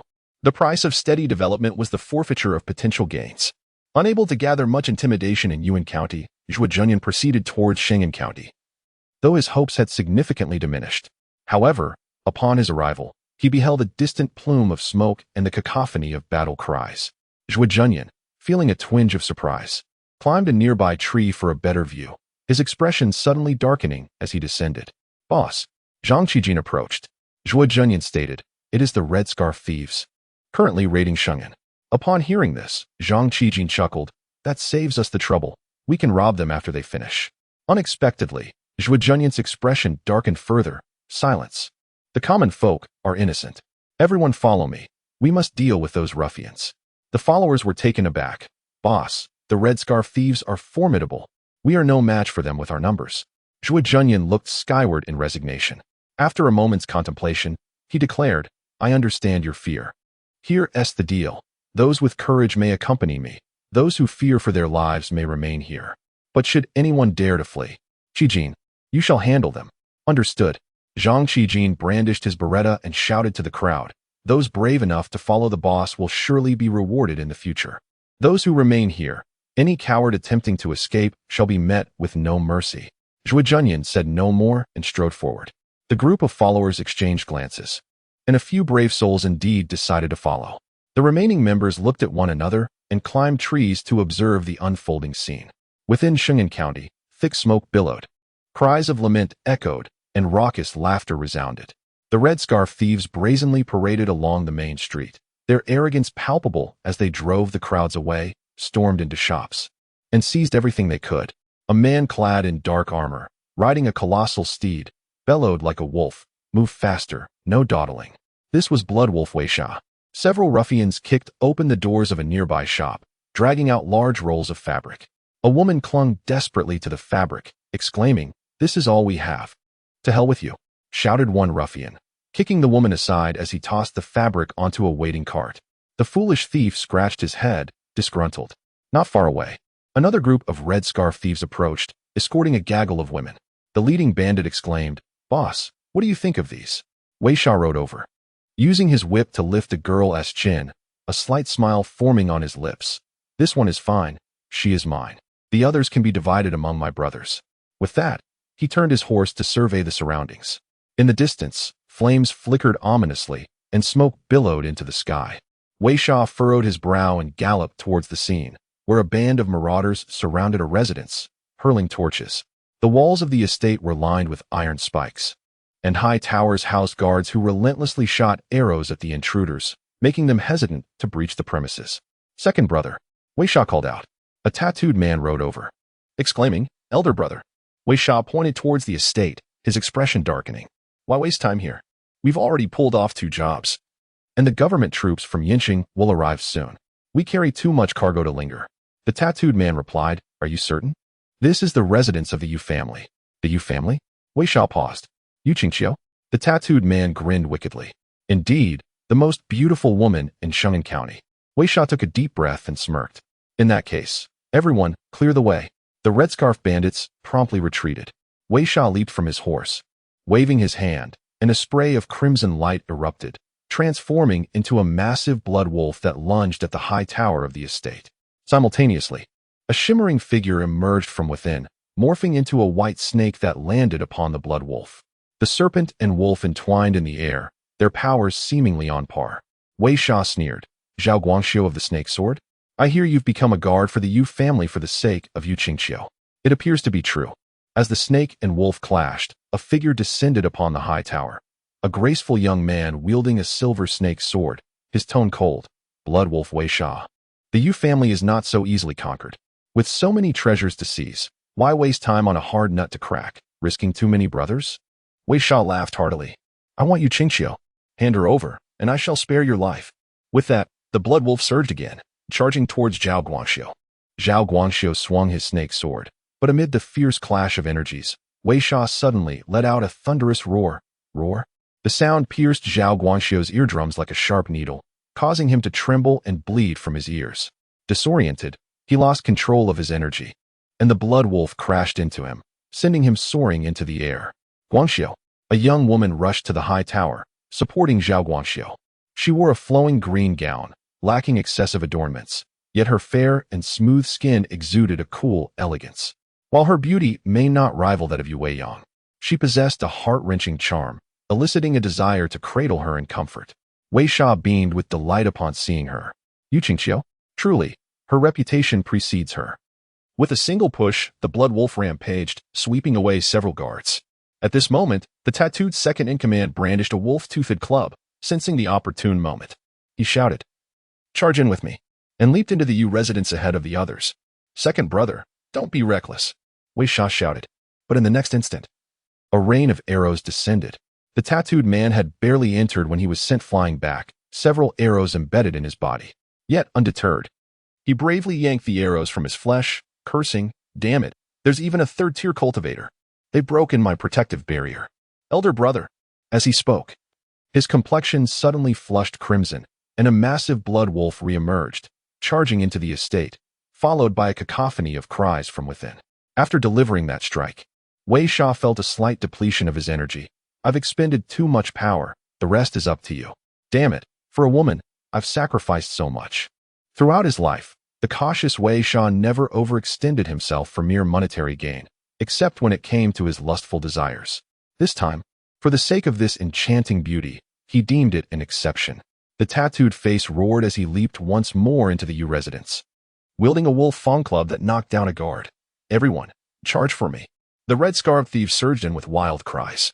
Witnessing this, Zhao Guangxiu urgently exclaimed, "Qingqiu, we cannot hold this position. We must flee." He scooped up Yu Qingqiu and began to retreat. Yu Qingqiu was taken aback. "No, I cannot leave. My parents are still here." Zhao Guangxiu, exasperated, shouted, "I cannot protect so many." Wei Sha possesses the unique ability of sound manipulation combined with the lion's roar technique. His sonic attacks are invincible, and I am no match for him. If this continues, I shall be rendered deaf. Yu Qingqiu, filled with sorrow and fury, vehemently refused. "I will not go." She was adamant about not leaving. Zhao Guangxiu, in a moment of desperation, gripped Yu Qingqiu firmly. "I will not let you fall into their hands. You belong to me."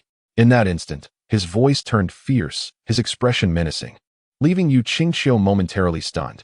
In that moment of revealing his true self, Yu Qingqiu suddenly comprehended.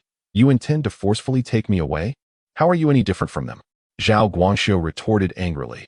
"Perhaps there is no difference, but I cannot allow my efforts over the past year to be in vain. You are mine." With that, he lifted Yu Qingqiu and leaped backward. Yu Qingqiu was consumed by deep sorrow and indignation. Throughout these days, Zhao Guangxiu had shown her considerable patience and respect, and she had indeed been touched, even stirred with emotion. Yet her father often warned her that he had ulterior motives, and thus she must not easily give her heart. She had felt resentment and disbelief. Little did she know, her father was indeed right. In a moment of crisis, the true face is revealed. This so-called dashing young hero is merely a figure of empty renown. However, with her limited martial skills, she had already fallen into his grasp. What could she do? Meanwhile, the blood wolf Wei Sha was already grinning wickedly. Trying to escape? Come down. He unleashed his sound manipulation technique combined with the lion's roar once again, the violent sonic power coalescing like an arrow piercing Zhao Guangxiu's mind. Zhao Guangxiu's spirit trembled violently. He felt as if his brain were being shredded, and he could no longer hold on to Yu Qingqiu, plummeting from the air. He attempted to rise again, but suddenly, a knife pierced through his throat with a soft thud. Stunned, he clutched his neck as Yu Qingqiu released her grip on the blade, retreating in panic. Her face turned pale with fright. Qingqiu, Zhao Guangxiu murmured, collapsing into a pool of blood. Wei Sha laughed heartily. The girl is mine at last. Just as he prepared to seize her, a gunshot rang out amidst the chaos, a discordant note striking through the din of battle. In front of the Yu residence, at Shingan County, stood Wei Sha alone before two great stone lions. He looked down at his chest, where a massive blood hole gaped. Amidst the thunderous battle songs and swirling smoke, his imposing figure appeared all the more formidable and terrifying. Zhuo Junyan? He widened his eyes in astonishment. Zhuo Junyan smiled. It is I. Wei Sha shouted. You. Roar. Suddenly, a bullet exploded within his mouth, resulting in his head bursting apart, and his lifeless body collapsed to the ground. Concurrently, a new entry appeared in Zhuo Junyan's system's abnormal skills section. Mental sound anomaly, a type of offensive skill that directly damages the target's brain, effective even against the deaf. Learning this requires 1,000 deterrence points. Upon seeing this, Zhuo Junyan raised an eyebrow. So it is an auditory attack? Thankfully, he hadn't given him much opportunity to speak. In previous battles, Wei Sha often seized the moment during dialogue to launch surprise attacks, achieving remarkable results. This time was no different, but he had encountered Zhuo Junyan, an unreasonable and preemptive ancestor, resulting in a rather humiliating demise. Despite this, Zhuo Junyan felt dissatisfied. He had uttered "it's me" just moments before, wasting a chance to say his name. The anomaly was too enigmatic. Next time, it would be best not to give the opponent even a second's opportunity. Zhuo Junyan reflected earnestly, recognizing his own indecisiveness, vowing to be more resolute in the future, ensuring not to utter a single unnecessary word. His future strategy would involve swiftly eliminating the leader while teasing the crowd. While he engaged in self-reflection, the thieves across from him were left in shock. Their leader had perished? Just like that? Someone shouted, "The leader is dead." The voice resonated loudly, instantly reverberating throughout the area, jolting the people of Shingan County. However, the Red Scarf thieves did not cower in fear.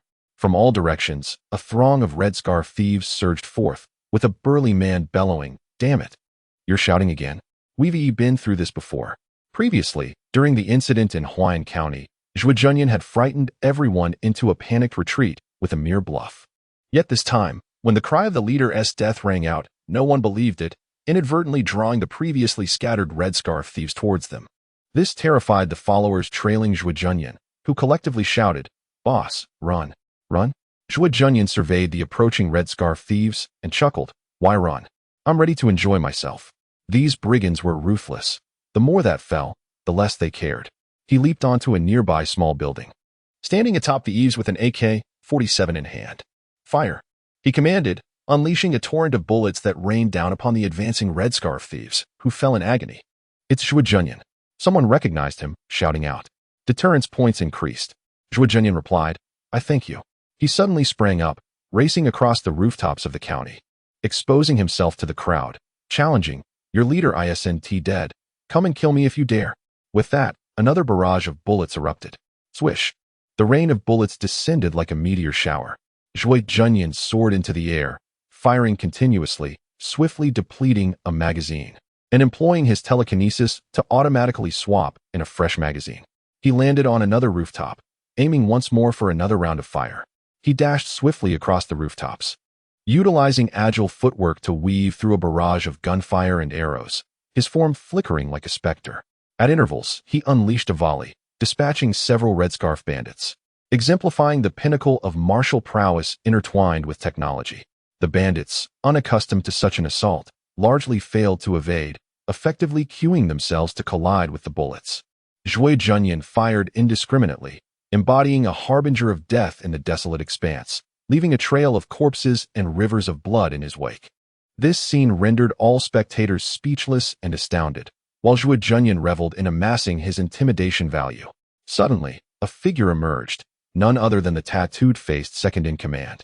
He, closest to Wei Sha, was startled by the shouts outside proclaiming Wei Sha's demise, prompting him to rush out, only to behold Wei Sha's lifeless body, momentarily paralyzed by disbelief.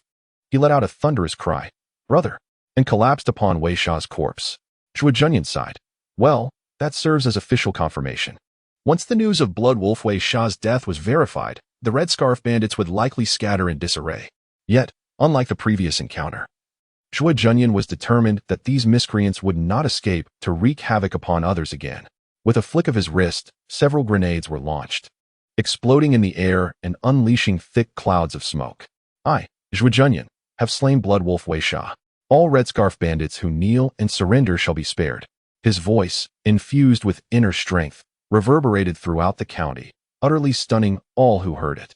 Instinctively, some of the Red Scarf bandits dropped their weapons and knelt. However, at that moment, a sudden arc of light appeared, severing the heads of several kneeling bandits. Heads soared high, as a black-clad woman wielding a crescent blade charged forward, declaring, "Those who dare to surrender shall perish. Zhuo, I shall fight you." With incredible speed, she leaped and hurled the crescent blade towards Zhuo Junyan. The spinning blade emitted a piercing shriek as it sliced through the air towards him. Zhuo Junyan, as carefree as a breeze, strolled atop the roof as if in his own backyard, effortlessly evading the attack. To his astonishment, after missing its target, the blade maneuvered back, its spinning edge ferociously slicing into his back. The ironclad shirt was torn by the strike, penetrating his already damaged bulletproof vest. Just as Zhuo Junyan's vest bore the brunt of the assault, he retaliated with a forceful punch, halting the blade's advance. With a grin, he mused, "I let my guard down." The tattooed man, brandishing a wolf-toothed club, leapt into action. "You killed my brother. I will take you on." The club swung down with tremendous force, lacking any finesse but brimming with raw power. At that moment, Zhuo Junyan had just halted the blade and could not evade in time. As he watched the club descend, a smile spread across his face. "Can you truly strike me?" A thunderous crash echoed as the club struck a golden halo, failing to penetrate even an inch.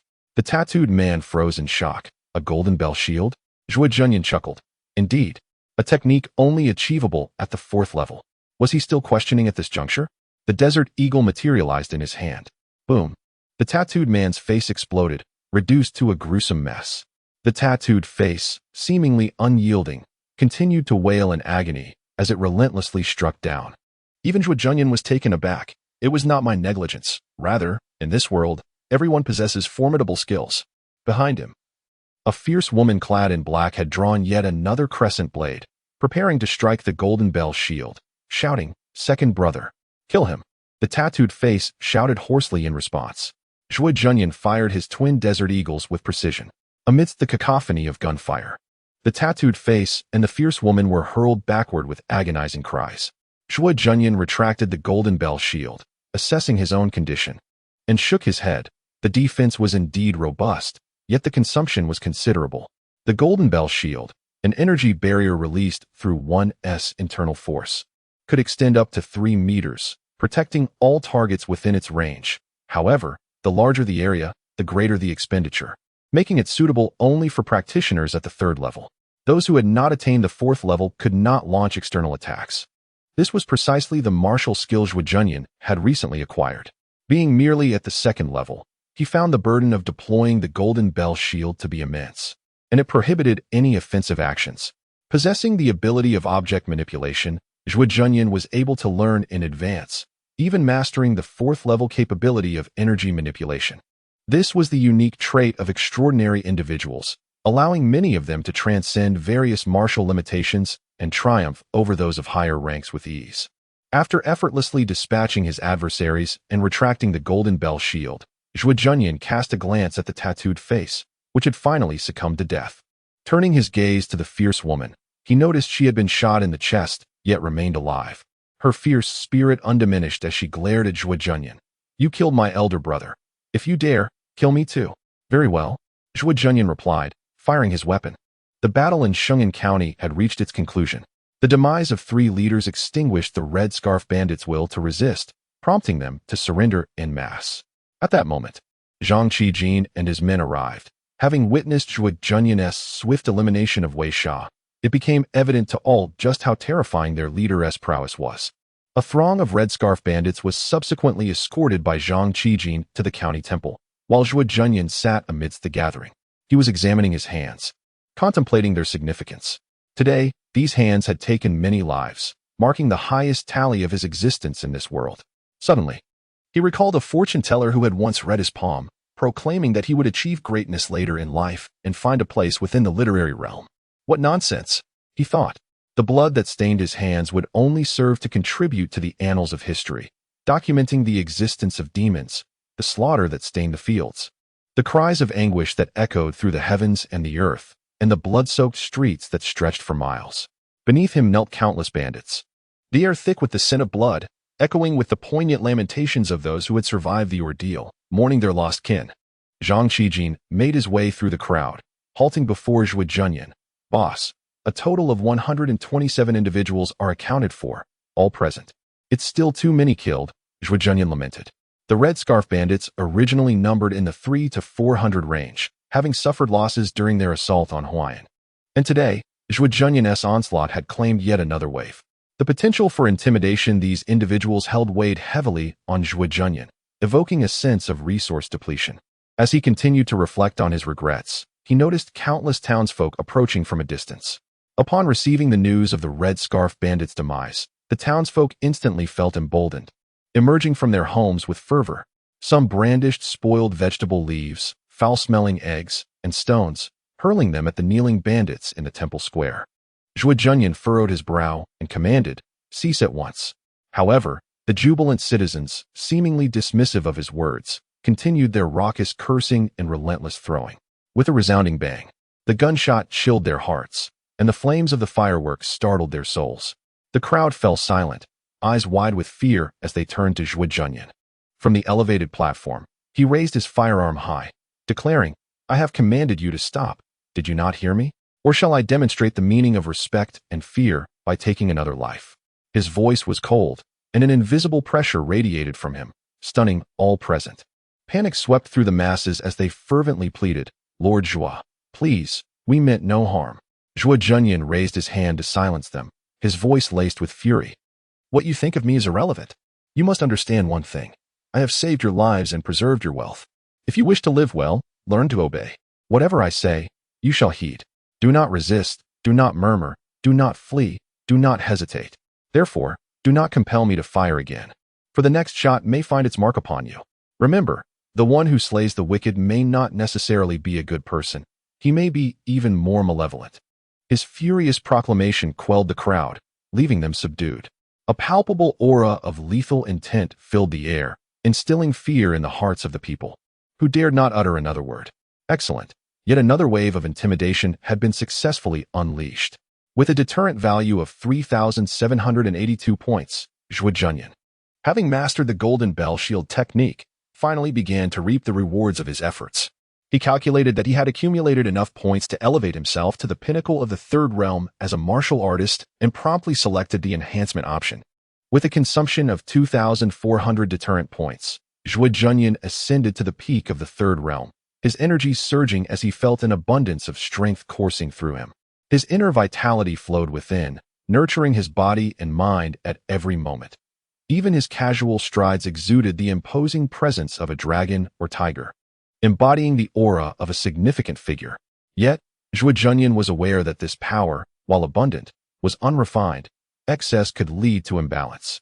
He knew that only upon reaching the fourth realm, mastering the manipulation of energy, could he achieve a harmonious balance of presence and restraint. Of course, he could also utilize his object manipulation skills to practice this, providing an excellent opportunity for further honing his abilities. Additionally, his foundational attributes had transformed into a complex array: organs at 9, skin at 9, bones at 9, blood at 6, and meridians at 3, with internal strength at 90. After a remaining deterrent of 1,384 points, he felt a slight increase of 2 points. The sole regret was that his bulletproof vest, after enduring numerous assaults, had finally suffered damage. While still usable, Its effectiveness was diminished compared to before. Zhuo Junyan casually removed the vest and tossed it to Zhang Qijin, stating, "Here, take this. My protective armor. Though somewhat damaged, it can still serve a purpose." Zhang Qijin, filled with excitement, inquired, "But what about you, boss?" Zhuo Junyan smiled gently, "Do not worry. I have plenty of such items." Zhang Qijin was taken aback, contemplating how the boss had managed to procure so many bullets and peculiar items in just 2 days. However, being astute, he recognized that the boss preferred not to disclose certain matters and thus chose to remain silent. In the distance, a throng of individuals approached, led by a middle-aged man with a broad face and prominent ears. He approached Zhuo Junyan and bowed deeply. Introducing himself, Yu Shankan pays his respects to the leader of the Zhuo gang. Zhuo Junyan glanced around but did not see Yu Qingxiu. With a wicked grin, he remarked, "I encountered your daughter during the skirmish with the bandits. She is indeed quite exquisite. One could say I find her quite endearing." His words dripped with malice. A tremor ran through Yu Shansan's heart. "Ah, this is precisely what I desired." Zhuo Junyan smirked, relishing the increase in intimidation. Alas, at that moment, a middle-aged man interjected, "Leader Zhuo is merely jesting with Elder Yu." Zhuo Junyan's expression darkened. "Do you presume to display your wit and flatter me?" He pointedly asked. "Who are you?" The man replied, "I am Wu Mingshu, the magistrate of Shungan County." Zhuo Junyan scrutinized him as if he were a lamb awaiting slaughter. "Another magistrate, is it? Not long ago, I dispatched a magistrate named Chao Jingxiu. You must have heard of him. I must say, the thrill of executing a magistrate. Quite invigorating." Upon hearing this, Wu Mingshu's face turned ashen. "Are you still trying to impress me?" Zhuo Junyan sneered at the crowd. Just then, a sinister wind swept through, stirring up a cloud of dust that obscured the vision of the gathered people, enhancing the atmosphere of dread and ominousness. The crowd bowed their heads in silence. After a considerable pause, as he sensed little increase in intimidation, Zhuo Junyan finally declared, "Enough, I was merely toying with you. Magistrate Chao fell at the hands of bandits, and I have no interest in your daughter." With this, the crowd finally breathed a sigh of relief. Zhuo Junyan continued, "Now, speak your purpose." The assembly exchanged glances. What could they possibly have to discuss? "You have slain Wei Sha and gathered all the bandits at the temple grounds. It is evident you wish to meet us." Yet, such thoughts remained unvoiced, concealed in their minds. This time, they had indeed played their cards right. Zhuo Junyan nodded, raising his thumb in approval. "Excellent. In my Hawaiian Tiger Gang, we adhere to certain protocols. Each prominent household shall contribute an initial sum of 10,000 taels, followed by a monthly tribute of 300 taels, ensuring peace and security." Wu Mingshu glanced at the others, who all nodded in agreement. Understood. The initial 10,000 taels was unavoidable, as anyone in Zhuo Junyan's path could expect no reprieve. As for the monthly tribute of 300 taels, should it persist, the burden would only grow heavier, contingent upon Zhuo Junyan's continued control over the territory. Just as these thoughts lingered, a troop appeared in the distance. At the forefront stood a man clad in armor, brandishing a spear with an imposing presence. "Where are the Red Scarf bandits?" It was the Imperial Army. The crowd erupted into a flurry of activity. The arrival of the Imperial forces stirred the masses, yet the majority of the common folk were far from elated. They understood all too well who the Imperial Army was. At times, they were more ruthless than the bandits, committing heinous acts in the guise of authority. Consequently, upon sighting the Imperial troops, some citizens began to retreat, already inclined to withdraw. Their fear surged, yet Zhuo Junyan's intimidation fell on deaf ears. That was not directed at his fears. Observing the general upon his steed, Zhuo Junyan slowly remarked, "Those kneeling here are the ones." "Very well." The general laughed heartily. "Take them all away." A large group of soldiers surged forward, instilling terror in the hearts of the red turban bandits. They were acutely aware that falling into the hands of the Imperial Army would result in a fate worse than death. "Wait a moment." Zhuo Junyan raised his hand. The general glanced at Zhuo Junyan. "What is it?" Zhuo Junyan replied nonchalantly, "These captives are mine. I cannot simply hand them over to you." The general chuckled. "You have some guts, kid. Who are you?" Zhuo Junyan pointed to himself. "I am Zhuo Junyan." Upon hearing this name, the general paused slightly. "From the Hawaiian Tiger Gang?" "Indeed." Zhuo Junyan scoffed derisively. "So you're merely a minor banner, not even a lieutenant, yet you carry yourself with such grandeur." Zhang Zhengda's expression shifted. "What did you say?" He abruptly raised his right hand, and with a resounding command, all soldiers surged forward, a contingent of them brandishing crossbows. These provincial troops were unlike the previous peasant soldiers. They were true professionals, well-trained and adept in martial arts. They swiftly formed a military formation, and their prowess was immediately evident. The array of soldiers ignited a palpable aura of lethal intent. The square was enveloped in an invisible atmosphere of impending slaughter. Even the flowering trees could not withstand the weight of this murderous aura, shedding a cascade of blossoms. A veritable sea of blades amidst blooming flowers, embodying a romance of death. Zhuo Junyan smiled. There are only 300 of you, yet I sense you are not here to slay the red turban bandits, but rather to wait until they depart before plundering the spoils. Do you truly believe you alone can stand against the 3 leaders of the red turban bandits? Zhang Jingde sneered. Zhuo Junyan, do you wish to rebel? Zhuo Junyan shook his head gently. As he did so, the crowd collectively exhaled in relief. However, Zhuo Junyan continued, do not misunderstand. My headshake does not imply I shun rebellion. Rather, it signifies that I am indifferent. What? The soldiers were taken aback. Zhang Jingde bellowed. Zhuo Junyan, to stand against the government is akin to rebellion. You must consider the consequences. Are you attempting to intimidate me? Zhuo Junyan's fierce gaze bore down, his scarred visage exuding authority. The weapon in his hand served as a deterrent to all. Should you dare provoke me again, it would be akin to firing without caution. This scene rendered everyone speechless. Did Zhuo Junyan truly dare to confront the imperial army in such a manner? Zhang Jingde's expression fluctuated between fear and fury as he regarded Zhuo Junyan's weapon. He contemplated retreat, yet could he afford to lose face before the imperial army? However, if he were to engage, he lacked confidence in defeating the very Zhuo Junyan who had just annihilated the red turban bandits.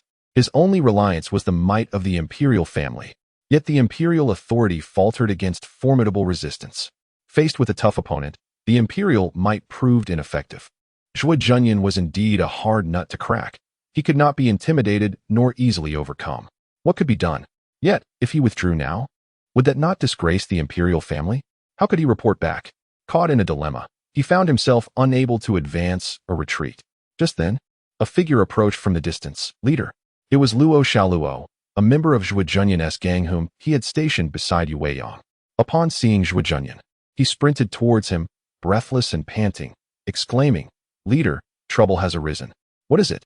Zhuo Junyan remained composed. Luo Xiaoluo leaned closer to Zhuo Junyan's ear and whispered, The members of the Battle Tiger Hall have come to Huayan and taken the Madame, Jin Wuxin, and others. Hearing this, Zhuo Junyan was momentarily taken aback. How could Jin Wuxin also be taken? 200 soldiers arrived, claiming that Jin Wuxin was complicit with the traitors and was therefore labeled a rebel. So I have been classified as a traitor as well? Zhuo Junyan inquired. Luo Xiaoluo's face bore a grimace, indeed. If it weren't for Ma Zhao's timely surrender, the Tiger Gang would have been finished. Very well, they have made the first move this time, Zhuo Junyan replied coldly. Zhang Jingde's expression darkened. Zhuo Junyan, do you truly dare? Zhuo Junyan raised his hand and fired a shot. You'll find out whether I dare or not, fool. With his eyes blazing with fury, Zhang Jingde nodded. Fine. Zhuo Junyan, you possess courage. You dare to oppose the imperial army. I shall see how long you can remain arrogant. Just as he was about to signal his soldiers to withdraw, gunfire erupted once more. Zhang Jingde felt a tremor in his forehead as blood trickled down from between his brows, and then he collapsed. Zhuo Junyan scoffed. The last one who spoke threateningly met the same fate as you. This scene thoroughly stunned everyone present. Wu Mingxu shouted, Zhuo Junyan, you dare to kill officials? You are inciting rebellion. The soldiers grew frantic, shouting in response and simultaneously loosing arrows. A rain of arrows whistled through the air. With a resounding crash, a golden bell-shaped shield appeared before Zhuo Junyan, blocking the incoming arrows as he activated his AK. A metallic frenzy surged forth, mercilessly striking the soldiers before him. The fiery serpents of gunfire caused the archers to fall one by one. Unlike his previous encounters with the Red Bandits, Zhuo Junyan faced this challenge head-on. Bullets and arrows intertwined in the air, creating a piercing shriek that tore through the sky. Blood splattered, spilling forth in a fierce and vivid torrent. At that moment, both sides launched their assaults, yet it was destined that only the more numerous side would fall. A group of fierce and valiant soldiers charged forward in furious cries, only to be met with an unrelenting barrage of bullets. They succumbed amidst flames and gunfire, their eyes wide open in defiance, while Zhuo Junyan coldly surveyed the battlefield, scrutinizing every enemy that dared to approach him.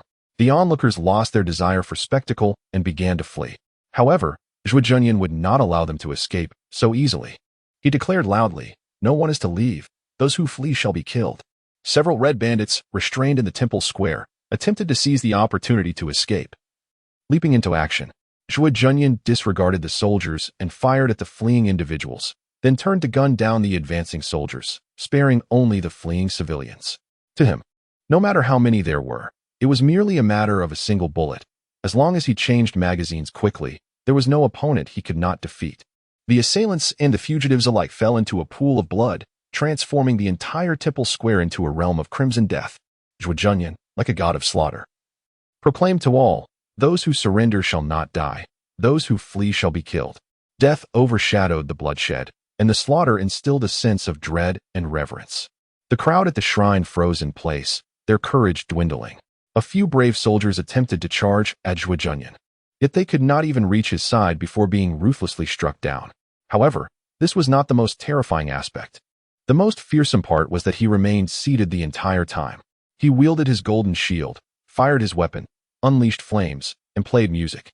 Naturally, in the rousing melodies, flames danced like dragons while he sat, tranquil as a sage, towering like a mountain. Eventually, he reclined with one leg crossed over the other, resting his chin on his left hand while his right hand swept his gun about, his gaze sweeping the surroundings. Those he had slain were not even worthy of his glance. Indeed, he even yawned and changed the tune to victory. From his elevated platform, he looked down upon the masses, his expression as stoic as a sage, his heart as unyielding as iron. Wielding his gun like a quill to script the annals of history, effortlessly reducing all obstacles to mere dust. Faced with this scene of despair, no soldier dared to advance any further. Fear gripped them all. A demon. This man was nothing short of a demon. Zhuo Junyan ceased firing, his gaze sweeping across the crowd, who all lowered their heads, none daring to meet his eyes. With his gun pointed at the soldiers, he proclaimed, "Have you finally calmed down? Excellent. Now kneel, and I shall spare your lives." The sound of kneeling filled the air. "Qi Jin, bring me their armor, weapons, and steeds." Zhuo Junyan smirked. "Are you frightened?" Zhang Qijin murmured to himself, "I had long anticipated this day. I just didn't expect it to arrive so swiftly." He smiled again, seemingly unconcerned. From the moment Zhuo Junyan killed Lu Chunsheng, Zhang Qijin had resolved to entrust his life to him. He chuckled, "The heavens are unjust, and the innocent suffer. If so, why fear death?" With that, he drew his beretta and shouted, "What are you all waiting for? Capture everyone." Zhuo Junyan scoffed, his gaze distant. "The heavens are just, nurturing all things. The unjust are merely humans." The battlefield was strewn with corpses, blood flowing like rivers. A crimson hue washed over Zhuo Junyan's vision. Today a slaughter was indeed excessive. A flower petal landed in his hand, and he gazed at it intently. The bloodstained blossom was extraordinarily vivid. He then sneered and mused aloud, clearly a harbinger of death, yet why feign sentiment, having already unleashed such carnage? There is no need to mourn for the world. With a sweep of his hand, he sent the blossoms flying, a flurry of petals showering down upon the lifeless bodies below. It served as a floral funeral. At this moment, another wave of kneeling supplicants gathered, and Zhuo Junyan, as he wished, achieved his greatest show of intimidation to date. His intimidation value surged to 5,400 points. Not only was there a multitude, but the key was that all were thoroughly frightened by Zhuo Junyan's actions today, which undoubtedly amounted to a declaration of rebellion. In every historical uprising, one cannot escape the conscription of the populace, leading to the devastation of countless families, the separation of spouses and children. However, Zhuo Junyan had no intention of proceeding in such a manner. Instead, he preferred to first consolidate his intimidation and then soothe the crowd. This rendered the shrine eerily silent, with no one daring to speak, their fear only intensifying. Zhuo Junyan conjured a handful of candy beans as if by magic, consuming them with delight. Yet his actions concealed an invisible malice. He had exchanged for 10 pills of Mingxin Dan in one breath. While he basked in the chaos of a lawless era, a figure appeared in the distance, soaring towards him. It was Yu Qingxiu. She rushed towards Yushan Han's, her urgency palpable, even losing a shoe in her haste. She flung herself into her father's embrace, exclaiming, "Father!" Upon glimpsing the lifeless bodies strewn about, a chill crept into her heart. With such calamity unfolding, how could she remain uninvolved? She then turned her fierce gaze upon Zhuo Junyan, declaring, "Zhuo Junyan, You are a demon of murder." Her voice, scolding yet melodious, resembled the sweet song of a yellow oriole. Zhuo Junyan replied coolly, "You are indeed bold. But if you are a warrior, you should fight valiantly on the battlefield to prove your loyalty." Yu Shan'ans, taken aback, implored, "Please, Master Zhuo, spare my daughter." Yu Qingqiu tugged at her father, glaring at Zhuo Junyan. "I do not seek mercy. It is better to die than to live in such darkness. What is there to cling to?" Zhuo Junyan nodded thoughtfully. A young girl, constantly seized by others. Though she is fair, she has become a source of calamity. It is only natural to feel despondent and detached from this world. Yet, this should not be mistaken for courage. True bravery lies in facing the harshness of life and continuing to live boldly, unafraid of suffering or peril. That is the essence of true valor. Yu Qingqiu was taken aback. "What do you mean? Are you saying that fearing death is true bravery?" Zhuo Junyan proclaimed, "Indeed. The desire to live does not necessarily stem from fear of death. It may also be a manifestation of genuine courage. When one dies, that is the end. Only by living can one fulfill their purpose. Thus, I have little respect for those who seek death recklessly, but I hold a certain reverence for those who cherish life." The crowd was left bewildered by this twisted rationale. Even the red-scarved bandits and soldiers forced to kneel below were struck dumb. Zhuo Junyan was indeed spouting nonsense. Yet if you do not fear death, what could I use to instill fear? The validity of his arguments mattered little. What was significant was their resonance with the hearts of the people. With a treasured weapon in hand, Zhuo Junyan commanded respect from all, though it was inevitable that some harbored resentment. At this moment, he introduced the notion that only those who truly fear death are the true warriors, providing justification for the desire to survive.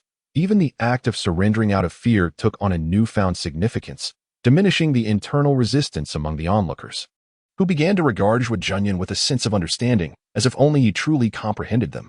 By granting an excuse for self-preservation, he was poised to reap the benefits of fear. However, Yu Qingqiu was not easily deceived. She stared at Zhuo Junyan with her large, watery eyes, challenging him. "What if your men fear for their lives and surrender on the battlefield? Would you accept that?" Zhuo Junyan scoffed, "Until now, I have never relied on them in battle." All of his subordinates hung their heads in shame, embarrassed by their comrades' actions. Zhuo Junyan continued, "The Yanqing war tigers attacked the Huayan tiger gang. Yet there were no casualties among the gang because I allowed them to surrender." "What?" Yu Qingqiu could hardly believe her ears as she looked at Zhuo Junyan. He raised his voice for all to hear. "I, Zhuo Junyan, may be a ruthless executioner, but my cruelty is reserved for the enemy. As for my subordinates, I do not demand that they never surrender. On the contrary, as long as they fulfill their duties and fight valiantly while in my presence, I shall permit them to surrender to the enemy when faced with insurmountable odds in the name of survival. This is my solemn promise to all present. I understand that you may find this perplexing. I do not expect your understanding or support. All I require is for you to grasp a single truth. Serving under my command will lead to a prosperous existence, whereas opposing me will result in a dismal fate. For those of limited knowledge, there is no need for excessive words. As Zhuo Junyan aptly stated, it suffices to comprehend that obedience is preferable to defiance, for they will not retain lengthy discourse." Upon hearing these words, all officers and soldiers expressed their delight in unison. One soldier exclaimed, "Your Excellency, do you truly mean this?" Zhuo Junyan nodded affirmatively. "Indeed, I can release you at this very moment, provided you assist me with 2 simple tasks." "What tasks?" A soldier leader's expression shifted dramatically. "Are you attempting to undermine the morale of our troops?" The others fell silent. Lu Xianyu, the commander of Yanqing, understood that Zhuo Junyan's words amounted to a declaration of war against Yanqing. The soldiers nodded in tacit agreement. This was a necessity, with no room for negotiation. The 2 conditions set forth by Zhuo Junyan were, in essence, quite straightforward. With a wave of his hand, a group of soldiers stood up in confusion. They retreated, eyeing the firearm in Zhuo Junyan's grasp, and upon realizing he had no intention of firing, they shouted and indeed fled. Zhang Qijin approached. "Are you truly letting them go?"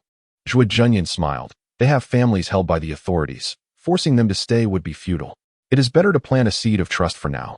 He then turned to the band of red turbans and declared, "From this day forth, you shall no longer be bandits, but rather my subordinates. Is there any dissent?" The red turbans rejoiced. "We willingly heed the commands of Chief Zhuo."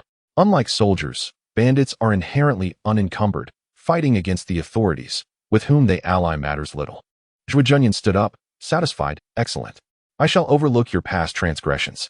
However, as my followers, you must cast aside any remnants of your former misdeeds and unruly behavior. Should you act as you have before, do not expect my leniency.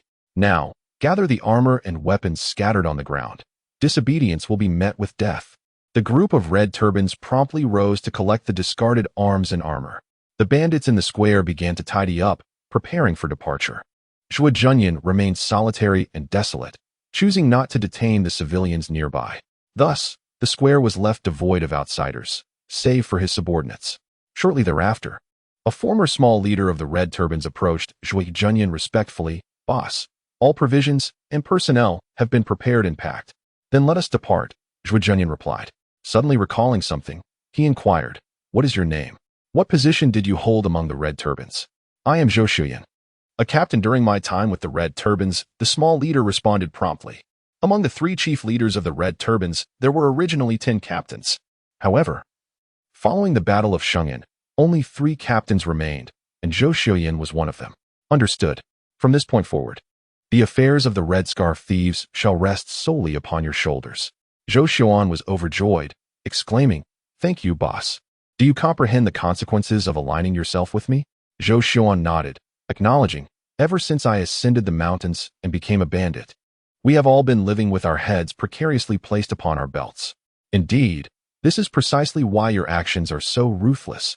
There was never an intention for longevity. Everyone simply lives for the moment, seeking fleeting pleasures. Zhuo Junyan lowered his head in regret. All he could do was encourage those beneath him to adhere to certain principles and maintain their moral boundaries. In this era, possessing even a semblance of morals renders one a good person. The more moral boundaries one possesses, the closer they approach saintliness. Noticing that Zhuo Junyan harbored no intentions of reprimanding him too harshly, Zhuo Junyan's eyes flickered with a thought, and he leaned in, saying, Boss, since we have already committed to what we ought not to have done, why not seize a bit more? Zhuo Junyan regarded him with a questioning gaze. What do you mean? Zhuo Junyan replied with a grin. That Yu Qingqiu is truly remarkable. Zhuo Junyan looked up at the sky, suppressing the urge to strike him down. It turns out, I still possess the capacity for restraint. He declared, forcing the abduction of women is a taboo in my presence. I shall forgive you this once. But should such an incident occur again, no mercy shall be afforded. Zhou Junyan was taken aback and dared not speak further. At that moment, Zhang Qijin rushed over. Boss, I have just received news. What is it? Zhuo Junyan inquired. Zhang Qijin replied, Yu Qingqiu is affiliated with the Beauty Cultivation Hall. What? Zhuo Junyan was astonished. The Beauty Cultivation Hall is a subordinate branch of the Divine Wood sect, one of the 9 foremost sects, renowned for its core technique, the art of natural transformation. Zhuo Junyan, having a keen interest in self-cultivation, had long sought the premier techniques of various sects, yet opportunities to acquire them had eluded him. He had once encountered Luo Jiuying and Feng Poyan of the 100-Sword Manor. However, their strength was formidable, and he had no choice but to eliminate them without obtaining their techniques. Ultimately, he had settled for the Heart Sutra to manage his affairs, which indeed enhanced his listening skills, yet he remained undeterred and continued to gather techniques from various sections. As his trusted confidant, Zhang Qijin was well aware of this. Hence, he hurried to share the news. If Yu Qingqiu is a disciple of the Beauty Cultivation Hall, then she must possess the technique of natural transformation. However, Zhuo Junyan could not fathom how this young woman, seemingly lacking martial prowess, could still be a disciple of a martial sect. Upon inquiring further with Zhang Qijin, he learned that the premier techniques of various sects are often fragmented. For instance, the indestructible scripture that Zhuo Junyan had acquired was a complete technique, while subordinate sects typically received only portions, often aligned with different focuses. The Beauty Cultivation Hall is such a sect. They have received a modified version of the natural transformation technique, known as the art of beauty cultivation. Its essence lies in longevity and youthful appearance, which are among the strengths of the natural transformation technique. Men seek longevity while women desire beauty. Thus, the Beauty Cultivation Hall has established itself on this foundation, widely recruiting disciples from prestigious families. While their combat capabilities may be limited, the benefits of cultivating this technique are substantial, which is why, despite her low combat ability, Yu Qingqiu is indeed a true outer disciple of the Divine Wood sect. With his orders given, Zhang Qijin departed, and Zhuo Junyan wasted no further time, setting forth on his journey. Due to the presence of the convoy, Their speed was not particularly swift. As they journeyed midway, Zhang Qijin finally caught up. Accompanied by a horse-drawn carriage, Zhuo Junyan, perplexed, inquired, "Why is there still a carriage following us?" Upon lifting the curtain of the carriage, he discovered that Yu Qingxiu was indeed bound tightly and placed inside, angrily kicking at him. Zhang Qijin, with a sense of resignation, explained, "She absolutely refuses to disclose anything, insisting it is a secret of her sect that must not be revealed." "And you brought her here anyway?" Zhuo Junyan questioned. Zhang Qijin shrugged. "There was no other choice.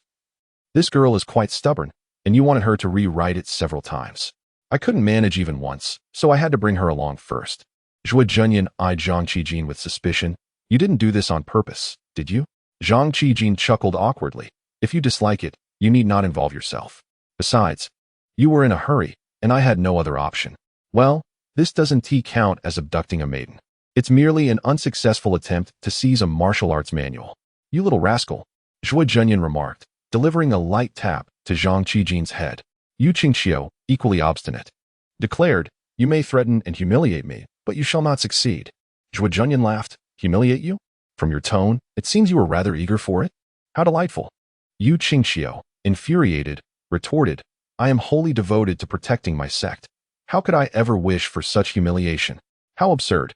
In her exasperation, she cried out, "Zhuo Junyan, you wicked scoundrel, you shall meet a miserable end. You are a rogue with grand ambitions and a heart as treacherous as a demon." You. Yu Qingxiu stammered, struggling to find her words. I. Zhuo Junyan replied with a sense of contentment. Outmatched in combat and unable to contend with his wit, she found herself at a loss, her anger reaching a boiling point until she fainted. Zhuo Junyan shook his head. "This little lady has no skills, but an abundance of temper. Such a girl is beyond my capacity to handle." He then shot a glare at Zhang Qijin. "You captured her. You deal with it." All right. Zhang Qijin exclaimed with delight. They hastened their journey and finally arrived at Huayan County by dusk. A few soldiers stationed on the city wall spotted them from afar, and moments later, the sound of bells echoed as the massive gates of the county began to close. Subsequently, a multitude of soldiers rushed to the battlements, drawing their bows and preparing for a standoff. Zhou Guangyan, standing atop the wall, shouted as Zhuo Junyan's convoy approached. "Zhuo Junyan, you have been declared a rebel. Huayan County cannot harbor you any longer." Zhuo Junyan glanced at the familiar faces among the soldiers and smiled. Retrieving his sniper rifle, "Why is it still you all? Did Yin City leave no one behind?" His previous tough demeanor softened as he addressed them as comrades.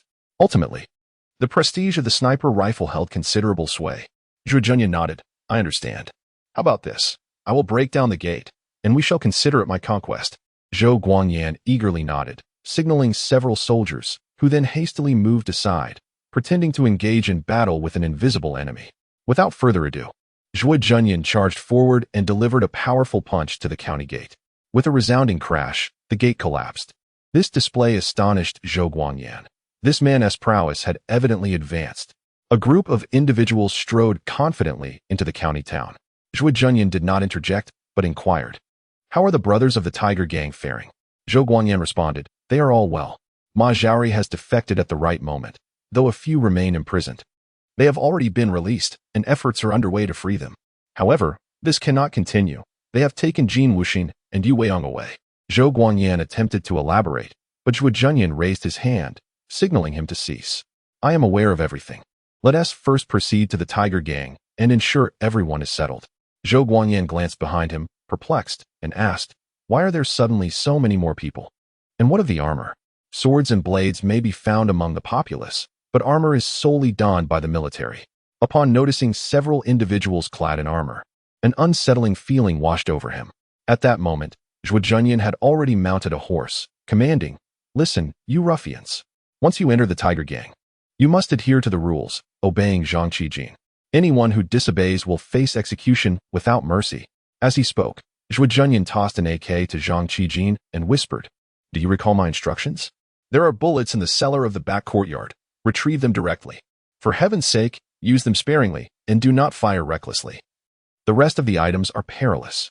Zhuo Junyan had previously taught Zhang Qijin how to operate the AK, and now Zhang Qijin, thrilled, nodded vigorously.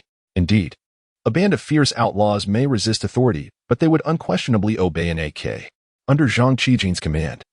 They advanced towards the Tiger Gang, while Zhuo Junyan turned his horse back towards the outskirts of the county town. Zhang Qijin shouted from behind, "Boss, is Yu Qingxiu truly entrusted to me?" Zhuo Junyan's voice echoed back, "If you have the ability, then marry her, but do not resort to force. If you dare to use force, I shall flay your skin." Zhang Qijin chuckled, "Thank you, boss. Rest assured, I would never." Yu Qingxiu, renowned as the most beautiful woman in Sheng'an County, would naturally capture Zhang Qijin's heart. Yet with the boss in the picture, his priorities lay with him. Now that the boss seemed indifferent, Zhang Qijin's spirits soared. Zhou Guangyan, bewildered, asked, "Where is he headed?" Zhang Qijin replied with a grin, "Naturally, to Rock City." Rock City? Zhou Guangyan could scarcely believe his ears. He is going alone to Rock City? Zhang Qijin laughed. "I had the same expression when I first heard the boss say so." Zhou Guangyan blurted out, "He is courting death." Zhang Qijin sighed. "I felt the same way at the time. However, I now understand the boss understand what?" Zhou Guangyan inquired. Confused, Zhang Qijin then recounted their experiences in Sheng'an. Upon hearing that Zhuo Junyan had slain a minor leader and hundreds of officials in Rock City, Zhou Guangyan was taken aback. Previously, he had refrained from resisting the entry of people, thinking it was a mere accusation from above. Now he realized it was not an accusation but a fact. "So you mean to say you have already rebelled? Am I conversing with a bunch of traitors? I have committed a grave error." Noticing the fear in his eyes, Zhang Qijin reassured him, "The boss's trip to Rock City is to resolve this matter." "How will he resolve it?" Zhou Guangyan pressed. Zhang Qijin slowly replied, "He intends to single-handedly overthrow Rock City." Zhou Guangyan was astonished. His mouth agape as if it could accommodate a watermelon. What kind of solution was this? Zhang Qijin slowly remarked, "In the realm of martial arts, one must bow to the strong. Yet, no one has ever seen an individual capable of toppling an entire city single-handedly." Zhou Guangyan inhaled sharply, finally comprehending Zhuo Junyan's intentions. What Zhuo Junyan possessed was merely a band of ruffians, thugs, and brigands. However, if he were to exert his singular strength to dominate a city, the morale within would surely soar, stabilizing the troops' resolve. After all, why did ancient leaders often extol their generals as unparalleled in the world? Indeed, this was the most effective method of boosting morale, a timeless practice of deification. Of course, there are drawbacks should the deity fall. It would deal a severe blow to morale. Yet, for the divine, such consequences are inconsequential. Zhou Guangyan could understand Zhuo Junyan's approach, but he could not fathom the possibility of Zhuo Junyan achieving such a feat trembling. He remarked, "But Yin City boasts a garrison of 1,200 soldiers." Zhang Qijin softly interjected, "and an additional 500 peasant troops, along with 2 major factions." Yin City, located in the southwestern central region of Luozhou, is one of the 7 cities in Luozhou, bordered by the Julian Mountains to the east, the Huangchuan River to the west, the Shikiyuan to the north, and the Ziliupo to the south. While it may not be a critical military stronghold, it remains a relatively significant city. Consequently, Yin City's towering walls and robust defenses far surpass those of a small county like Huayan. As night descended, Zhuo Junyan arrived at the foot of Yin City and beheld the formidable walls, nearly 10 meters high. Even skilled practitioners of lightness skill would find it challenging to scale. Below the walls lay a moat, and various arrow towers dotted the parapets, with soldiers patrolling diligently. As the city gates were about to close, Zhuo Junyan hastened his steed, managing to enter just before the gates shut. The identity token he bore had been prepared in advance in Huayan, and naturally, it did not bear his true name. By the time he entered the city, the streets were desolate, scarcely a soul in sight. The cold moonlight cast a chilling glow upon the long avenues. This night felt particularly brisk. Zhuo Junyan had previously inquired about the location of the Battle Tiger Hall, and upon entering the city, he made his way directly there, the sound of hooves echoing through the silent night. As he approached the Battle Tiger Hall, a small detachment of government soldiers suddenly charged towards him, likely on night patrol, numbering no more than 7 or 8. The leading soldier, brandishing a torch, pointed his sword at Zhuo Junyan and demanded, "What is your business? Riding at such an hour? What do you intend?" The soldier's demeanor hardened. "You don't strike me as a good person. Dismount." Zhuo Junyan smiled. There was no need to draw arms against these insignificant figures. He simply leapt down from his horse, ready to engage, when he suddenly heard loud shouts in the distance, filled with anger, mingled with the clashing of weapons. Looking up, he saw 2 cloaked figures in black darting across the rooftops, one of them carrying a large cloth bag on their back. Zhuo Junyan pointed at the 2 figures. "Commander, Those two certainly do not appear to be good people. Do they? They seemed intent on ignoring the black-clad assailants. Zhuo Junyan frowned, realizing that they were aiming for the easier prey. Take them down, commanded the soldier. Raising his blade, several soldiers charged forth like ravenous wolves. Zhuo Junyan stepped forward, deftly evading an oncoming blade, and with a swift motion, seized the soldier by the throat, effortlessly snapping it. Following this, he executed a shoulder charge, sending a second soldier tumbling with broken bones, and with a powerful punch, he knocked subsequent soldiers to the ground. Though he possessed no formal martial prowess, his formidable physique and combat skills allowed him to deliver lethal strikes with ease. The squad leader, taken aback, swung his sword, its blade glinting ominously. He was indeed trained, albeit only at the first level. Zhuo Junyan smiled as he closed the distance, evading the sword while grasping the soldier's throat. The soldier flailed desperately, but his efforts were futile against Zhuo Junyan's might. With a quick twist, he snapped the leader's neck, having effortlessly dispatched this squad. Zhuo Junyan noted a mere 2-point increase in his intimidation value, yet he remained unconcerned. At that moment, two masked figures in black approached. Witnessing the scene illuminated by flames and the fallen soldiers, both astonished, one of the masked men remarked, "This lad is impressive. He dares to slay soldiers? I must assess him." The other, carrying a cloth bag, cautioned, "Do not provoke trouble. We must leave." "No worries, just a bit of fun," replied the first masked man as he launched a dart at Zhuo Junyan. Zhuo Junyan deftly sidestepped, kicking up a knife and hurling it at the dart thrower. The masked man, startled, exclaimed, "He's tougher than he looks. Retreat." "Retreat now?" Zhuo Junyan smirked, launching several knives with precision towards the two intruders. The one with the bag exclaimed, "Misunderstanding." Zhuo Junyan, moving like a specter, approached swiftly, asking, "What misunderstanding?" With a swift motion, he seized the dart thrower, who attempted to stab him with a knife, only to find it ineffective. Momentarily stunned, Zhuo Junyan gripped the man's throat and twisted. To his surprise, the man's head rotated completely without breaking, and he retaliated with a kick. "Interesting," Zhuo Junyan mused, as the man continued to kick, his neck twisting further until it resembled twisted dough. The man, struggling to speak, gasped, "No more," turning. Meanwhile, the other masked figure, having discarded the bag, swung a blade at Zhuo Junyan from behind. A resonant clang echoed. "The golden bell shield?" The bag carrier gasped. Zhuo Junyan twisted once more, and with a sharp crack, the dart thrower's head finally severed, resulting in his demise. Simultaneously, a new ability appeared in Zhuo Junyan's extraordinary skill set, boneless body. It was indeed a unique skill, albeit lacking in strength. Zhuo Junyan chuckled. The other masked figure, now alarmed, abandoned the bag and leaped into the air with incredible speed. Yet, no matter how swift he was, he could not outpace Zhuo Junyan's bullet. With a faint sound, the man fell from the sky, screaming in agony. "You are Zhuo Junyan?" he gasped as a single shot rang out, the bullet exiting alongside him. Thus, no one would discern that he had been shot. Returning to the burlap sack, he opened it to reveal a young scholar, strikingly handsome, with a cloth stuffed in his mouth, gazing at Zhuo Junyan in terror. It was a man. Zhuo Junyan couldn't help but chuckle. Wasn't the practice of abduction in the dead of night typically reserved for fair maidens? He crouched down, gently patting the scholar's face. "Did you hear something?" The scholar nodded vigorously, then shook his head in fervent denial. Zhuo Junyan laughed. "Do not worry. I shall not harm you. I merely wish to keep my arrival in Yin City a secret for now, but that will soon no longer matter. Until then, you shall remain silent, understood?" The scholar nodded fervently in agreement. At that moment, a group of individuals rushed over from a distance. Zhuo Junyan glanced at them and said, "Your rescuers have arrived. I shall take my leave."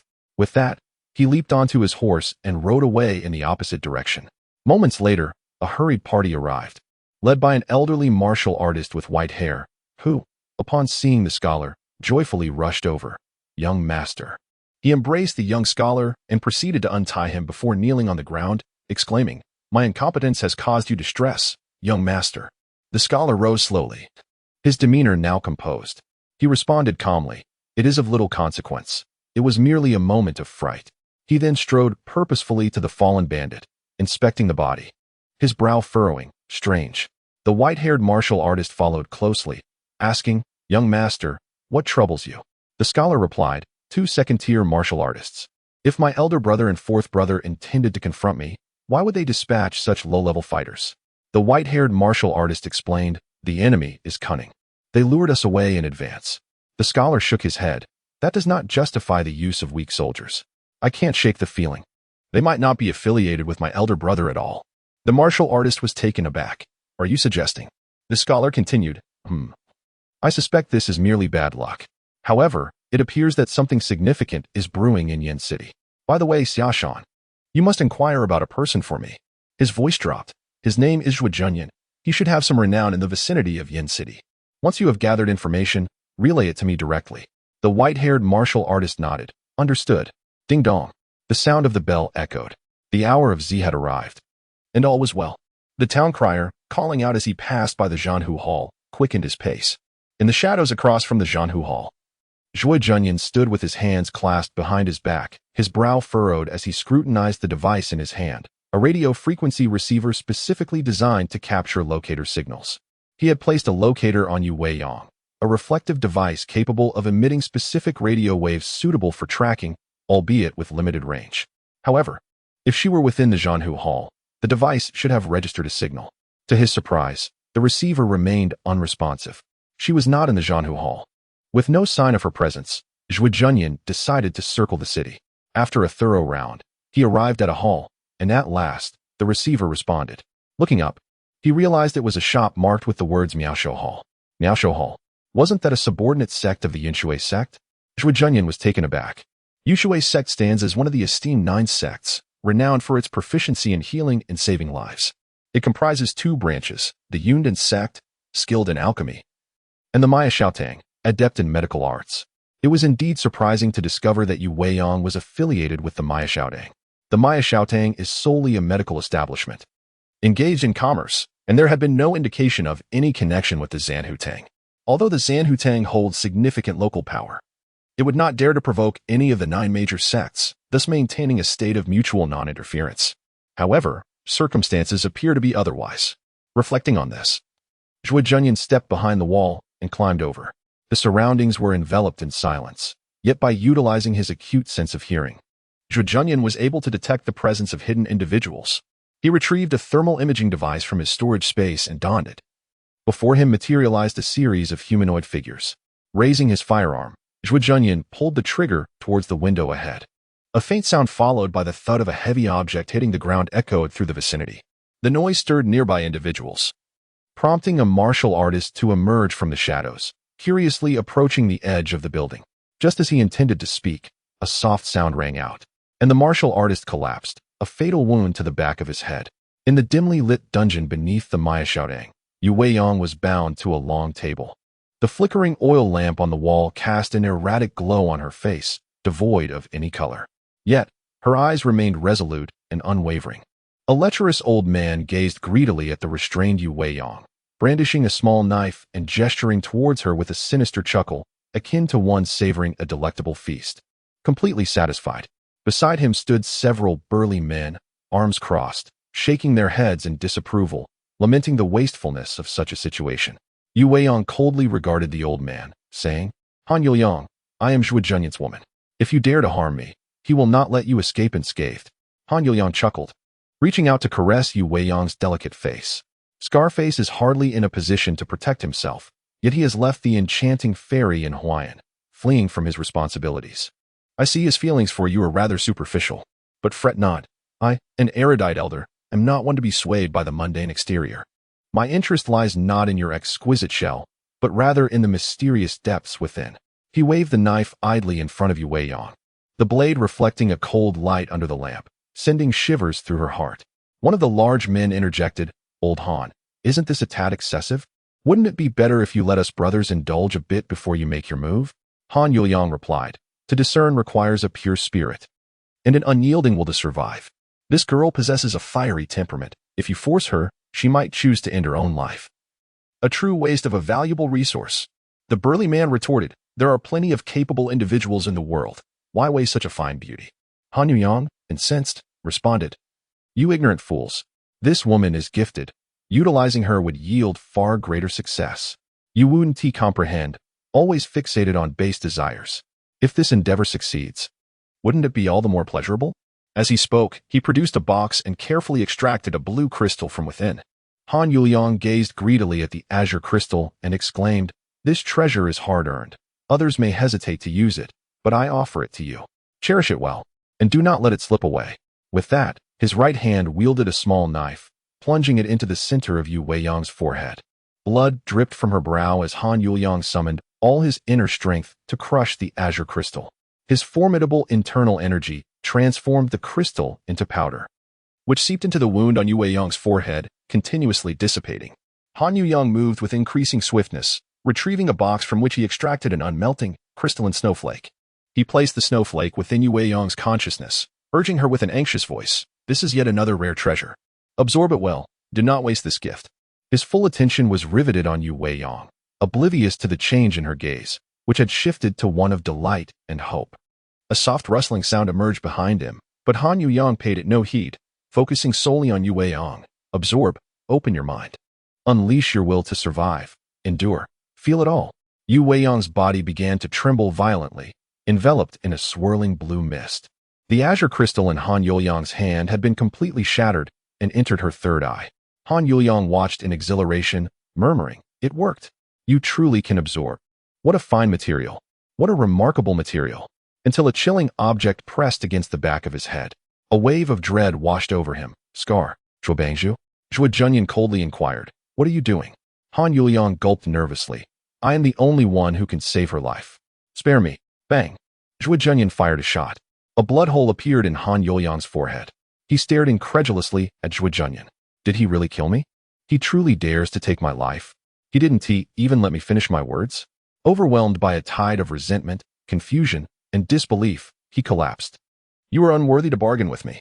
Zhuo Junyan holstered his weapon and effortlessly broke the chains binding Yu Weiyang. She suddenly sat up, wrapping her arms around Zhuo Junyan, trembling and uttering a single word, "Cold." In the next moment, a vast expanse of frost radiated from Yu Weiyang, encasing everything in its vicinity. Zhuo Junyan summoned his internal power to withstand the frigid onslaught, while Yu Weiyang clung tightly to him, her sole source of warmth. Her forehead brushed against Zhuo Junyan's, and a trace of blue powder transferred to him. A prompt from the system suddenly appeared. Star Spirit Crystal Powder detected. Spirit Aperture opening. Destiny's Protection activated. Destiny prompt. Stop. The host may choose. 1. Accept the Star Spirit Crystal Invasion and open the Spirit Aperture, but this will significantly affect potential. 2. Reject the Spirit Crystal Invasion, transforming it into an enhancement of current spiritual perception. Thus, one meaning of Destiny's Protection serves as a warning against making erroneous choices, guiding you away from missteps. Upon witnessing this scenario, Zhuo Junyan decisively chose to reject. As the option to refuse was selected, the system's arcane section, previously inaccessible, suddenly became available. The system displayed a message. Fate tip. The transformation of spirit crystal powder can enhance one's spiritual perception. For future development, please proceed with the transformation promptly. Zhuo Junyan had always held disdain for the system, yet this time he chose compliance. With this decision, Zhuo Junyan observed the appearance of his talent section, Comprehension 11. Spiritual Perception 1. The system cautioned, without formidable strength to support it, do not recklessly enhance your spiritual perception. Nevertheless, Zhuo Junyan sensed an undeniable shift within him. With a flicker of thought, he abruptly turned to look behind him. A small teacup had taken flight from the wall adjacent to him. Although the potency of his telekinesis had not increased, the ability to penetrate walls was an unexpected development. Previously, Zhuo Junyan's telekinesis required direct line of sight and an unobstructed path. However, this limitation had now been lifted. In the next moment, the teacup lost control and plummeted. Simultaneously, Yu Weiyang emitted a piercing shriek. A chilling aura surged forth, and Zhuo Junyan's internal energy faltered, enveloping him and Yu Weiyang in a vast sheet of ice, instantly forming a colossal ice block. In the dungeon, Yu Weiyang still clung to Zhuo Junyan. Both were encased within the ice block, resembling a dual ice sculpture. Yet, within moments, the ice block on Zhuo Junyan's side developed a crackling fissure, subsequently shattering into a flurry of ice shards. The flickering oil lamp illuminated the scene, casting radiant glimmers across the room. The shards drifted down, scattering a myriad of enchanting colors. Zhuo Junyan exhaled deeply, relieved that no outsiders were present. Otherwise, this fleeting moment of entrapment could have proven fatal. Gazing at the snowflakes cascading through the air, he felt a stir within his heart. Noticing that the snowflakes fell yet did not dissipate, astonishingly remaining intact, He had halted their melting. His arcane abilities had indeed grown, with a particularly pronounced effect on ice. Simultaneously, Zhuo Junyan realized that Yu Weiyang had acquired the power of ice manipulation. All of this stemmed from that blue crystal. He had absorbed a portion of its energy for transformation, and coupled with Yu Weiyang's influence, although he had not attained ice abilities himself, his telekinesis exhibited an enhanced efficacy concerning ice. This revelation led Zhuo Junyan to understand that the enhancement of telekinesis pertained to its strength, while the increase in spiritual perception related to dexterity, range, and even penetration capabilities. Thus, although the strength of his telekinesis remained unchanged, the ability to utilize it through walls signified a newfound heightened perception of areas beyond his line of sight. With clarity in his thoughts, he proceeded to release Yu Weiyang from her icy confinement. The wound on her forehead had healed, revealing a faint blue triaxial crystal, while her body felt chillingly cold. More frigid than her body was the gaze she fixed upon him. She asked, "Why kill him? Are you disappointed because I did not yield to threats?" Zhuo Junyan chuckled lightly. Yu Weiyang bit her silver teeth in frustration. Indeed, she was profoundly disappointed. She never expected Zhuo Junyan to be so ruthless, completely indifferent to her safety. Hong Yuan had not yet finished his task, which, according to him, was fraught with great peril. Undertaking such a dangerous endeavor halfway would only exacerbate the risk. Had he spared Hong Yuan, he could have saved himself. Yet he chose not to. He struck decisively, without a moment's hesitation. Gazing into her furious eyes, Zhuo Junyan remarked, "Indeed, I do not care for you. Saving you is merely a secondary consideration." With that, he released her and proceeded towards the adjacent dungeon. As soon as he let go, Yu Weiyang found herself uncontrollably plummeting to the ground. Zhuo Junyan swiftly caught her. Yu Weiyang pushed him away, exclaiming, "Do not touch me. Go away." At the very least, she thought, he could wait until they were out of danger before provoking her ire. In an unexpected display of gentleness, Zhuo Junyan lifted her in his arms and moved towards the exit. The chilling sensation radiating from her body was insurmountable, leaving her utterly beyond control. Shivering, Yu Weiyang declared, "You are my greatest peril." Once, she had harbored hope that he would come to her rescue. That hope had materialized, only to be dashed. He arrived, he saved her. Yet his indifference felt akin to rescuing a mere cat or dog. No, she was even less than that. His act of saving her was more a curse than a blessing. Yet, why should she harbor hatred? He was, by nature, this way. She had initiated the conflict, and he merely used her as bait. From the very beginning, he had never regarded her as significant. His act of saving her served only to eliminate his foes. He had every justification for his actions. His conduct was entirely reasonable. Why then should she resent him? How could she? As these thoughts coursed through her mind, she found herself incapable of feeling hatred. Instead, a profound sense of pessimism and disappointment enveloped her, leaving her powerless to resent him. In this vast expanse of the universe, there was no one to share her sorrow. Oddly, Zhuo Junyan began to sing, "The Guardians of the Galaxy," a whimsical tune, filled with joy amidst the chaos. Yu Weiyang, though unable to grasp the essence of the song, felt its emotional undertone. Was he reveling in merriment? This madman. He kicked open another dungeon door, revealing yet more captives within. Zhuo Junyan glanced around and stated, "He is not here."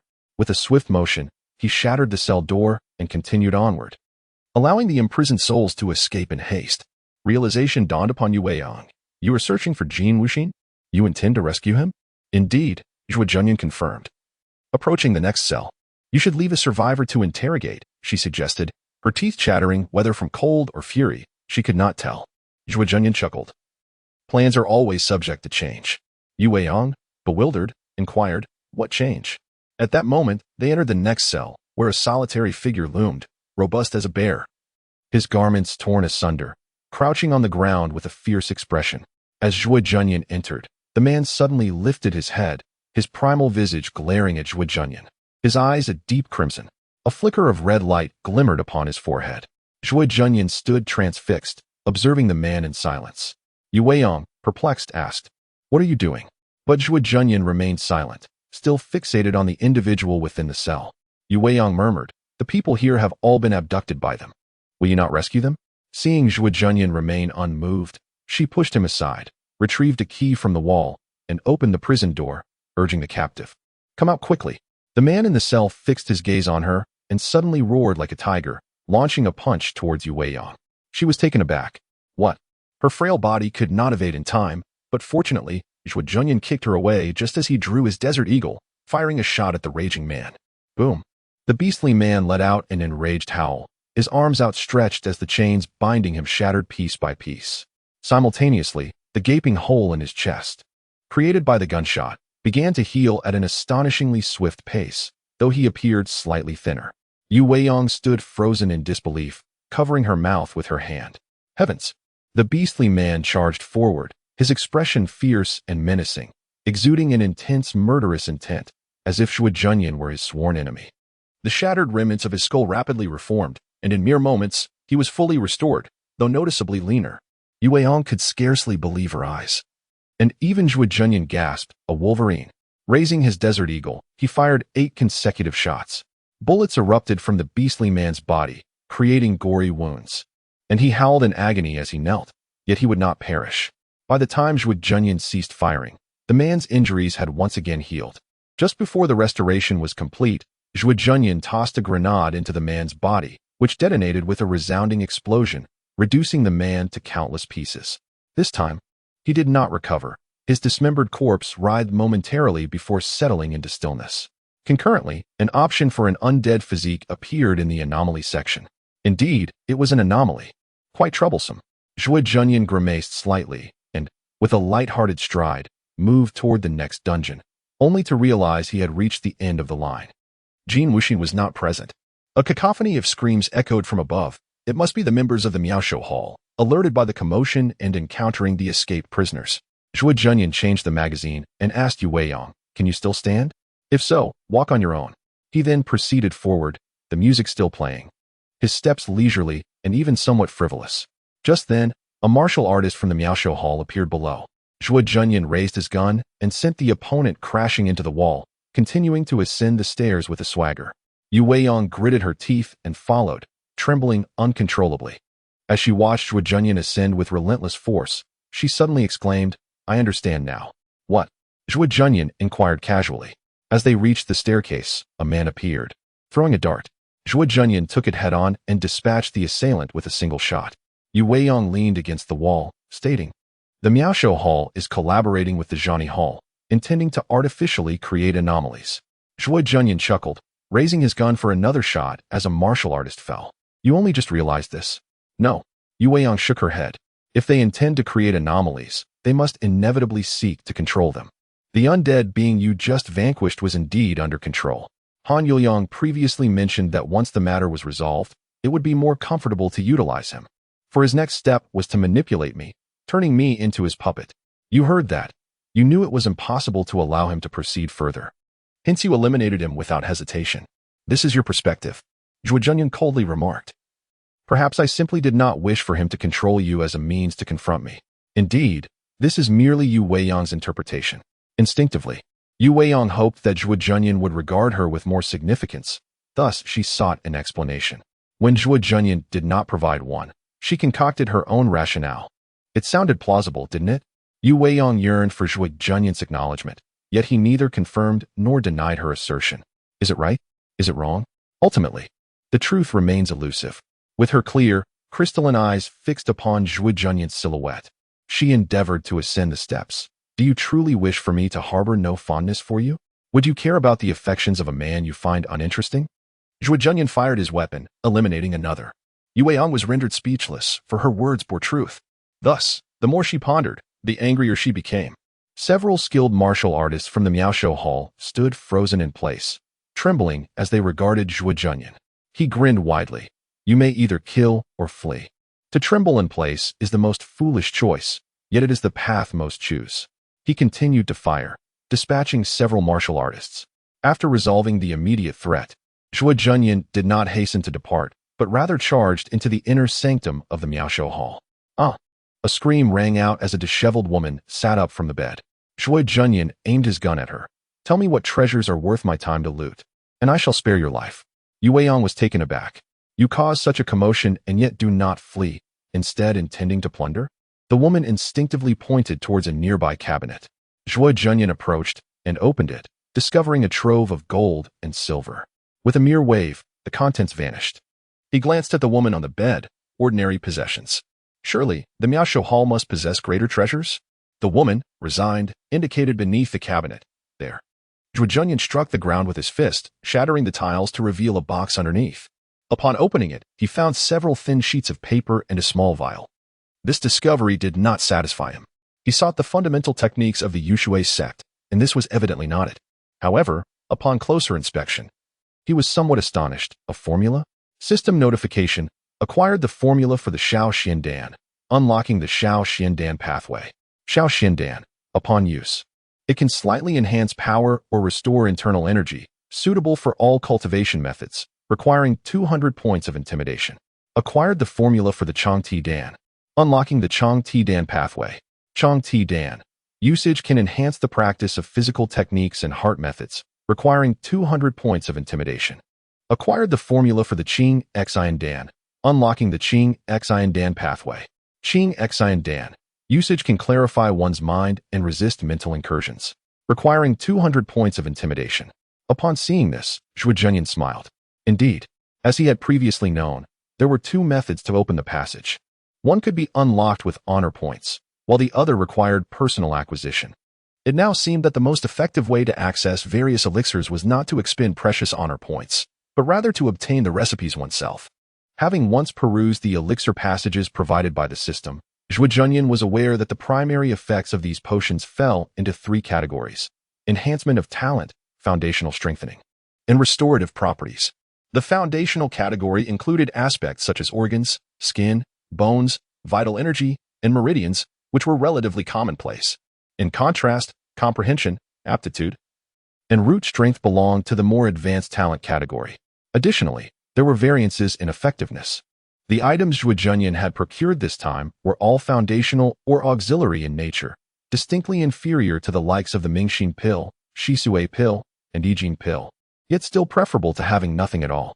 The Miraculous Hands Hall, renowned for its medical prowess, possessed few elixirs, and it was likely that these three prescriptions were the result of Hong Yuan's arduous efforts, now conveniently falling into Zhuo Junyan's hands. With the passage now open, Zhuo Junyan casually crumpled the recipes and glanced at the nearby vial, which contained a bottle of Shao Xiandan. Without hesitation, he accepted it and made his way outside. Yu Weiyong, perplexed, exclaimed, "The recipes are treasures held dear by the sect. How could you so carelessly destroy them?" Zhuo Junyan retorted, "You are overly concerned. Perhaps you should focus on your own health." Yu Weiyong replied tersely, "Given the circumstances, it is a matter of living or dying. What more is there to discuss?" Han Yuliang had not taken the final step, one that could either control her or stabilize her condition. With this step unaccomplished, Yu Weiyang's physical state remained uncertain, leaving her in sorrow, particularly as the one man who had saved her life now treated her with indifference, deepening her desolation. With a heavy heart and a chilling aura within, the entire Miraculous Hands Hall began to transform into a frozen wasteland. Winter had indeed arrived. Observing her state, Zhuo Junyan remarked, "The immortal being I previously vanquished, with each restoration, would shrink in size, indicating he was not truly immortal, but rather consuming his own vitality to recover. This suggests you may be the same." Yu Weiyong was taken aback. "Are you implying one must learn to control their abilities and cannot exhaust themselves indefinitely?" Enlightened, she suddenly conjured a shard of ice to examine herself, her complexion turning ashen. "My hair." Zhuo Junyan noted in astonishment that a tuft of her fringe had turned white. "Lingjue? What is that?" she asked in confusion. Zhuo Junyan smiled. "It is a mystery you have yet to grasp." He produced the Pafuna witness, disengaged the safety, and tossed it to Yu Weiyong. "Use this. If you are dissatisfied with me, you may shoot. Aim for the back of my head. There is still a chance to kill me." With that, he brandished his arms, wielding dual Desert Eagles, and began firing in all directions. The thunderous gunfire shattered the tranquility of the night in Rock City, each burst of gunfire accompanied by the anguished cries of fallen martial artists. With a decisive and ruthless strike, a scene of cold-blooded slaughter unfolded, transforming the long street into a veritable sea of blood. Zhuo Junyan's face flickered amidst the darkness and the flashes of gunfire, devoid of any expression, yet emanating an aura of terrifying ferocity. He advanced with unwavering strides, as if relying solely on his impenetrable defense to ward off any assault. The twin guns roared incessantly, each bullet claiming a life. Yet, In stark contrast to the battle in Xing'an County, this time the enemy crumbled even more swiftly. Perhaps they had already sensed something. A voice cried out in alarm, "Zhuo Junyan! It's Zhuo Junyan!" Zhuo Junyan laughed heartily. Indeed. The gunfire erupted like thunder. "You said you would come back in 3 days." Someone bellowed, launching a blade-like wind towards him. Zhuo Junyan raised his gun and sent the assailant flying. "I clocked in early, bonus included." The twin guns trembled as the spent magazine fell to the ground, seamlessly replaced by 2 fresh ones, each shot creating a gaping wound the size of a bowl. Below the third realm, death was assured. Above the third realm, fire multiple shots. "You scoundrel, you shall perish." Suddenly, a figure appeared in midair, delivering 3 powerful punches towards Zhuo Junyan, the force of the blows akin to a dragon's fury, unmatched in might. Boom! The sound of a colossal wave resounded. The formidable energy of the golden bell shield absorbed the impact. Yet Zhuo Junyan fired twice at the assailant, only to find that the individual was extraordinarily swift, twisting in the air to evade effortlessly.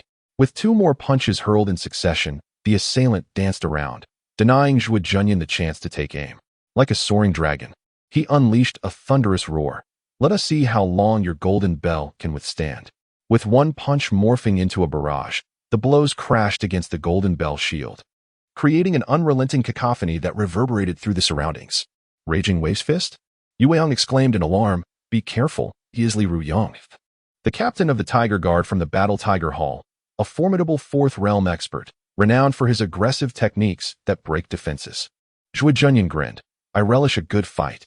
The twin guns continuously sought to lock onto Li Ruyong, yet the latter's speed was extraordinary, evading capture while landing punches on the golden bell shield, causing it to tremble violently and deplete its internal energy.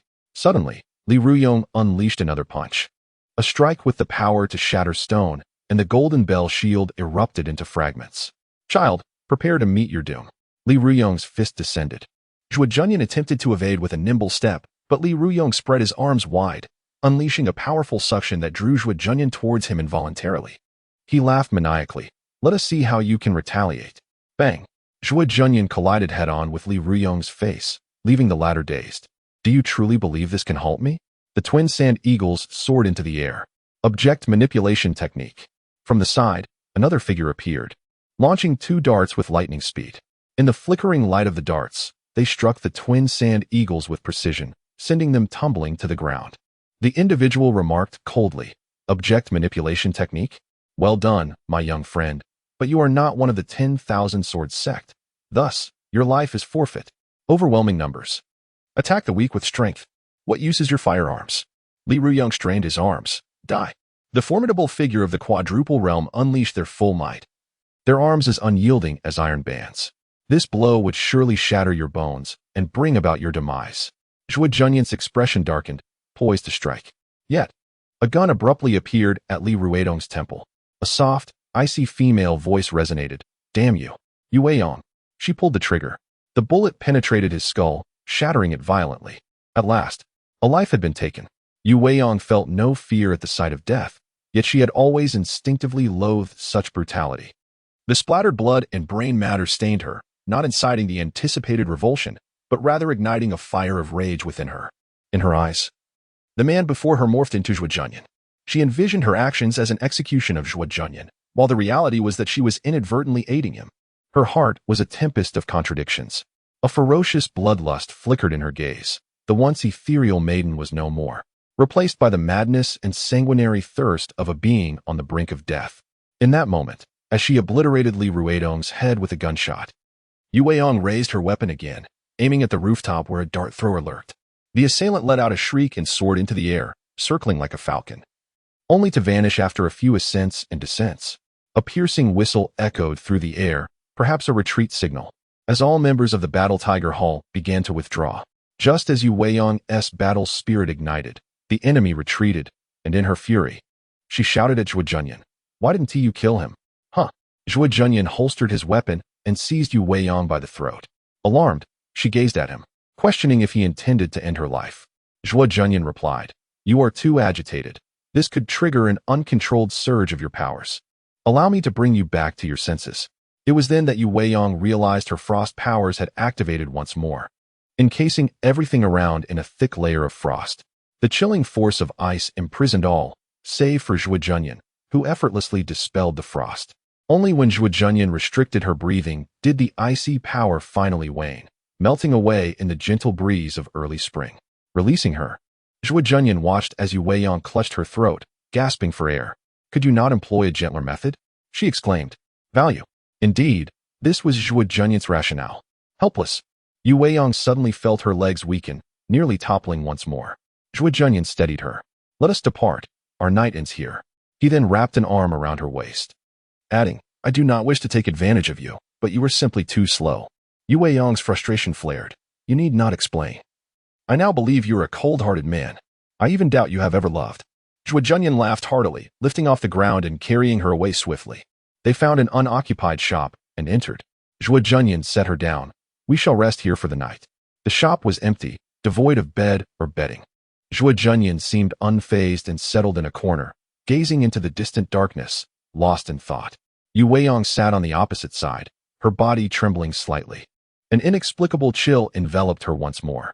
In the dimly lit confines of the room, Yu Weiyang's exquisite visage bore the faintest touch of frost, reminiscent of delicate blossoms struggling beneath the weight of winter's chill. The atmosphere shimmered with a subtle frostiness, reflecting the moonlight in glistening fragments. Trembling, she murmured, I still feel somewhat cold. I sense an inability to harness this power. It moves of its own accord." Zhuo Junyan replied, "Perhaps it is due to your insufficient spiritual awareness, leading to a lack of control." Yu Weiyang was acutely aware of her poor command over her extraordinary abilities, which often manifested uncontrollably with the slightest surge of emotion. Slowly, she began to comprehend. Was it that Han Yuliang's final step was to assist in opening my spiritual channels? And you disrupted that process? Zhuo Junyan smiled, "Perhaps. Do you harbor resentment towards me?" After a moment's contemplation, she shook her head. "No, I do not resent you." Gently touching her third eye, she recalled the legend that this point serves as a gathering place for spiritual energy. Unlocking it would grant her mastery over spiritual techniques. Moreover, mastering this area could even allow one to control the soul. It was said that the soul-capturing sex techniques were founded upon this principle. If Han Yuliang were to open my spirit, he might seize control of my consciousness, rendering me akin to an undead being, neither fully human nor beast, devoid of any mental clarity. She murmured, a flicker of fear evident in her eyes. Zhuo Junyan observed her. "You speak of opening the spirit to master spiritual techniques? Does this not imply that extraordinary abilities are synonymous with spiritual arts? What then is the relationship with the spiritual realm?" Yu Weiyang regarded him with curiosity. "Are you truly suffering from amnesia? How is it that you know so little yet appear entirely unaffected by memory loss?" Frustrated, she retorted, "You never have a kind word to say." Indeed, there are theories suggesting that extraordinary abilities are a form of spiritual art, and the spiritual realm represents a further evolution of these techniques. Does this not indicate that to achieve the spiritual realm, one must first possess extraordinary abilities? She shook her head. "I cannot say for certain. These are merely legends." Lowering her gaze and hugging her knees, she continued softly, "According to legends, over 1,000 years ago, during the reign of the Empress Wu, a meteor fell from the heavens, altering everything. Extraordinary abilities emerged at that time, as did martial arts. And even the legends of the spiritual realm began then. Yet, the spiritual realm has never truly manifested. Indeed, therein lies the conundrum. Without a pioneer to brave the unknown, how could the legends of the spiritual realm arise?" Yu Weiyang pondered aloud. "Pioneer?" Zhuo Junyan smiled. "A pioneer is akin to a thorny delicacy. Much like a rose with thorns, those who dare to be the first to partake possess remarkable courage. As the saying goes, every person must face their first experience, and it takes a valiant soul to savor the taste, leaving their lips stained red." Yu Weiyang swiftly covered her ears. "Stop. I do not wish to hear your explanations." Zhuo Junyan's words were cut short, leaving him with a sense of loss. Truly, one climbs to lofty heights to witness the tides rise, brimming with passion, only to be halted by a celestial being, suffering more than an impotent man. Yu Weiyang quickly shifted the topic. "You inquire of me, but how could I possibly know? All I am aware of is that the legends of the spiritual realm indeed existed at that time. Originally, martial practitioners thrived on meat, without adequate nourishment. They lacked the qualifications to train in martial arts. However, as the world undergoes profound transformations, martial practitioners become accustomed to the elements, drawing strength from the very essence of nature. The tales of spiritual realms have deeply permeated the collective consciousness. It was not until a millennium had passed without any manifestation of such realms that the populace began to regard them as mere fabrications. With Yu Weiyang's assertions, Zhuo Junyan finally comprehended the origins of the legends surrounding the spiritual realm. In its nascent stages, many believed that the attainment of a spiritual realm necessitated the possession of extraordinary abilities. This belief was predominantly held by those considered others, who prided themselves on their uniqueness. Conversely, those devoid of innate talents firmly believed that since the spiritual realm represented an ascension in the realm of transformation, there was no rationale for requiring innate gifts as a prerequisite. Thus, they continued to diligently cultivate their martial arts. This dichotomy led to a profound division, ultimately resulting in a stark polarization. In the present day, the northeastern continents primarily embrace martial arts, while the southwestern lands are dominated by extraordinary abilities, giving rise to a lineage of sorcerers rooted in such powers. This divergence traces back to the early days when the southwestern continents were the gathering places of the greatest number of others, while the northeastern regions were home to the most formidable martial artists. Due to the proximity of these four continents, there was a significant intermingling of cultures, enhancing linguistic commonality. Nevertheless, the clearly defined barriers began to dissolve as the absence of spiritual realms over the years led people to believe it was merely a myth, and that extraordinary abilities were not inherently superior to martial arts. In the present, across various continents, whether one is another or not, the issue of the spiritual realm holds little significance. What truly influences their primary paths is the legacy they inherit. Understanding this, Zhuo Junyan smiled. Through the system's revelations, he recognized that the subsequent stage of transformation is indeed the spiritual realm. This is not a myth.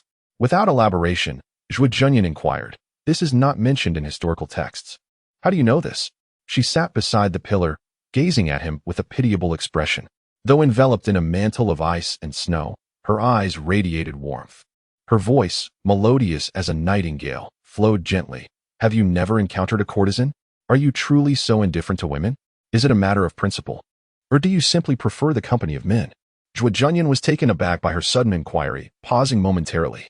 After a moment of contemplation, he replied, "I have not engaged with her in that manner. Rather, I conducted some experiments regarding object manipulation using her.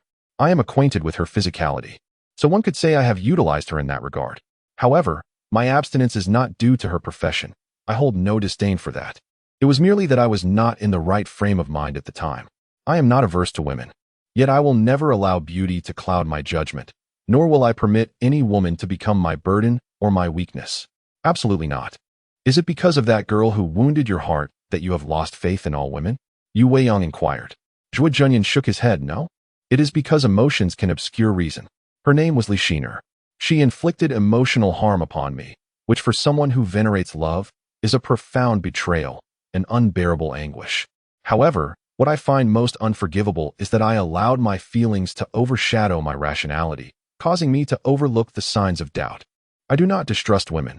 Rather, I cannot allow myself to repeat past mistakes. Humans may err, but they must never repeat their errors." Yu Weiyang understood. She fixed her gaze upon Zhuo Junyan, her eyes filled with sympathy. Thus, in an effort to free yourself from the shackles of emotion and to ensure that women do not become your vulnerability, you have chosen to reject them. I have stated that this is merely temporary. I do not shun beauty, for beauty does not equate to love. However, I must first ascertain that this beauty will not impose any adverse effects or dangers upon me." Yu Weiyang chuckled lightly, a man whose rationality is almost frightening. Can a man who is impervious to harm still find joy? Even in casual conversation, he exuded an air of unyielding authority. Yu Weiyang turned her head away, unwilling to hear the answer. She despised that answer. She remarked, "Every sect possesses its own martial arts secrets, many of which are documented. The rise of martial arts began in the Sui dynasty.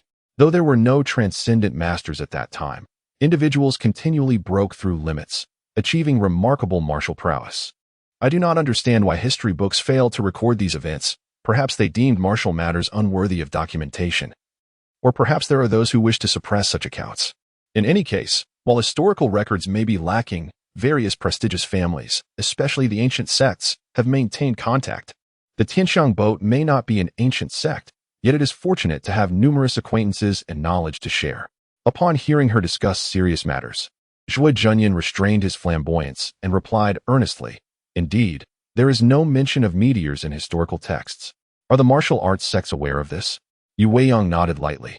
Naturally, the meteor shattered as it traversed the sky, ultimately disintegrating into countless fragments that fell across various lands, now held by several powerful factions.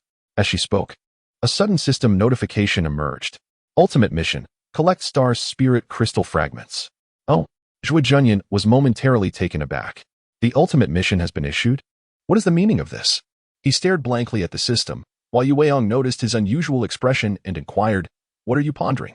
Zhuo Junyan dismissed the system and casually remarked, "I was just reflecting on how I've been so preoccupied with killing lately that I have scarcely had the opportunity to contemplate certain issues, let alone read a book." Yu Weiyang was momentarily stunned. Zhuo Junyan sighed. "After this matter concludes, I shall take the time to thoroughly explore the history of this world. The truth is always concealed within history." Yu Weiyang found it difficult to comprehend the man's line of thought. After a long pause, she finally asked, "I have a question." "What is it?" "If I had not killed Li Rudu earlier, would you have been able to save yourself?" Upon hearing this, Zhuo Junyan chuckled. After a moment of contemplation, he replied, "You are a rather unfortunate girl." "What do you mean?" "It means you often engage in futile endeavors." Yu Weiyang understood. "So, the last time at the dock, my saving you was futile, and this time is no different? I have never truly saved your life. But at least you acted, and your intentions are appreciated." Zhuo Junyan stretched lazily. "Now sleep. Rest early, for there is much to accomplish tomorrow." With that, he lay down. Suddenly, Yu Weiyang asked, "By the way, why do you hear singing when you battle?" Zhuo Junyan smiled. "Just consider it the world providing me with accompaniment." Absurd. Ridiculous. Laughable. Perhaps. Maybe. So she drifted off to sleep. In a daze, Zhuo Junyan felt the chill within the room gradually intensifying as Yu Weiyang trembled in response. The shop lacked both beds and bedding. Even if they existed, they would serve no purpose. Yu Weiyang lay on the ground, fully clothed, shivering uncontrollably. Observing her condition, Zhuo Junyan sighed and approached her, saying, "I do not wish to take advantage of you, but you must strive to calm your mind." As he spoke, he wrapped his arms around Yu Weiyang. Instinctively, she wanted to withdraw, yet the warmth enveloping her was difficult to resist. Nestled in Zhuo Junyan's embrace, she felt the strength of his arms, and her heart inexplicably found tranquility as the surrounding chill gradually receded, though her shivering persisted, not from the cold, but from tension. Leaning against a pillar, Zhuo Junyan gazed at her pale, frozen face and sighed again. Patting her back, he said, "Sleep now. It will be all right." Yu Weiyang's trembling body began to stabilize slightly. She rested her head on Zhuo Junyan's thigh and soon drifted into a deep slumber. When she awoke, daylight had already broken. Yu Weiyang glanced around, discovering the room was empty, and a wave of anxiety washed over her. The chill returned as the wind and snow stirred within the room. Fortunately, Zhuo Junyan appeared just in time. "Calm down." Seeing him, Yu Weiyang breathed a sigh of relief and whispered like a little girl, "I thought you had left." He gestured to the basin, toothpaste, and toothbrush in his hand. "What is this?" she asked, puzzled by the items. "A toothbrush and toothpaste. They are much more effective than salt," Zhuo Junyan replied, moving closer to teach her how to use them. "Would you like to give it a try?" Yu Weiyang nodded. As Zhuo Junyan took her small hand, he was struck by its softness and smoothness, reluctant to let go. He led her into the courtyard to fetch water and handed her the toothbrush. "This is the only one. I've used it. If you don't mind." Yu Weiyang hesitated, gazing at the toothbrush, but ultimately accepted it. She gently placed it in her mouth, following Zhuo Junyan's instructions to brush up and down, quickly producing a mouthful of foam. Feeling the refreshing sensation and gazing at her reflection in the water, she chuckled softly. "This is quite amusing." Leaning against the flowering tree, Zhuo Junyan admired her delicate features, saying, "If you like it, I'll give it to you." "No, I'll buy my own," she replied, her stubbornness evident in her eyes, which held a subtle refusal of Zhuo Junyan's offer. The mere willingness to use his toothbrush was already a small miracle. Zhuo Junyan chuckled. "If you can manage to buy it, I will concede." Yu Weiyang rinsed her mouth, spitting out the foam. "Did you make this?" she inquired. "Well, sort of." Zhuo Junyan replied with a smile. "This is quite convenient. Perhaps you could even make a fortune selling toothpaste." "Indeed, but I'm not interested," she said, a hint of irritation creeping into her voice. When she was angry, her brows arched and her eyes sparkled like the moonlight, radiating a warmth akin to spring. With a slightly annoyed tone, She asked, "Why must you resort to killing? Isn't it better to live peacefully?" "Because that is not my destiny," Zhuo Junyan replied, turning his gaze to the empty ground, observing the ants scurrying about. After a considerable pause, he declared, "The purpose of my existence here is not to bring peace to everyone." He was reluctant to engage in this discussion with Yu Weiyang. As she finished her grooming and approached, he adjusted her hair, scrutinizing her closely before remarking, "You appear somewhat haggard, yet you remain a beauty." Instead of feeling embarrassed by his teasing, Yu Weiyang's heart sank. After all, time would inevitably take its toll, and all too soon. Xianling. Suddenly, she recalled Du Xianling, feeling that fate was cruel indeed, intent on rendering both of them into such a state.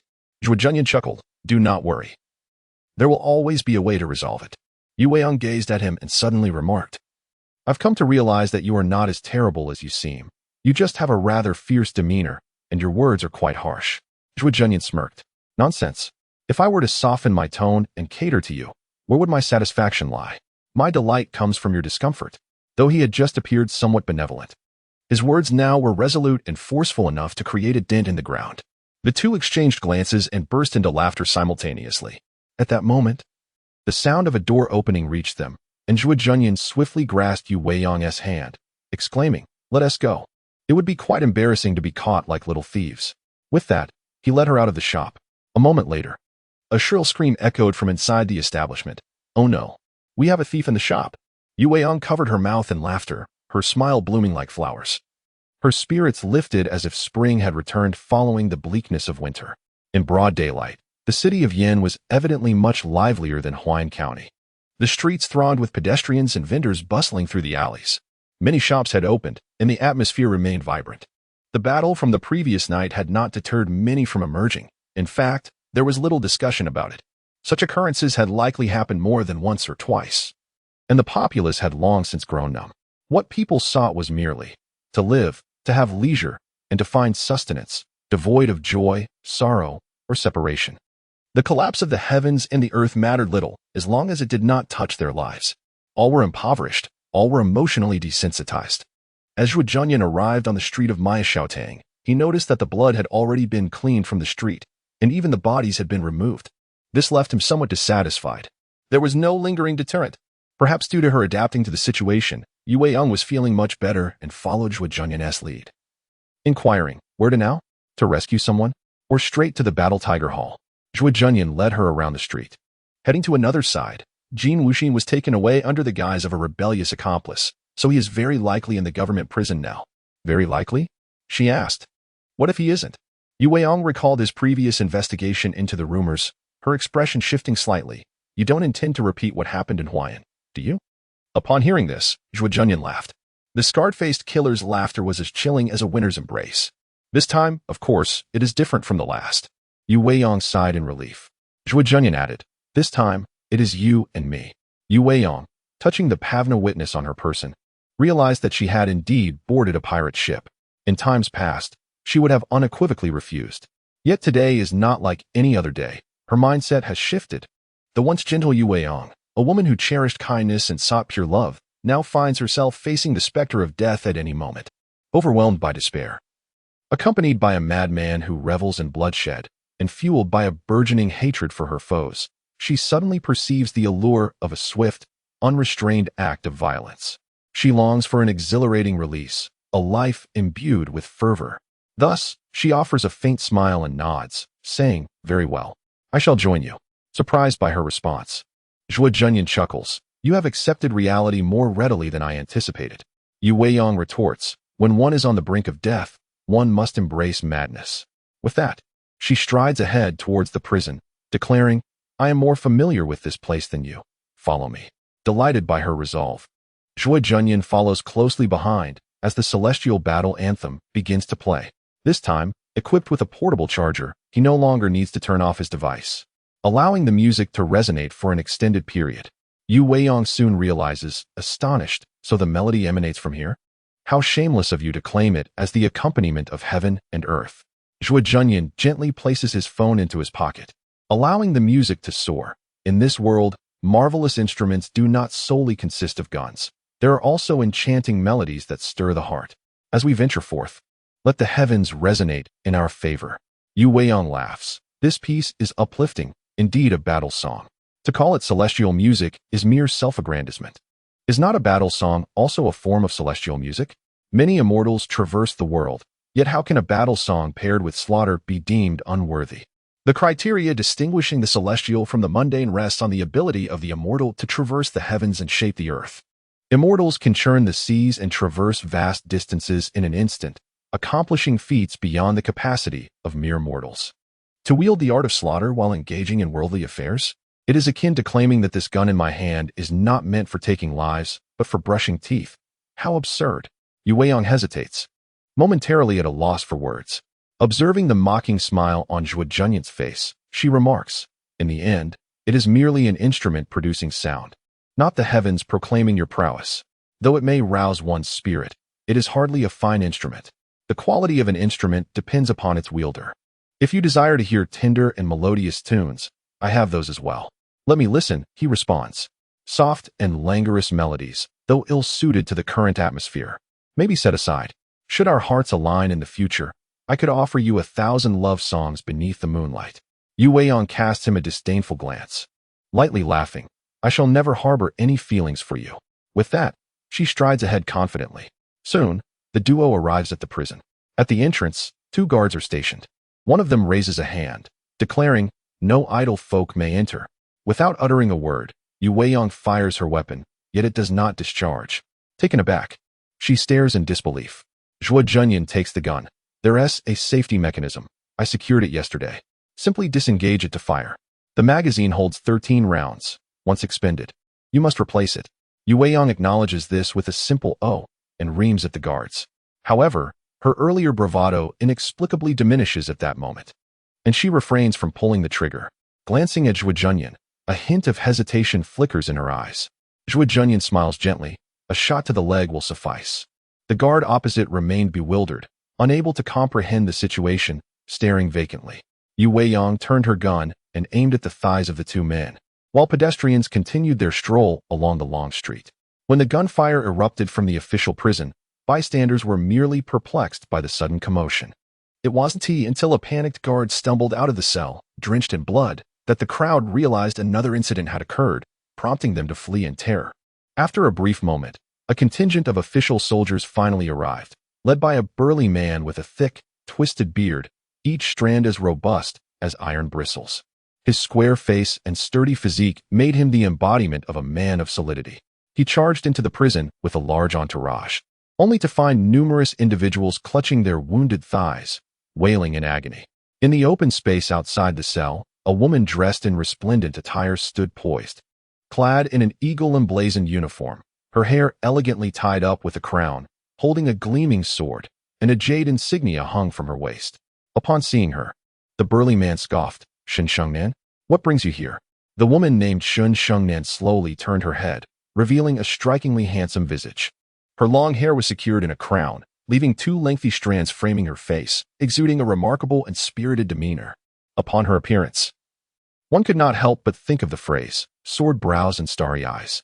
Although typically used to describe men, it fittingly described her as well, a splendidly charismatic woman of androgynous allure.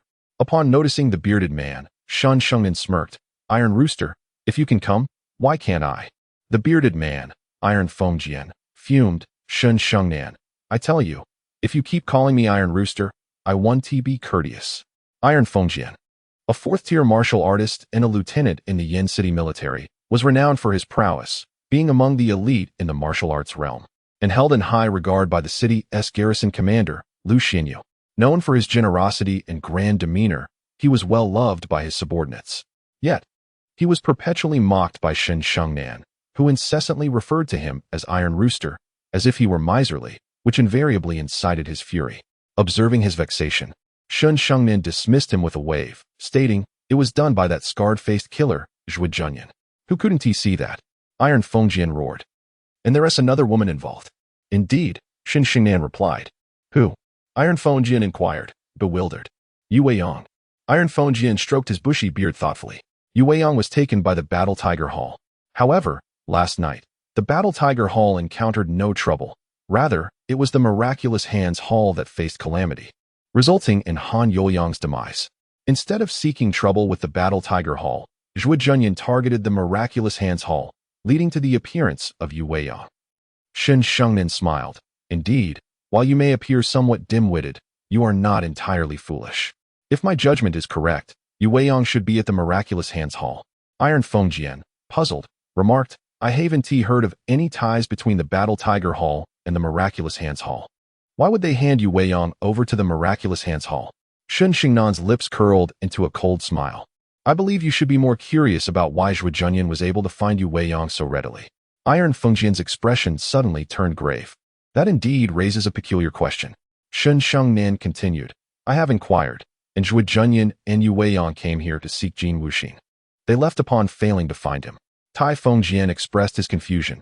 How could Scarface easily locate Yu Weiyang yet remain oblivious to Jin Wuxin's whereabouts? Shen Xingnan replied with a thoughtful hum. This individual is quite peculiar. By the way, I have just received news from the Battle Tiger Hall that this person possesses the ability of object manipulation. Tai Fengjian's expression shifted. So he is indeed an extraordinary being. Could this be linked to the 10,000 Sword Sect? Shen Shengnan shook her head.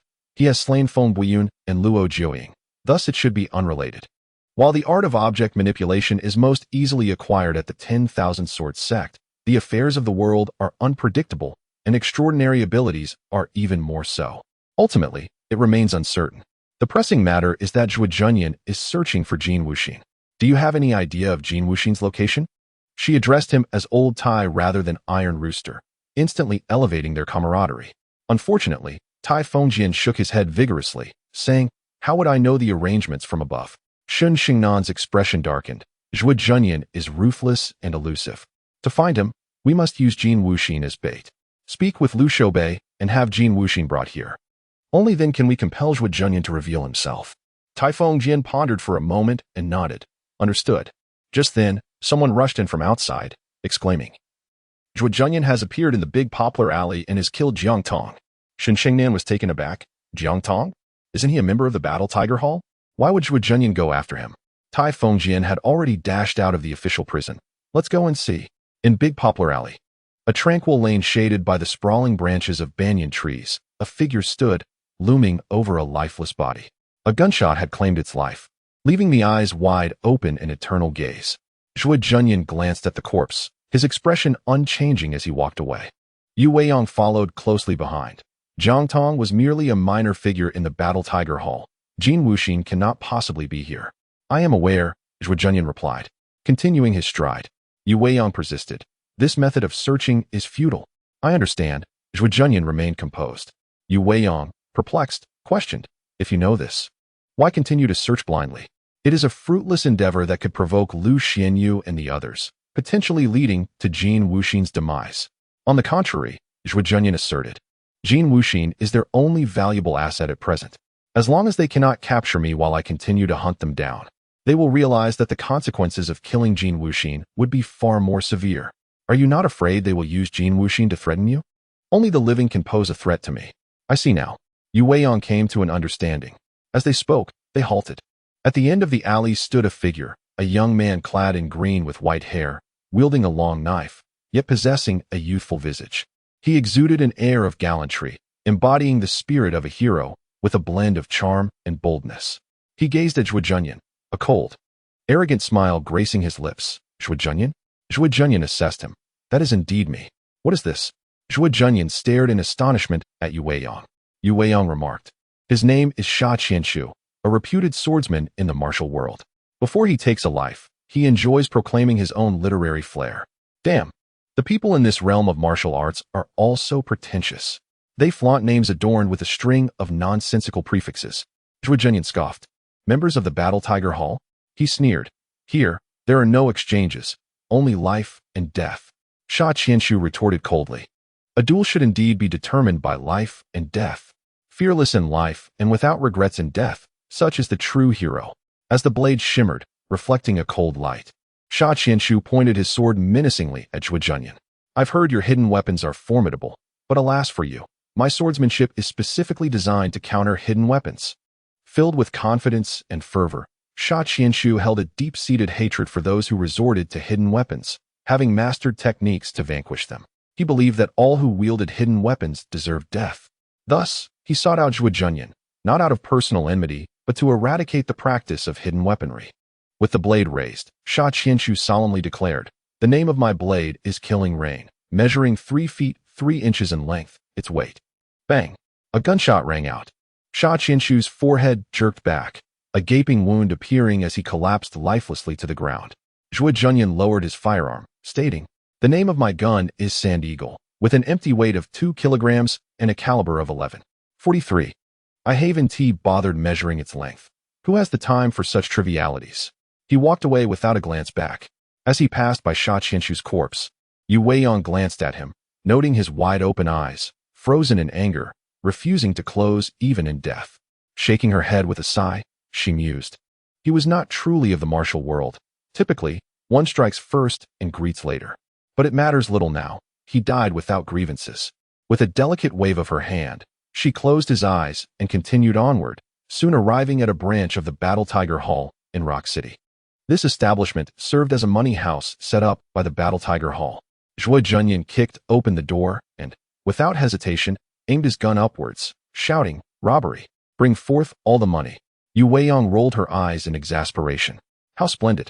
Now he no longer needed an excuse to seek Jin Wuxin.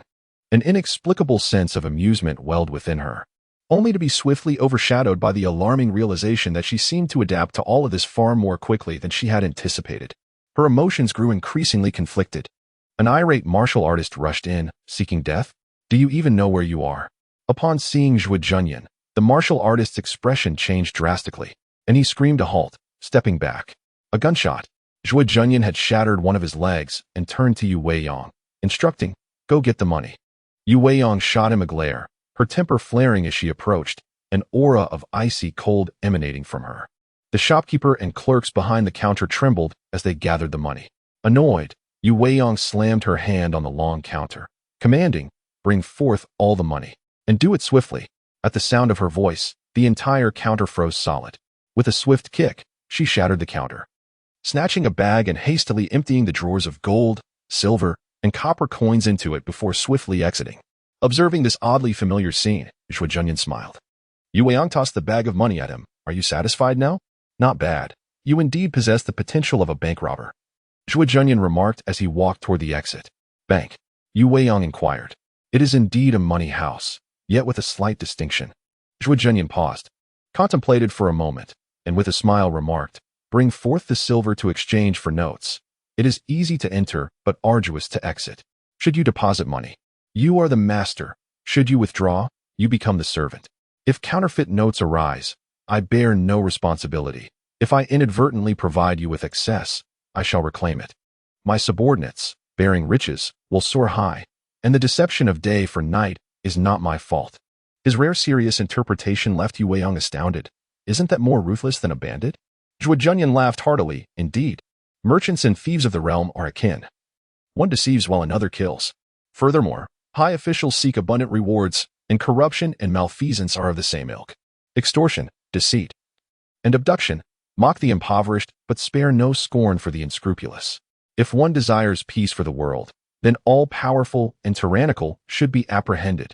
As he spoke, his hand swiftly descended with a blade, his visage radiating menace. Yu Weiyang shook her head and sighed. This may be excessive, yet indeed, there are many deserving of capture and execution. The two exited the money house. Just outside, the bag in Zhuo Junyan's hand had vanished without a trace. Yu Weiyang gazed at him in astonishment. What happened to the money bag? Suddenly recalling something, she grew even more perplexed, from yesterday until now. You must have used quite a few bullets, yet I see no magazines on your person. Zhuo Junyan quickened his pace. Hurry along. Do not dwell on these trifles. Finally, Yu Weiyang realized something, her eyes widening in astonishment as she looked at Zhuo Junyan. The treasures of Shumi. Hush. Zhuo Junyan raised a finger to his lips. Bang. The door of yet another money house was kicked open, this time belonging to the Honglu gang. Yu Weiyang, exuding an air of ferocity, entered and fired a shot at the ceiling, loudly declaring, "Robbery. Bring forth all the money, or face death."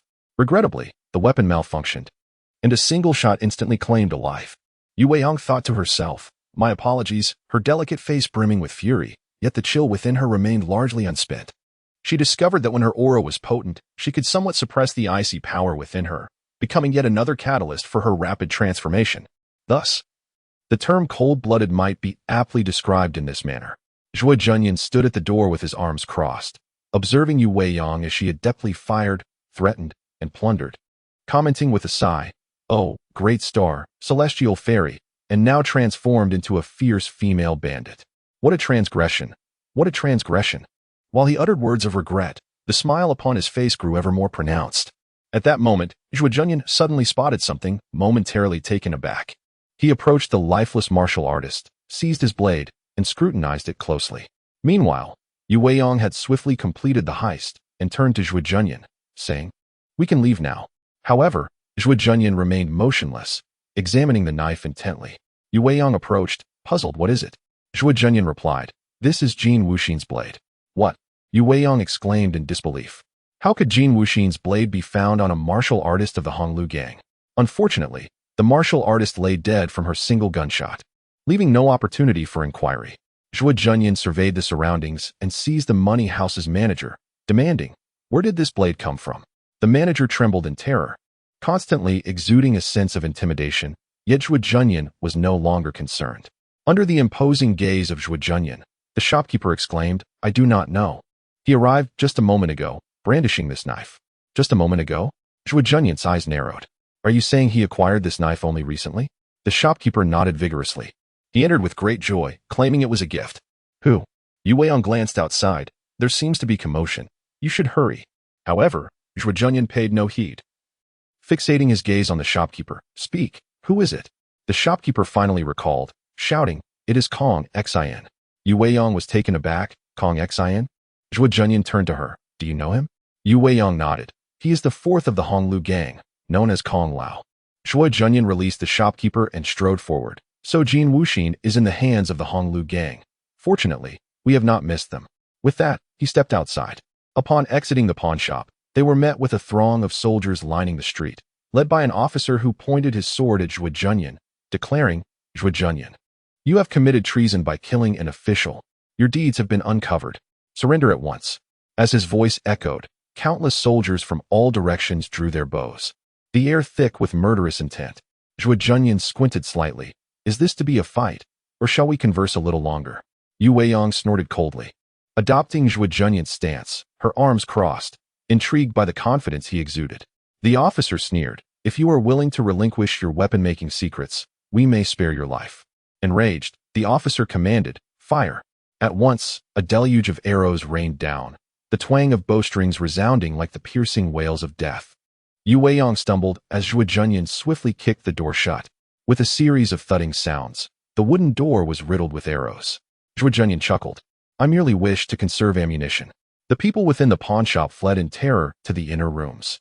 Meanwhile, Zhuo Junyan produced an imposing firearm, mounted on a stand, with a large wooden crate beside it.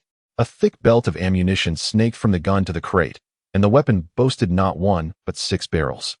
Yu Weiyang stared at the contraption in astonishment. "What is this?" Zhuo Junyan leveled the gun at the door, a wicked smile on his lips. "A Gatling gun. Also known as the God of Fire. I prefer the name God of Fire. It has a certain flair." "Flair?" Zhuo Junyan grinned mischievously. "Flair is the essence of sensation. It is a universal human experience, varying in intensity. All pursuits in life stem from the quest for sensation, emotional, physical, the thrill of killing, the satisfaction of hunger. The experiences of coming and going, love and desire, all are sensations, each with its own exquisite flavors." Yu Weiyang interjected, "Enough? Can you not relate everything to that?" Zhuo Junyan replied with a laugh, "I am merely stating facts. The pursuit of life is, after all, the pursuit of various sensations, psychological and physiological."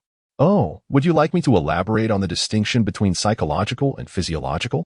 Yu Weiyang's face paled. "No need. I can imagine." Zhuo Junyan erupted in hearty laughter. "Then you have not erred." Yin Weiyang found herself at a loss for words, hastily shifting the topic. "What use does this serve?" "You will soon find out," replied Zhuo Junyan as he switched the music. An anthem of war surged forth, heralding the arrival of iron and blood.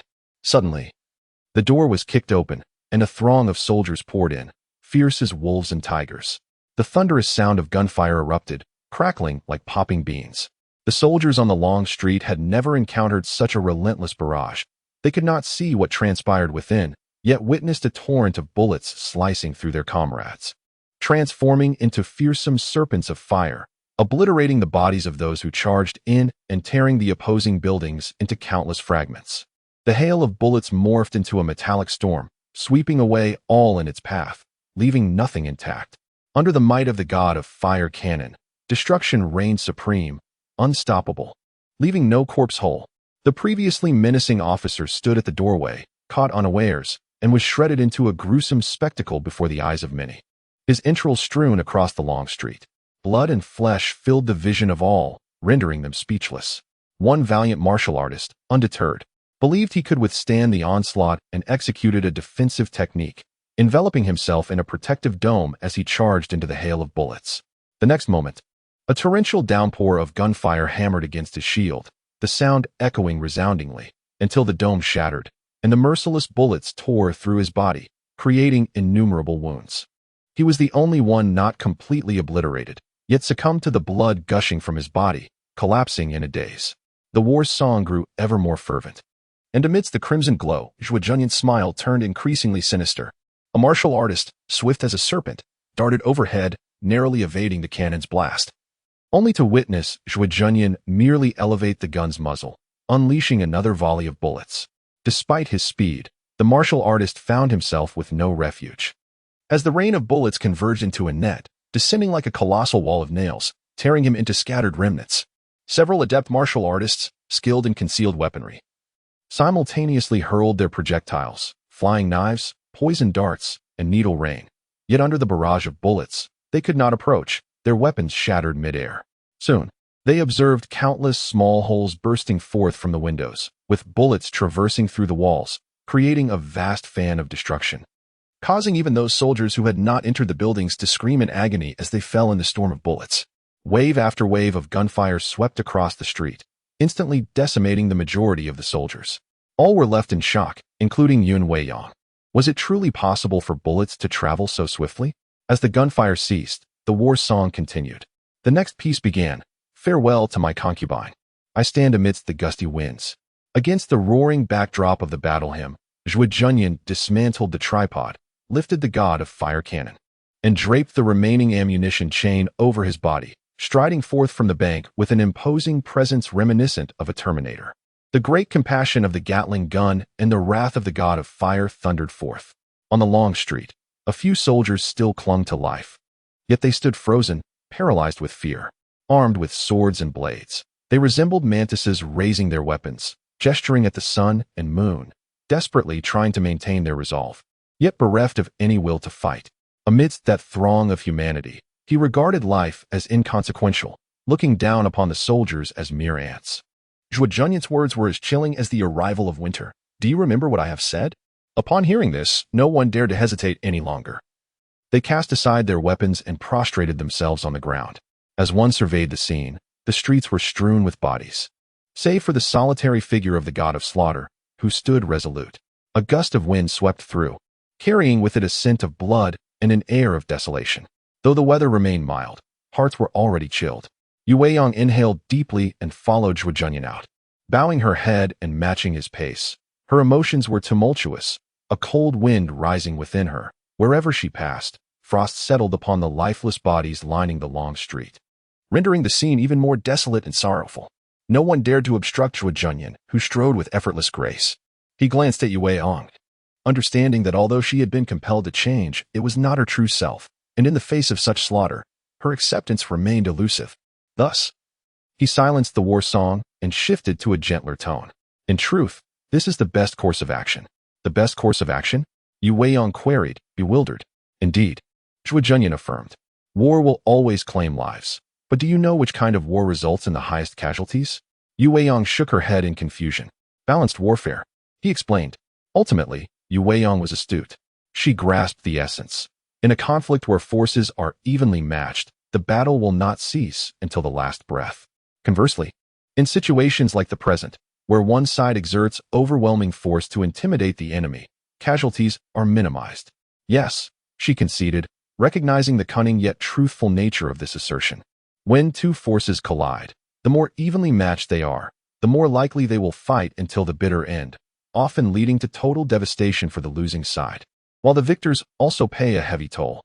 In contrast, despite the visible carnage, the actual number of fallen soldiers was merely in the dozens, with injuries numbering in the hundreds. The medical practices here far surpassed those of Earth's bygone era, and with the prevalence of martial training, the occurrence of immediate fatalities was relatively rare. Zhuo Junyan's formidable presence shattered the morale of all, rendering further bloodshed unnecessary. Nevertheless, Yu Weiyang still felt a sense of discomfort. She longed to voice the question, could they not refrain from fighting?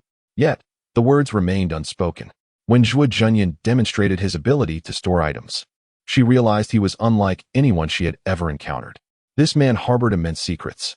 He possessed mysterious and powerful weapons, claimed amnesia, yet exhibited no traits of a forgetful person. Everything about him was shrouded in enigma. His thoughts, his speech, his demeanor, and his abilities were all extraordinarily distinct. Even his mannerisms were remarkably different, although he insisted that his intimidation was intended to reduce slaughter. Yu Weiyang could still sense that there were ulterior motives lurking behind his words. Yet, on the other hand, Zhuo Junyan was not lying. As they departed the battlefield along the ancient streets, Yu Weiyang pondered deeply. After a while, she suddenly asked, "Are you a celestial being? An envoy from the heavens?" "There are many," she replied. "Indeed, too many. Countless individuals falsely claim to be reincarnated deities or to receive divine protection. Whether true or false remains uncertain. To ascertain who the former hosts are through this method is, indeed, no simple task." He chuckled and remarked, "You may perceive me in that manner." He neither confirmed nor denied, for there was no necessity to do so. The term extraterrestrial visitor could equally be interpreted as celestial being. Yet, such distinctions are trivial. What truly matters is your possession of the power to govern your own destiny. Yu Weiyang did not anticipate his candid acknowledgement. Her beautiful eyes sparkled with curiosity.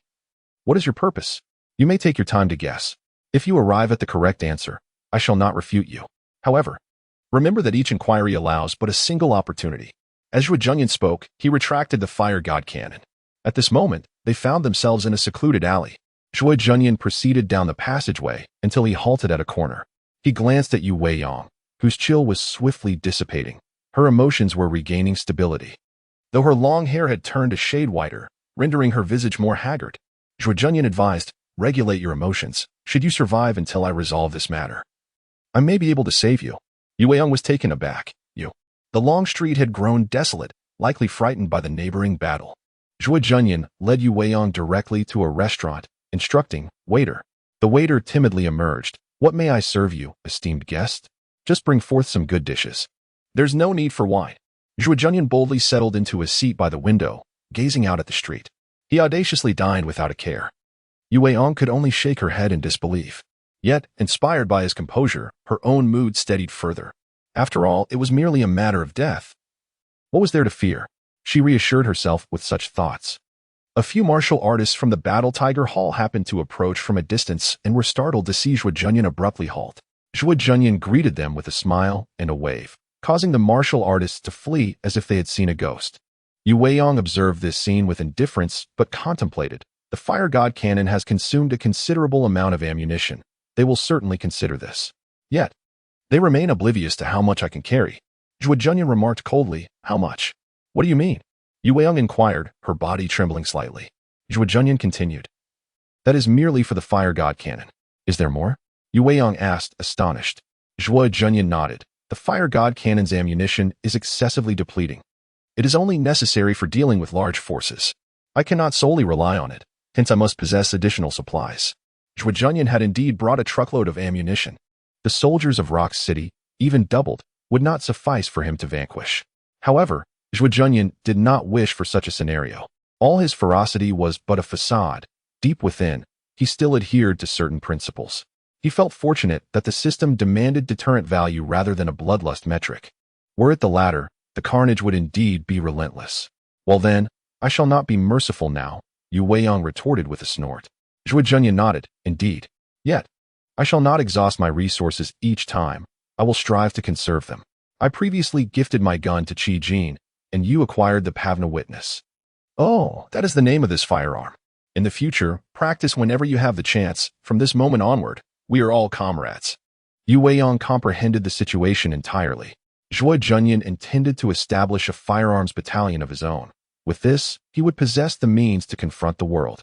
As the sole provider of ammunition, he scarcely needed to fear betrayal from others. Yu Weiyang remarked, "Others believe you only have a small county, unaware that your true reliance has never been on sheer numbers." Zhuo Junyan smiled faintly. "That cannot be entirely accurate. With a larger territory, it is always advantageous to have more allies. Do you aspire to be an emperor?" Yu Weiyang inquired. Zhuo Junyan shook his head. "I have no interest in being an emperor." "Then what do you truly desire?" Yu Weiyang asked, puzzled. Her casual question seemed to stir something deep within Zhuo Junyan. As his expression twitched, revealing a hint of sorrow. "What is wrong with that question?" Yu Weiyang wondered. Zhuo Junyan gazed down the long street, a shadow of melancholy crossing his features. He murmured, "This time, you have caught me off guard. Damn it, I truly do not know why I am here." Yu Weiyang was taken aback. In that moment, observing Zhuo Junyan's sorrowful gaze, she suddenly understood. This man, too, harbored his own confusions, yet he never spoke of them, never voiced his thoughts. Even amid life's uncertainties, he remained resolute. Inside the restaurant, the waiter served a portion of beef and several side dishes. A firearm lay across the table, while their feet rested on the long bench. Zhuo Junyan drank heartily and devoured the meat without an ounce of refinement. It was as if the street gunfight had no bearing on him. In his view, the world was vast, but his appetite was greater. While eating, he shook his head. "It's rather mediocre, though I cannot fault their skills. Next time, I shall bring some seasonings and cook myself." Yu Weiyang propped her chin in curiosity. "What is the celestial realm like?" Her tone was laced with a delightful innocence, a charm that was utterly unintentional. "Can one visit your place?" she asked, surprised. "Yes, but certain conditions must be met." "What conditions?" Zhuo Junyan laughed, his eyes squinting in mirth. He leaned closer to Yu Weiyang. "Murder. Kill many, many people. Instill fear and compel submission." Yu Weiyang was momentarily stunned. Zhuo Junyan continued to laugh, a smile imbued with defiance, tinged with mockery, as though he were ridiculing her and himself simultaneously. "So, is this your justification for the incessant killings?" A melodious voice resonated from behind. It carried a chilling undertone, sharp and resolute. Not far behind them, a woman clad in fine garments sat, a long sword resting on the table. The wind tousled her hair. Her brows were fierce, embodying the spirit of a valiant swordswoman. "Shengnan." She slammed her palm on the table, sending bowls and chopsticks flying. "Absurd. With a few mechanical contraptions and supernatural skills, you dare to proclaim yourself a celestial being, even to the extent of killing officials and inciting rebellion?" Zhuo Junyan, "Do you truly believe this land is devoid of heroes?" Her voice rang like forged iron, filled with unyielding spirit. What a fiercely determined girl she was. Though it was a pity to overshadow such a splendid visage. Zhuo Junyan finally turned, fixing his gaze upon Shengnan, his hands cradling a large bowl of wine. With a single gulp, he laughed and inquired, "I too am quite curious about this matter. Tell me, which is the greater sin, the slaughter of countless souls or the self-proclamation as a celestial being?" The sound of a sword being drawn resonated like a bell. The blade pointed far ahead, its aura penetrating. The intent of the sword was formidable, and the brows furrowed fiercely. "You evaded my question." Zhuo Junyan expressed his dissatisfaction and turned to Yu Weiyang, asking, "What is the role of the gate inspector?" Yu Weiyang replied, "The deputy of the head of the inspection bureau, a position of authority, not merely a clerk." "Ah, so it equates to that of a deputy director?" Quite a significant rank, Zhuo Junyan realized. Yu Weiyang sighed. Her name is Shengnan, a peak martial artist of the Third Realm, the most renowned female bounty hunter of Yinqing, hailing from the Qingfeng sect, and also an extraordinary individual. Qingfeng sect? Zhuo Junyan was taken aback. The Qingfeng sect? One of the 9 major sects? Not a side branch. Yu Weiyang gently shook her head. This indeed conferred a prestigious identity. It is crucial to understand that the 9 major sects are not merely the 9 sects of the Moon Dynasty, but encompass the entirety of the Eastern continent. Thus, in the realm of the Moon Kingdom, there exists only one true top-tier sect, the Wanjian sect, while the other major sects here are either direct branches or subordinate sections. In such circumstances, the genuine direct disciples are exceedingly rare. Shengnan represents a branch disciple of the Qingfeng sect, and although she is merely a branch disciple, she is still a direct descendant, holding a significantly higher status than that of a side branch. The Qingfeng sect is famed for its speed. with its fundamental technique being the eternal sky cloud technique. Many of its extraordinary disciples possess the ability to fly, adept at harnessing storms, making it a true sect capable of soaring through the skies, far more reliable than the sword flight of the Wanjian sect. However, such prowess is not enduring. This world can achieve many feats unattainable on Earth, yet limitations exist, and absolute dominance is non-existent, nor are there inviolable methods. This also explains why Shen Xingnan could appear here silently. She initially intended to ambush and capture Zhuo Junyan directly, but in that fleeting moment as she approached, she found herself obstructed by a golden barrier. Moreover, a desert eagle had emerged from beneath her arm, aimed at her, yet it did not fire. That instant was an intangible contest, leading to this exchange. Thus, Zhuo Junyan recognized that this woman was indeed a resolute character, far from being a trifling figure. Now that he knew Shen Xingnan was a direct disciple of the Qingfeng sect, his interest intensified. A direct disciple. Complete techniques. However, the heart of wisdom is merely meant for a fleeting perception of the wind, lacking substantial potential for advancement. Zhuo Junyan was in urgent need of a truly top-tier technique to make the most of his spare time.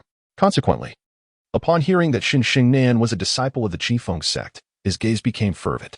Though not a lecher in this moment, his gaze bore a resemblance to that of one filled with avarice. Capture her. This was the singular thought occupying Zhuo Junyan's mind at that moment. Shen Xingnan, unaware of the myriad thoughts swirling in Zhuo Junyan's mind, noted the stark change in his demeanor upon learning of her affiliation with the Qingfeng sect, displaying a predatory eagerness, which left her perplexed. What could this imply? Is he intent on forcibly seizing me? On the long street, a resonant voice echoed, Xingnan. I told you this lad would be troublesome, did I not? It would be best for us to join forces and subdue him together. The words were as solid as bronze and wrought iron. Each word resonated with strength, its essence abundant. Clearly, a formidable individual stood before them. Yu Weiyang remarked, Tai Fengjian. The military officer, a disciple of the Unbreakable sect. A disciple of the Unbreakable sect? Another heir of one of the 9 major sects, indeed. The grand cities boast numerous disciples from prestigious lineages. However, regrettably, this holds no value for Zhuo Junyan. He already possesses the indestructible skill. Zhuo Junyan glanced at Yu Weiyang. You seem to know quite a few people? Yu Weiyang chuckled softly. The heavenly fragrance boat traverses various realms, and the dignitaries all come to pay their respects.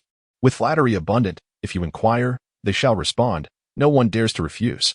I journey with the vessel through the world, accustomed to witnessing the myriad faces of humanity. Yet, aside from you, I have not encountered a man who would regard me with such wariness, manipulation, and exploitation, showing no appreciation whatsoever. Zhuo Junyan laughed. Thus, it appears you possess unfortunate luck. The one man capable of capturing your heart treats you poorly.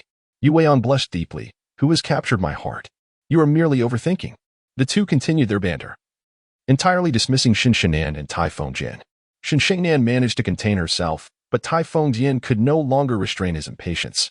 He drew his long knife and declared, I have heard that your golden bell shield is quite remarkable, possessing tremendous power, and your foundational techniques bear some resemblance to the Unbreakable sect's indestructible skill. Yet, Zhuo Junyan finally acknowledged him. And what of it? Who taught you? No one needed to teach me. I learned because I desired to. What audacity! To dare to steal the secret arts of my sect. If one dares to kill, what courage is required to learn the techniques of the sect? Seeking death. Tai Fengjian's battle knife danced wildly, the winds rising, his formidable energy targeting his foe. Shen Xingnan stood upright. Tai Fengjian, stand down. The blade halted midair, yet the winds continued, the atmosphere still charged. Tai Fengjian glared at Shen Xingnan. What are you doing? Shen Xingnan retorted sharply. Zhuo Junyan has already committed treason and murder. Do you think he still cares about the secret arts of your sect? I see now. She turned to Zhuo Junyan. Upon hearing that I am from the Qingfeng sect, your face lit up with delight. You intend to. Zhuo Junyan grinned. Indeed. If I capture you, the eternal cloud-soaring skill of the Qingfeng sect shall be mine. Tai Fengjian stood in astonishment, his mouth agape. You. Zhuo Junyan sneered. As Shen Jianmen said, I have already committed treason. Why would I concern myself with your trifling 9 major sects? A madman is inherently reckless. Why fear a strong opponent? What of the 9 major sects? I shall claim all the martial arts of this world. What audacity! Suddenly, a thunderous roar echoed from the sky. You seek death. A colossal golden palm descended from above. As the golden imprint fell, Zhuo Junyan brandished the fire god cannon. Raising the golden bell shield before him, he aimed the cannon skyward, unleashing a barrage of frantic shots. The ferocious bullets pierced through rooftops, soaring toward the heavens, striking the golden palm imprint with a brilliant display of light, akin to a bombardment upon a protective shield, exploding violently in the air, raining down bullets like a tempest. Despite the might of the golden palm, it maintained its oppressive force, shimmering as it descended, with vast voids coalescing within its palm. Boom! The roof of the restaurant collapsed with a single strike, the shattered imprint crashing against the golden bell, resulting in a thunderous roar that reverberated in all directions. The golden bell itself bore witness to extensive cracks, while the imprint vanished without a trace. Zhuo Junyan unleashed a relentless onslaught with his fire dragon, while the twin sand eagles fixated their gaze on Shun Shengnan and Tai Fengjian, respectively. The fiery serpents traced brilliant arcs across the sky, leaving all spectators in a state of astonishment. Such a concealed weapon possessed the might of thunder. In the next moment, an enraged roar erupted from the heavens. "You little rascal, what a contraption! I shall settle the score with you next time." With a swift whoosh, the voice vanished. Zhuo Junyan finally ceased the fire god cannon, his own expression darkening. A formidable opponent indeed. Undoubtedly a fifth-level martial artist, and likely at the pinnacle of that realm. The fifth level is heralded as the apex of mortals. Its internal power, having reached a substantial level, manifests in a display of tempestuous grandeur. An overwhelming presence that is difficult to contend with, gradually forming a momentum of its own. This so-called momentum signifies the foundation of transformation. In the martial realm, one cultivates energy, while in the transformative realm, one cultivates momentum. They can command legions. While the claim of commanding legions may be an exaggeration, the undeniable presence here transcends the ordinary, elevating it beyond the mundane. Those who achieve transformation can condense momentum into a sharp edge, which becomes blades, swords, and various weapons. The essence of sword energy and blade intent is derived from this. Hence, when individuals from the martial realm strike, it remains a matter of fists and feet, with discernible traces.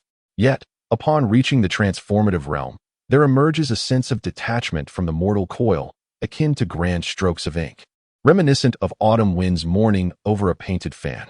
The individual before us, having garnered a third of momentum and a hint of poetic essence, unfortunately, is not a true poet. His essence lies in overpowering others, thus placing him at the pinnacle of the martial realm. Nonetheless, he is not without merit, capable of withstanding a fair share of the fire god cannon's might. However, this very strength leads him astray. Such power may endure dozens of strikes, but to withstand hundreds is sheer folly. Yet, observing his robust demeanor as he departed, it was apparent that he had sustained few injuries, indicating he had not genuinely braved the onslaught. Damn it, does he truly merit the grandeur he displayed upon arrival? What truly gnawed at Zhuo Junyan was the relentless barrage of bullets. The rapid-fire capability of the fire god cannon resulted in hundreds of rounds being discharged within moments, depleting an entire ammunition box.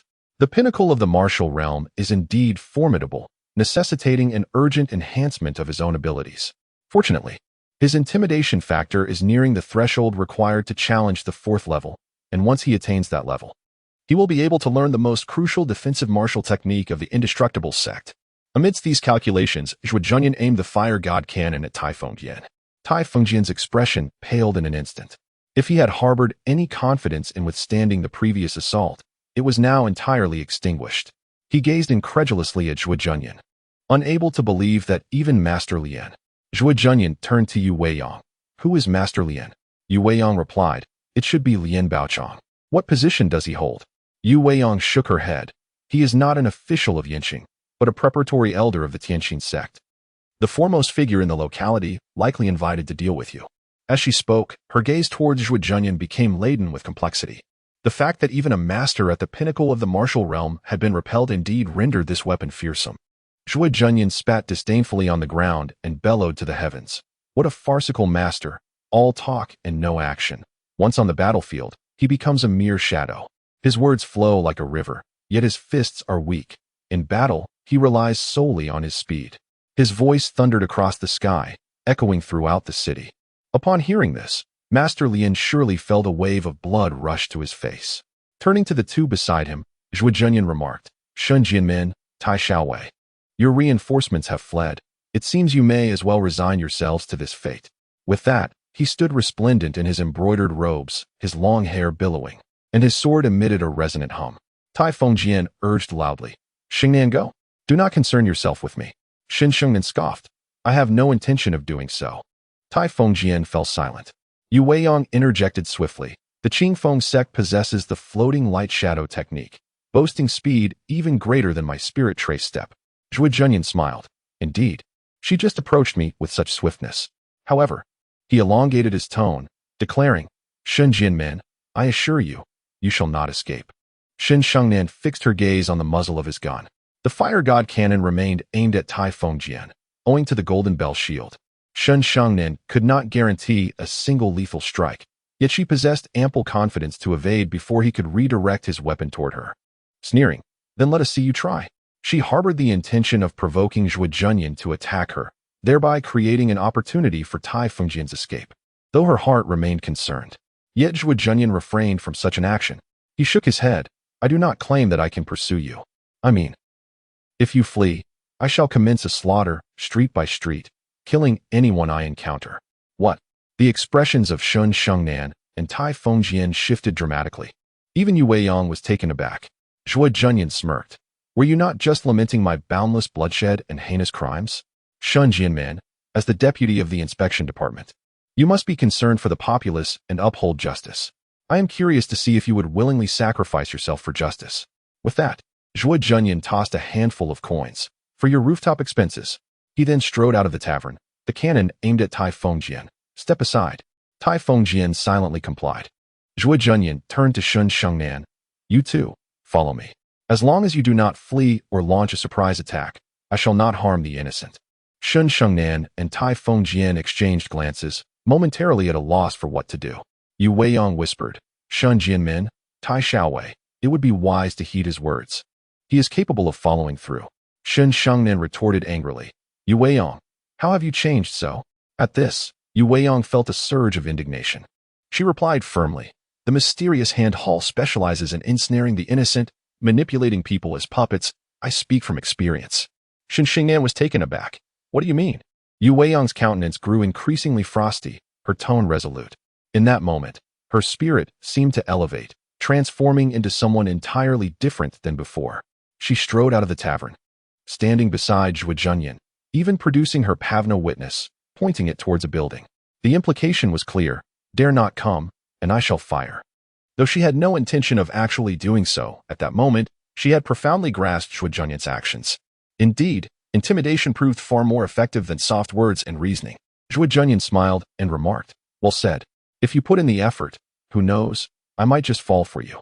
Yu Weiyang cast him a sidelong glance, proudly lifting her graceful neck. In that moment of reprimanding Shen Shengnan, it felt as though she had undergone a spiritual cleansing. If her previous state was one of despair and ultimate madness due to a hopeless existence, at this moment, she was imbued with a sense of righteous mission. With tyrants reigning and the authorities ineffectual, why not let Zhuo Junyan cleanse the sinful land? On the long street of Yinqing, a peculiar scene unfolded. Zhuo Junyan, wielding the fire god cannon, marched alongside Yu Weiyang, followed closely by Shen Shengnan and Tai Fengjian. Further behind trailed a group of soldiers. The townsfolk, upon seeing these figures, hurriedly shut their doors, peering through cracks in windows, trembling with a mix of fear and curiosity, some even silently urging, "Kill, kill. Make the pristine earth truly clean." Not far off, a detachment of soldiers approached, glancing at Zhuo Junyan and then at the intimidating fire god cannon, silently veering away. Others, gripped by fear, simply collapsed to the ground. It was becoming a local norm not to harm those who lay down. Thus, the group strolled through the streets as if parading, their presence inciting chaos among the chickens and dogs. Tai Fengjian, puzzled, surveyed the surroundings and remarked to Shen Shengnan, "It seems we have passed this intersection before." Shen Shengnan huffed, "Indeed. But where is he headed? Is he lost?" Tai Fengjian scratched his head in confusion. Shen Shengnan replied coldly, "The streets of Yinqing are laid out in a uniform grid. Both length and width are equal. He has traversed the long street and covered the entire city. There is no way he could be lost." Tai Fengjian, bewildered, questioned, "Then what is his intention?" No one dared to obstruct him. The fire god cannon was too fearsome. Even Lian Bao Chong at the peak of the fifth realm had been repelled. Under such circumstances, who would dare to seek their own demise? It was likely that the city defenders, Wu Yingbai and Lu Xianyu, were feigning ignorance in their residences. After completing 2 full circuits around Yinqing and ensuring that the aura of intimidation had sufficiently accumulated, Zhuo Junyan checked the system, 6,400. This city, rich in resources, was not even a large one. With no gunfire from behind, he had amassed such a considerable sum entirely from the residual effects of his presence. Zhuo Junyan estimated that after a few more days of such endeavors, Yinqing could yield tens of thousands of intimidation points. Naturally, Zhuo Junyan could not simply watch this bounty accumulate. He intended to harness it for his own advancement. First and foremost, he elevated his internal cultivation method. His foundational attributes now stood at organs 12, skin and bones 12, vitality 7, meridians 5, with an internal energy of 120. Zhuo Junyan ascended directly to the pinnacle of the 4th realm. Remarkably, this tripartite enhancement only consumed 2,200 intimidation points. Zhuo Junyan realized that this was due to his heightened comprehension. His understanding had risen to 11, thus accelerating his cultivation speed and reducing the cost of enhancing his internal methods. Originally, this tripartite cultivation would have required 3,300 points, but he had saved a third. Indeed, innate attributes are formidable. Who knows what further advancements lay ahead? Due to a lower than anticipated consumption of deterrence, Zhuo Junyan unexpectedly saved over 5,000 units of deterrence. He promptly chose the defensive martial art he had long coveted, the golden body battle technique. This technique could be regarded as the very essence of the indestructible sect's martial arts, remaining beneficial even through to the ultimate realm of cultivation. Moreover, it possesses both active and passive attributes, meaning that upon mastering this skill, one's defensive capabilities would be significantly enhanced. Once invoked, it renders the practitioner as resilient as adamantine, capable of withstanding formidable strikes. For Zhuo Junyan, the most troubling aspect was the threat of ambushes and assassinations. Previously, Shun Xingnan's surprise attack had posed a genuine danger to him. Had it not been for his acute hearing and the timely activation of the Golden Bell Shield, he might have met his demise. Shun Xingnan was merely a 3rd-level martial artist, yet had her strength been greater, Zhuo Junyan might not have detected her approach.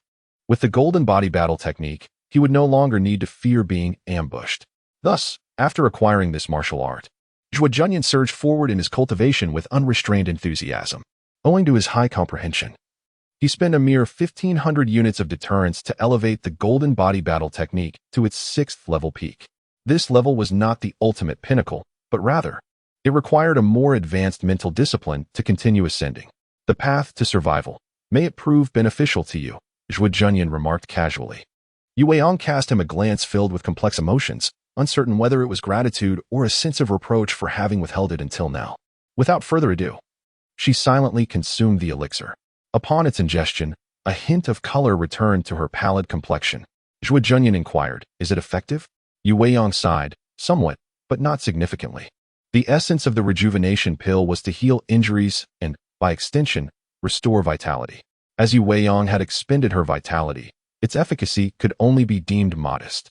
Understanding this, Zhuo Junyan discerned that perhaps the longevity pill, which could extend one's lifespan, would have a more pronounced effect on Yu Weiyang. Unfortunately, he currently lacked honor points and could not access the means to procure one. He remarked, "The longevity pill might be beneficial if the opportunity arises. We could visit the Cloudy Dance sect, where perhaps we might acquire such a remedy." Yu Weiyang bit her lip. "Are you truly intent on offending every sect in existence?" Zhuo Junyan chuckled lightly. "I am indifferent."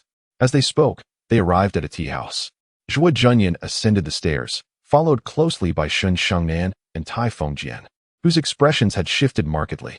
Zhuo Junyan's change in course signified that he was finally prepared to take decisive action, actions of great consequence.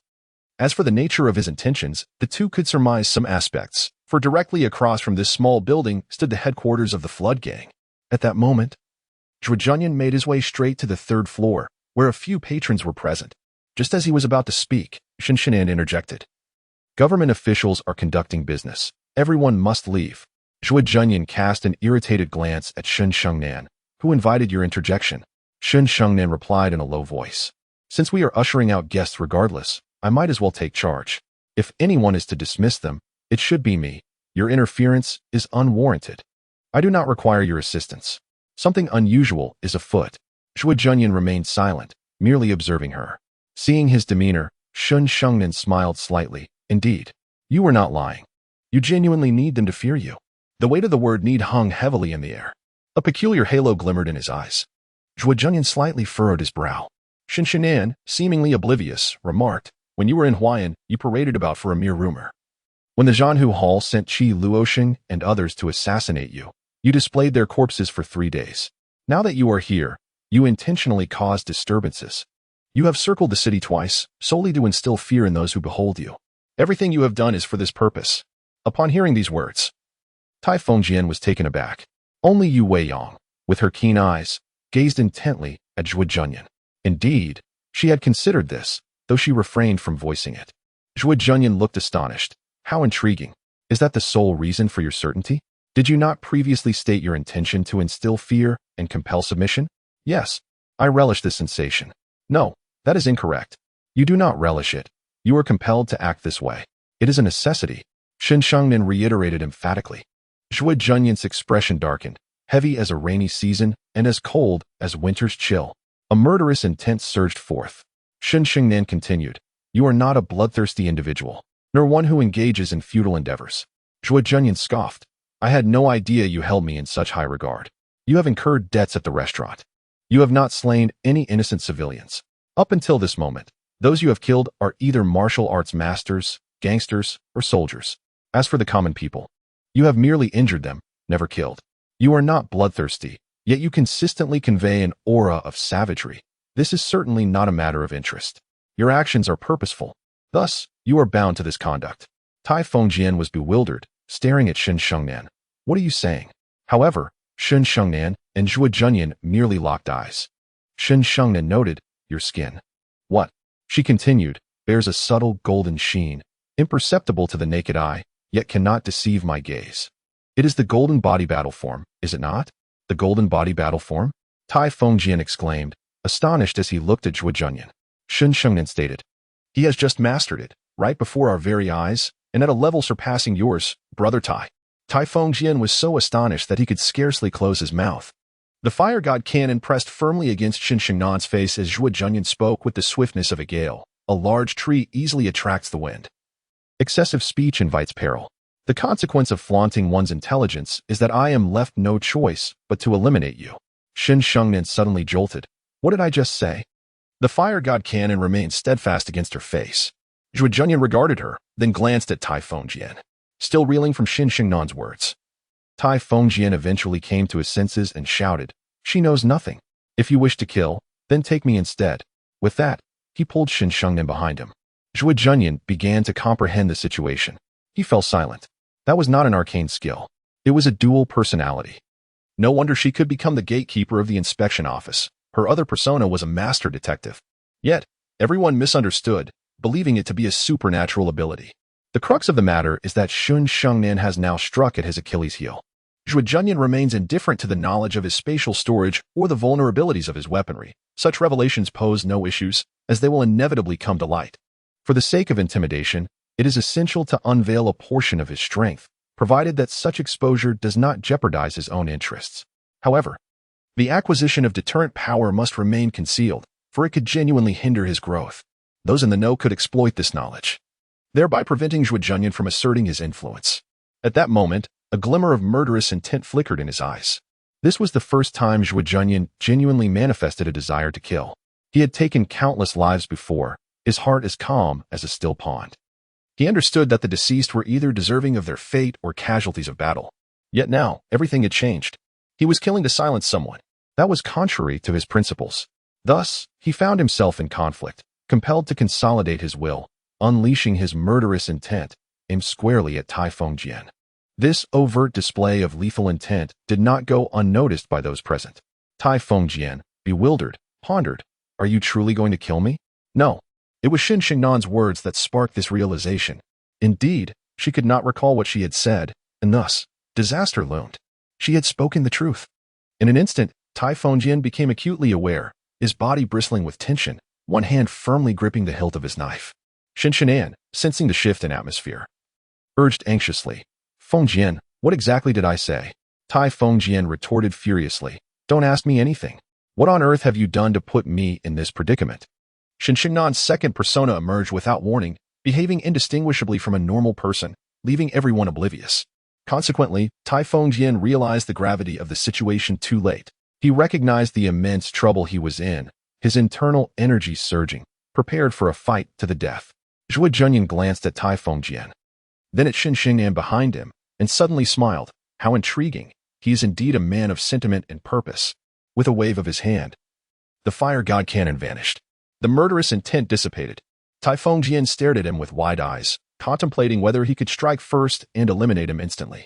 However, upon reflecting on Xinxiangnan's claim that he had mastered the golden body combat form at a level surpassing his own, he realized that two meat shields clashing would render his instant kill of the opponent a mere fantasy, while the reverse would be entirely plausible. The heavens are unjust. He could only sigh, do as you wish. Zhuo Junyan tossed a desert eagle to Yu Weiyang and approached the window.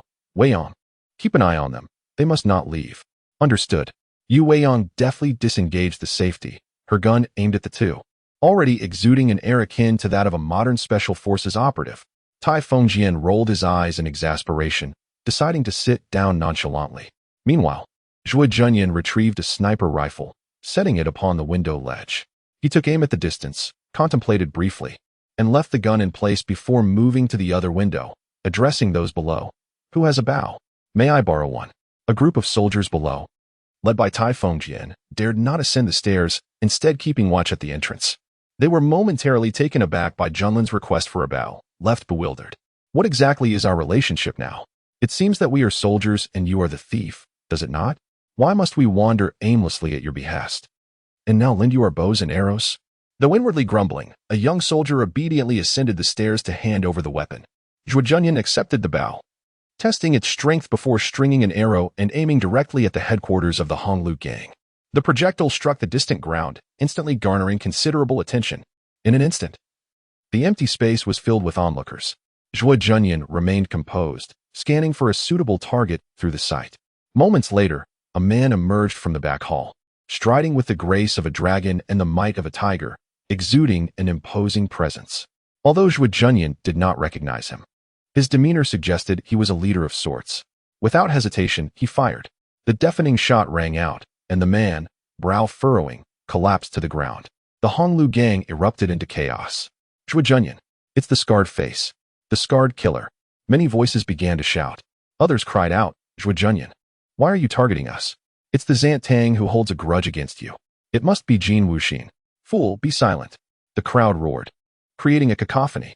Then came another gunshot, and yet another small leader of the Honglu gang fell. Quick, take cover. The realization struck, and everyone scrambled back into the hall. They understood that gunfire required a clear line of sight.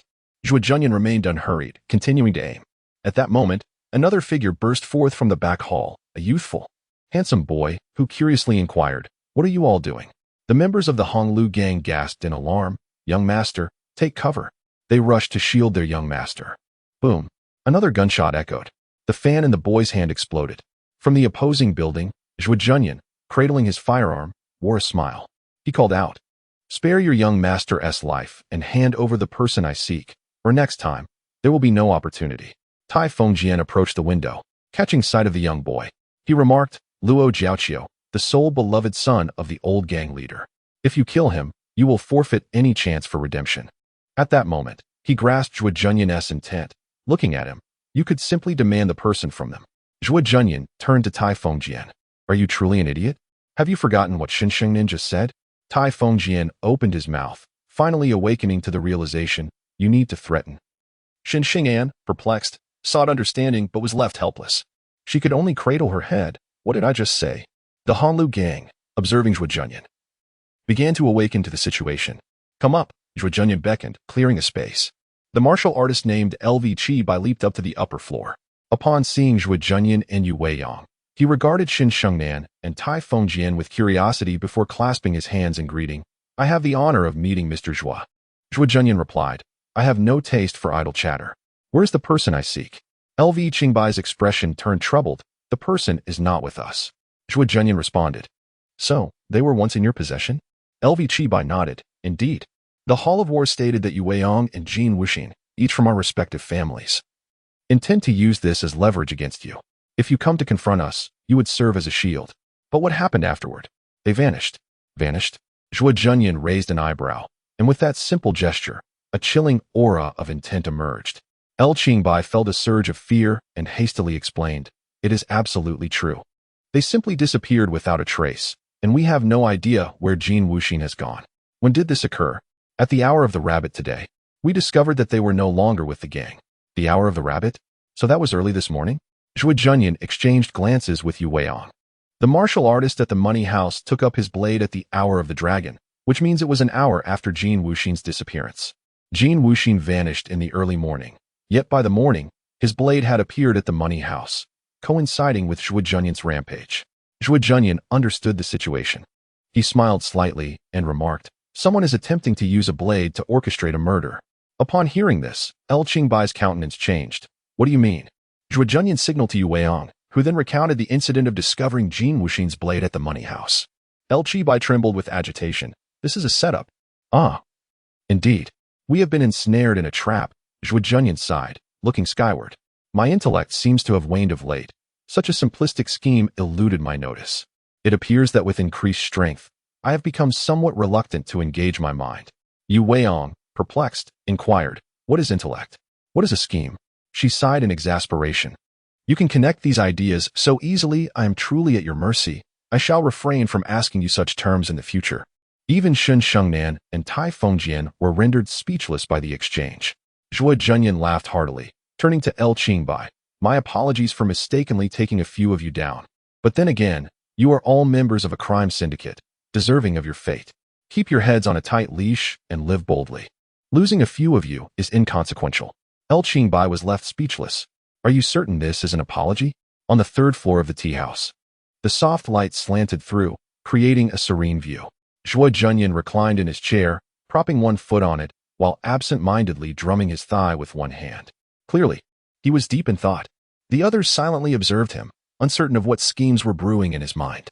At that moment, a steady voice resonated from below. "Luo Yuansheng requests the presence of Master Zhuo in his residence." The leader of the Honglu gang, Yu Weiong noted. Zhuo Junyan responded with an "Oh," inquiring, "What is his relationship with Luo Qifeng?" Qingbai explained, "He is a cousin of the Luo family, considered a younger brother in the clan." Zhuo Junyan called out, "Luo Qifeng was killed by my hand. Are you certain you wish to converse with me?" Even before Luo Yuansheng arrived, his voice had already reached them. "Master Zhuo is indeed talented. Luo Qifeng was audacious and provoked you, which led to his demise. I implore you to spare my son. I dare not offend you." Truly, he lived up to his name, possessing a remarkable ability to command his voice. Zhuo Junyan smiled and replied, "Such a warm invitation. It is better to comply than to refuse." With that, he rose to his feet. Glancing at Tai Fengjian and Shin Shengnan, Tai Fengjian nodded in understanding. "I will accompany you. Unless you command us to leave, we shall remain." Indeed. Even the bearded man can possess a sense of propriety. Zhuo Junyan had already leaped down. Before him stood a middle-aged man clad in a gray robe, adorned with 3 strands of long beard, exuding a certain refined charisma. He was none other than Luo Yuansheng, the leader of the Honglu gang. Luo Yuansheng clasped his hands and addressed Zhuo Junyan, "Gang leader Zhuo." Thus, several individuals entered the Honglu gang. The training ground of the Honglu gang still bore the remnants of bloodshed from the recent gunfight, though the bodies had been collected, perhaps out of fear of embarrassment. Though Zhuo Junyan himself was unperturbed, they proceeded to the main hall where 3 men and 1 woman stood, their gazes icy as they regarded Zhuo Junyan. Luo Yuansheng chuckled. "Please, gang leader Zhuo, do not take offense. Allow me to introduce you." Pointing to the man in black attire, Luo Yuansheng said, "This is the second in command of the Honglu gang, the Iron Spear, Li Feng, and this is his wife, Du Ziyunio." He then gestured toward the middle-aged man with a sharp face, "And this is Kong Xian, the 4th in command of the Honglu gang." Kong Xian smiled. "You may call me Old Kong." Zhuo Junyan studied him and inquired, "And where is the 3rd in command?" Du Ziyunio replied coldly, "You just killed him." Luo Yuansheng spoke sternly, "Ziyunio." Du Ziyunio turned away in fury, remaining silent. Zhuo Junyan chuckled, "Losing 1/3 in command is certainly preferable to losing them all." Upon hearing this, the countenance of those present shifted, and even Luo Yuansheng felt an overwhelming sense of awkwardness. Though he had reluctantly bowed to the circumstances, he felt a deep resentment within. To put it plainly, Who would not desire to maintain their dignity? It was then that Shen Xingnan interjected, "Enough, Zhuo Junyan, do not push your luck." Yet Zhuo Junyan merely responded with a cold smile, "Am I being excessive? What manner of individuals are we dealing with? Who is unaware of the truth? My presence here is not due to an abundance of righteousness and moral integrity. So what?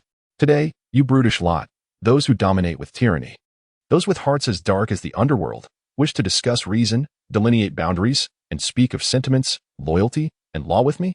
The final young man approached, stating, "Gang leader Zhuo speaks wisely. Jiaqiu is grateful for your mercy in sparing his life." This young man was none other than Luo Yuanqing's son, Luo Jiaqiu. He was handsome, cultured, albeit somewhat frail. Having just survived a life-threatening ordeal, he still bore an air of trepidation, yet his demeanor was refined. And his attitude towards Zhuo Junyan was neither servile nor disdainful, earning Zhuo Junyan's respect. Zhuo Junyan inquired, "Have you not practiced martial arts?" Luo Jiaqiu shook his head.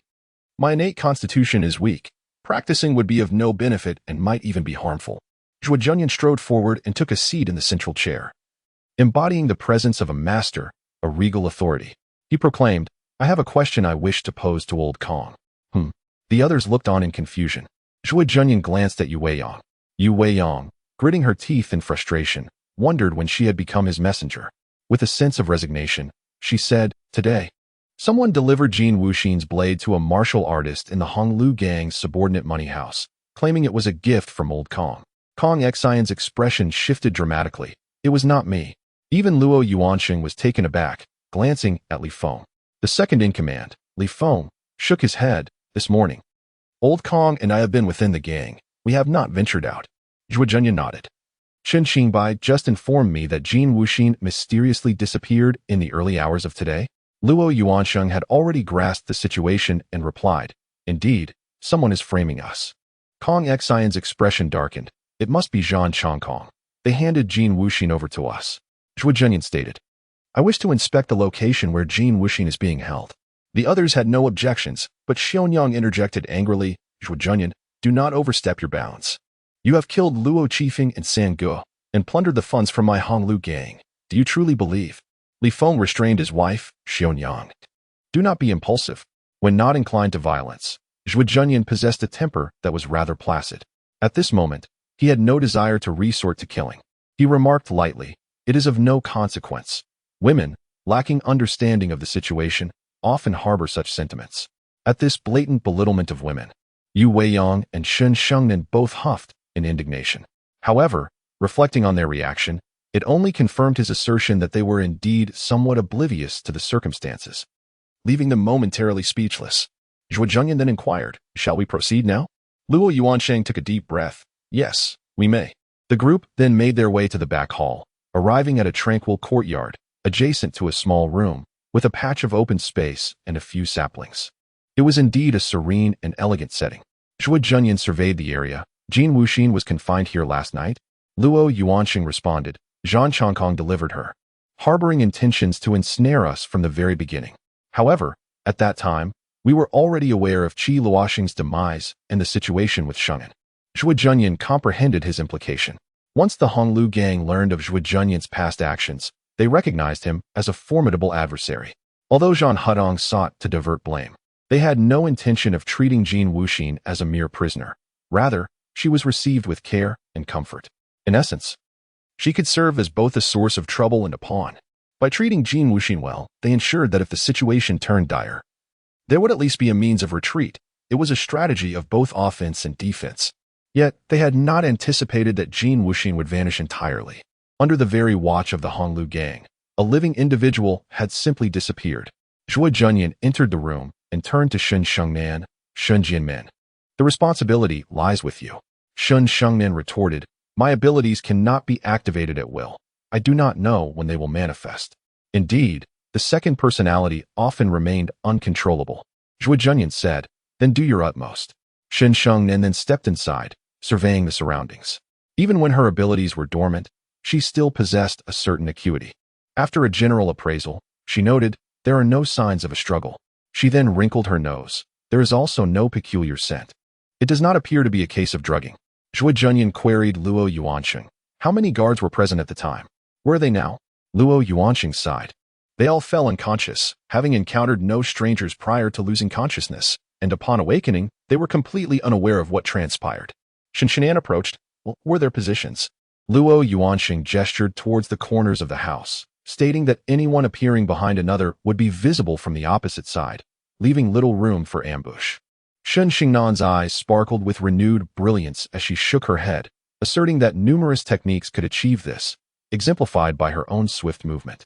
In an instant, she flashed about, pressing her palms against the four corners that Luo had indicated, her speed so astonishing that it appeared as though all four actions occurred simultaneously, with only the most observant noticing the fleeting moments between each strike. However, after executing this rapid series of movements, Shun Xignan's complexion slightly faltered, indicating the considerable strain it placed upon her. Zhuo Junyan, taken aback, glanced at Yue Yang, who merely shook her head, signifying that her own skills did not possess such extraordinary capabilities. Yet, in the next moment, Shun Xinan declared, the technique of floating light and shadow consists of 9 layers. I can currently manage only 4. The assailant had employed the same technique, but was limited to 3 layers. 3 layers? The group was astonished. How could this person simultaneously defeat 4 individuals? Shun Shengnan, Zhuo Junyan, and Luo Jiaoqiu chorused in unison. It must be a disguise to approach one first. Zhuo Junyan looked at Luo Jiaoqiu in surprise. You were able to deduce that? Luo Jiaoqiu replied respectfully. Earlier, the leader mentioned that someone impersonated Lord Kong. Zhuo Junyan chuckled. I did mention that, but few can respond so swiftly. You are quite remarkable. No wonder your father treasures you. Luo Yuanxing was speechless. My affection for my son has no bearing on this matter. In this world, only the strong possess a voice. Beside the small house in the backyard, beneath the flowering tree in front, Shun Shengnan suddenly gasped, her divine light fading from her eyes as she gently touched her forehead. What did I just say? It seemed she had awakened her second persona, explaining her ability to discern the use of the 3-layered technique.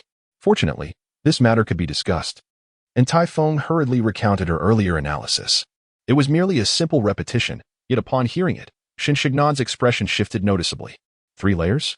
A tremor coursed through her heart, but she quickly regained her composure. However, the seasoned individuals present were not oblivious to the underlying issues.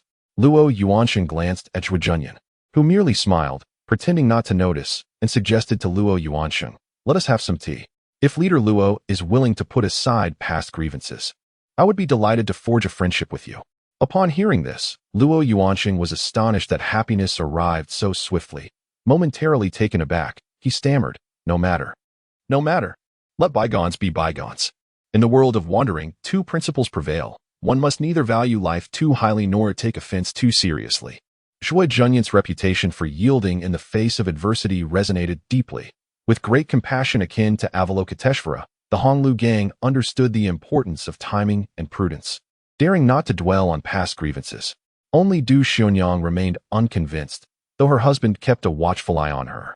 As night fell, Luo Yuanxing instructed the preparation of a feast, presenting exquisite delicacies and fine wines in a grand banquet to honor their guests.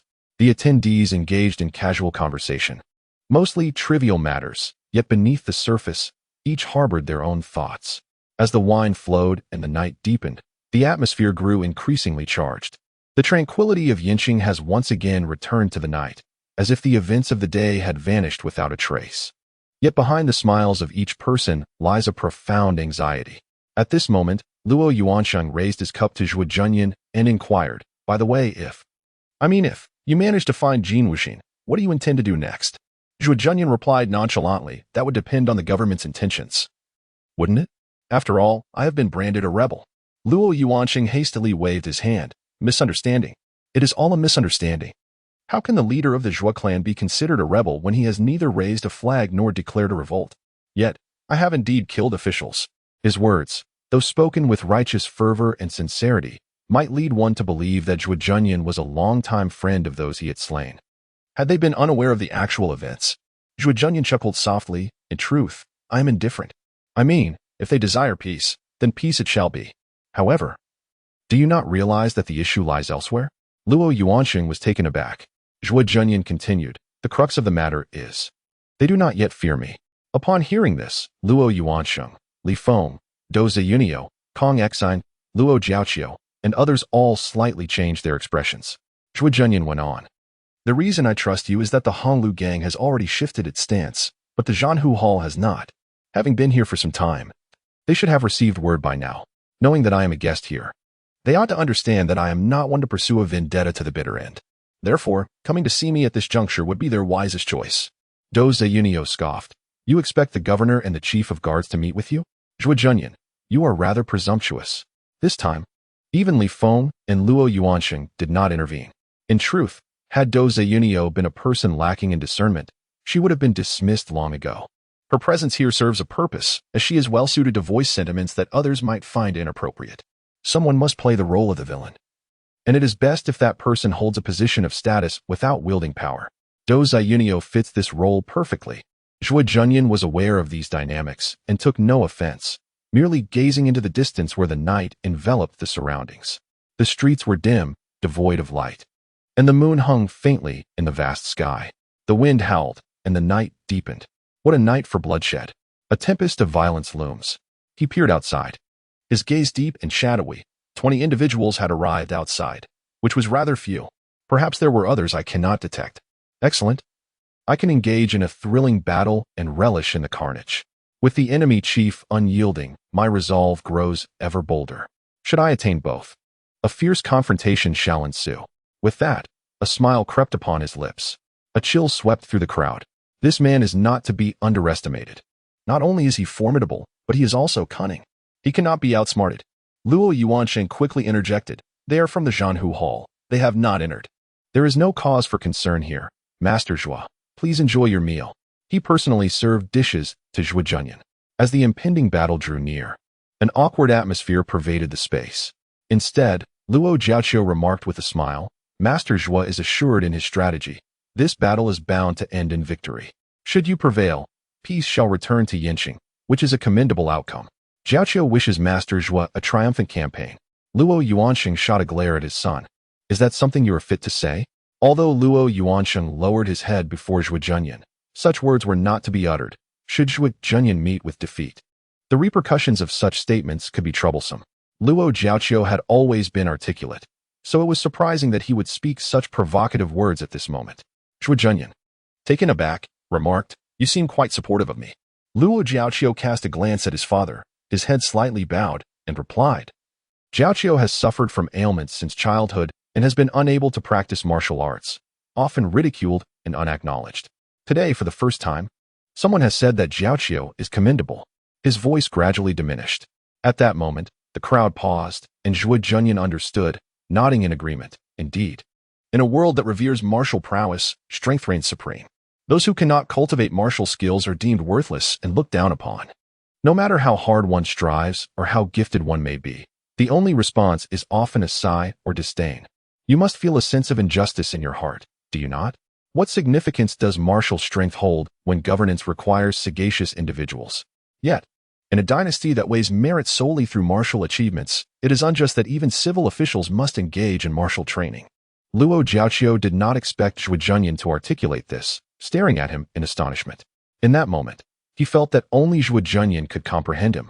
His eyes glistened with unshed tears as he earnestly asked, What does the leader of the Zhuo clan believe to be the reason for this?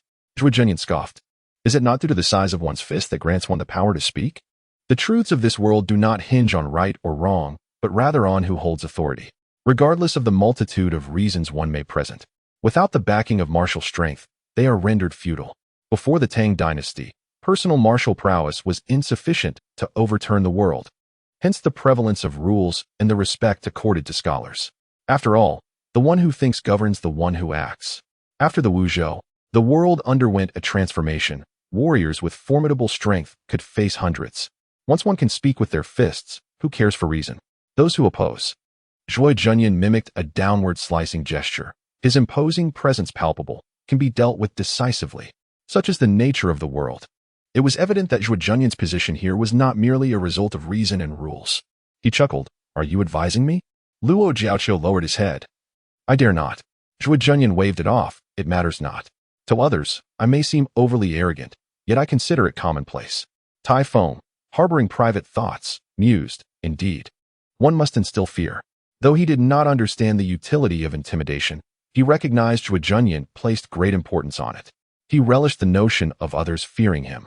It was said that there exist extraordinary skills that allow one to draw strength from the emotions of others. Could Zhuo Junyan be of such nature? Just then, a maid approached to pour wine for Zhuo Junyan.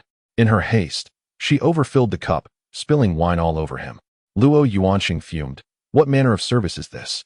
The maid, terrified, exclaimed, I apologize, I shall rectify it. She fumbled to clean Zhuo Junyan. Zhuo Junyan dismissed it, no harm done.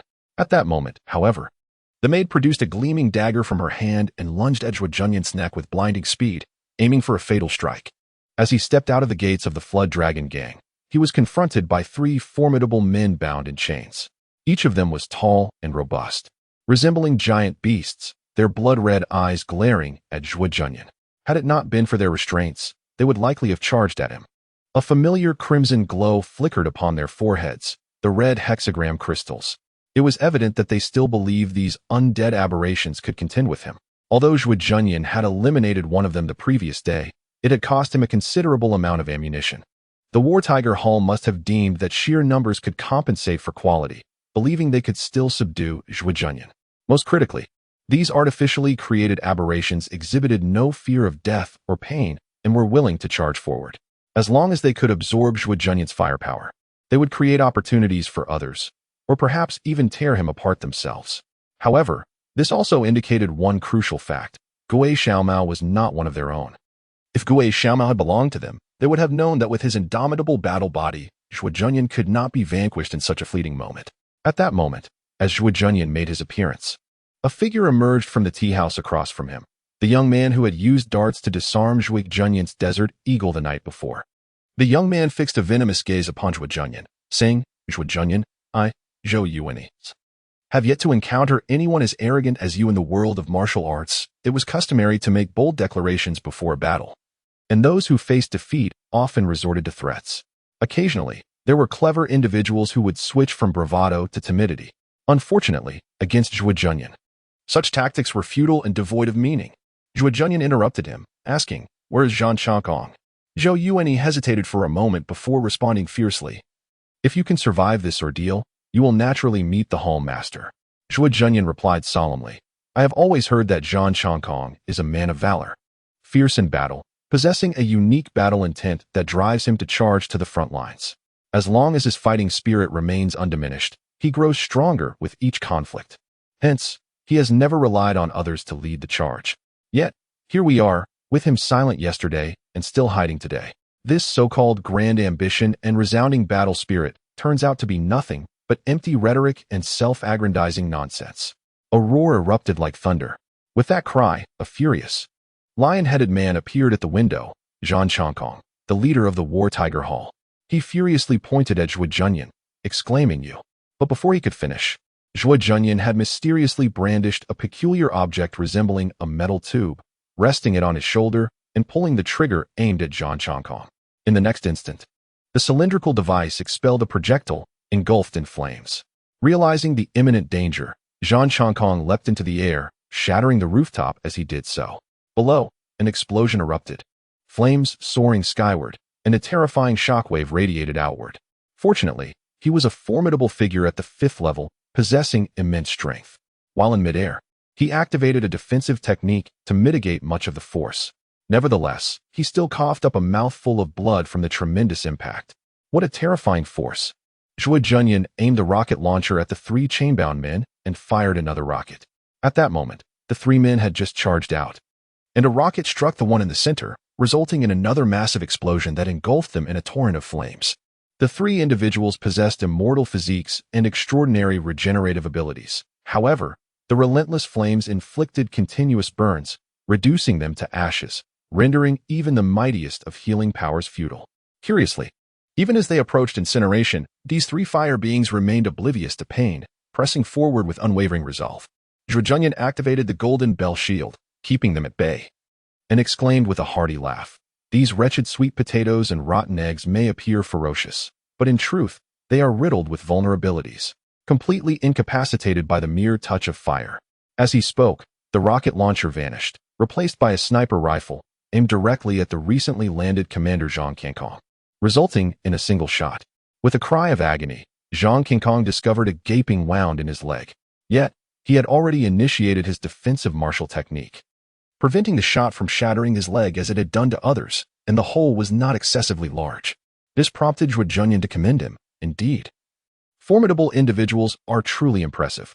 It could be inferred that the peak fifth-tier expert, Lin Baochong, had sustained even lesser injuries and might have already recovered by now. With this thought in mind, Zhuo Junyan abruptly fired a shot into the depths of darkness. A whistling sound erupted as a figure leaped into the air. Delivering a powerful palm strike downward, Lin Baochong was once again in action. The wild palm descended like a mountain pressing down. Zhuo Junyan activated his floating light and shadow technique, appearing behind the three fire beings. They had not yet succumbed to the flames. Zhuo Junyan executed a series of kicks, propelling them skyward. Lin Baochong's colossal palm crushed them into a fine powder. At that moment, another figure emerged in the air. Zhuo Br, you shall perish. A sharp blade of light sliced through the air, seemingly materializing right before Zhuo Junyan's eyes. The shadowless split sky blade. With a resounding clang, the golden bell shield shattered. The blade struck again. Zhuo Junyan activated his iron cloth technique, but it too was broken. The blade pierced his chest, yet his entire body radiated a golden sheen. Despite being struck, the blade failed to penetrate his body. How can this be? The wielder of the blade exclaimed in astonishment. Zhuo Junyan discerned that the assailant was a middle-aged man with a black beard, clad in battle armor, wielding a sleeve wind blade, his eyes sparkling with intensity. Exuding a refined aura, he was indeed a strikingly handsome man. Zhuo Junyan grinned, revealing his teeth. Lu Xianyu? The garrison commander Lu Xianyu.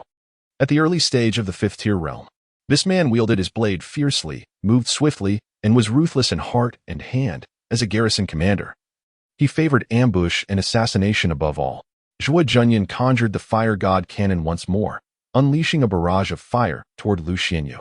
The latter let out a shriek, twisting his body and soaring into the sky with astonishing speed.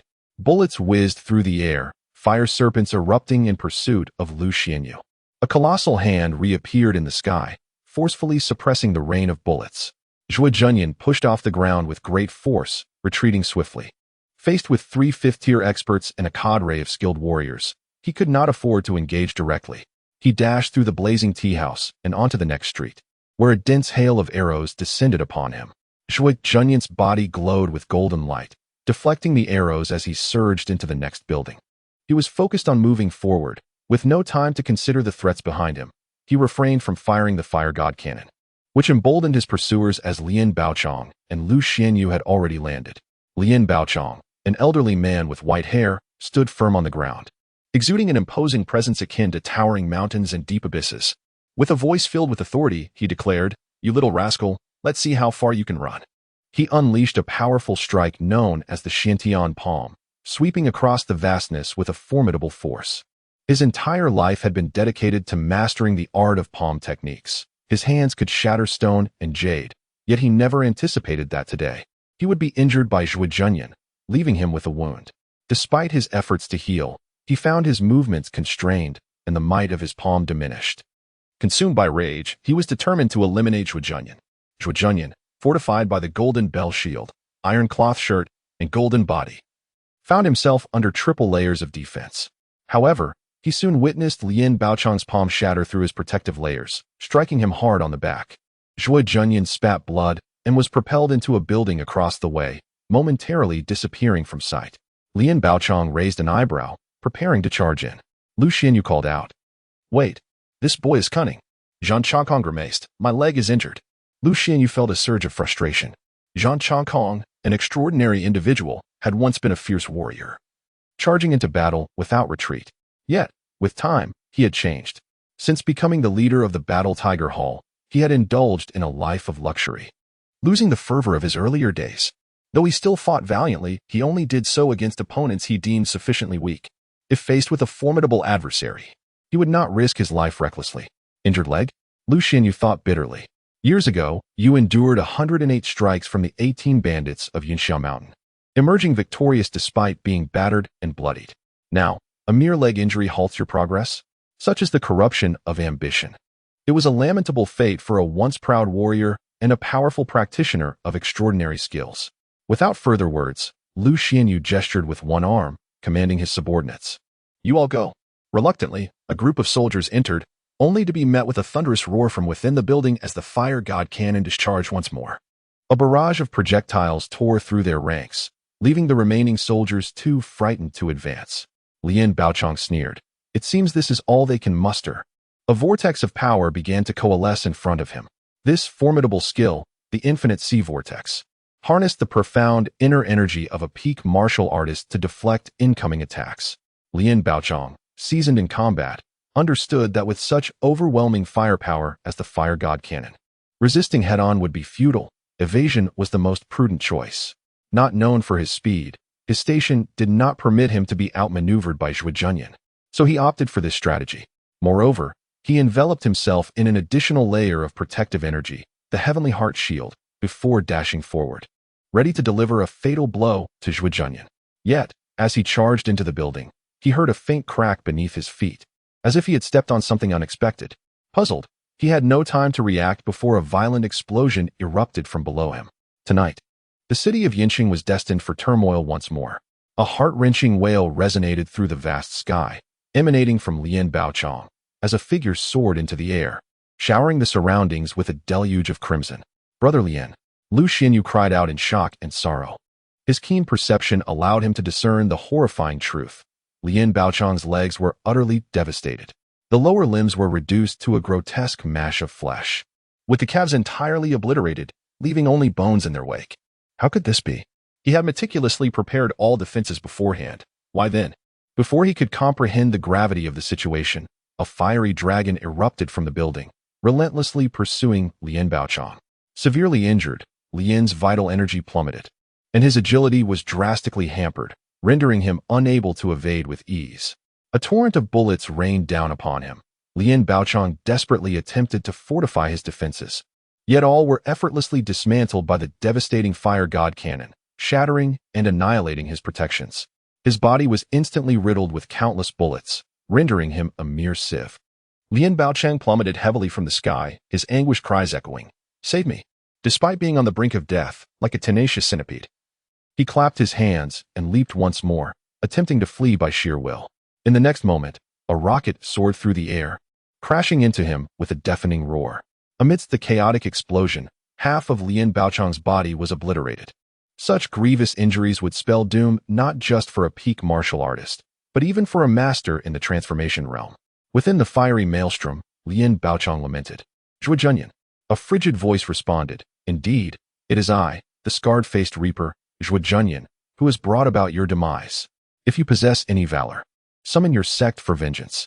His voice echoed throughout the land, reverberating across the entirety of Rock City, amplifying his authority and instilling terror. In that moment, a profound silence enveloped the city. All gazes were transfixed upon the figure now engulfed in flames, ultimately reduced to ashes. Lien Baochang, a formidable warrior at the pinnacle of the fifth realm, had perished just like that. Zhuo Junyan emerged, cradling the fire god cannon, and stood before Lu Xinyu. "Guard Lu." Lu Xuanyou's heart quivered. He deftly sheathed his sword, a radiant smile forced upon his face as he clasped his fists in a gesture of deference. Misunderstanding. This is all a misunderstanding. For those in power, the foremost duty is not martial prowess, but the discernment of affairs. The esteemed guard Lu, adept at both offense and retreat, considered his own dignity a trifling matter. Noticing Zhuo Junyan's restraint, he too refrained from attacking. With a slight tilt of his neck, Zhuo Junyan remarked, "Yet, how is it that I have heard whispers suggesting that the act of rebelling against officials was orchestrated by your hand?" Lu Xinyu chuckled.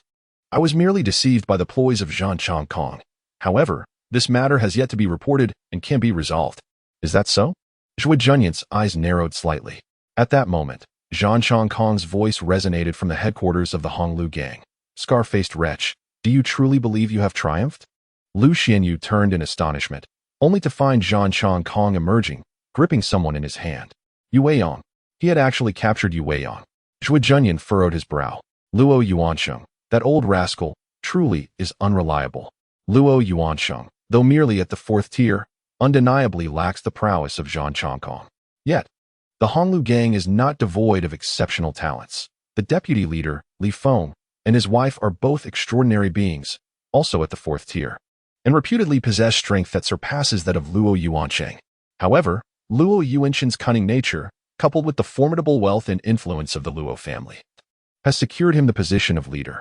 The combined might of these three individuals is not something Zhang Chongkong can easily contend with. Now that Yu Weiyang has fallen into Zhang Chongkong's grasp, there exists only one explanation. That rascal Luo Yuansheng has betrayed us once more. Indeed, those who can easily defect are rarely trustworthy. Zhuo Junyan chuckled. Do you truly believe that you can leverage her against me? Zhang Chongkong smiled. She is your beloved. After all, Yu Weiyang retorted coldly. Only a fool would reveal their true affections. Who genuinely cares would ever utter such words? Zhang Chongkong bellowed in anger. Silence. Deep down, he was aware that Yu Weiyang's words might hold a kernel of truth. Nonetheless, at this juncture, Zhang Chongkong was like a drowning man clutching desperately at a straw. He would not let go. Zhuo Junyan shook his head gently. This is unnecessary. If you wish to survive, why not simply flee? Why resort to capturing her? Zhang Chongkong replied coldly. I intend to take Lu Shoubei with me, and furthermore, you must acquiesce to several of my demands. Is that so? Zhuo Junyan chuckled lightly, suddenly drawing his Desert Eagle and firing a shot at Lu Xianyu. Lu Xianyu let out a cry, pushing his speed to the utmost limit, barely evading the bullet. His heart racing with both astonishment and fury. Why strike me when Zhang Chongkong threatens you? Zhuo Junyan leisurely addressed Zhang Chongkong. If I shoot Lu Shoubei, will you kill her? Zhang Chongkong was taken aback. If you haven't killed Lu Xianyu, it seems I cannot justifiably kill Yu Weiyang, can I? Zhuo Junyan laughed heartily and fired another shot at Lu Xianyu. The latter, swift as the wind, evaded the attack, but Zhuo Junyan had already anticipated his evasive maneuvers. With consecutive shots, he struck again, causing Lu Xianyu's protective aura to flicker wildly. Lu Xianyu was both alarmed and enraged. It had become clear to him that Zhuo Junyan was at the pinnacle of the fourth tier. Otherwise, he would not have withstood Lin Baochang's Xiantian hand without significant injury. As a beginner at the fifth tier, Lu Xianyu held only a slight advantage over Zhuo Junyan. Killing him was out of the question, especially since Zhuo Junyan's attacks were evidently measured, leaving him no choice but to refrain from retaliating. The thought of fleeing was equally daunting. Fearing the use of Zhuo Junyan's formidable weaponry, besides, there was still the threat of sniping. Thus, he could only watch as Zhuo Junyan continued to fire shots. Weaving through the streets in disarray, Zhuo Junyan taunted, I shall continue to shoot him. What will you do about it? If you have the capability, kill him. Zhang Chongkong felt ensnared. Lu Xianyu was merely enduring the blows, which left him in a quandary regarding Yu Weiyang's fate. In the end, it was Lu Xianyu who could bear the torment no longer, exclaiming, let us talk this over. Zhuo Junyan lowered his weapon. I shall not negotiate under duress. Let him go. Lu Xianyu glared at Zhang Chongkong. Let him go. To his surprise, Zhang Chongkong was unfazed, chuckling, Lu Shoubei, do you truly believe that Scarface's actions today would not attract the attention of our leader? Upon hearing this, Lu Xianyu's heart trembled violently, rendering him momentarily speechless. Zhang Chongkong declared, the Rock City must not fall. Today's events must yield a result that can be reported to our lord. Zhuo Junyan scoffed, our lord? Is it the southern Yu monarch Su Lekong or the Fengyin marquis? Zhang Chongkong's expression darkened. Silence. Is the name of our lord one you can utter so freely? Zhuo Junyan narrowed his eyes. So it is Su Lekong then? The rules here were stringent. One could not directly name their superiors.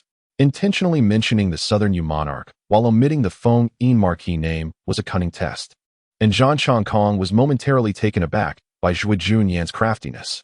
Zhuo Junyan coldly remarked, so this artificial aberration was also your doing? To conspire with bandits and secretly abduct people.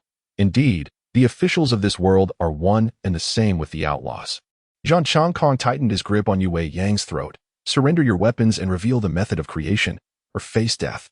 Zhuo Junyan indeed cast aside the Desert Eagle and the Fire God cannon, declaring, take them if you wish. Zhang Chongkong smirked. Do you think I am unaware of your ability to manipulate objects? Lu Shoubei, I must trouble you to retrieve them. Lu Xianyu cautiously glanced at Zhuo Junyan, seeing a cruel smile on his face, and trembled within, hesitating to take a step forward. At that moment, Yu Weiyang suddenly interjected, Zhang Chongkong. Do you truly believe that holding me hostage will serve you? Zhang Chongkong chuckled coldly. I see he cares quite a bit for you. Rage ignited in Yu Weiyang's eyes. I despise being rescued by a man. Xianling is right. Women must save themselves. Why should I rely on a man? You disgusting, wretched, foul men. As she spoke, an aura of frigidness rapidly enveloped the surroundings. Zhuo Junyan's expression shifted. No. In the next instant, The power of ice surged forth from within Yue Yang. The air crackled with frost. Zhang Chongkong's hair turned white in an instant, his body chilled, as he found himself encased in a massive block of ice. Yet, merely for a moment, this block shattered into countless web-like cracks. Zhang Chongkong's inner energy ignited, transforming into an overwhelming battle intent that reduced the ice to mere powder. However, the icy force continued to assail him, hindering his movements momentarily.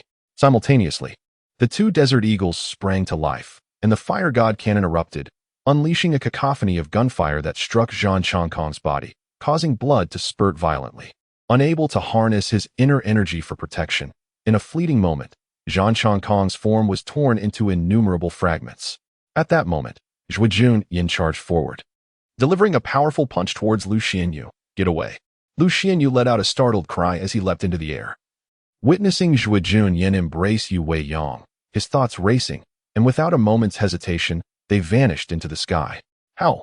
The rock city was fated to remain restless this night. The anguished wails of Lian Baochang echoed through the air as a figure ascended, showering the ground with blood. Lian Ji! Lu Xianyu cried out in horror and grief. With his keen sight, he discerned the grim reality. Lian Baochang's legs were utterly destroyed. His lower limbs were a mangled mess, the flesh obliterated, leaving only bone. How could this be possible? He had clearly prepared all defenses to enter. So why did it happen? Before he could react, a fire dragon shot out from the building, pursuing Lian Baochang. Severely injured, Lian Baochang's vital energy plummeted. His agility greatly compromised, making it increasingly difficult to evade. A torrent of bullets rained upon him. Despite his frantic attempts to defend, all his barriers were ruthlessly shattered by the flame god cannon, disintegrating before his eyes. Countless bullets swiftly penetrated his body, leaving him riddled with wounds. Lian Baochang plummeted heavily from the sky, crying out in despair, "Save me." This man, a 100-legged insect that refuses to die, clapped his hands and managed to leap once more, attempting to escape on foot. In the next moment, a rocket flew through the sky, roaring as it exploded upon him. In the chaotic blast, half of Lian Baochang's body was obliterated. Such severe injuries would not just incapacitate a peak martial artist. Even a formidable transformation realm expert would meet their demise. Amidst the flames, Lian Baochang wailed frantically, "Zhuo Junyan." Zhuo Junyan replied coldly, "Indeed, it is I, the one who has slain Lian Baochang, the scar-faced killing god Zhuo Junyan. If you have the capability, let your sect seek vengeance." His voice echoed far and wide, spreading throughout the rock city, proclaiming his authority and instilling fear. In that instant, silence enveloped the city. Everyone stood in stunned disbelief, gazing at Lian Baochang, now a mere fireball, ultimately reduced to ashes. A martial artist at the pinnacle of the fifth realm, a half-step into the transformation realm, had perished just like that. Zhuo Junyan emerged, carrying the flame god cannon, standing before Lu Xianyu. Lu Shoubei. Lu Xuanyu's heart trembled, his wrist flipping as he sheathed his blade. A radiant smile broke across his face as he clasped his hands in a gesture of respect, speaking with feigned humility. A misunderstanding. This is all a misunderstanding. For an official, the primary concern is not martial prowess, but the discernment of affairs. Lu Shoubei can rise and fall, mere face? A trivial matter. Seeing he was not attacked, Zhuo Junyan held back his hand. Tilting his neck, he remarked, "Yet I have heard that I was labeled a rebel for killing an official, and it was your handiwork?" Lu Xianyu chuckled. "It was I who fell victim to the trickery of Zhang Chongkong. However, this matter has yet to be reported and can be resolved." "Is that so?" Zhuo Junyan's eyes narrowed slightly. At that moment, a voice echoed from the main hall of the Floodstream gang. "Scar-faced brat, do you truly believe you have won?" Lu Xianyu turned in astonishment to see Zhang Chongkong emerging, holding someone in his grasp. It was Yue Yang. He had actually captured Yue Yang. Zhuo Junyan frowned slightly. Luo Yuansheng, that old rascal, is truly unreliable. Although Luo Yuansheng was merely at the fourth realm and lacked the strength of Zhang Chongkong, the Floodstream gang was not devoid of capable individuals. The second leaders, Li Feng and his spouse, were extraordinary beings, both at the fourth realm, and reportedly possessed even greater strength than Luo Yuansheng. However, Luo Yuansheng's cunning and the financial might of the Luo family enabled him to ascend to leadership. The combined might of these three was not something Zhang Chongkong could easily contend with. Now that Yue Yang had fallen into Zhang Chongkong's hands, there was only one explanation. That dog, Luo Yuansheng, had betrayed once more. Indeed, Those who easily defect are hardly reliable. Zhuo Junyan chuckled. Do you truly believe that you can threaten me with her? Zhang Changkong smiled. She is indeed the love of your heart. Yue Yang retorted coldly. Such words are mere deceptions. The truly cherished ones are rarely spoken of. Zhang Changkong shouted in anger. Silence. Deep down, he understood that Yue Yang's words might not be entirely unfounded. Yet, at this juncture, Zhang Changkong clung to his last hope like a drowning man, unwilling to let go. Zhuo Junyan shook his head gently. This is futile. If you wish to survive, why not flee directly? What need is there to hold her? Zhang Changkong replied icily. I intend to take Lu Shoubei with me, and furthermore, you must acquiesce to a few of my conditions. Is that so? Zhuo Junyan chuckled lightly, suddenly drawing his desert eagle and firing a shot at Lu Xianyu. With a startled cry, Lu Xianyu summoned all his speed. Narrowly evading the bullet, his heart racing with a mix of shock and anger. Why target me when Zhang Changkong threatens you? Zhuo Junyan leisurely addressed Zhang Changkong. If I harm Lu Shoubei, will you kill her? Zhang Changkong was taken aback. Since you haven't killed Lu Xianyu, I suppose I cannot justify killing Yue Yang? Zhuo Junyan laughed heartily and fired another shot at Lu Xianyu. Lu Xianyu, swift as the wind, dodged again, but Zhuo Junyan had already anticipated his movements, landing 2 successive shots, one of which struck true, causing Lu Xianyu's protective aura to flicker violently. Lu Xianyu felt both astonished and furious. He recognized Zhuo Junyan as a peak 4th-tier cultivator. Otherwise, he would not have withstood Lien Baochang's Xiantian palm without serious injury.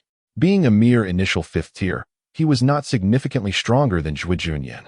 It was impossible to kill him, especially since Zhuo Junyan was clearly holding back, and he feared the repercussions of a counterattack, particularly with a sniper involved. Thus, he could only watch as Zhuo Junyan advanced, firing bullets left and right in a chaotic pursuit. Zhuo Junyan taunted, I shall continue to shoot him. What will you do about it? If you have the ability, then kill me. Zhang Changkong felt trapped, with Lu Xianyu still alive and merely enduring blows. Should he kill Yue Yang or not? He hesitated while Lu Xianyu endured the assault. The one being beaten could hardly withstand it any longer. And Lu Xianyu cried out, let us discuss this peacefully. Zhuo Junyan lowered his weapon. I will not negotiate under threats. Release him. Lu Xianyu glared at Zhang Changkong. Release him. To his surprise, Zhang Changkong did not yield, chuckling, Lu Shoubei, do you truly believe that Scarface's actions today would go unnoticed by the Lord? At these words, Lu Xianyu's heart trembled, momentarily at a loss for a retort. Zhang Changkong declared, the fortress of Yin Chung must not fall. Today's affair must yield a resolution, one that can be accounted for to the Lord. Zhuo Junyan scoffed, the Lord? Is it the southern Yu monarch Su Lichang? Or is it the Fengyin Marquis? Zhang Changkong's expression darkened. Silence. Is the title of the Lord something you can casually utter? Zhuo Junyan narrowed his eyes. So it is Su Lichang then? The rules here were strict. One could not directly refer to their superiors by name. By deliberately mentioning the name of the southern Yu monarch and omitting that of Fengyin Marquis Lu Dongzhao, he had indeed tested the waters. Zhang Changkong was momentarily caught off guard by Zhuo Junyan's cunning. Zhuo Junyan coldly remarked, Heh. So this artificial aberration is also your doing? To achieve this, officials collude with bandits and secretly abduct people. The officials of this world truly seem to be of the same ilk as the outlaws. Zhang Changkong tightened his grip around Yue Yang's throat, demanding, surrender all your weapons and disclose the method of their creation, and I shall spare your life. Without hesitation, Zhuo Junyan tossed the Desert Eagle and the Fire God Cannon to the ground, stating, take them if you wish. Zhang Changkong sneered. Do you think I am unaware of your ability to manipulate objects? Lu Shoubei, I must trouble you to retrieve them. Lu Xianyu cautiously observed Zhuo Junyan.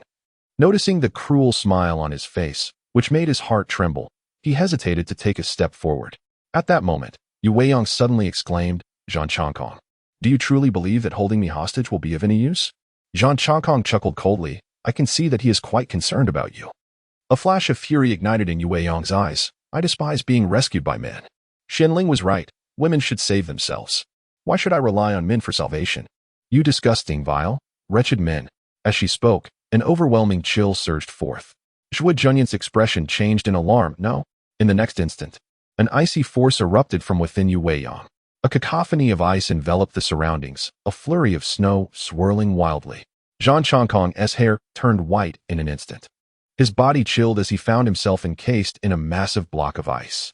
However, in but a moment, The ice fractured into countless spiderweb-like cracks.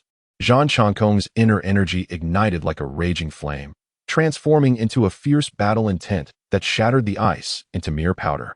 Yet, the onslaught of the icy power continued to assail him, rendering him temporarily immobile. Simultaneously, the two desert eagles leaped into action, and the fire god cannon suddenly fired, unleashing three mighty fire serpents that struck Zhang Changkong's body, causing blood to surge uncontrollably. Without the ability to use his inner energy for protection, in an instant, Zhang Changkong's body was torn into countless fragments. Meanwhile, Zhuo Junyan charged forward, delivering a punch towards Lu Xianyu, shouting, "Get out of the way." Lu Xianyu shrieked as he leaped into the air, only to see Zhuo Junyan embrace Yu Weiyang, his thoughts racing as he dared not hesitate, fleeing into the sky without a trace. As Zhang Changkong perished, Yu Weiyang collapsed. In that moment, Yu Rong's complexion paled, her hair whitening in an instant. Zhuo Junyan swiftly held her, witnessing how Yu Weiyang had become a mere shadow of her former self, the once ethereal beauty of the mortal realm, whose every smile and frown had captivated hearts, now appeared as a frail and sickly figure. Life's vitality drained significantly. Her skin became as translucent as ice and snow, exuding a morbid beauty and helplessness on the brink of death. Zhuo Junyan gently caressed her cheek. "Why must you do this? You know I could resolve it." Yet, Yu Weiyang simply smiled faintly. "No, you cannot." Zhuo Junyan was momentarily stunned. He realized she was right. He could not resolve it. Whether it was the rocket launcher, the fire god cannon, the desert eagles, landmines, or high explosives, none were suitable for rescuing the hostage. Zhang Changkong was far too powerful, under prepared circumstances. A single shot could not take him down, and being hidden behind Yu Weiyang, he could not continuously aim at him. Thus, Zhuo Junyan was indeed left without a solution. He endeavored to appear composed and seemingly indifferent, yet beneath that facade lay an unwillingness born of necessity. However, Zhuo Junyan was taken aback when Yu Weiyang saw through him. Determined not to let Zhuo Junyan make a significant sacrifice for her, she resolutely launched a counterattack, even at the cost of her own life. This left Zhuo Junyan speechless. "I am on the brink of death, am I not?" Yu Weiyang murmured softly, caressing Zhuo Junyan's face. Yet Yu Weiyang shook her head. "It is futile, merely a waste." With a light laugh, she added, "Then I shall truly be a burden to you." You didn't say that before," he replied. As the effects of the rejuvenating elixir took hold, a hint of color returned to Yu Weiyang's cheeks, although her breath remained faint and labored. Lying in Zhuo Junyan's embrace, she whispered, "You are indeed a remarkable man, but alas, I still cannot love you." Zhuo Junyan chuckled. "Is that so? Then I must admit, I feel relieved." Yu Weiyang, somewhat exasperated, retorted, "Are you truly so afraid of love? Because someone once hurt you? Or is it that your so-called love blinds your reason?" Zhuo Junyan shook his head. "Perhaps it is a combination of both. And now there's an additional thought. A person like me cannot bring happiness to another." As he spoke, he lifted Yu Weiyang into his arms. "I may not be able to heal you, but at the very least, I can eliminate those who have harmed you." With that, he grasped his weapon and strode purposefully into the midst of the Honglu gang. Luo Yuansheng cried out urgently, "Zhuo gang leader, please let me explain." Zhuo Junyan fired a shot at Luo Yuansheng without hesitation. Remarkably, Luo Yuansheng did not evade or defend himself. A bullet struck his thigh, creating a gaping wound. He fell to one knee, exclaiming, "I am truly at my wit's end. Zhang Changkong has infiltrated the Honglu gang and kidnapped my son, Jiaoqiu." Yu Weiyang interjected. "What he says is true. It is understandable for an elder to act for the sake of his child." Zhuo Junyan gazed at Luo Yuansheng, who was flanked by the couple Li Feng. With his gun aimed at Luo Yuansheng's head, Zhuo Junyan demanded, "Where is Luo Jiaoqiu?" Luo Yuansheng trembled in agony. "He has been taken to Zhanhulang." Zhuo Junyan let out a long sigh. He lowered his weapon, raised his hand, and extracted the bullet lodged in Luo Yuansheng's leg. "This time, I shall spare your life." With that, he carried Yu Weiyang toward the courtyard. Upon reaching the backyard, they encountered Shun Shengnan and Tai Feng. Zhuo Junyan entrusted Yu Weiyang to Shun Shengnan, stating, "Lian Baochong is dead, Zhang Changkong is also deceased, and Lu Xianyu has fled. No one in Yinqing can oppose me now. Take good care of Yu Weiyang. Do not attempt to escape, as I still have use for you." Shun Shengnan replied coldly. "The Wangu Yunxiao technique?" Zhuo Junyan nodded. "Indeed, but perhaps more than that." Shun Shengnan raised her head with pride. "You may take care of her, but do not expect me to give up my technique." A trace of coldness appeared at the corners of Zhuo Junyan's mouth. You lack the bargaining power to negotiate with me. If you refuse, await the day I execute Lingqi on Xiao Mao. Shen Shengnan shouted furiously, Zhuo Junyan, do you truly believe you can dominate all on your own? Zhuo Junyan flashed a smile, his right hand grasping at the air, as if holding the very universe within his iron fist. He spoke with fierce determination. For now, we shall not shield the heavens.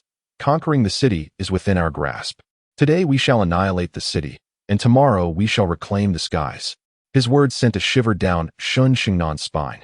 This man was arrogant to the core, exuding a brazen and tyrannical demeanor as if it were merely his everyday conduct. In that moment, Shen Shengnan glimpsed in his eyes an endless tempest of snow, an indomitable pride, an unmistakable crimson hue, and an unyielding spirit of valor.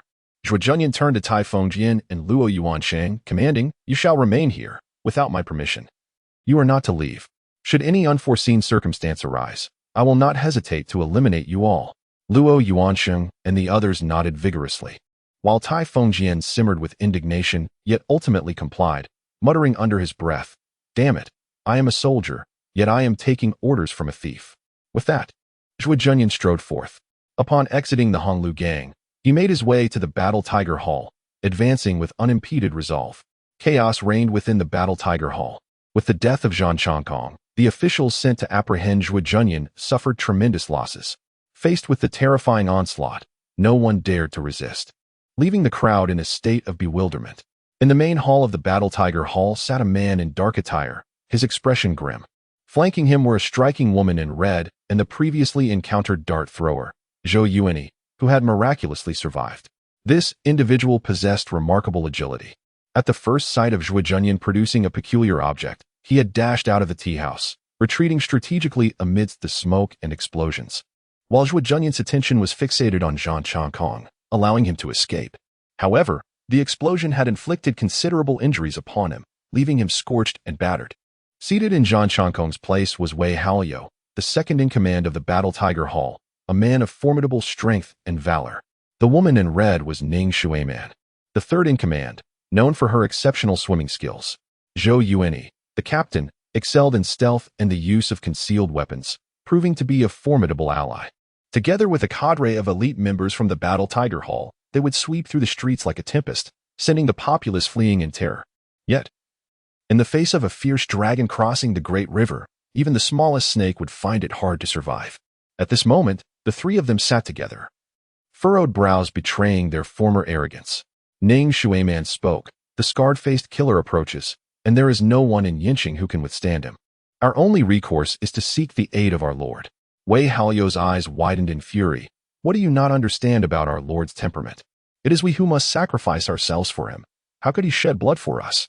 With our ranks diminished and our forces scattered, if we seek assistance now, our Lord may not spare us either. This matter must be resolved by our own hands. How shall we resolve it? Ning Shuiman inquired. Zhou Yuan replied. Luo Jiaqiu is in my grasp. We shall use him as leverage. Ning Shuiman questioned. Will he care? Wei Haoliu suggested. A surprise attack with scorpion-tailed darts. Zhou Yuan added. And concealed archers lying in wait.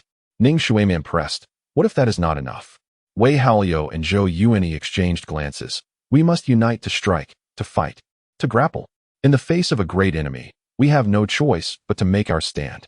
Ultimately, it is through bloodshed that we shall prevail.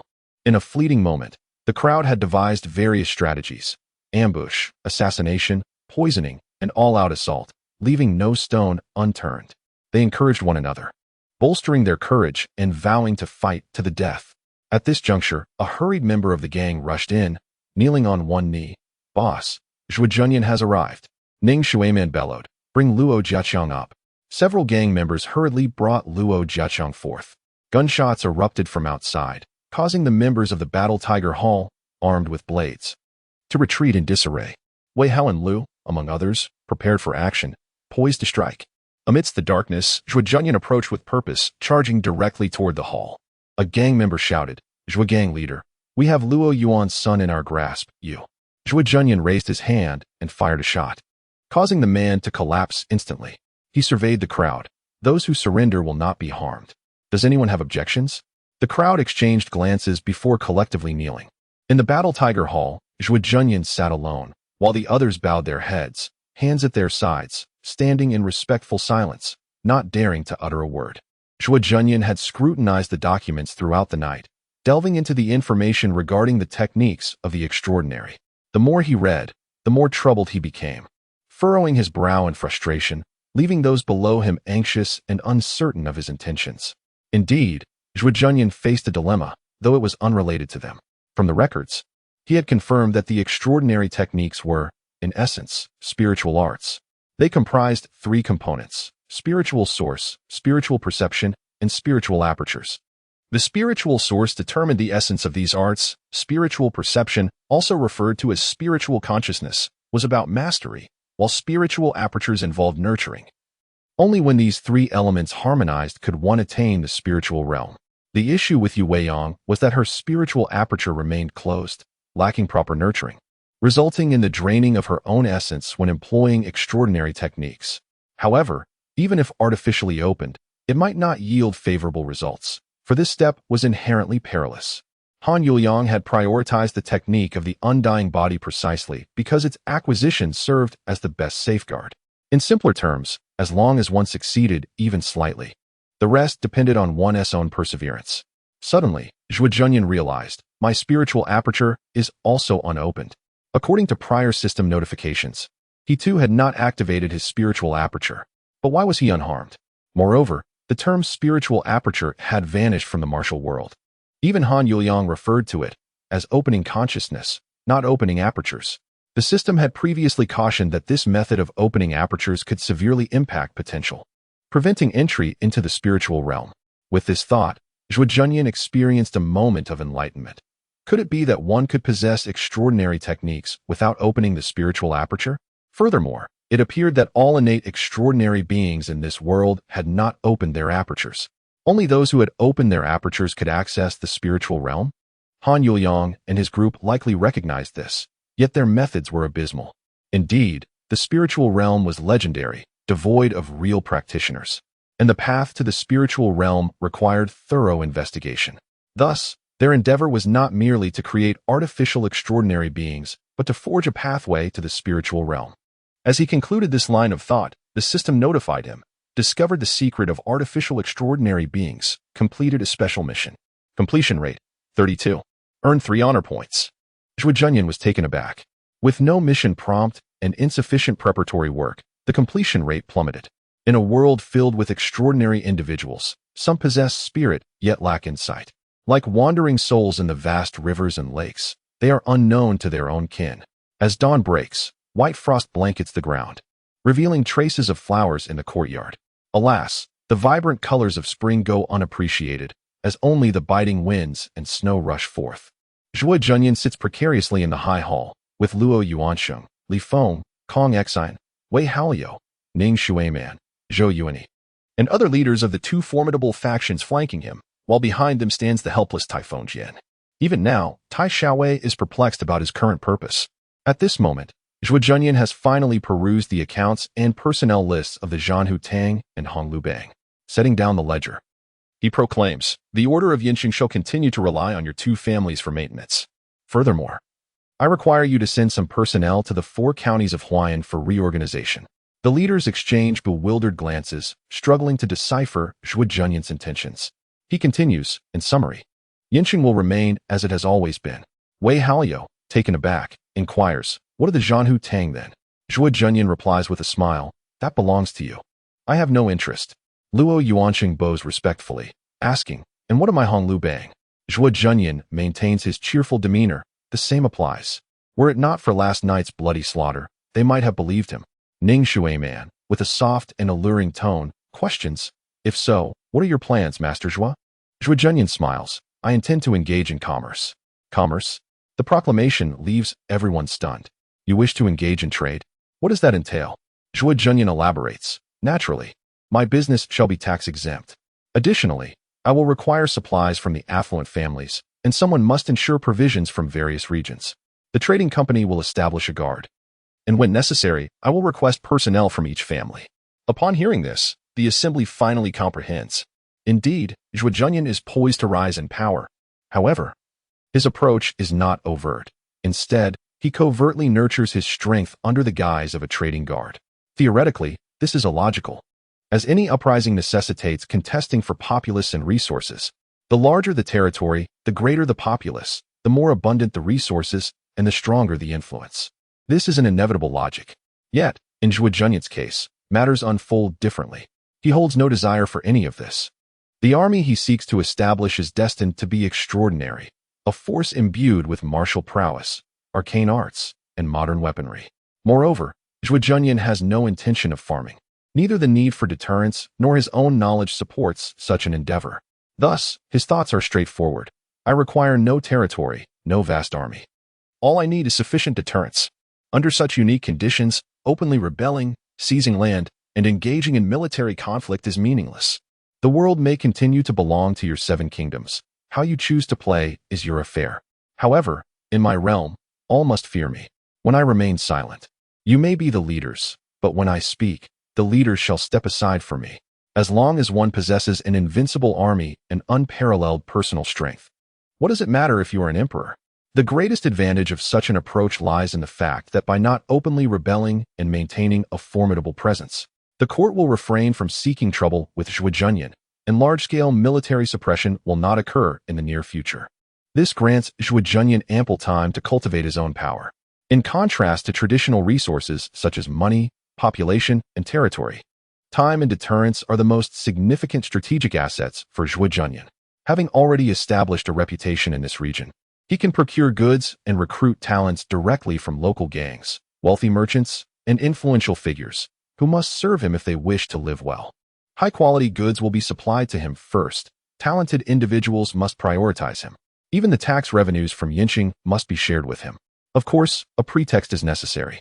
Under the guise of commerce, for example, the Tiger Gang assisting in maintaining public order, this would yield substantial income, reaping rewards without giving anything in return. The scarred-faced killing god transforms into a blood-sucking financial wolf.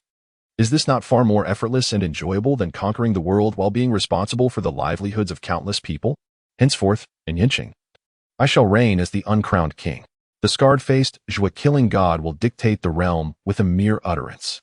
On this day, Yinqing has finally regained its former tranquility.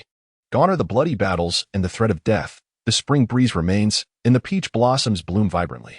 Within a grand mansion to the west of Yinqing, Zhuo Junyan, accompanied by Lu Xianyu, admires the scenery. The diligent Lu, serving as an impromptu tour guide, enthusiastically introduces. This place was originally the residence of the Ma family, spanning 1,500 acres, divided into 7 courtyards with 78 rooms, accommodating hosts and guests alike. Featuring a martial arts arena in front and a garden with a waterside pavilion at the back, all set against a stunning backdrop. Upon initially hearing Zhuo Junyan express his desire to engage in honest business, Lu was taken aback. Surely, Zhuo Junyan, known for his prowess in warfare, could not be serious about such a venture? However, Zhuo Junyan was forthright in his intentions, evidently not jesting. Thus, the two transformed enmity into amicability. The more fiercely one strikes him, the deeper the bond becomes. At this moment, it was the season of blooming flowers, filling the air with sweet fragrances. The vibrant hues of red, green, orange, blue, purple, white, and azure, combined with the bamboo groves, create an intoxicating ambience. Truly, it is a tranquil oasis amidst the chaos. With winding paths leading to serene corners, a delightful place to behold. Pausing before the garden, one gazes out over the vast expanse. Should one possess this land, thoughts of home would fade away. Here, joy abounds, and one would forget the longing for Zhuo Junyan, with a heart full of spring, muses aloud, what has become of the original owners? Lu Xianyu, beaming with warmth, replies, the Zhuo gang has set its sights on this place. And the Ma family is willing to yield it willingly. Even the servants here will belong to you. Zhuo Junyan shakes his head. I am a merchant. Such forceful seizure does not suit me. Lu Xianyu casts a sidelong glance at him, seemingly about to speak, yet ultimately refrains. Behind them, Tai Feng sneers. This Yinqing governs 4 counties, and the affluent families willingly contribute thousands of taels of silver. Zhuo Junyan chuckles. You remain as stubborn as ever. Nonetheless, it is indeed a fact. As the saying goes, the first pot of gold is hard won, and it is inevitable that one may resort to unjust means. Aspiring to achieve greatness, one must cleanse their hands and reflect upon their past foolishness, uttering a vow to no longer be swayed by it. In doing so, one can easily absolve themselves of past transgressions, as if those sins were never their own. Lu Xianyu was taken aback. "So you do admit it?" he inquired, though the tone suggested more of a rebuke towards others than a confession of guilt. Yet, it was hard to believe such brazen shamelessness existed in this realm. Tai Fengjian expressed his surprise. "Are you indeed planning to purchase this residence?" Zhuo Junyan nodded affirmatively. "Of course, it is my intention to buy it. However, my funds are somewhat limited at present. Perhaps I shall offer 100 taels for now." Lu Xianyu erupted into laughter. That works. Tai Fengjian scoffed. "Isn't that still akin to thievery? Did you not claim that one would cease such actions upon achieving success?" Zhuo Junyan replied earnestly. "But I have yet to attain that success, hence I cannot be overly generous at this moment. Nevertheless, it matters not. I can issue an IOU. This property is undoubtedly worth 20,000 taels. Let us simply owe him that amount for the time being." Tai Fengjian sneered. "An obligation without repayment?" Zhuo Junyan retorted. "How could I be such a scoundrel? The prominent families of Yinqing still need to supply goods to me at a low price, do they not? The Ma family can afford to charge slightly more, while others purchase at 60%. They may sell to me at 90%. I can offer to offset 3,000 taels against the debt, including 5% interest, which is quite generous, don't you think?" Lu Xianyu spoke with sincerity. "Absolutely generous. The leader shows great righteousness." Tai Fengjian fumed. "That is still akin to robbery." Zhuo Junyan spoke earnestly. "If everyone is robbed, then it is as if no one has been robbed at all. I pride myself on fairness. We cannot allow the Ma family to bear the brunt of this loss alone." Lu Xianyu clasped his fists. "Your reasoning is sound. Leader Zhuo, I have learned much today." With that, he gestured. "Please, leader." Zhuo Junyan smiled. "After you, my friend." The two then made their way to the garden, indulging in wine and song within the waterside pavilion. In the cool bamboo grove, Zhuo Junyan and Lu Xianyu reveled in their camaraderie, with Tai Fengjian, Zhang Qijin, and others in attendance, along with Ning Shuiman, who personally poured the wine, her laughter enchanting and captivating, her charm boundless. They exchanged cups incessantly, their words filled with pleasantries, while their gazes betrayed a deeper